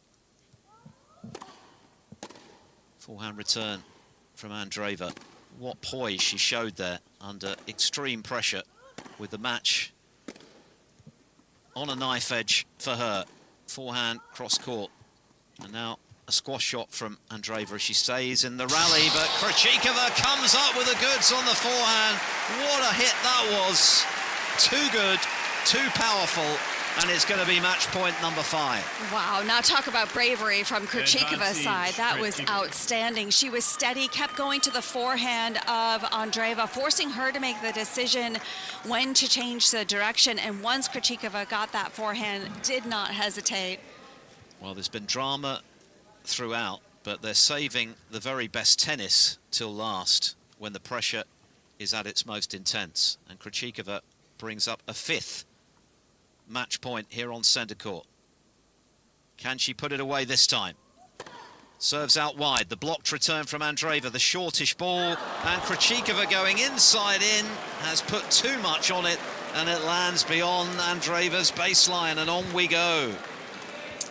That was big from Andreeva, just to stab at that return to get it back in play, and that low slice just gets trickier when you're trying to close out a match.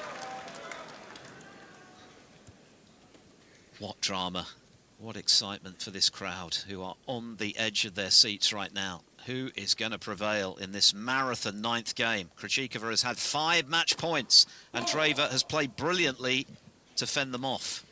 And now she's going to get a look at a second serve as she receives from the royal box end. Still traces of sunlight at that end of the court, which is now almost completely in shadow. Second serve, the backhand return from Andreeva, who hits another backhand cross-court. The slice, keeping the ball so low there, Krejcikova. Now a backhand approach from her. She's passed right onto the sideline. This game is spectacularly good. This is the best game of the match. Unbelievable point construction. Advantage. How Andreeva found even an inch to get that ball by Krejcikova was just amazing.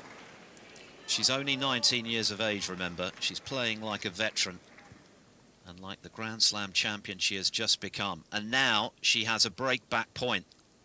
Incredible stuff. Krejcikova needs a big serve. She lands one, but the return was equally good. And now a forehand chance.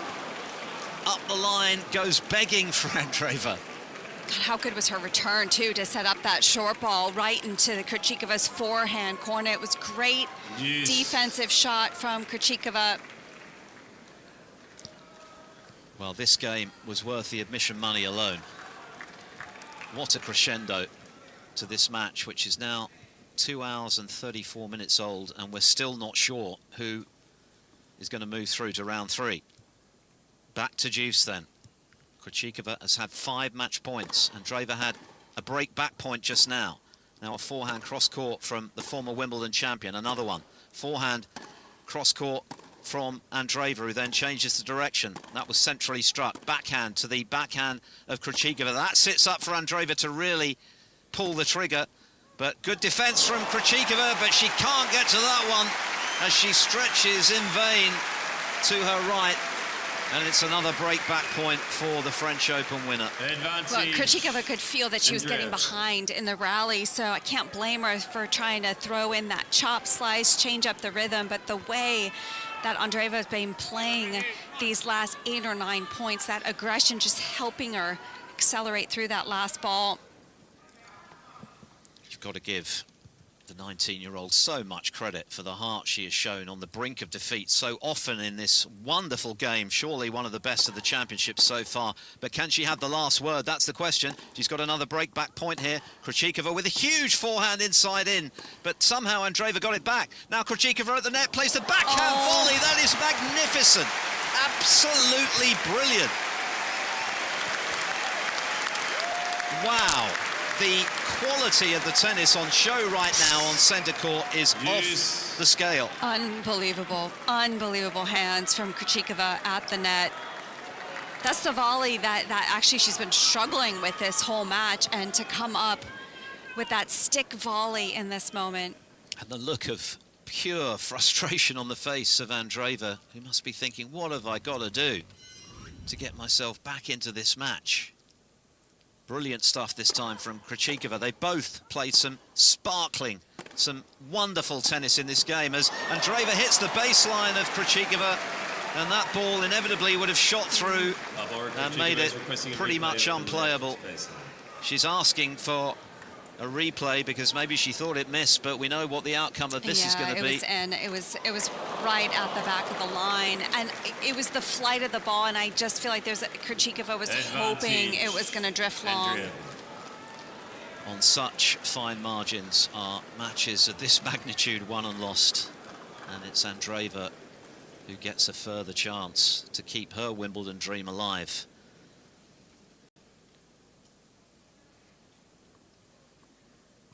Absolutely fabulous entertainment for a packed centre court crowd at 7:15 in the evening, local time here in southwest London. Good serve from Krejcikova. Andreeva did well to get it back into play. The overhead from Krejcikova is landing in. Only just. The margin for error was wafer thin, but happily for the former champion, it is in. I mean, I think we're all holding our breath. I mean, that was on the full stretch. It was a lob volley. For a moment, no one knew what was going to happen. I think it just hit the very back of the line.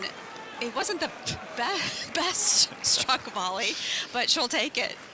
Well, if there's a better game than this in the championships, I can't wait to see it. Absolutely sensational stuff right now on centre court. And we've still got Novak Djokovic and Stefanos Tsitsipas to come. We're back at deuce. Krejcikova serving. Her heart would have been in her mouth just now. She aborts the ball toss. Happily for her, it landed on the baseline. And then fires a big serve down the centre, and try as she might, Mira Andreeva can only get part of her racket frame on it. And it's going to be match point number 6 for the former champion.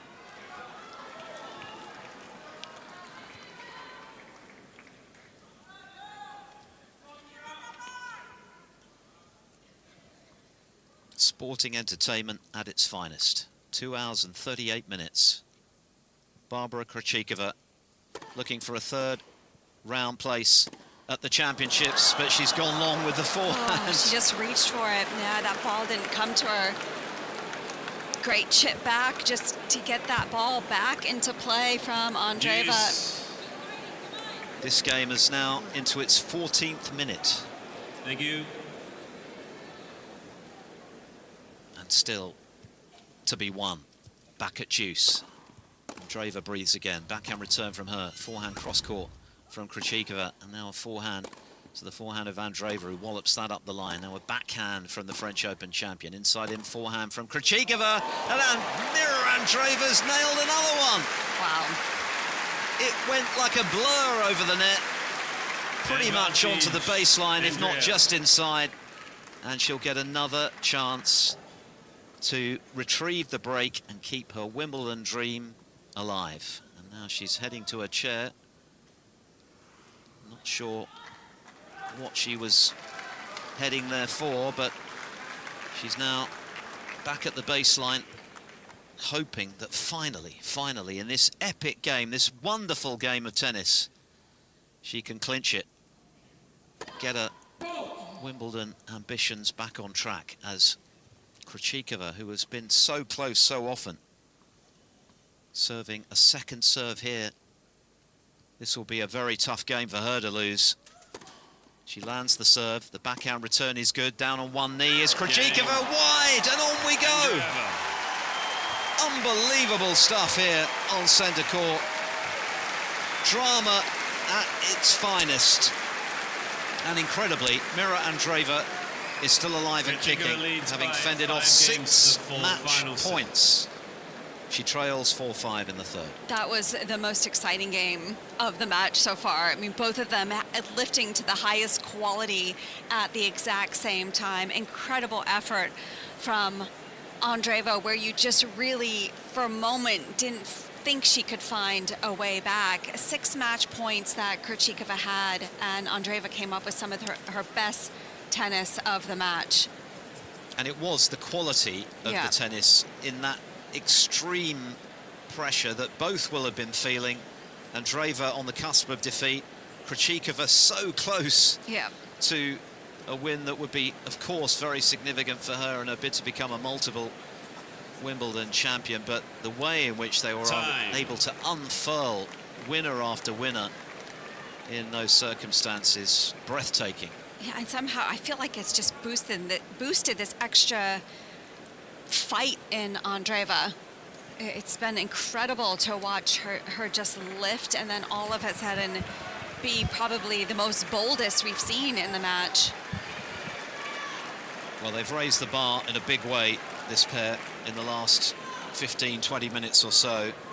And Krejcikova not in a hurry to take her place at the Royal Box End to receive now, still trying to digest how this match is still going. So tough for her to reset too. She'll be thinking, I should be giving my winner's interview on court by now, but no, the job is still to be done, and she's got lucky for the second time this evening off the net cord. The ball just dribbling over to Andreeva's side. Nothing she can do about that. Love 15. And having performed miracles, really, to keep her hopes alive. It's Andreeva now under pressure on serve to restore parity in this extraordinary set of tennis. You're listening to the Wimbledon radio channel on the third evening of the championships as Krejcikova slaps her right thigh in annoyance that she missed that very makeable forehand. Because it's the same one that when she's missing it, not quite getting up into the court. Would have entertained thoughts of engineering a love 30 lead there. Instead, it's 15 all. A good body serve there from Andreeva, who then plays the squash shot as she moves into the court, but she's overdone it. Well, Krejcikova did great to get out of the way of that body serve and just control it to a certain degree on that low chip return. Can Krejcikova bring up a 7th match point on the Andreeva serve this time, of course. Backhand from Krejcikova going cross-court, now a forehand to the forehand of Andreeva. Flatter looking backhand from Krejcikova, who goes inside in with the forehand and now hits over the top of her backhand, but the rally continues. It's Andreeva who's having to run left and right at the baseline. A high ball which hung tantalizingly in the air, and Krejcikova has planted it into the net on the forehand side. Just that all of a sudden that off pace just gave her way too much time to think. So many options running through Krejcikova's head. It was a chance to bring up further match points. Instead, Andreeva breathes again at 30 all. What an extraordinary finale to this match. Backhand return from Krejcikova. She's still got the opportunity to bring up yet another match point here. And it's Andreeva who hits the baseline with her backhand. Backhand cross-court from Krejcikova is wide. Andreeva living on the edge. I was just thinking Krejcikova did such a good job of staying in that rally, not hoping that ball to go out, but just missing the last one wide. So it's Andreeva with the game point for 5-all, which would be an extraordinary achievement, given that she's faced down no fewer than 6 match points.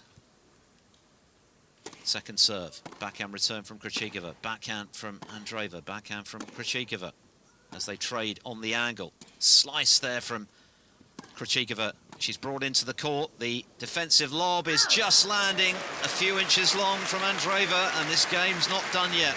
The approach shot very well handled from Krejcikova, allowing her body weight to move through that ball. Krejcikova taking her time. We're heading towards 3 hours of nerve-shredding drama here on centre. We've still got another match to come. A certain Novak Djokovic against Stefanos Tsitsipas as Andreeva goes wide and fires the spare ball away in annoyance. Advantage. Because it's going to be a 7th opportunity for the champion here 2 years ago, Barbora Krejcikova, to claim victory. The blocked return from her lands in. Forehand from Andreeva lands just in. And now a backhand with slice. And a forehand from Andreeva. Can she survive yet again here? Backhand from Andreeva. And off the top of the net from Krejcikova, it lands in, and Andreeva is long, and she tosses the racket away in frustration. But what a victory for Barbora Krejcikova, the Wimbledon champion of 2 years ago, stays on track to become a multiple winner in the most dramatic of circumstances. At the 7th time of asking, she's finally subdued the reigning French Open champion, and the quality of the tennis at the end of that match took the breath away. Krejcikova once again showing tremendous mettle, and she is pumping her fist in sheer delight at finally getting the job done. She was pushed to the absolute limit by Mira Andreeva, who, as is her wont, is swiftly exiting the scene because she gave it everything and played brilliantly to save 6 match points, but the 7th proved beyond her, and it is Barbora Krejcikova who moves through to round 3 of the championships in the most sensational fashion, in an absolute marathon that lasted the best part of 3 hours. 4-6, 7-5, 6-4. The former champ is through, just. Whew. Take a deep breath. That was unreal to watch, especially at the end. Like you said, Phil, the quality was absolutely outstanding. It was a huge effort for Krejcikova. You have to give credit to Andreeva's fight at the end, but Krejcikova already up at the microphone, ready to give us the interview. I'd love to hear her thoughts at the end of that match, how much she had to push through. Well, has she got any energy left to speak? That's the question. We're about to find out. Barbora Krejcikova through. She's going to give a reaction to Lee McKenzie. Well, my goodness, Barbora, I don't know how you have the energy to speak after that one. What a crazy last couple of games. 6 match points came and went before you managed to close it out. But there's a reason that you are a champion. Just sum up your emotions. Yeah, I mean, first of all, hello everybody. Thanks for coming. Yeah, it's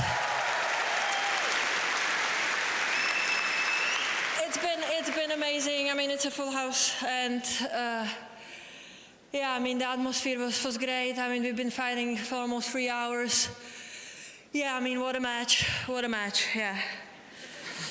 Yeah, I mean, I think this is our 5th time that I played with Mira, and yeah, it's always been a huge fight. I mean, she is such a young and unique player. I mean, she has everything in front of her.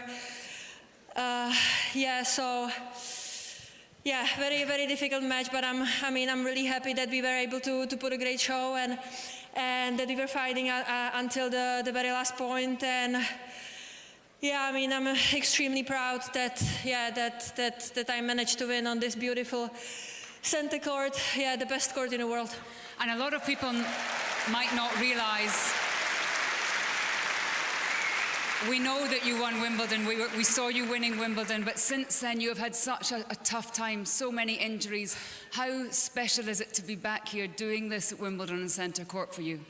I mean, it's definitely very special. I mean, I've been through a lot with the injuries, but also in my personal life, and yeah, in the last couple of months, and it was really, really hard to get through with all the emotions and everything that happened, but yeah, I mean, I put a lot of work and dedication every single day, and I try to go day by day, and I gotta thank my team, the people that are in the box sitting right there, and also everybody that is back in Czech Republic, my family.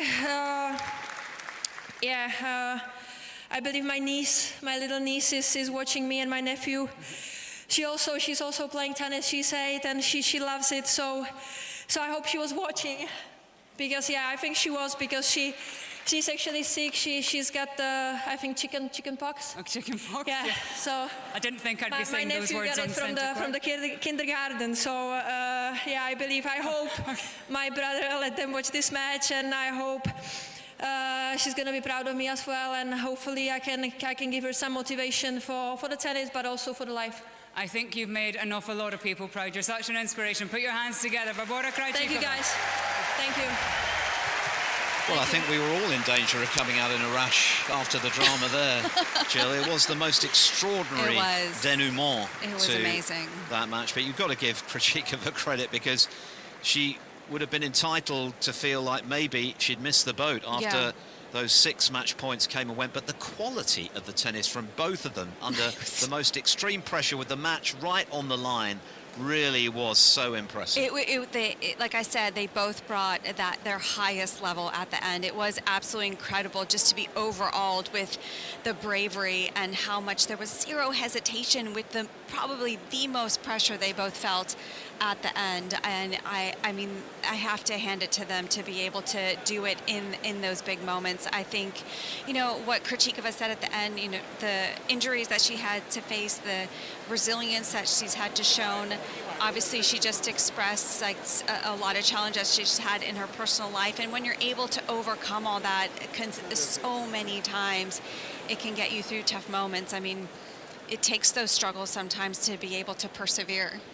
Jill, it's been an absolute pleasure. Always, Phil. I think we're both breathless, running out of adjectives to describe the brilliance of the climax of that match. But it's many congratulations to Barbora Krejcikova, the Wimbledon singles champion from a couple of years ago, eventually managing to subdue the supremely gifted Mira Andreeva. We'll see a lot more of her in the coming years at Wimbledon, but she bows out today, with Krejcikova moving through to round 3. Of course, we've got much more to look forward to on centre court this evening. The roof will be closed for our final match of the day, featuring Stefanos Tsitsipas and the great Novak Djokovic. They'll be walking onto court in exactly 15 minutes' time. And of course, we'll bring you shot-by-shot commentary of that one. But for now, from Jill and myself, from a breathless centre court where the crowd have been royally entertained, it's goodbye. Well, it's been a great day so far of Wimbledon action, and we're staying with it here. We've got a few more matches, including centre court with Novak Djokovic. I'll be on the commentary for that one in about 15 minutes' time. For those watching via on Twitch, we'll be back in a minute, but USA versus Bosnia is underway right now as well, and that is going on live on USN. For those of you on YouTube, let's head back and join the BBC. Break to make sure of it and to advance to the 3rd round. She struggled a bit on grass. But the USA, well, she became the 6th former junior winner. I guess always a junior winner. Once a junior winner, always a junior winner. To win today. And she won that 2nd set in double quick times, 6 love. Dan Evans, as you will know, did not get a wild card for the singles, but he did for the doubles. He was playing with Henry Searle. and they lost their opening match. So for Dan Evans, it is an emotional farewell to Wimbledon, a place at which he has performed with such great skill, actually, and put into the mix his Davis Cup win, his Olympics pairing with Andy Murray as well, and he thoroughly deserved a warm send-off from the crowd. Let's hear from Dan.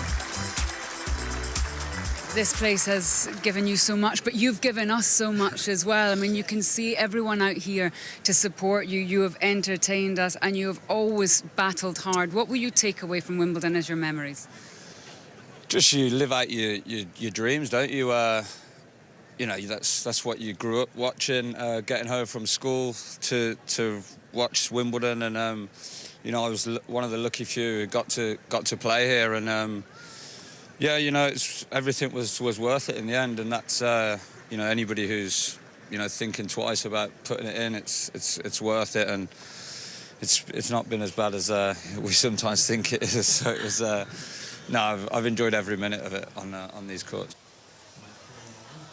Great questions from Lee McKenzie and answers from Dan Evans, who one day will make a very, very effective coach. In fact, I say one day, he's already basically coaching Henry Searle.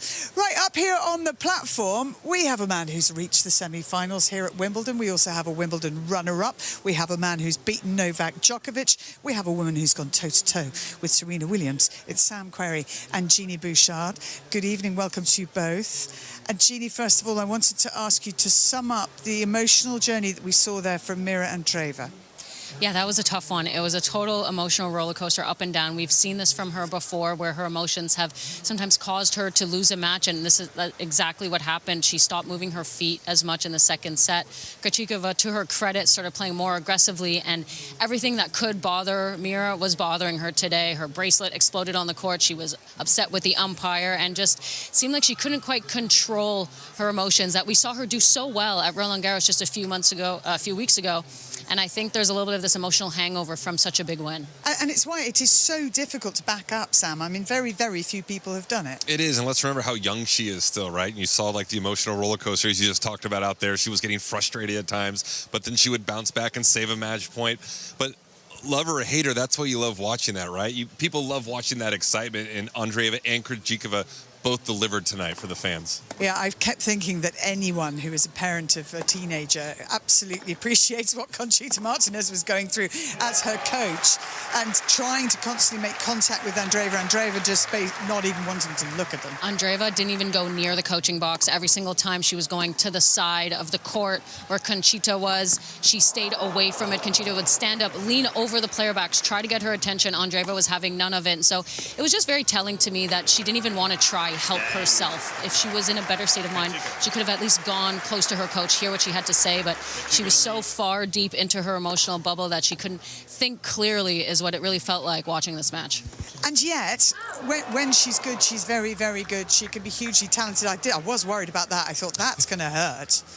It's so difficult for a player when you get down on yourself to pull yourself out of that emotional hole, right? And she obviously at times gets really down on herself. And I think, you know this too, Jeannie, like the best players are able to snap out of it really quickly. And that, I think, for Andreeva, that's the one thing she needs to work on more than anything. She almost played her best tennis when she was match point down, and she had plenty of those. Exactly. It was like she became more dangerous because she was actually playing a little bit of reckless tennis. You didn't know what to expect. She was unpredictable. She would go for it, whether it was in or an error. So you didn't know what to expect. And we almost felt like it would be better if she unleashed a little bit of the negativity, got a scream out, did something to get it out and to be able to move on. For a set and a half there in the second and the beginning of the third, she was really holding on to it. You could see she was battling internally. And so for sometimes we just think it could help to like let it out.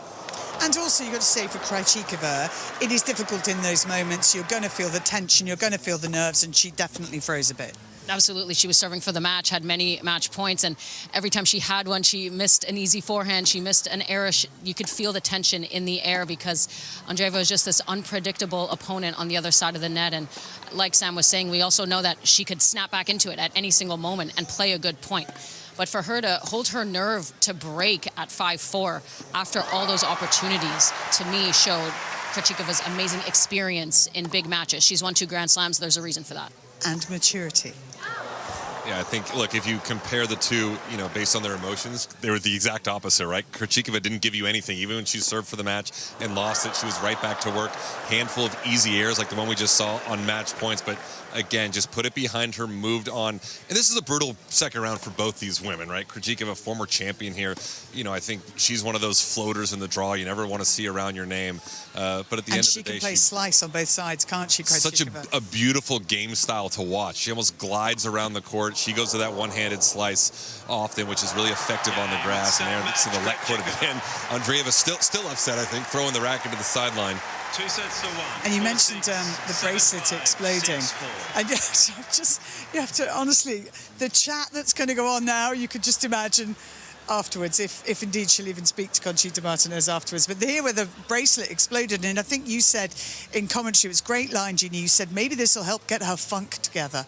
You know, sometimes you need something weird to happen in a match, and it kind of pulls you back to reality. I mean, look at her. She put her racket on the ground, and she's picking up beads with both hands. This is not something you see often on a tennis court, and so I was wondering if it could just kind of get her out of her funk and realize, okay, I'm just playing a tennis match. My bracelet just exploded. Like, it's all happening. Why don't I just relax and get back to it? But she couldn't quite get out of it. Just a reminder that Canada's big hope, given that it is Canada Day, and that is why Jeannie is here wearing her beautiful red, exactly. Felix Auger-Aliassime is right now in action on number 1 court. He took the first set on a tie break. He took the second set 6-3. I understand they're pretty soon going to close the roof on number 1 court and ensure that this match will be carried on without interruption. So he's up against Dino Prismic of Croatia. They may indeed have already closed the roof, but it will be if it hasn't yet. And also the roof will be closed as and when Novak Djokovic and Stefanos Tsitsipas appear for the popcorn meeting, the final match of the night. And as a man who has beaten Novak Djokovic, Sam, and not many people have here at Wimbledon, how do you do it? Look, I don't know about a popcorn match. I think Novak is a heavy favorite in this one, but I think for Tsitsipas, he's not playing well. All right, we got some query highlights here. I love Look at that. Nice place to be up here on the hilltop here, watching some highlights. I remember this point. This is going to drift wide. What a day. Look, I think for Tsitsipas, for anyone, when you play someone like Novak Djokovic, I don't really know if Tsitsipas or someone going out there, myself in this moment, believed I could win before the match started. I think you have to gain belief as the match goes on and on. So I think for Tsitsipas tonight, he's got to put a little scoreboard pressure on Novak, you know, get to 1-all, 2-all, 3-all, and then simultaneously Tsitsipas, that'll give himself a little belief that, all right, maybe I can hang with Novak, but I think he's got a tough hill to climb. Tsitsipas, again, has not played well this year. The one sort of strand of hope he has is what a tough match Novak Djokovic had in his opening round, because that most definitely went on longer than he wanted it to. The noise of centre court for Wu Yibing and most of all for Novak Djokovic. And it will be China's Wu Yibing to get us going.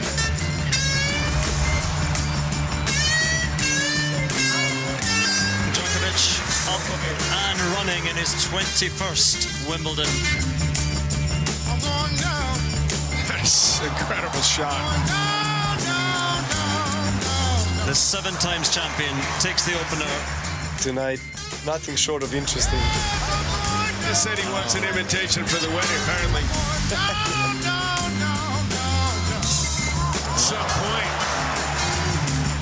Some points or moments in the match, it was really also a big physical battle as much as it was tactical or mental battle. Djokovic starting to flap. He was on a very, very high level. It's long, he has it. A centerpiece in the test for the great champion. Djokovic grows harder. The roof will close, and we might be set for quite a match here. Djokovic says, cheer for me now. 2 set points saved by Wu Yibing. The resistance of Wu is broken, gives Djokovic the 3rd set. At some point I felt like he had no weakness where I can expose him. Oh, it's impressive from Wu.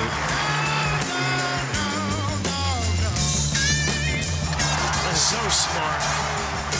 It's one of the matches where I had to just dig deep and fight, and it's what I've done. The champion survives.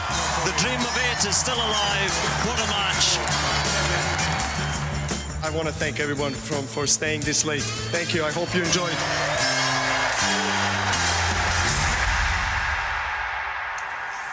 Well, he was huffing, he was puffing, and there was a fair bit of limping, but he got through. Stefanos Tsitsipas there, bouncing from foot to foot. Now, they have met 14 times, and Sam, as you referenced, Djokovic there with the fancy blazer again. Doesn't he look smart? Leads the head-to-head 12-2. He's won their last 11 meetings. What's the famous Vitas Gerulaitis quote about Jimmy Connors? Right, no one beats Vitas Gerulaitis 17 times in a row or something. Yeah. That's what Tsitsipas is saying right now. Exactly. This is my moment. This is my time. But Djokovic, what did you make of him in that opening round in terms of, were you worried at all about the breathing and about the movement? No, because I feel like we've seen a little bit of that already this year. He's had Australia was a phenomenal event for him. Since then, it's been a little bit up and down.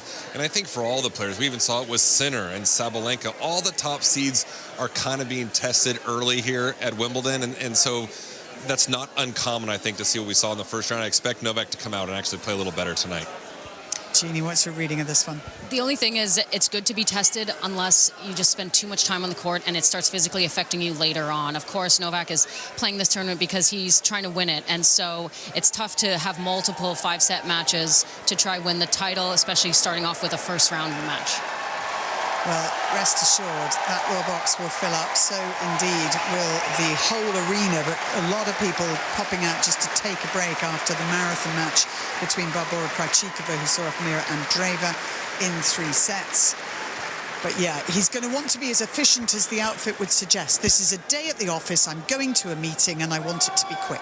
Yeah, Jeannie summed it up perfectly. If he's going to win this tournament or any tournament, at his age, he needs to be, physically 100% in the second week of the tournament, right? And that means he's got to be efficient tonight. If he wins tonight, efficient again in the third round, because if he's going to take out Zverevs and Sinners, he's going to need all of his energy. Let's just have a quick chat about Tsitsipas, because he's been as high as, 3 in the world. It's been a pretty consistent dive down at the moment, and he's just split with his dad as his coach. What's going on? I think that split with his dad is almost the best thing he has going for him right now, right? He's not played well. The ranking's going in the wrong direction. He needed to make a big change. He made one, firing his dad, splitting ways with his dad. So maybe that actually relaxes him a little bit tonight and says, you know what, I don't have my dad who's been with me for a decade now kind of in my corner. I've got a fresh start. A lot of times players can be dangerous when they hit, I don't want to say rock bottom, that he's not at rock bottom, but when you get to that point where you don't care, it frees you up, and he might be close to that point. As for Djokovic, Jeannie, how much do you admire his approach, his professionalism, his fitness levels, his preparation? Oh, he's been the best player on tour by far in this category. All of the other players know how specific he is with his routines, and it's a testament to how he can play so well and be so physically in shape at his age. And we don't want to say old age, but he's 39, and look at him stretching his hip. Every time I see him play, I'm worried that something's going to happen physically with injuries, but he has got it dialed in, and he's one of the greatest for that reason. James Kyothfon is going to be our umpire for this one, overseeing the coin toss. And for Djokovic, there is always jeopardy. And he knows, even with a player against whom he has such a good head-to-head, there is always a chance that something can go wrong, or that it goes longer than he wants. Yeah, and Tsitsipas, the name alone carries a little bit of weight. He's been 3 in the world. He's made the finals of majors before, not here, but at Roland Garros. So twice, funnily enough, both times against Djokovic. Yeah. So do you remember the one at Roland Garros? He led it. Of course, he was up 2 sets to love. Yeah. So look, I don't know if Novak is thinking about that, but it's definitely there. It's something. And again, just the name, Stefanos Tsitsipas. People in the crowd right now are saying, Tsitsipas, Djokovic, second round? Something's not right here, right? That should be a round of 16 or a quarterfinal match. So even though Tsitsipas isn't playing great, that name alone carries a little bit of weight. In terms of his effectiveness on grass, Jeannie, does Tsitsipas have a game that he can adapt to this surface? I think he can play well on this surface, but the thing is, just overall in his game, we just haven't seen a lot of good stuff recently. It seems like he lost that magic, he lost that feel on the court, and as a player, I know what that feels like, where you're like, everything was working last year, why is nothing working now? And that's a tough place to be in, really affects your confidence. Going out here now, he has absolutely nothing to lose, so hopefully he uses that to his advantage and just goes for his shots, uses his serve as a weapon. But besides that, I feel like it's really been tough for him to turn his career around. And he's been struggling with a back injury. He even considered retiring. Yeah, that back injury, look, that's been a huge issue for him. Kind of going back to what Jeannie said, for him on the grass, he needs a red line tonight if he's going to win. He's got to serve an extremely high first serve percentage. That backhand wing, you know, Novak's going to target that. He's got to take some chances, changing direction down the line. I wouldn't even be surprised if he throws in some serve and volley early on in the first set to just show Novak that, hey, I'm not just going to rally with you from the baseline. I'm going to play chaotic, wild tennis, and that's probably going to be the best chance he has to win. As far as Djokovic is concerned, we know what he brings to the court, and we know how well his game is suited to Wimbledon. You don't win it 7 times without knowing how to play on grass. There is still the motivation there. There are still the big numbers he wants to reach. It's so admirable when I see all these legends continuing to play, thinking about Serena last night, suffering through training and everything to get back out on the court, to have a chance to compete again. It's so impressive. He's won it all, you could say, Djokovic has, and he's still out here working every single day. So it shows why he's such a legend, and he feels so comfortable on these courts. His serve has improved so much over his career. For that to be a weapon, we know his return is the best out there.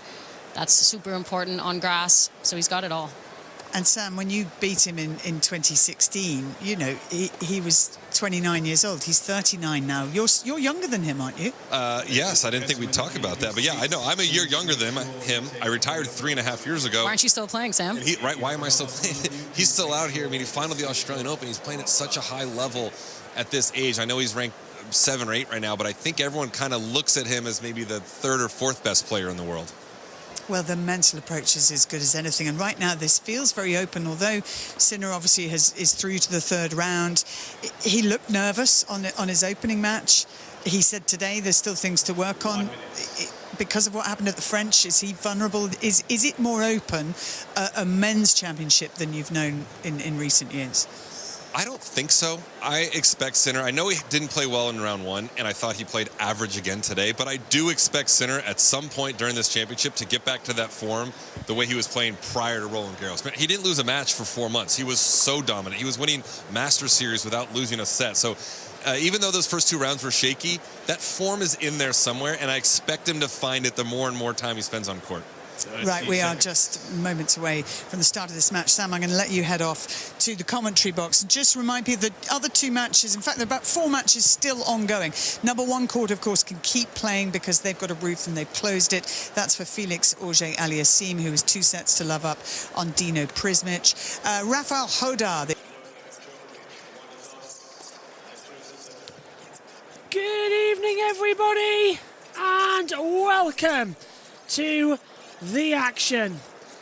This is going to be something special. It is the 2nd round, and Novak Djokovic is about to make his way out onto the court. Got a few other games going on. Welcome to everybody listening in, both on the Ultimate Sports Media and on JB Sports on YouTube and Twitch. We are all set then, ready to go for today's action. And I'm looking forward to seeing what we're about to witness. A load of intrigue, a load of tension. Let's quickly go down to Subaka. 17 shy of Martina Navratilova's all-time record of 120 match wins. Every time he takes to the court, every time he plays, he seems to break records. And here is the 24-time Grand Slam champion, the 7 times Wimbledon champion. And what are we going to witness today? Hello everybody, welcome up to the commentary box for the gentlemen's 2nd round, as well with Tsitsipas alongside Djokovic. This is the tension moment. The Serbian versus the Greek. Delighted to be on the commentary with you this evening. Welcome once again to everyone watching on the Ultimate Sports Media. So the coin toss has been taken. Djokovic will have the serve. So Stefanos versus Novak. Andrew Castle, Tim Henman and Sam Query alongside on the BBC commentary team. Play. And we are underway. And Novak Djokovic serves straight down centre court. Backhander coming in as well from Tsitsipas. Djokovic forehander with some power. It goes out. It goes love 15 immediately. Love 15. It's going to ebb and flow all night, this type of match, unfortunately. That's the kind of things we've come to expect across the board. Straight down centre court. Bad return from Tsitsipas. Djokovic goes 15 all. 15 all.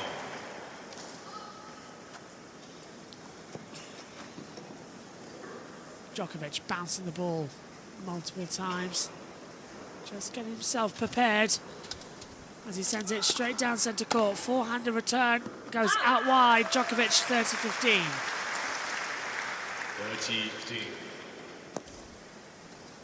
Just have to worry about these multiple startups. Oh, there's Google coming through. I think the BBC are having a commentary issue. Let's first service. Let on the first service. Yeah, so far they've not said a word. I hope they do. This is straight down once again. 40-15.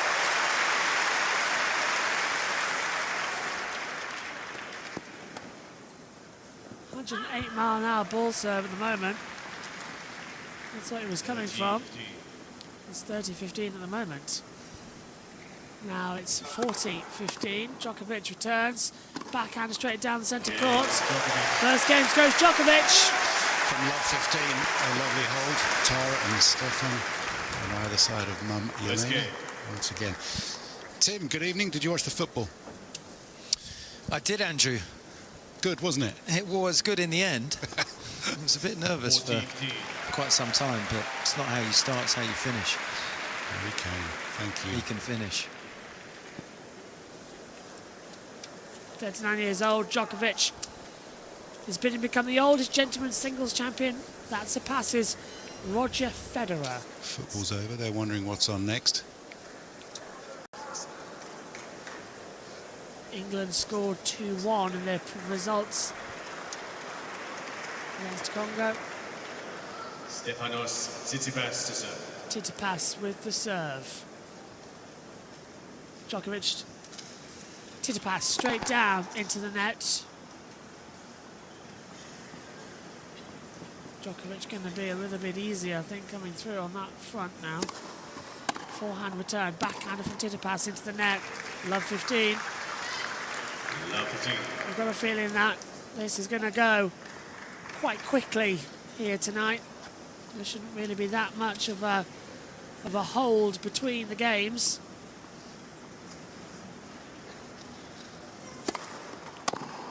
Looking good again on the signal serve. Djokovic goes out though, 15 all. 15 all. Trying to get our BBC graphic to get caught up. It has gone, there we go. Stefanos Tsitsipas' mum on the far right. Must be nervous. Tsitsipas straight down centre court. 30-15. With an ace. 30-15, a very nice ace as well. Straight down. Both mum and her twin sister were pro tennis players in the Soviet Union. Dad, gold medal member of the Soviet football team. Straight down again. Tsitsipas with a good serve. Djokovic getting to the outside, goes out. 40-15. So it's a seriously athletic background that he brings onto court, but his tennis has not been what he wanted. Perhaps or his motivation the last year and a half or two. Dad no longer coaching him.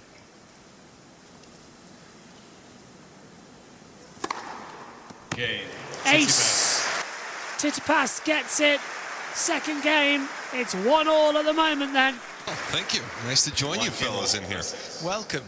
Did you watch the football? You know what? I did. Did you? I saw Harry Kane score that game-winning goal in the, what was it, the 88th minute? It was late on. There you go, it was timely. I was in a green room for a for an American network, and all the Americans were locked into the football, believe it or not. That is Love to hear unusual. that. No Serbia, no Greece in the World Cup. Maybe it can come home.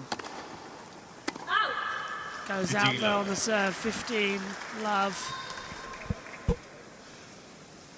It tries to get power again. Djokovic's serve going well. Continues on the attack. Straight down centre court. It's an ace. Such an improvement. I mean, we say it's improved all the time and much improved. It's just been marginal gains ever since he came out on tour. An ace up the sleeve though. Serve. I saw my collar out. It's looking a bit dodgy, isn't it? Djokovic with the serve. Straight down centre court. Another 40 ace. 40 Love. Straight game. Djokovic wants it. 2-1. Only been playing 5 minutes. We'll have 3 games complete. Djokovic wants to make this quick and simple. Straight down centre court. It's a straight ace set. What a nicely done from Djokovic. That's how you do it. Ace, ace, ace. As the game comes in. Well, it was 2016 was the one I was on. I'll give you a hint. It's not 1-0 query. It's we played 11 times. Okay, well, let's say 9-2. Wow. Very good. Is that right? That is right. Good. Oh, good. 9-2 in favor of who? Very good question. What's it like playing him? It's nerve-wracking. Look, I won 2, but lost 9, and a lot of those 9 losses were pretty lopsided score lines. Novak at times, I was someone at a good serve. You'd look over the net, he'd kind of get these big eyes, right? And you felt like he knew where you were going to serve before you were going to serve. Yeah, and it was a big issue, but it's definitely, he was the toughest, I feel like, of the big 3. You felt like I had the best chance of getting blown off the court by Novak Djokovic. He went 10 years without losing on this centre court. You played him on court 1 in 2016. Nice scheduling. Yeah, I had nothing to do with it, I'll say that, but yeah, it was nice to get him on court 1 and not center.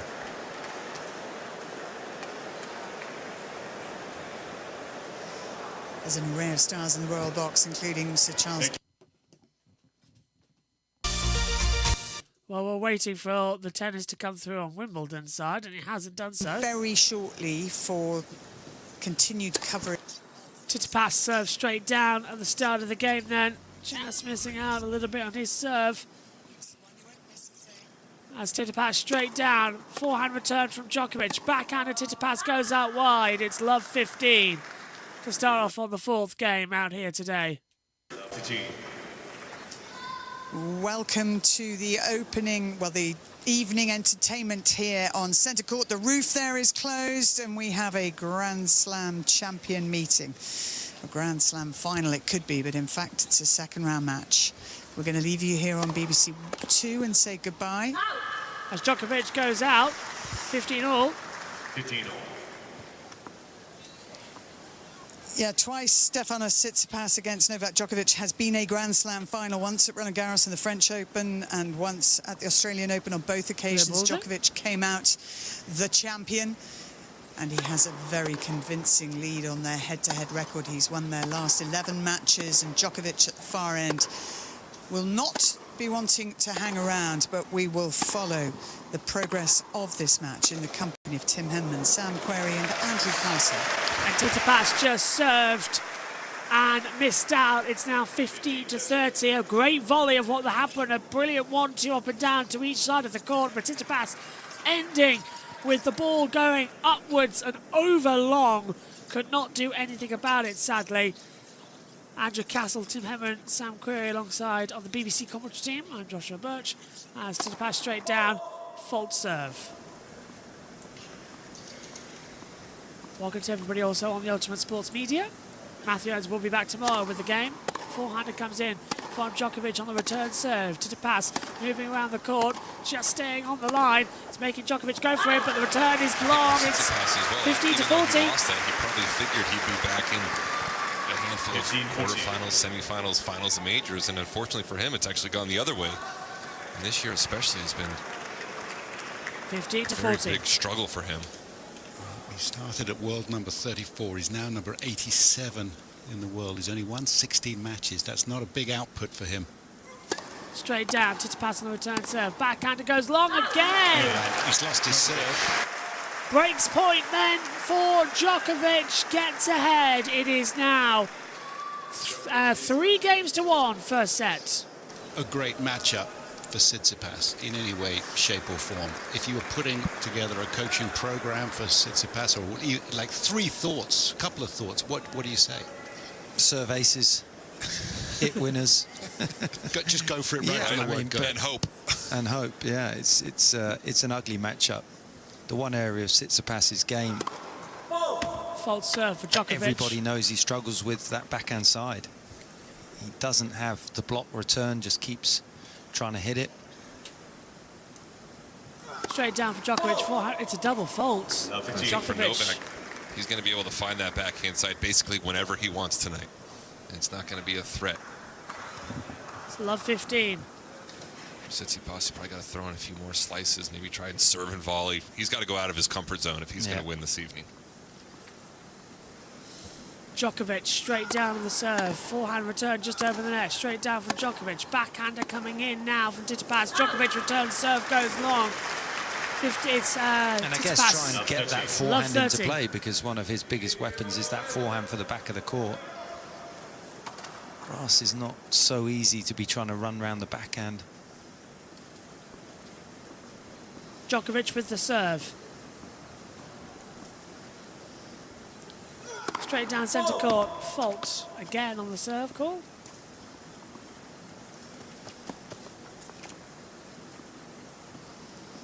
So much pressure coming now. Djokovic straight down. Backhander a little bit in to the deuce side from Tsitsipas. Djokovic sends it down. Tsitsipas gets to it. Drop ball coming in surely, but it hits the net. Djokovic tried. It's done well. Love 40. Love 40. It's an aggressive backhand down the line. Love 40. It's an aggressive backhand down the line from Djokovic, and Tsitsipas chipped the forehand back. Did not work the way he wanted it to. 3 break-back points. Tsitsipas going for it now. Straight down. Let's first service. Lit on the first serve.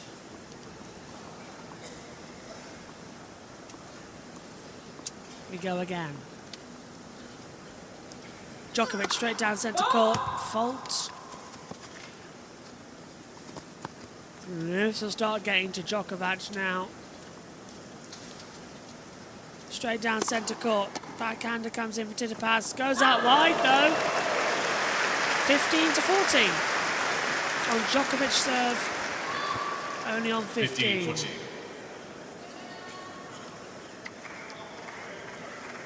See, break point coming on the BBC blog there. More information gathering from around our broadcast booth. We'll adjust that a little bit. And the stats, 2 aces. For Tsitsipas, 4 already for Djokovic. The return for Tsitsipas was poor. 30-14. 30-14. Another break point now coming. This is an early skirmish that Tsitsipas needs to win. Only 13 minutes in. Already down a break. Needs to get involved in this. Tsitsipas straight down. Djokovic. Tsitsipas up. Fault serve. It's causing issues, isn't it? Not what they were expecting to happen is happening. Djokovic straight down centre court. Forehand return was good from Tsitsipas. Djokovic on the backhander. Djokovic touches the net on the return serve. Ball's going over 100 miles an hour right now. 120 on the serving counter. Backhander from Djokovic. Backhander from Tsitsipas. I'm going with what Andrew's calling him. Not Tsitsipas as the umpire, but Tsitsipas, what Andrew's calling him, as they're into the long rally now. Forehander. Drop ball coming. Tsitsipas shoots it down, but goes long. Oh, he's Juice. just pulled it wide. What a rally. That point from both players. Good use of the fantastic. slice, though, from Tsitsipas. You feel that is important today. No, he did a good job of bringing Novak in on Tsitsipas's terms, right? He got a good look at the forehand pass, just pulled it wide by a couple inches. Or a few centimeters. I know Whatever we you use want. inches All over good. here. Right? You're all good. He missed it.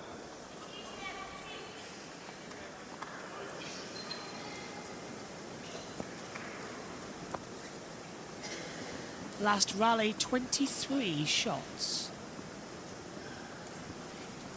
Shot clock down at 0. Good serve from Djokovic. Drop shot coming. Takes it. Tsitsipas's return was not good. Was careful, though. Just Advantage Djokovic. giving a long leash after that long point. That's good umpiring. Both players struggling for breath after that long rally at 30-40, key moment.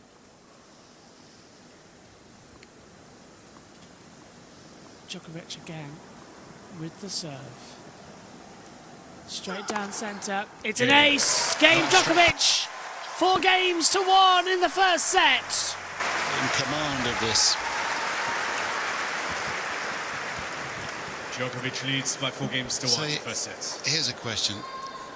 What keeps driving Novak Djokovic to push himself to the limit, to keep turning up to training, to keep doing the rehab, all of that, Tim?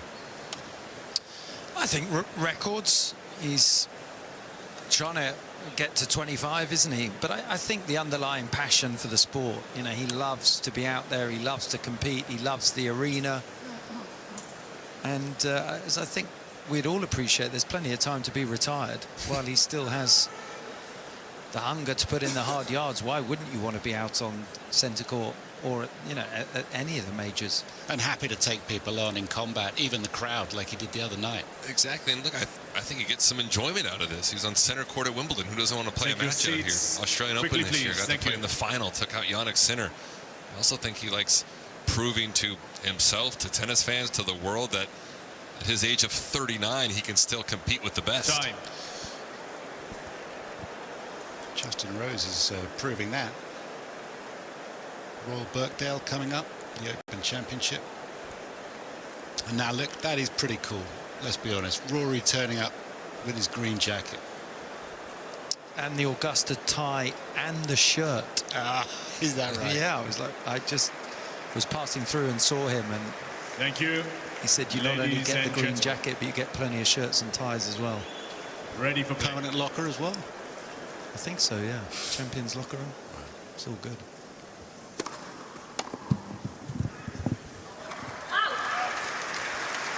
Good serve from Tsitsipas. Goes straight through. A streak of 34 consecutive Grand Slam men's singles appearances. Second longest among active players behind Francesca's TFO at 39. Interesting little stat there for you.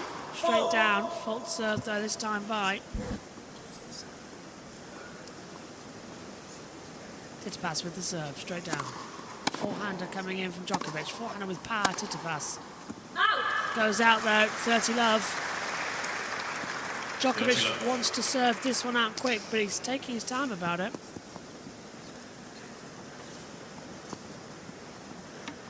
Not the way we thought it was going to go. Tsitsipas straight down. 40 love. 40 love. Ace. Might be 4 games to 2. Tsitsipas not going into this one long. Really love to know. We were told Tsitsipas from the umpire, but Andrew Castle is saying Sisterpass. See what I mean? Not Tsitsipas. And Andrew is saying Sisterpass. We're very Djokovic keen. leads by 4 games to 2. We're very key on pronunciation to get it right. I will go with Sisterpass. The BBC and Andrew usually knows correctly.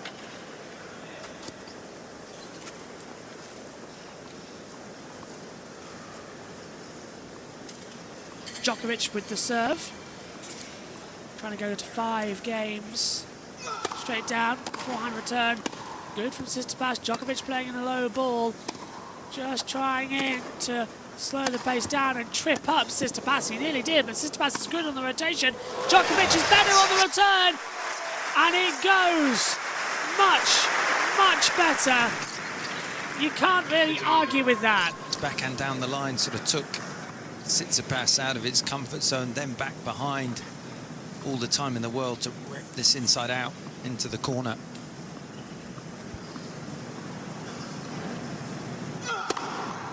It's another ace up Djokovic's sleeve. Yeah, I mean, Tsitsipas will be well aware he's lost 11 in a row, and you're thinking, well, is there a plan B? What can I do differently? I just don't think it really matters. Djokovic straight down, fault serve. Djokovic thought that was in, you know. He was almost celebrating, out by a whisker. No wonder. Straight down, backhander from Tsitsipas goes out wide. 40 love. Goes so far out of your own comfort zone to try to win a match. That's, you know, you're already climbing an uphill battle. That just makes things even that more difficult. Djokovic with the serve, trying to go 5 games up. Straight down, backhander was poor. Game, 5 games to 2, first set.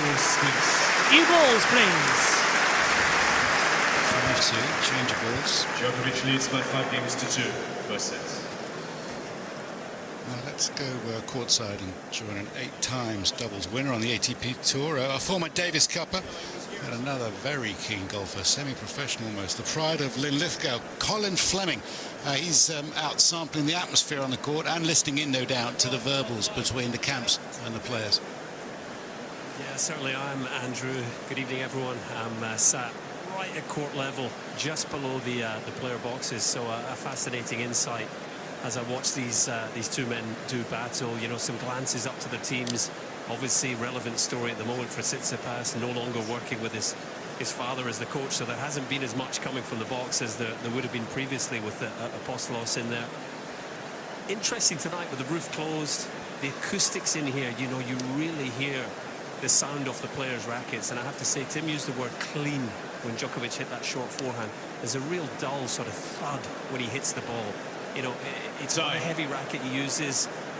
Almost every ball coming out of the sweet spot in these indoor conditions, no breeze to put him off, and he just generates such easy power.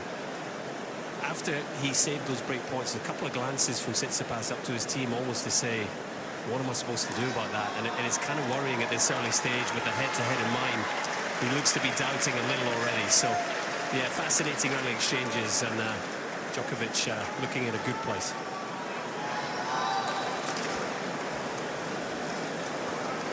Yes, those ground strokes. It doesn't always look like he swings that hard, but he's able to hit rockets off both sides. 15 love. When Colin's talking about the sound in here too, it's so pure. Here at the U.S. Open, you have those luxury suites, so there's constantly a hum kind of in the stadium. It almost gets dead quiet out here on center court. That's why the ball feels so clean when you're out there. 30 love. 2 aces coming up from Tsitsipas here.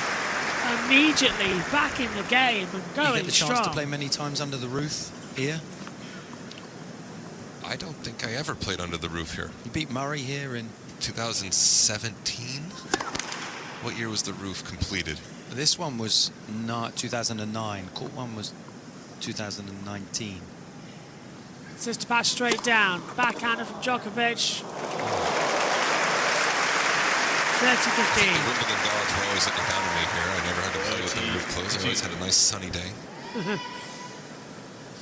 Heat wave at the moment. It's humidity's rocketed back up. She's Although come the back day over that the I weekend. played Novak on court 1, we had 3 or 4 rain delays.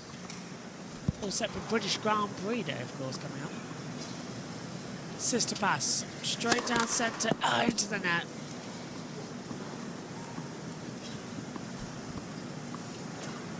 Tsitsipas just staying ready. Straight down centre court. Backhander from Djokovic. Backhander Tsitsipas. Backhander again. Djokovic sends it out wide. It's 40-15. Last year was the first year he failed to reach the final of Wimbledon since 2017. Novak just knocking on the door. His semi-finals and finals as he attempts to get this record of 25 slams. It's a valiant effort. Ace from Tsitsipas. 5 games to 3. Djokovic leads. He's now serving for the first set. Djokovic leads by 5 games to 3 in the first set.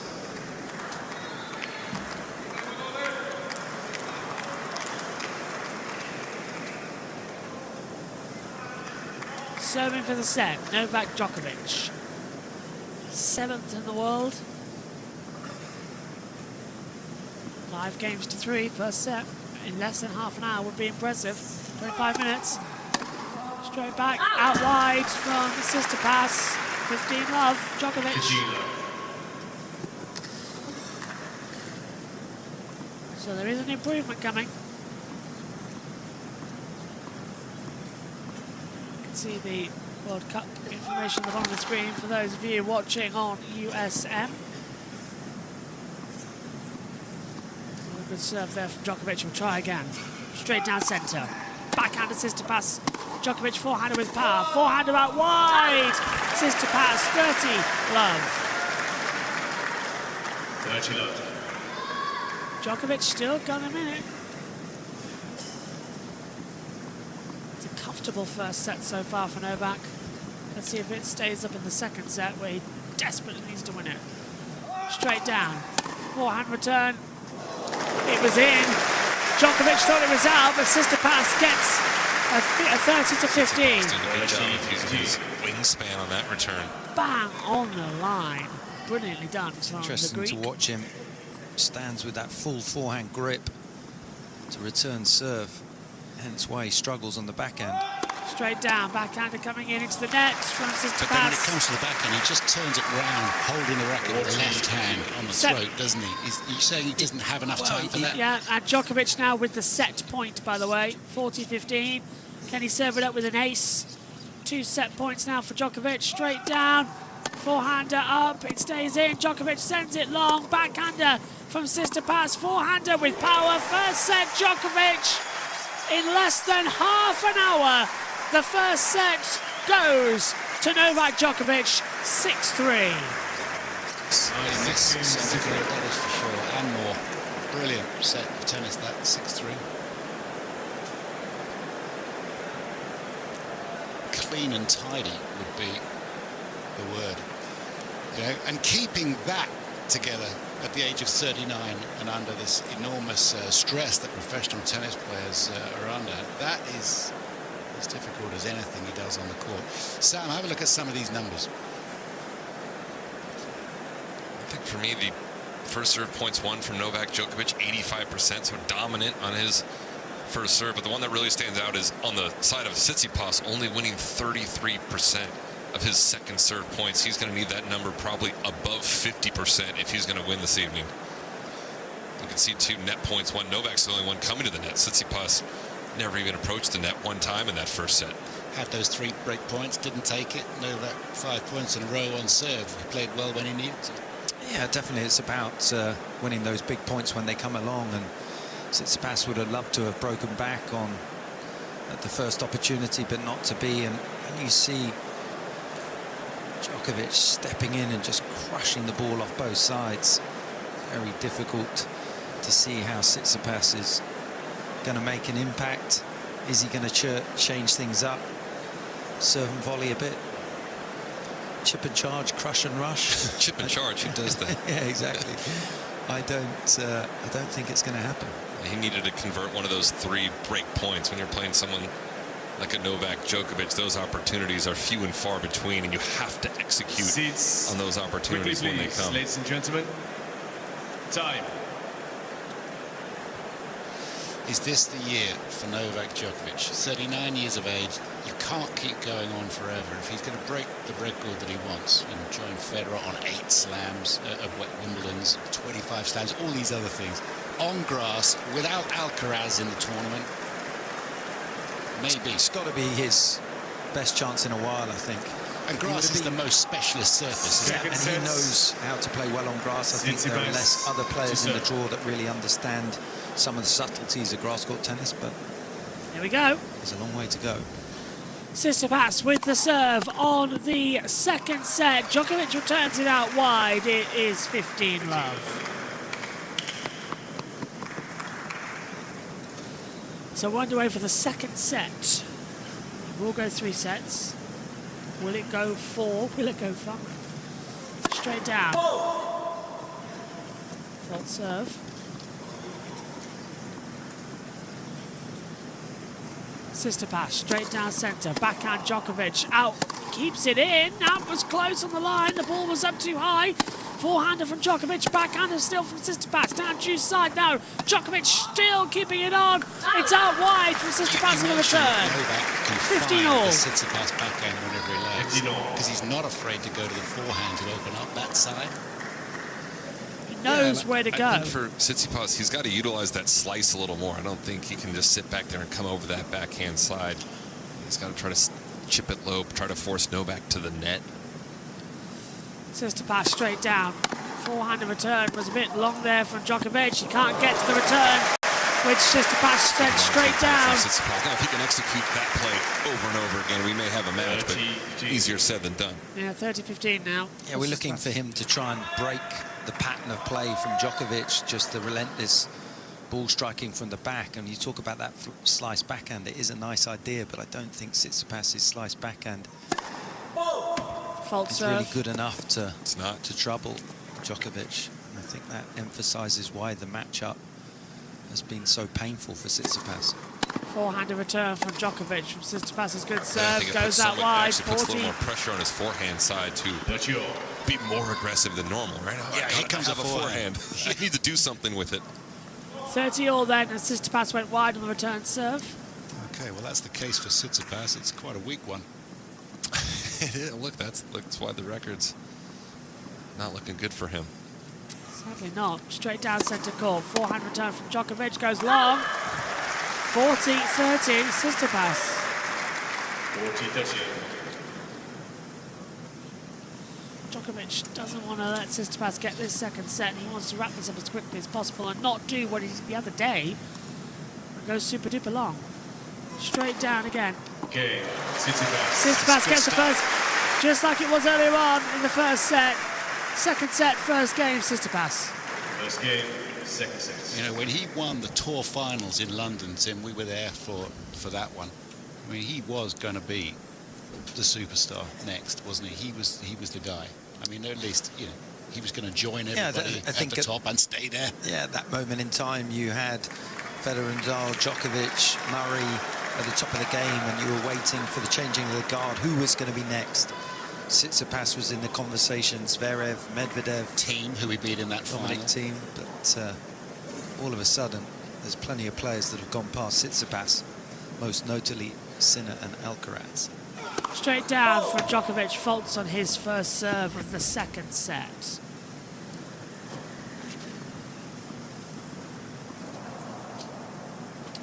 Straight down centre court, forehand return from Tsitsipas. Djokovic, backhander was not good. Tsitsipas returns it with a drop and gets it. Good footwork, good adjustment from Tsitsipas. 15 love. Below the net like that, it turns into a field shot. He did a good job just brushing up behind that ball just enough to get it up and down over the high part of the net. Can't wait for my haircut tomorrow. Look how long it is, viewers. It's annoying having a headset on. Haircut tomorrow. Ready for the British Grand Prix. Djokovic straight down, backhand. It's fault serve.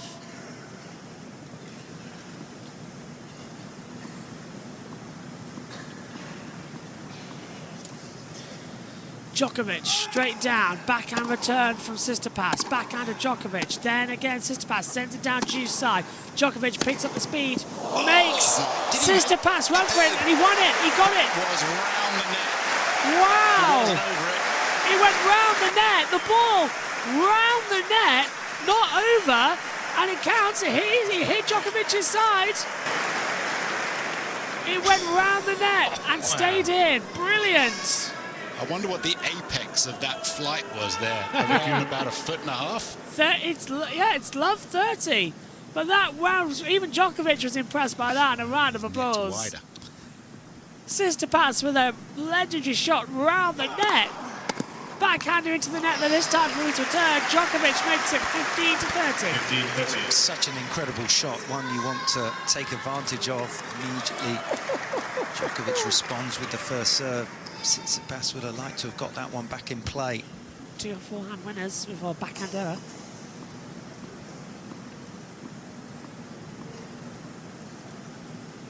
Straight down Djokovic. Backhander up high and out wide again from Tsitsipas. There's the all. 30 all. Djokovic with the serve. He's contemplating now, how long and what do I do, where do I go? In his Armani white top. Straight down. Ace for Djokovic. 40-30.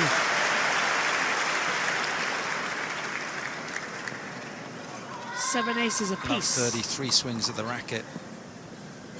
It's 40-30. I know that woman.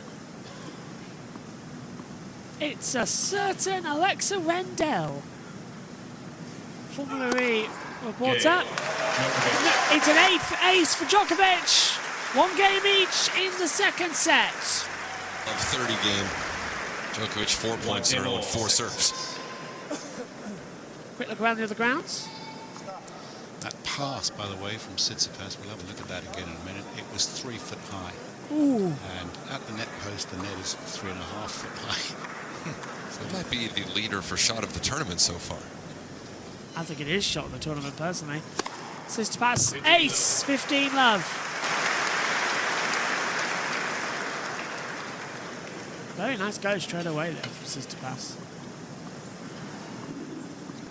133-mile-an-hour ace, that one. Straight down centre court, backhander for Djokovic into the net, 30 love.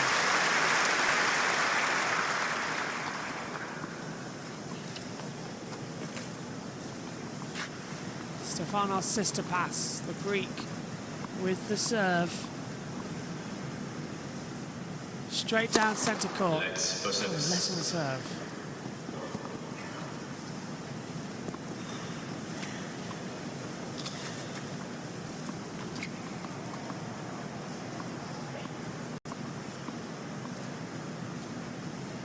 Straight down centre court. Forehand return was in, but Djokovic went wide. Tsitsipas able to just send it to the right. 40 love. 40 love. It's not going the way Djokovic wanted it to. First set was his, but second set, this is where Tsitsipas is starting to fight back. Straight down centre. Fault serve.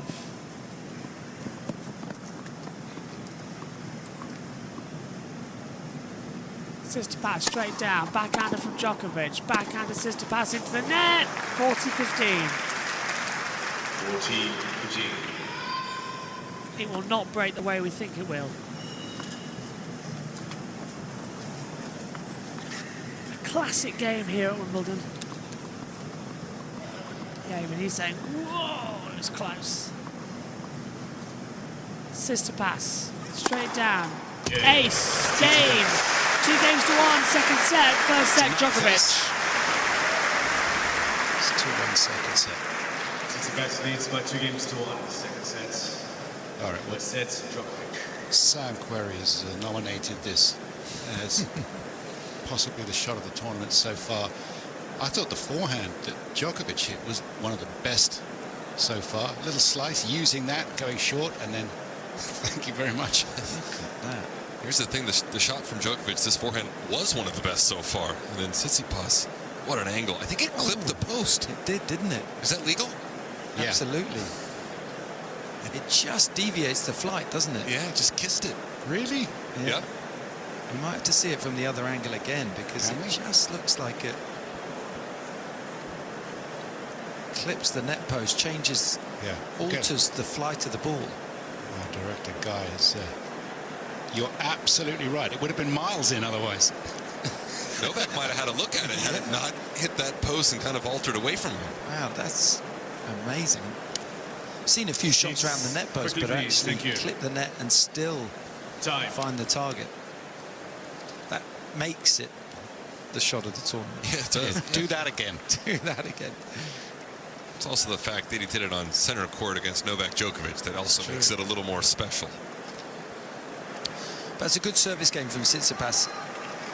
The other way of building that pressure is with the scoreboard, and if he could hold serve to get up 4-3, 5-4, could put a little bit of extra pressure on this man.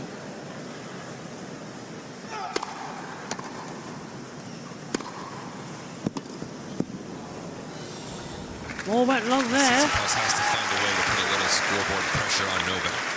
Djokovic gets it 15-love on his serve. All 15-30 point. Ball was going left, right, and centre there as well. It did not want to go in one direction. Djokovic with the serve again. Straight down centre into the net. Not what he wanted. He'll regroup. Straight down centre court. Backhander from Tsitsipas. Forehander Djokovic. Forehander Tsitsipas out wide. Dirty love for Djokovic. Much better angle there from Djokovic's serve. He's making Tsitsipas run to each individual side of the court, wearing him out a little bit. Djokovic staying dead firm on the centre. Straight down the tee. Forehander was up high. Drop shot. Djokovic. Tsitsipas just walking along. 40-love. Make it 2 games all second set. Djokovic is set up.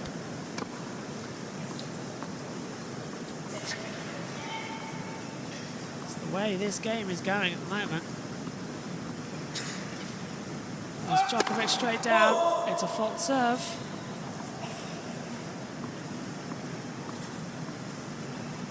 Djokovic straight down. Forehand return a little bit high. Djokovic really going to now drop shot him, and he's done it perfectly. Game Djokovic, he wins it on love. 2 games all second set. Djokovic leads a set. Yeah, I think that's more than fair.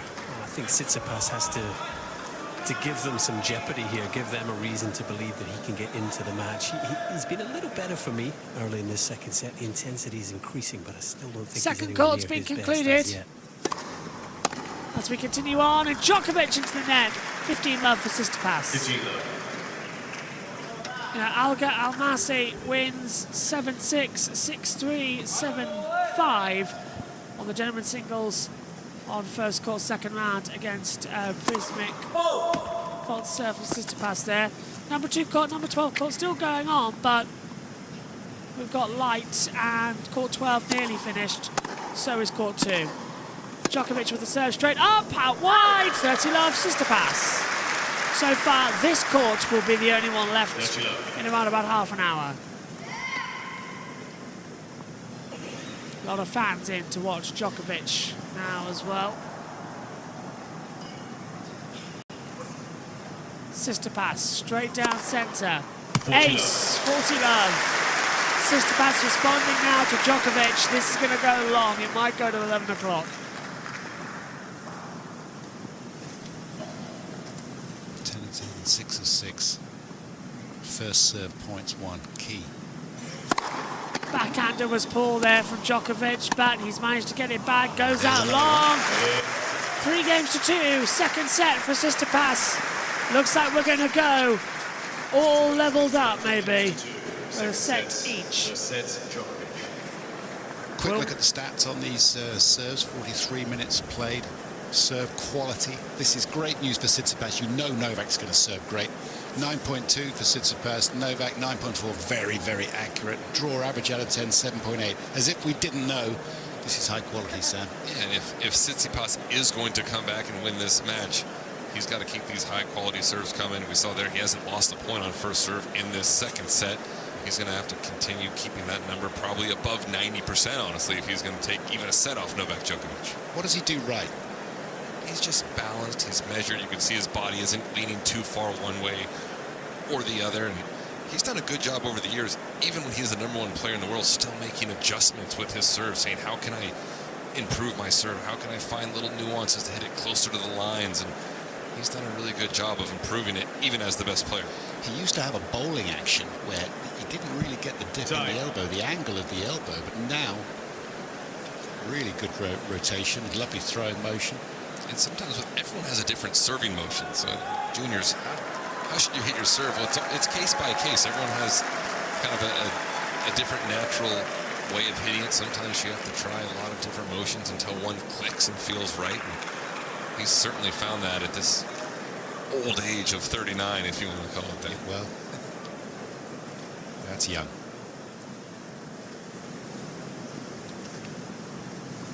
Djokovic's serve now. Straight down centre. Fault serve again coming up. Not what they wanted here. Djokovic is back. Still playing up with him a little bit after Monday's game. Forehand returns from the pair. Backhand Djokovic, forehand with power from Tsitsipas now as they continue on the court. Djokovic backhander now. Tsitsipas back. Forehander Djokovic. Backhander with pace up from Tsitsipas. Real eye level, but it's Djokovic who hits it. The net. Tsitsipas driving through the middle of the court. Love 15. Love 15. That's good hitting from Tsitsipas. Did a good job of committing on every single shot in that rally, including some of the backhands. Djokovic knew he made The that question error. is, can he sustain a point like that over and over again? He knew there was an error coming. As Djokovic again with the serve. Straight down centre. Fault serve.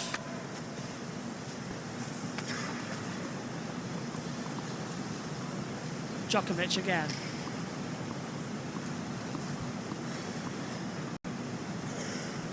Straight down centre court. Backhander into the net from Tsitsipas. 15 all. Do not go gentle into that good night. Second serve, love 15. He knows it.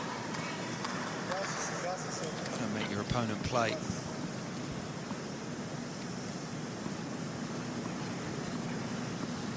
Djokovic with the serve again. Straight down centre. Backhander, little high from Tsitsipas. Forehander. Djokovic gets it back. Drop shot with perfection. Off the ground, he had to jump at that volley. Straight off the cross-court field. Very nice. Very nicely done.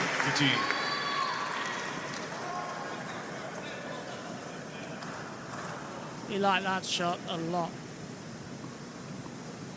We return to our above-head camera, thank God. Did not like courtside. Djokovic straight down, back, let on the first serve. The computer's shouting out.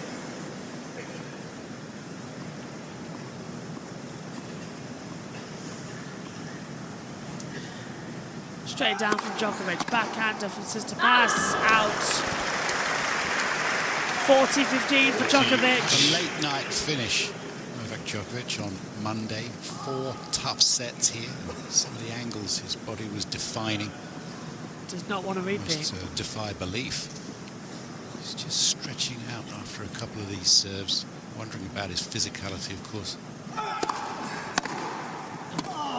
Backhander was pulled there from Djokovic, but they're coming close up to the net.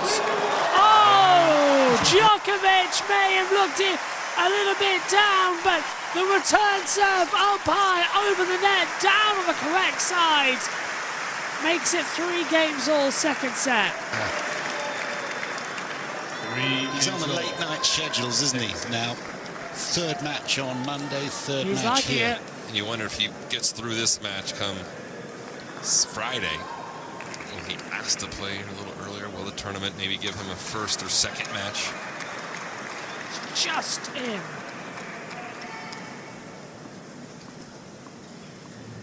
Here we go again then. Tsitsipas straight down to the net on his serve. So no. Tsitsipas straight down. Forehand return from Djokovic. Forehander with power. Out from Tsitsipas had Tsitsipas. love 15 in the previous game with a 96-mile-an-hour forehand. He made a great start, but no breakthrough. Love 15 again now. He's just got the feeling with Djokovic, it's just a matter of time until he puts pressure on the Greek serve. Yeah, there's a bit of pressure here. But if Djokovic gets a second serve return, he won't miss it.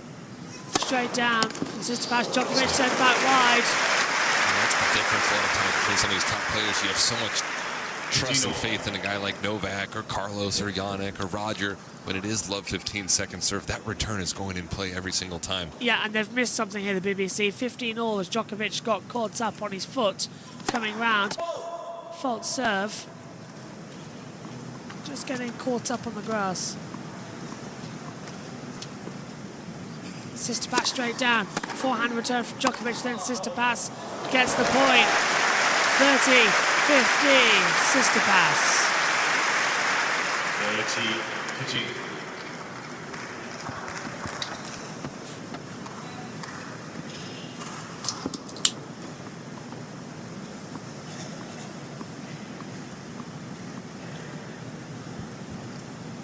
Straight down again from sister pass. Djokovic returns into the net. 40-15. 40-15. Is this where Novak Djokovic starts to worry? Second set, and it's all tied up 3 games each. About to become sister pass, maybe with a 4th game. Straight down, ace. It's 4 games to 3. Sister pass coming in. Only lost 2 points when he's got his first serve in, and he's getting plenty of them in, so that's a great job. 4-3. Honourable mention for the 5th player in the greatest era of men's tennis. Stan Wawrinka sort of got lost yesterday in his retirement, the last time playing at Wimbledon in the Serena show, and we all understand why. But a great career. You would have played Stan many times. Yeah, I played him a handful of times. You said a phenomenal career. You know, if he was playing in any other era, he might have had 6 or 7 majors, but he's definitely that one-handed backhand. We're going to miss that. I know Wimbledon wasn't his best major, but still such a pleasure to have him out there. And this farewell tour he's kind of been on has been a pleasure for not only myself, but all the fans to get to watch him one last time at all these great events. Lost to Berrettini. Yeah, it was a fun matchup, wasn't it? Was it 4 tie breaks in the end? 4 tie breaks. It was an absolute battle out there. But, I mean, obviously all eyes were on Serena. But, you know, when you think that he won 3 different slams, just not this one. Olympic gold. He's got an impressive resume. You know, I think if you would have looked at that matchup 4 years ago, Wawrinka, Berrettini, you would have thought, oh, we got a quarterfinal matchup over in court 1, not a first-round matchup.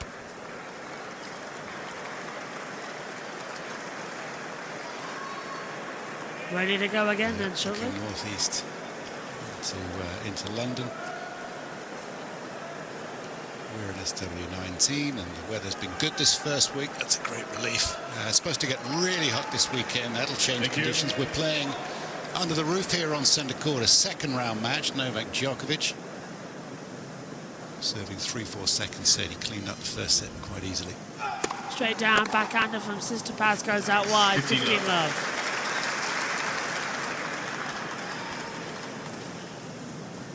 Good game so far, all this.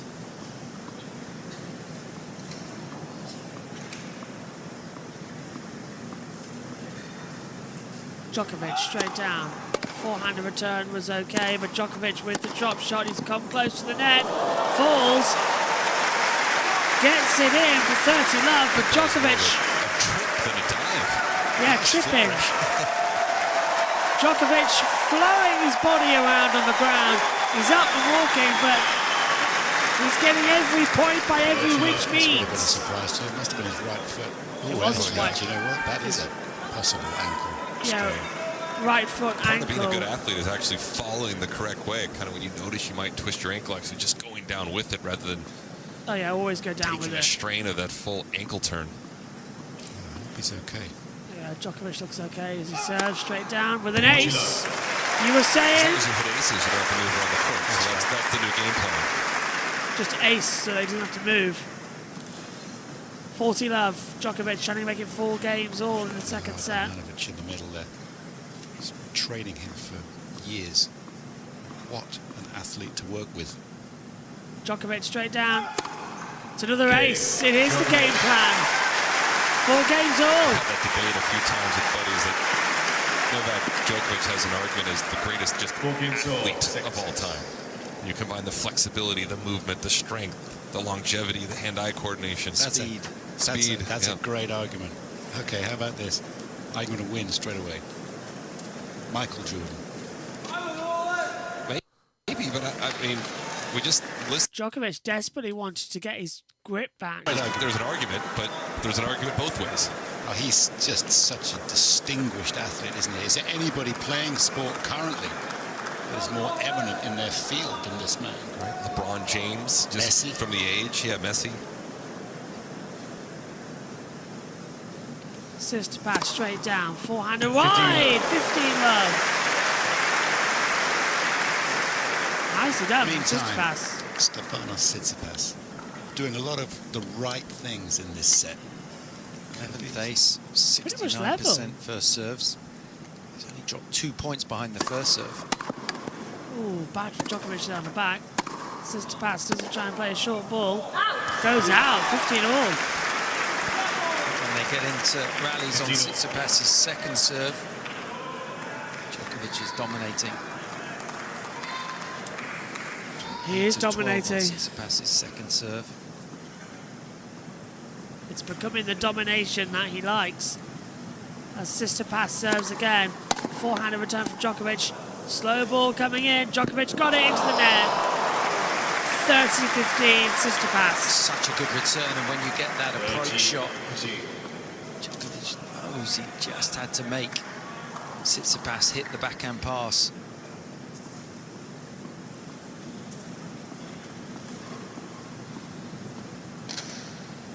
Sister pass straight down. Backhand return from Djokovic. Stays in. Forehander out. That's a big miss. Pass. 30 all. He's trying to force the ball. When you haven't won a ton of matches and you're not confident, sometimes even short ball forehands late in sets become a little tense. Going out wide a lot to Djokovic's forehand in the juice box here. Sister pass straight down. Ace. Nice change up there. Straight down the tee with an ace. We were all sitting on the wide one there.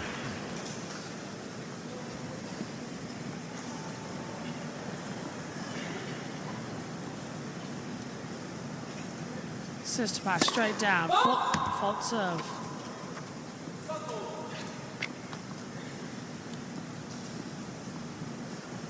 Sister pass with the serve. Straight down. Decides against it. Sister pass straight down. Forehand and return Djokovic. Backhand and sister pass makes Djokovic run for it. I was questioning that was on the line or not, but the automated system didn't say it. Backhander from sister pass. Forehander with power from Djokovic. And sister pass skies it. It's the striking from Djokovic, the purity of it. We talked about the sound off the racket, but he can add 10% of pace with exactly the same technique. Juice it is. Tsitsipas under threat here. As we go again. Sister pass with the serve. Straight down the tee. Forehand return out wide. Djokovic. Advantage. Sister pass. It's another example of ball hitting the line and just checking it. Just slows it up and upset the rhythm of Djokovic's return. Sister pass straight down. Fault serve.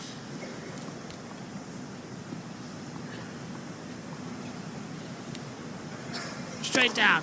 Forehand return, Djokovic, ace. Just well. Return, good, 40 all. No problem with the rhythm there. Second juice.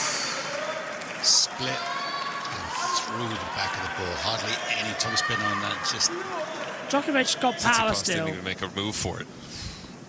Novak still has power. That's the good thing about all this, as he now prepares to receive the serve from sister pass with a fault.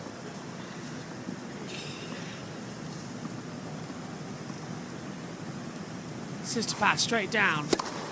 Forehand return from Djokovic.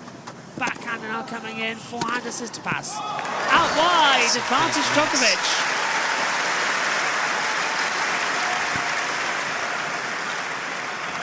And it just looks like Tsitsipas is unclear on what he wants to do with that ball. Yeah. He knows he's got to take his forehand on, but I think it's 50-50. The pressure of the situation, 4-all deuce, down a set. Missed by a good 10 feet. It is 50-50. Opportunity for Djokovic. Break point then for Novak. Tsitsipas straight down, backhander up high, Djokovic drops it, comes up high, drop shot, Tsitsipas, Djokovic returns it up high again, second attempt for a drop shot, it bounces on the line, Tsitsipas sends it back, Djokovic into the rally, Tsitsipas out wide, Djokovic returning with backhanders, we're into the volley now once more, Djokovic sends it high, Tsitsipas gets to it into his own net, it's game for Djokovic in a brilliant fashion. 5 games to 4, second set. Djokovic is finding every which way to beat Tsitsipas. Stuff, it really is. Back on centre shortly. Meanwhile, on number 1 court, Felix Auger-Aliassime at the far end of your screen said that believing in himself is the key. He said, you try to be a little bit better every day. It doesn't always work, but I try. And he said this match point summed up what it takes to be a tennis player, the physical fitness that is required, the concentration, and playing the big points as well as you possibly can. What a rally to finish things off.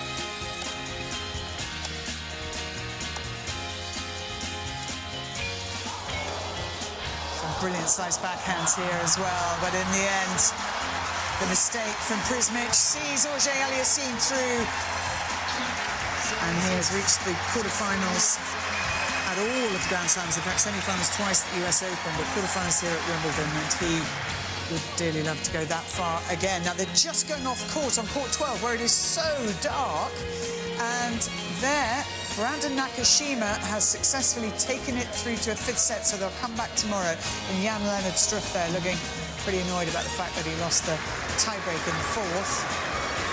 And the one other match, Rafael Hodar is on court against Pablo Carreño Busta, but they will be off court surely very soon. It is dark outside. Thank the Lord for the roof and the lights. Novak Djokovic serving for the set then. I don't know what Susan, I don't know what, let's keep saying Zubair. I don't know what clear board he's on about. If I look at my commentary box, it's still bright, and I'm in the UK. It's only 9 o'clock. It doesn't get dark until 10. First serve, though, for Djokovic. Brings it up with a 15 love as he is serving for the second set.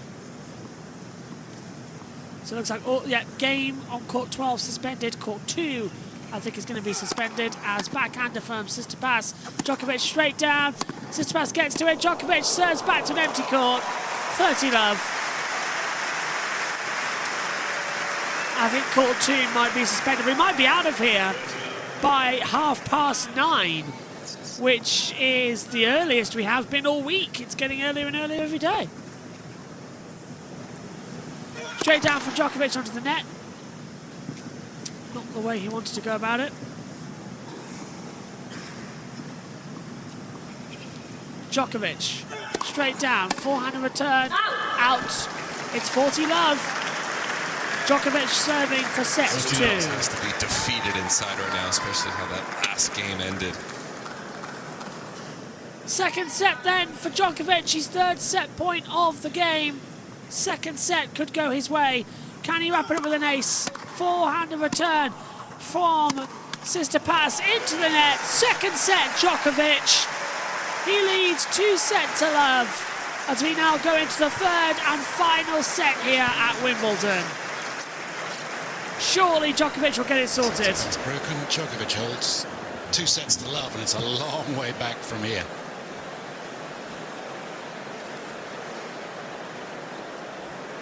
He's off. I don't blame him. Go and Will he come back? Yeah, well, go and take a second. I like the fact that he's leaving the court, he's changing clothes. It still makes me believe that he believes he can maybe win. Yeah, he's got his set 3 outfit. Right, you got to fake it till you make it.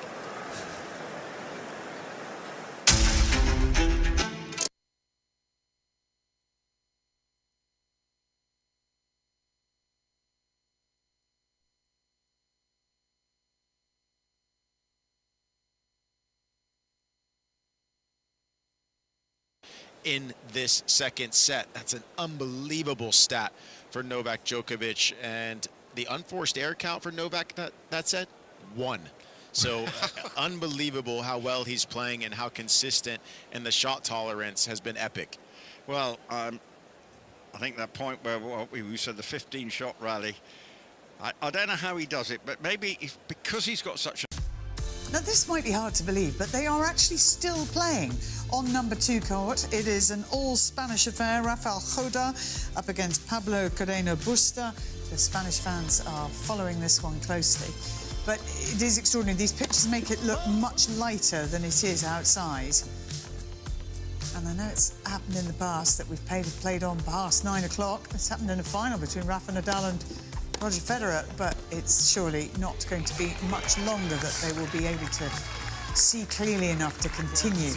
But at the moment, it is Carreno Busta who has the advantage. 2-1, he leads. And outside, out and about, people were following the football on their phones, on, you know, text messages, but also on their phone, actually watching the BBC coverage. And an awful lot of them know exactly what happened, but they're here because they love tennis and they love the drama of a late-night match. And there is no better stage, no better setting than centre court. And the man who knows it best of all, Novak Djokovic, having won the title here 7 times, just getting... Oh, he's doing a little bit of needlework. And he's going to get help from one of the ball girls. Oh, that's fun. He's joking. He's joking. Oh, you're so funny.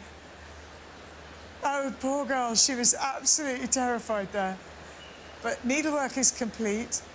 Tsitsipas has gone off court to change his clothes and have a bathroom break. And Djokovic will be hoping very much that he can wrap this up in double quick time. It was a late finish for him on Monday night, didn't finish till 10:30.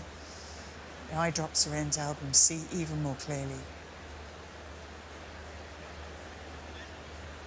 And he will be set to go very shortly. And it's brilliant that we've got Sam Querrey as part of our commentary team for the first time this year, a man who has beaten Djokovic here at Wimbledon back in 2016, and Tim Henman, who made semi-finals here 4 times during his career, and Andrew Castle, our lead commentator on Centre this evening, as we... But it feels a bit intrusive to be watching this right now.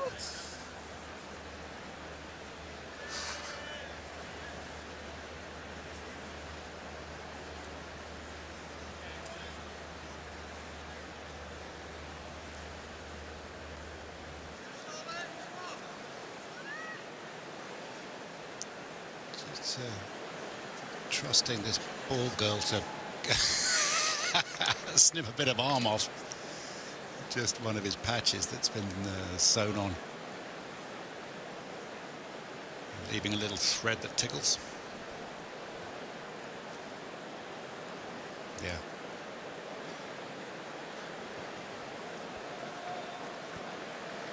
Tsitsipas making his way back to court. Yeah, he split up with his dad for like the umpteenth time before this tournament. He's now working with Thomas Perrin, who works at the Mouratoglou Tennis Academy and will have known Stefanos very well down in the south of France. Patrick Mouratoglou will travel with him when he can. But that's been pretty tumultuous, hasn't it, him and his dad? He's 27 years old. He wants to go his own way, make his own decisions more.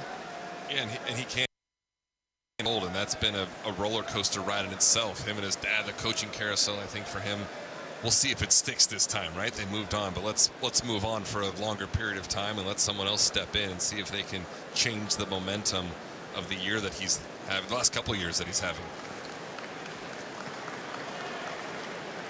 So I think for him, he's got to be pretty close to almost a rock bottom compared to how he's played the last 7 or 8 years. Third set coming on then. Tsitsipas with the serve. Straight down, forehand return from Djokovic, forehand from Tsitsipas, backhander up high. Djokovic, drop shot, saved. Djokovic sends it up high, lands in, drop shot, Not this time from Tsitsipas. 15-love. He wasn't going to stop then. I don't blame him. Tsitsipas with the serve again.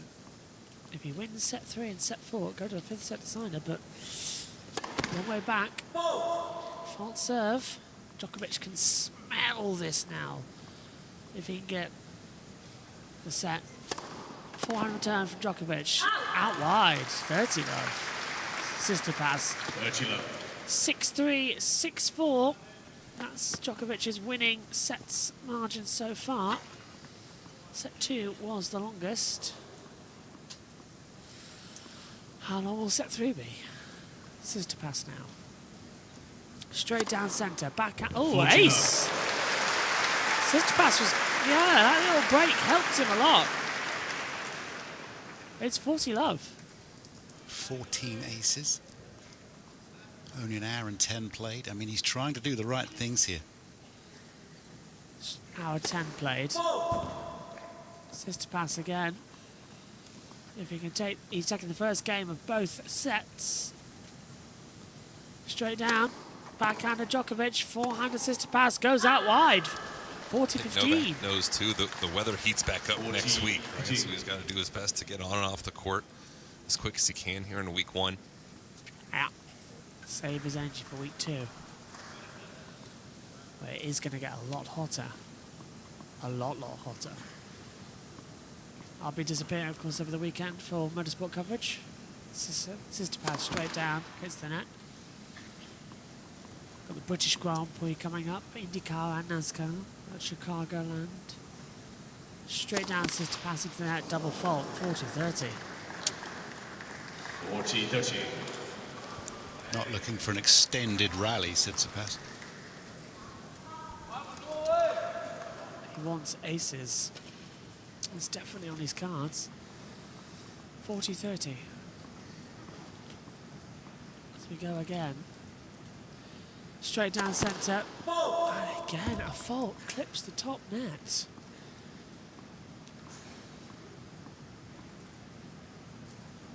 Sister pass straight down. Backhander Djokovic. Forehander sister pass just over the net. Djokovic slows the ball down. Power drive from sister pass. Djokovic slides to reach to it. Sister pass sends it down the tee. First game, third set, sister pass.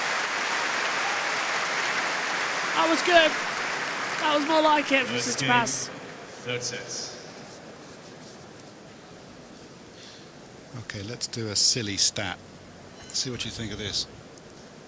Sam Querry, Tim Henman with me here. Djokovic is bidding to reach the 3rd round at a Grand Slam for the 78th time. This, I don't know how to get across how absurd that is. And you could read off another 25 crazy stats. Exactly. Just like that one about this man. I'm so glad I'm so glad I wasn't on camera. My Coke jumped when I went to drink it, and it went all down my top. Look at it on the mic shield. Very fizzy. Oh, it's on my shorts. Straight down from Djokovic. Backhander goes up. Straight down. And it was in perfectly from Djokovic on his 15 love. Don't worry, it won't stain. It's a purple shirt, but it's 9:06. I just throw it in the wash. Djokovic, perfect serve there. Look at the stats on the board as well. Absolutely amazing for the match in summaries. Straight down, backhander was poor. Drop shot, Djokovic saved by sister pass, but out wide. 30 love, Novak Djokovic. Extraordinary. You're feeling good when you're serving and volleying this day and age. Doesn't happen too often, does it? Yeah, Djokovic came in twice. He's okay. You think where certain players return from, they could serve and volley a little bit more? Backhander from sister pass. Another drop shot coming from Yes, Djokovic. just a little bit. 40 Those love. players, even though they're 10, 12 feet behind the baseline, they're still able to hit great returns from those positions. They're still able to. The game on court 2 has been suspended due to light. Centre court now, the only game left of the day. Djokovic straight down. Game. Ace game for Djokovic.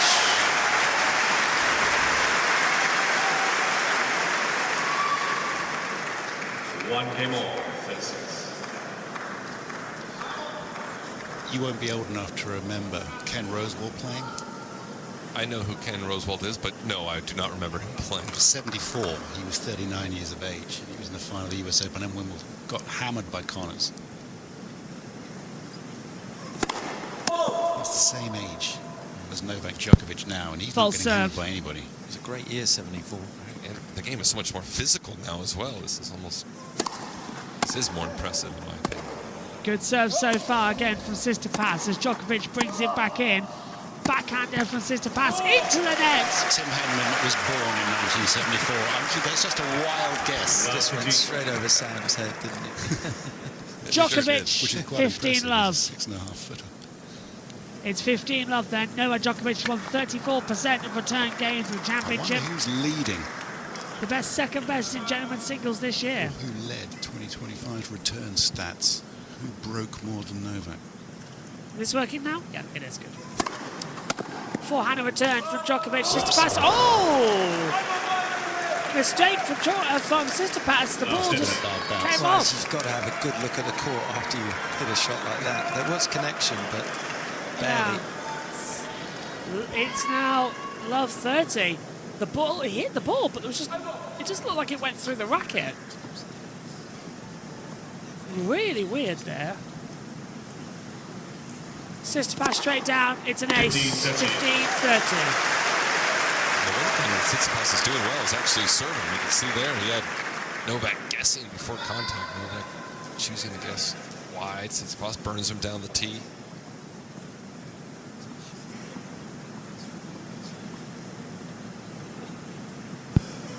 Tsitsipas again. Djokovic having to run for it. Drop shot coming. Tsitsipas return from Djokovic, but it went out.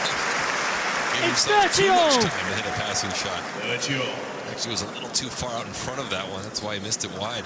Headset microphone's not working. Something's interfering with it, so I've switched to the lip mic until I get told it's fixed. In here, and Tsitsipas already. This is a must-win game. It's vital. Tsitsipas straight down. It's a false serve. Djokovic just going to wait to see what happens next. Tsitsipas straight down. Backhand return Djokovic. Forehand Tsitsipas. Backhand Djokovic over the net. Forehand with power from Tsitsipas. Djokovic now into the rally. This is not what they wanted to do. Neither of these men can keep up with it. Djokovic going to try and send him every direction. Tsitsipas nearly making a mistake. Djokovic up to the net. He lunges. He falls. He trips over the ball. That was Djokovic making the critical error. And it's Tsitsipas who takes it to 40-30. And over the high part of the net, giving Tsitsipas time to come up with a backhand pass. Not what he wanted to do at all. Tipping nicely, wasn't it? The single-handed backhand. One of only 8 single-handers in the entire draw. Second time that Djokovic has fallen there like that. Necessary here. What came first, the dive or the volley? I don't know. I think, well, Tsitsipas with the serve. Oh, yeah. And it's a serve, and it's a game. Tsitsipas leading the third set, 2-1. Djokovic needs a comeback. We need to fix our mics. Single-hander and a double-handed backhand. What would you teach these days? I mean, let's be honest, it would be a double-handed backhand. The comparison between these two players also, I think, fascinating. These are the backhands of the two players. Tsitsipas in yellow, Djokovic in blue. How high, on average, during this match has the ball cleared the net? Blue, 60 centimeters, that's Djokovic. It's flatter. Tsitsipas, with more topspin, which I'll show you in a second, is 25 centimeters higher, almost a foot higher over the net. We continue after the net clearance. It bounces and it comes up, and the opposition, in this case with Tsitsipas' yellow ball, that's Novak, he's taken the ball a meter up in the air. Djokovic is taking it 0.73 up. Or Tsitsipas is taking the Djokovic ball 0.73, which is more difficult. Whichever way you look at this matchup, it's kind of hard to make the case for Tsitsipas coming back here. Yeah, it is. And look, you can only make so many adjustments in your game, right? You can't all of a sudden tell Tsitsipas, hey, on that backhand side, hit it lower and flatter over the net. Yeah. And on your second serve, hit it 130. And you know, on your return of serve, you know, hit that chip slice back in play. Players can make adjustments, but they only have little adjustments in their game that they're able to come up with. And I think it's really the context of Tsitsipas' career. This is a bad matchup playing one of the greatest players of all time. But when you think about how Tsitsipas has declined in form, he needs to address that. He's just has not played well for quite some time, but nothing seems to have changed in his game. to have to make some improvements if he's going to move back up the rankings.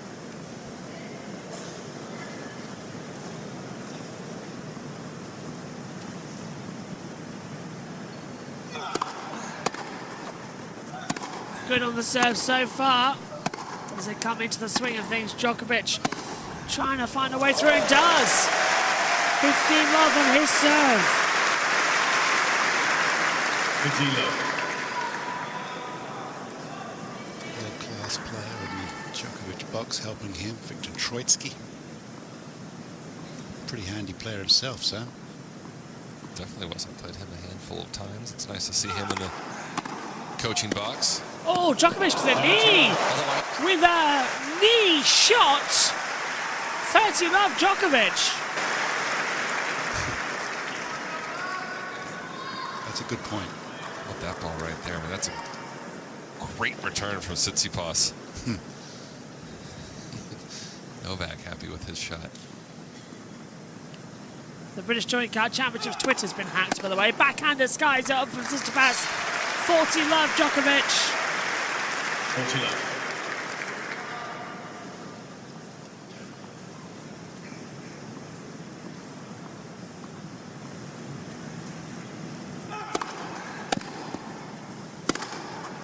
Forehand return from Tsitsipas. Djokovic just trying to slow it down on his serve. Backhander with power. He's making Tsitsipas run for it. Djokovic power. Tsitsipas running into the net. Drop shot. Djokovic made the error. He couldn't get the height to it. 40-15. Yeah, not to come at 40 love for Novak on his own serve. It really doesn't do him much. Not a great feeling when you're being run ragged, but he did well there, Tsitsipas. Djokovic ended up in no man's land.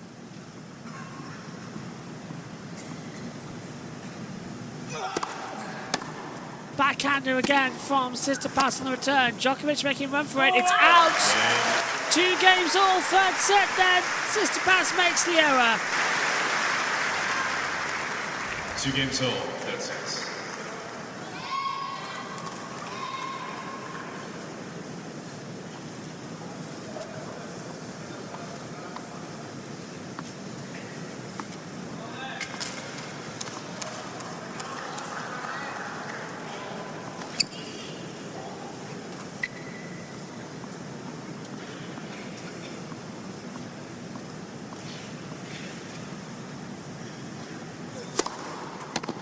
Good stuff then for Tsitsipas on his serve, and he sends Djokovic the wrong way.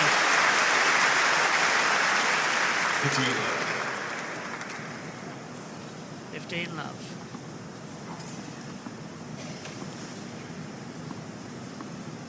What a run.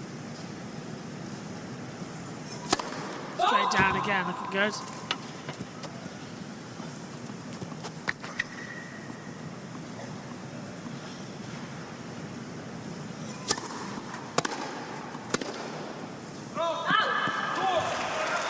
Just quickly, 15 all, Djokovic getting it through.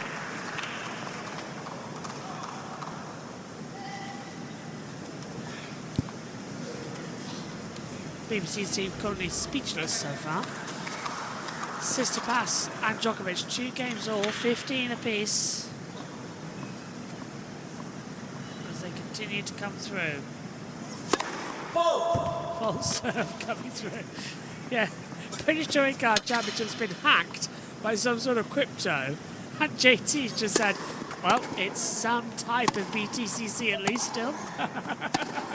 Backhander from Tsitsipas. Into the rally we go. Sending each... Oh, it's Tsitsipas in the net. He tried to send it down the tee. It's now 15-30. 15-30. Not what he wanted. An amazing forehand around the net post, but I'm not sure what Tsitsipas was going for there on the backhand. Just absolutely slashed at that shot. No chance of making it. Straight down centre court. It's a false serve from Tsitsipas.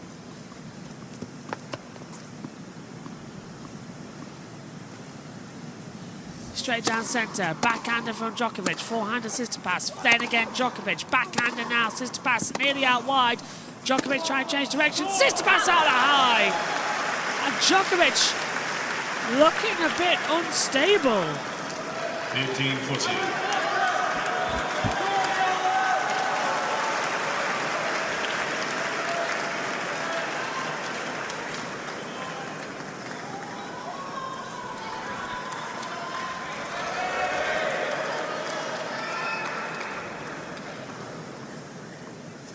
Sister pass now.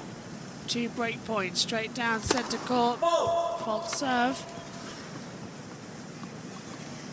Djokovic looking to make it 3-2 in this third set. Straight down centre. Forehand return Djokovic. Backhand to Djokovic. Backhand to sister pass. Backhand to Djokovic. Yin and yang with each other. When's going to change? There! Sister pass into the net. 3-2. Third set. Djokovic breaking. Djokovic leads 3-2. Third sets. 2 sets to. I don't care who you are. No one's making that backhand up line off that quality cross-court backhand from Novak Djokovic. Let alone the single-hander. Exactly, man.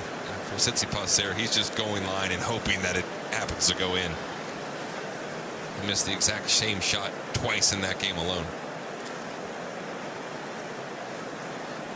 We talked about it earlier, Tim, but I mean, this is the surface. This could be the year. As the years run out, why is his best chance on a grass court, in this grass court, major championship? I think also when you reflect on 2025, when Djokovic made 4 Grand Slam semi-finals, when he got to those matches against the other best players in the world, that was when his energy levels were waning slightly. I think the physical demands on a grass court are slightly less. I think given Djokovic's experience at Wimbledon, he knows what it takes. I think there are less players in the draw that genuinely like playing on grass and have the same level of confidence.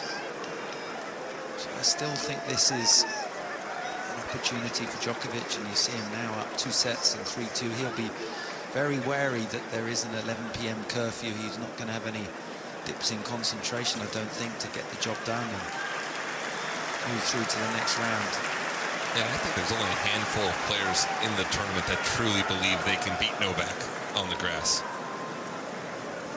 And one of them's not. One of them's not. One of them's not He's here. not in the Yeah. draw, Carlos. I mean, that's a big deal. He said openly, Djokovic, I can't beat these 2 guys in a row. But I might be able to nick a match off one of them, which he had. 15 love. It's 15 love with an ace of Djokovic straight down.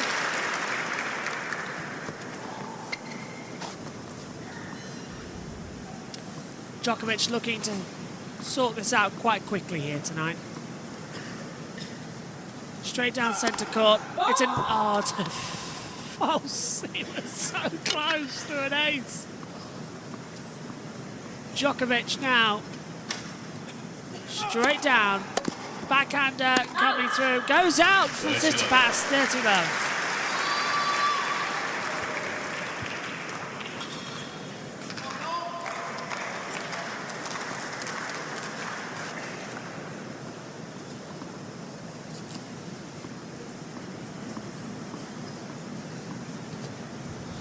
Straight down from Djokovic into the net. False serve.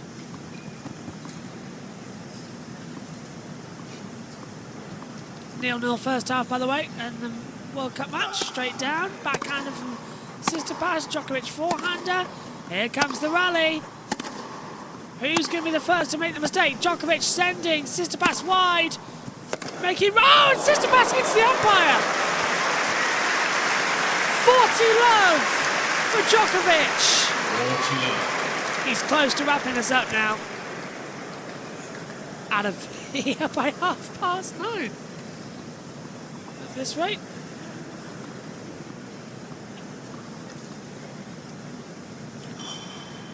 We close in again as Djokovic hits the net.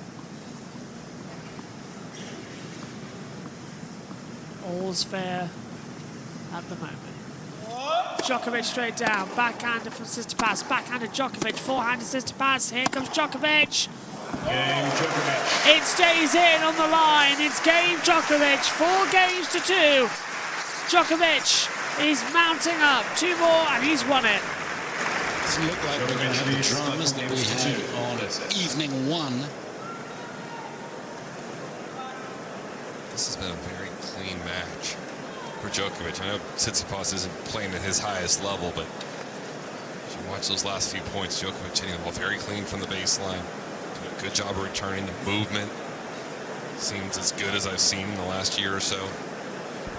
Winner of this match plays Arthur Rinderknech in the next round.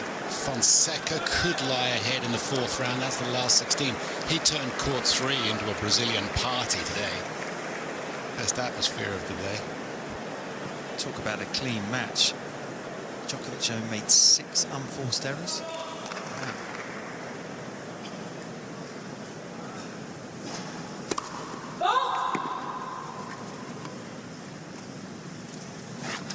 Fault on that serve there. 29 winners.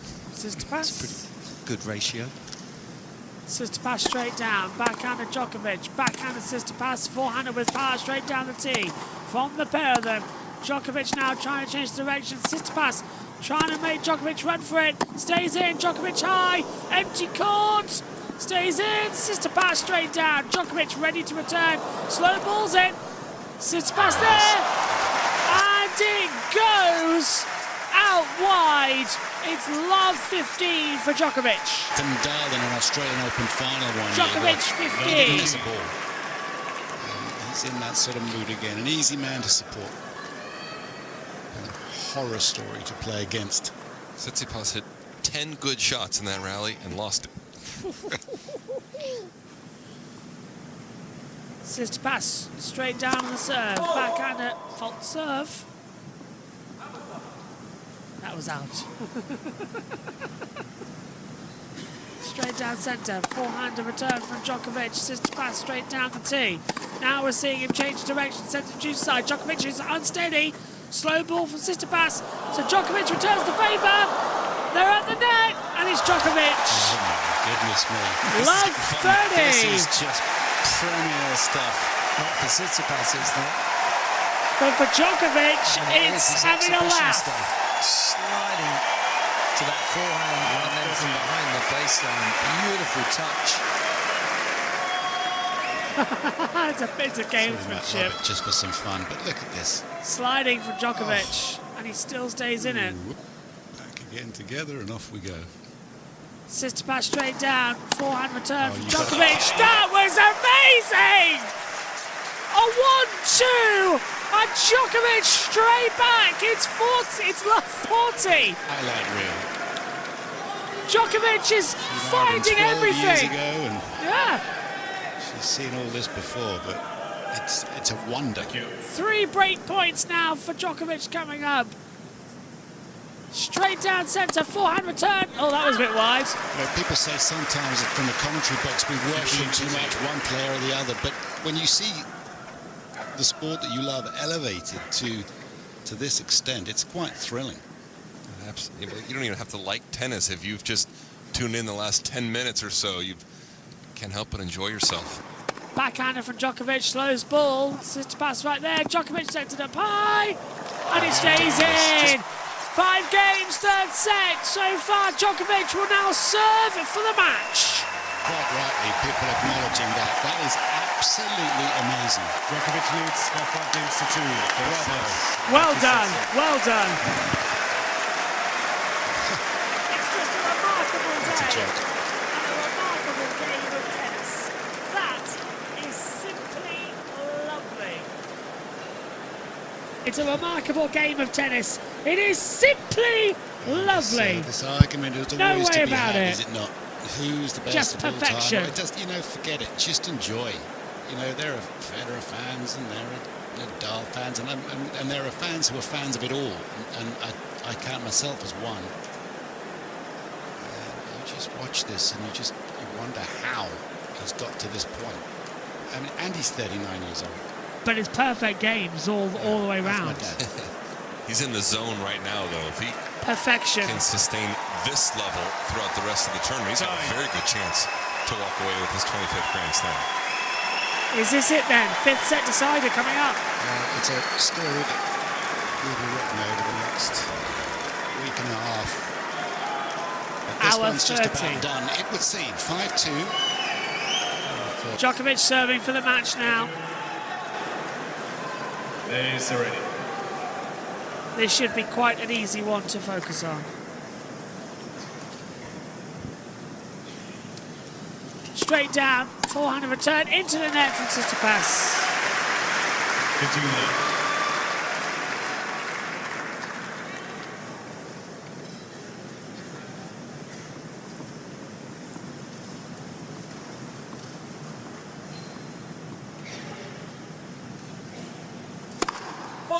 Fault serve.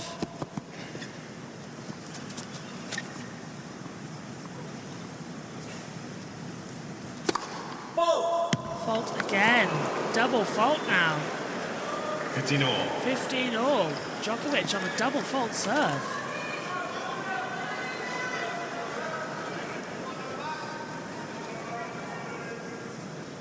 Djokovic still standing in. Straight down centre court. Forehand return. Backhander for Djokovic into the net.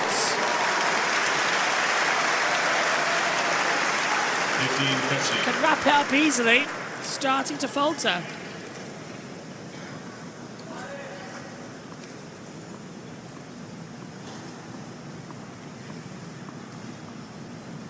Djokovic straight down the tee. Forehand return from Tsitsipas. Return on the tee. And Djokovic out wide. It's 40. Wow. Great response. This is not the way we're expecting it here from Djokovic. Second break point coming for Tsitsipas. Straight down from Djokovic. Forehand return out wide from Tsitsipas. 30-40. 30-40.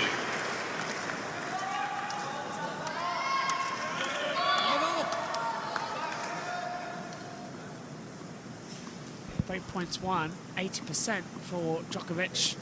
None so far for Tsitsipas. Djokovic straight down the court. Backhand of Tsitsipas. Forehand of Djokovic. Tsitsipas still there. Comes off the racket a bit long. It goes out. It's juice. Still no break of serve. It's juice.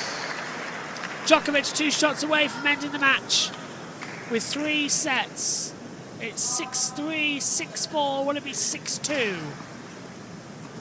Djokovic. Ball up, straight down centre. Forehand return into the net. Advantage Djokovic. Advantage Djokovic. Djokovic. Match point now for the first time today. Can he take it? Djokovic straight down, backhander. It's a false serve. Anticlimactic at the moment. We wait. Djokovic straight down, backhander, forehander. Forehand again, clips the net. Djokovic sends the power dunk out wide from Tsitsipas. Game, set, match. Novak Djokovic. He is through to the 3rd round here at Wimbledon. A great game between these two. But it ends after 3 sets. 6-3, 6-4, 6-2.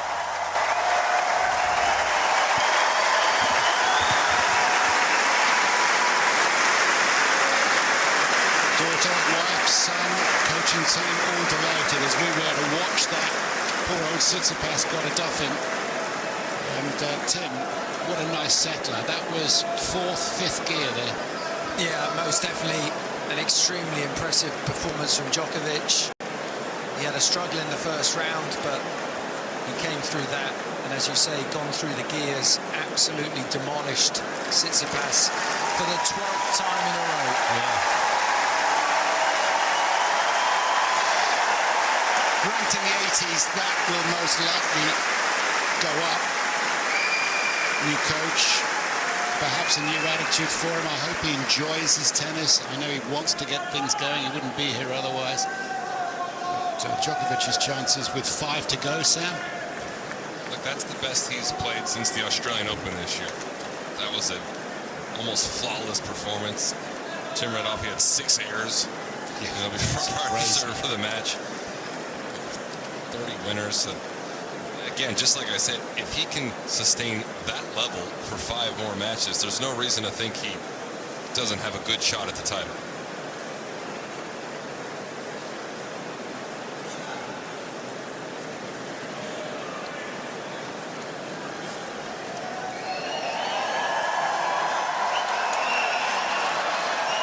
Little kinesio taping on the right shoulder to lend a bit of stability.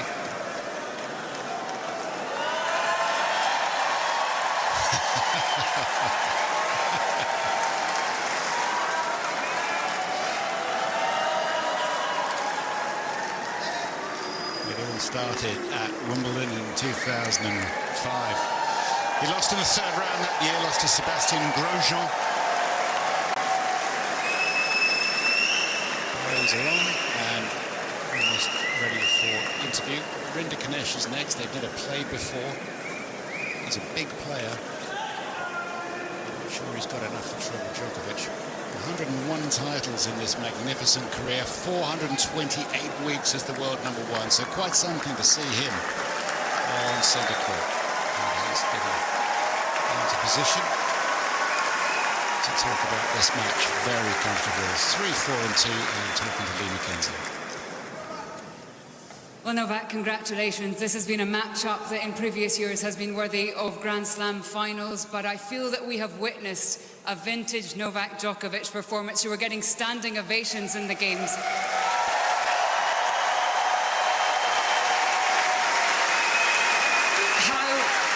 How proud are you? How happy are you with your performance tonight?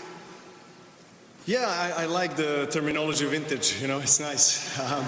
Brings back the best days, and, you know, obviously you feel very happy and satisfied and joyful on the court when you're playing this way, you know. Once you get the momentum going, obviously 2 sets to love up, break up, you know, that game when I went 5-2 up was one of the best return games I played in a while, and, you know, I just went for my shots, obviously a bit more relaxed, a bit less tension in my head, you know, overthinking on, you know, how to anticipate for his serve that was really precise and strong for like 1.5 sets. So, you know, 1 break was enough, both first 2 sets. I started to kind of read his serve a bit better. I mean, he missed, you know, quite a few first serves in the 3rd. It gave me looks on the 2nd serve. So, I mean, overall, nice to be playing another indoor Wimbledon match, I guess. You know, I'm looking forward to an outdoor, hopefully next round.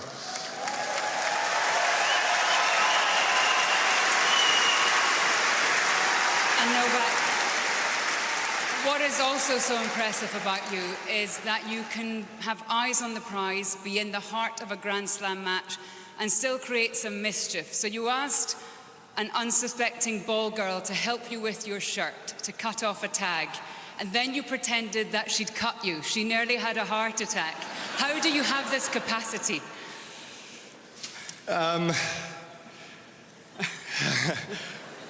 I guess this kind of things surface when you're 2 sets to love up than 2 sets to love down. But, you know, Stefanos went to change, and so I had some spare time. And I'm sorry. I don't know if she's around, but I'm sorry if I scared her. It was probably not that great of a joke, I guess. But it was a great joke. She laughed. Made me a bit more relaxed on the court, I guess. You know, just had a little fun. She was laughing. It was a good moment for her as well. And just to conclude, it's been a really special night. How good are you feeling at that stage? How good are you feeling at this stage of Wimbledon? I feel great. You know, I mean, I've said this so many times before. I mean, I try not to take these moments for granted, playing on the center court of, you know, the childhood dream tournament. You know, I've always been saying that. It stayed like that. You know, I feel very privileged to be walking out on the court at age 30 plus.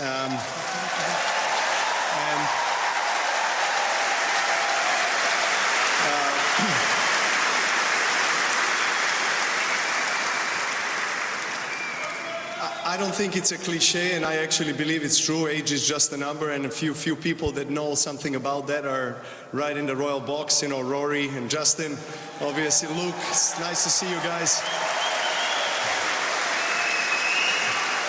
Congrats, Team Europe, on the Ryder Cup. Watch you guys. Rory, what a beautiful jacket. Is that a Masters jacket? Must be. Yeah. Round of applause for Rory for Masters, please. That's so sweet. He's ever the showman. Jacket. I'll play you. This jacket for that jacket. We play tennis. No golf. No, but, you know, I want to thank them, obviously, for being present. I know they arrived early and stayed all days. Thank you, guys. It really means a lot seeing you here. Put your hands together for vintage Novak Djokovic. I'm not sure about vintage Novak Djokovic, but we've managed to go through all of the scores from today as well here at Wimbledon. That concludes our broadcast today here on JB Sports and Autonomous Sports Media here at Wimbledon. Thanks for your company throughout all of today. Now, over on the Autonomous Sports Media, you are going to be changing over to the next match up coming through. So we're off air pretty early. We will see you tomorrow for more action from Wimbledon. Bye-bye. Until 10 o'clock.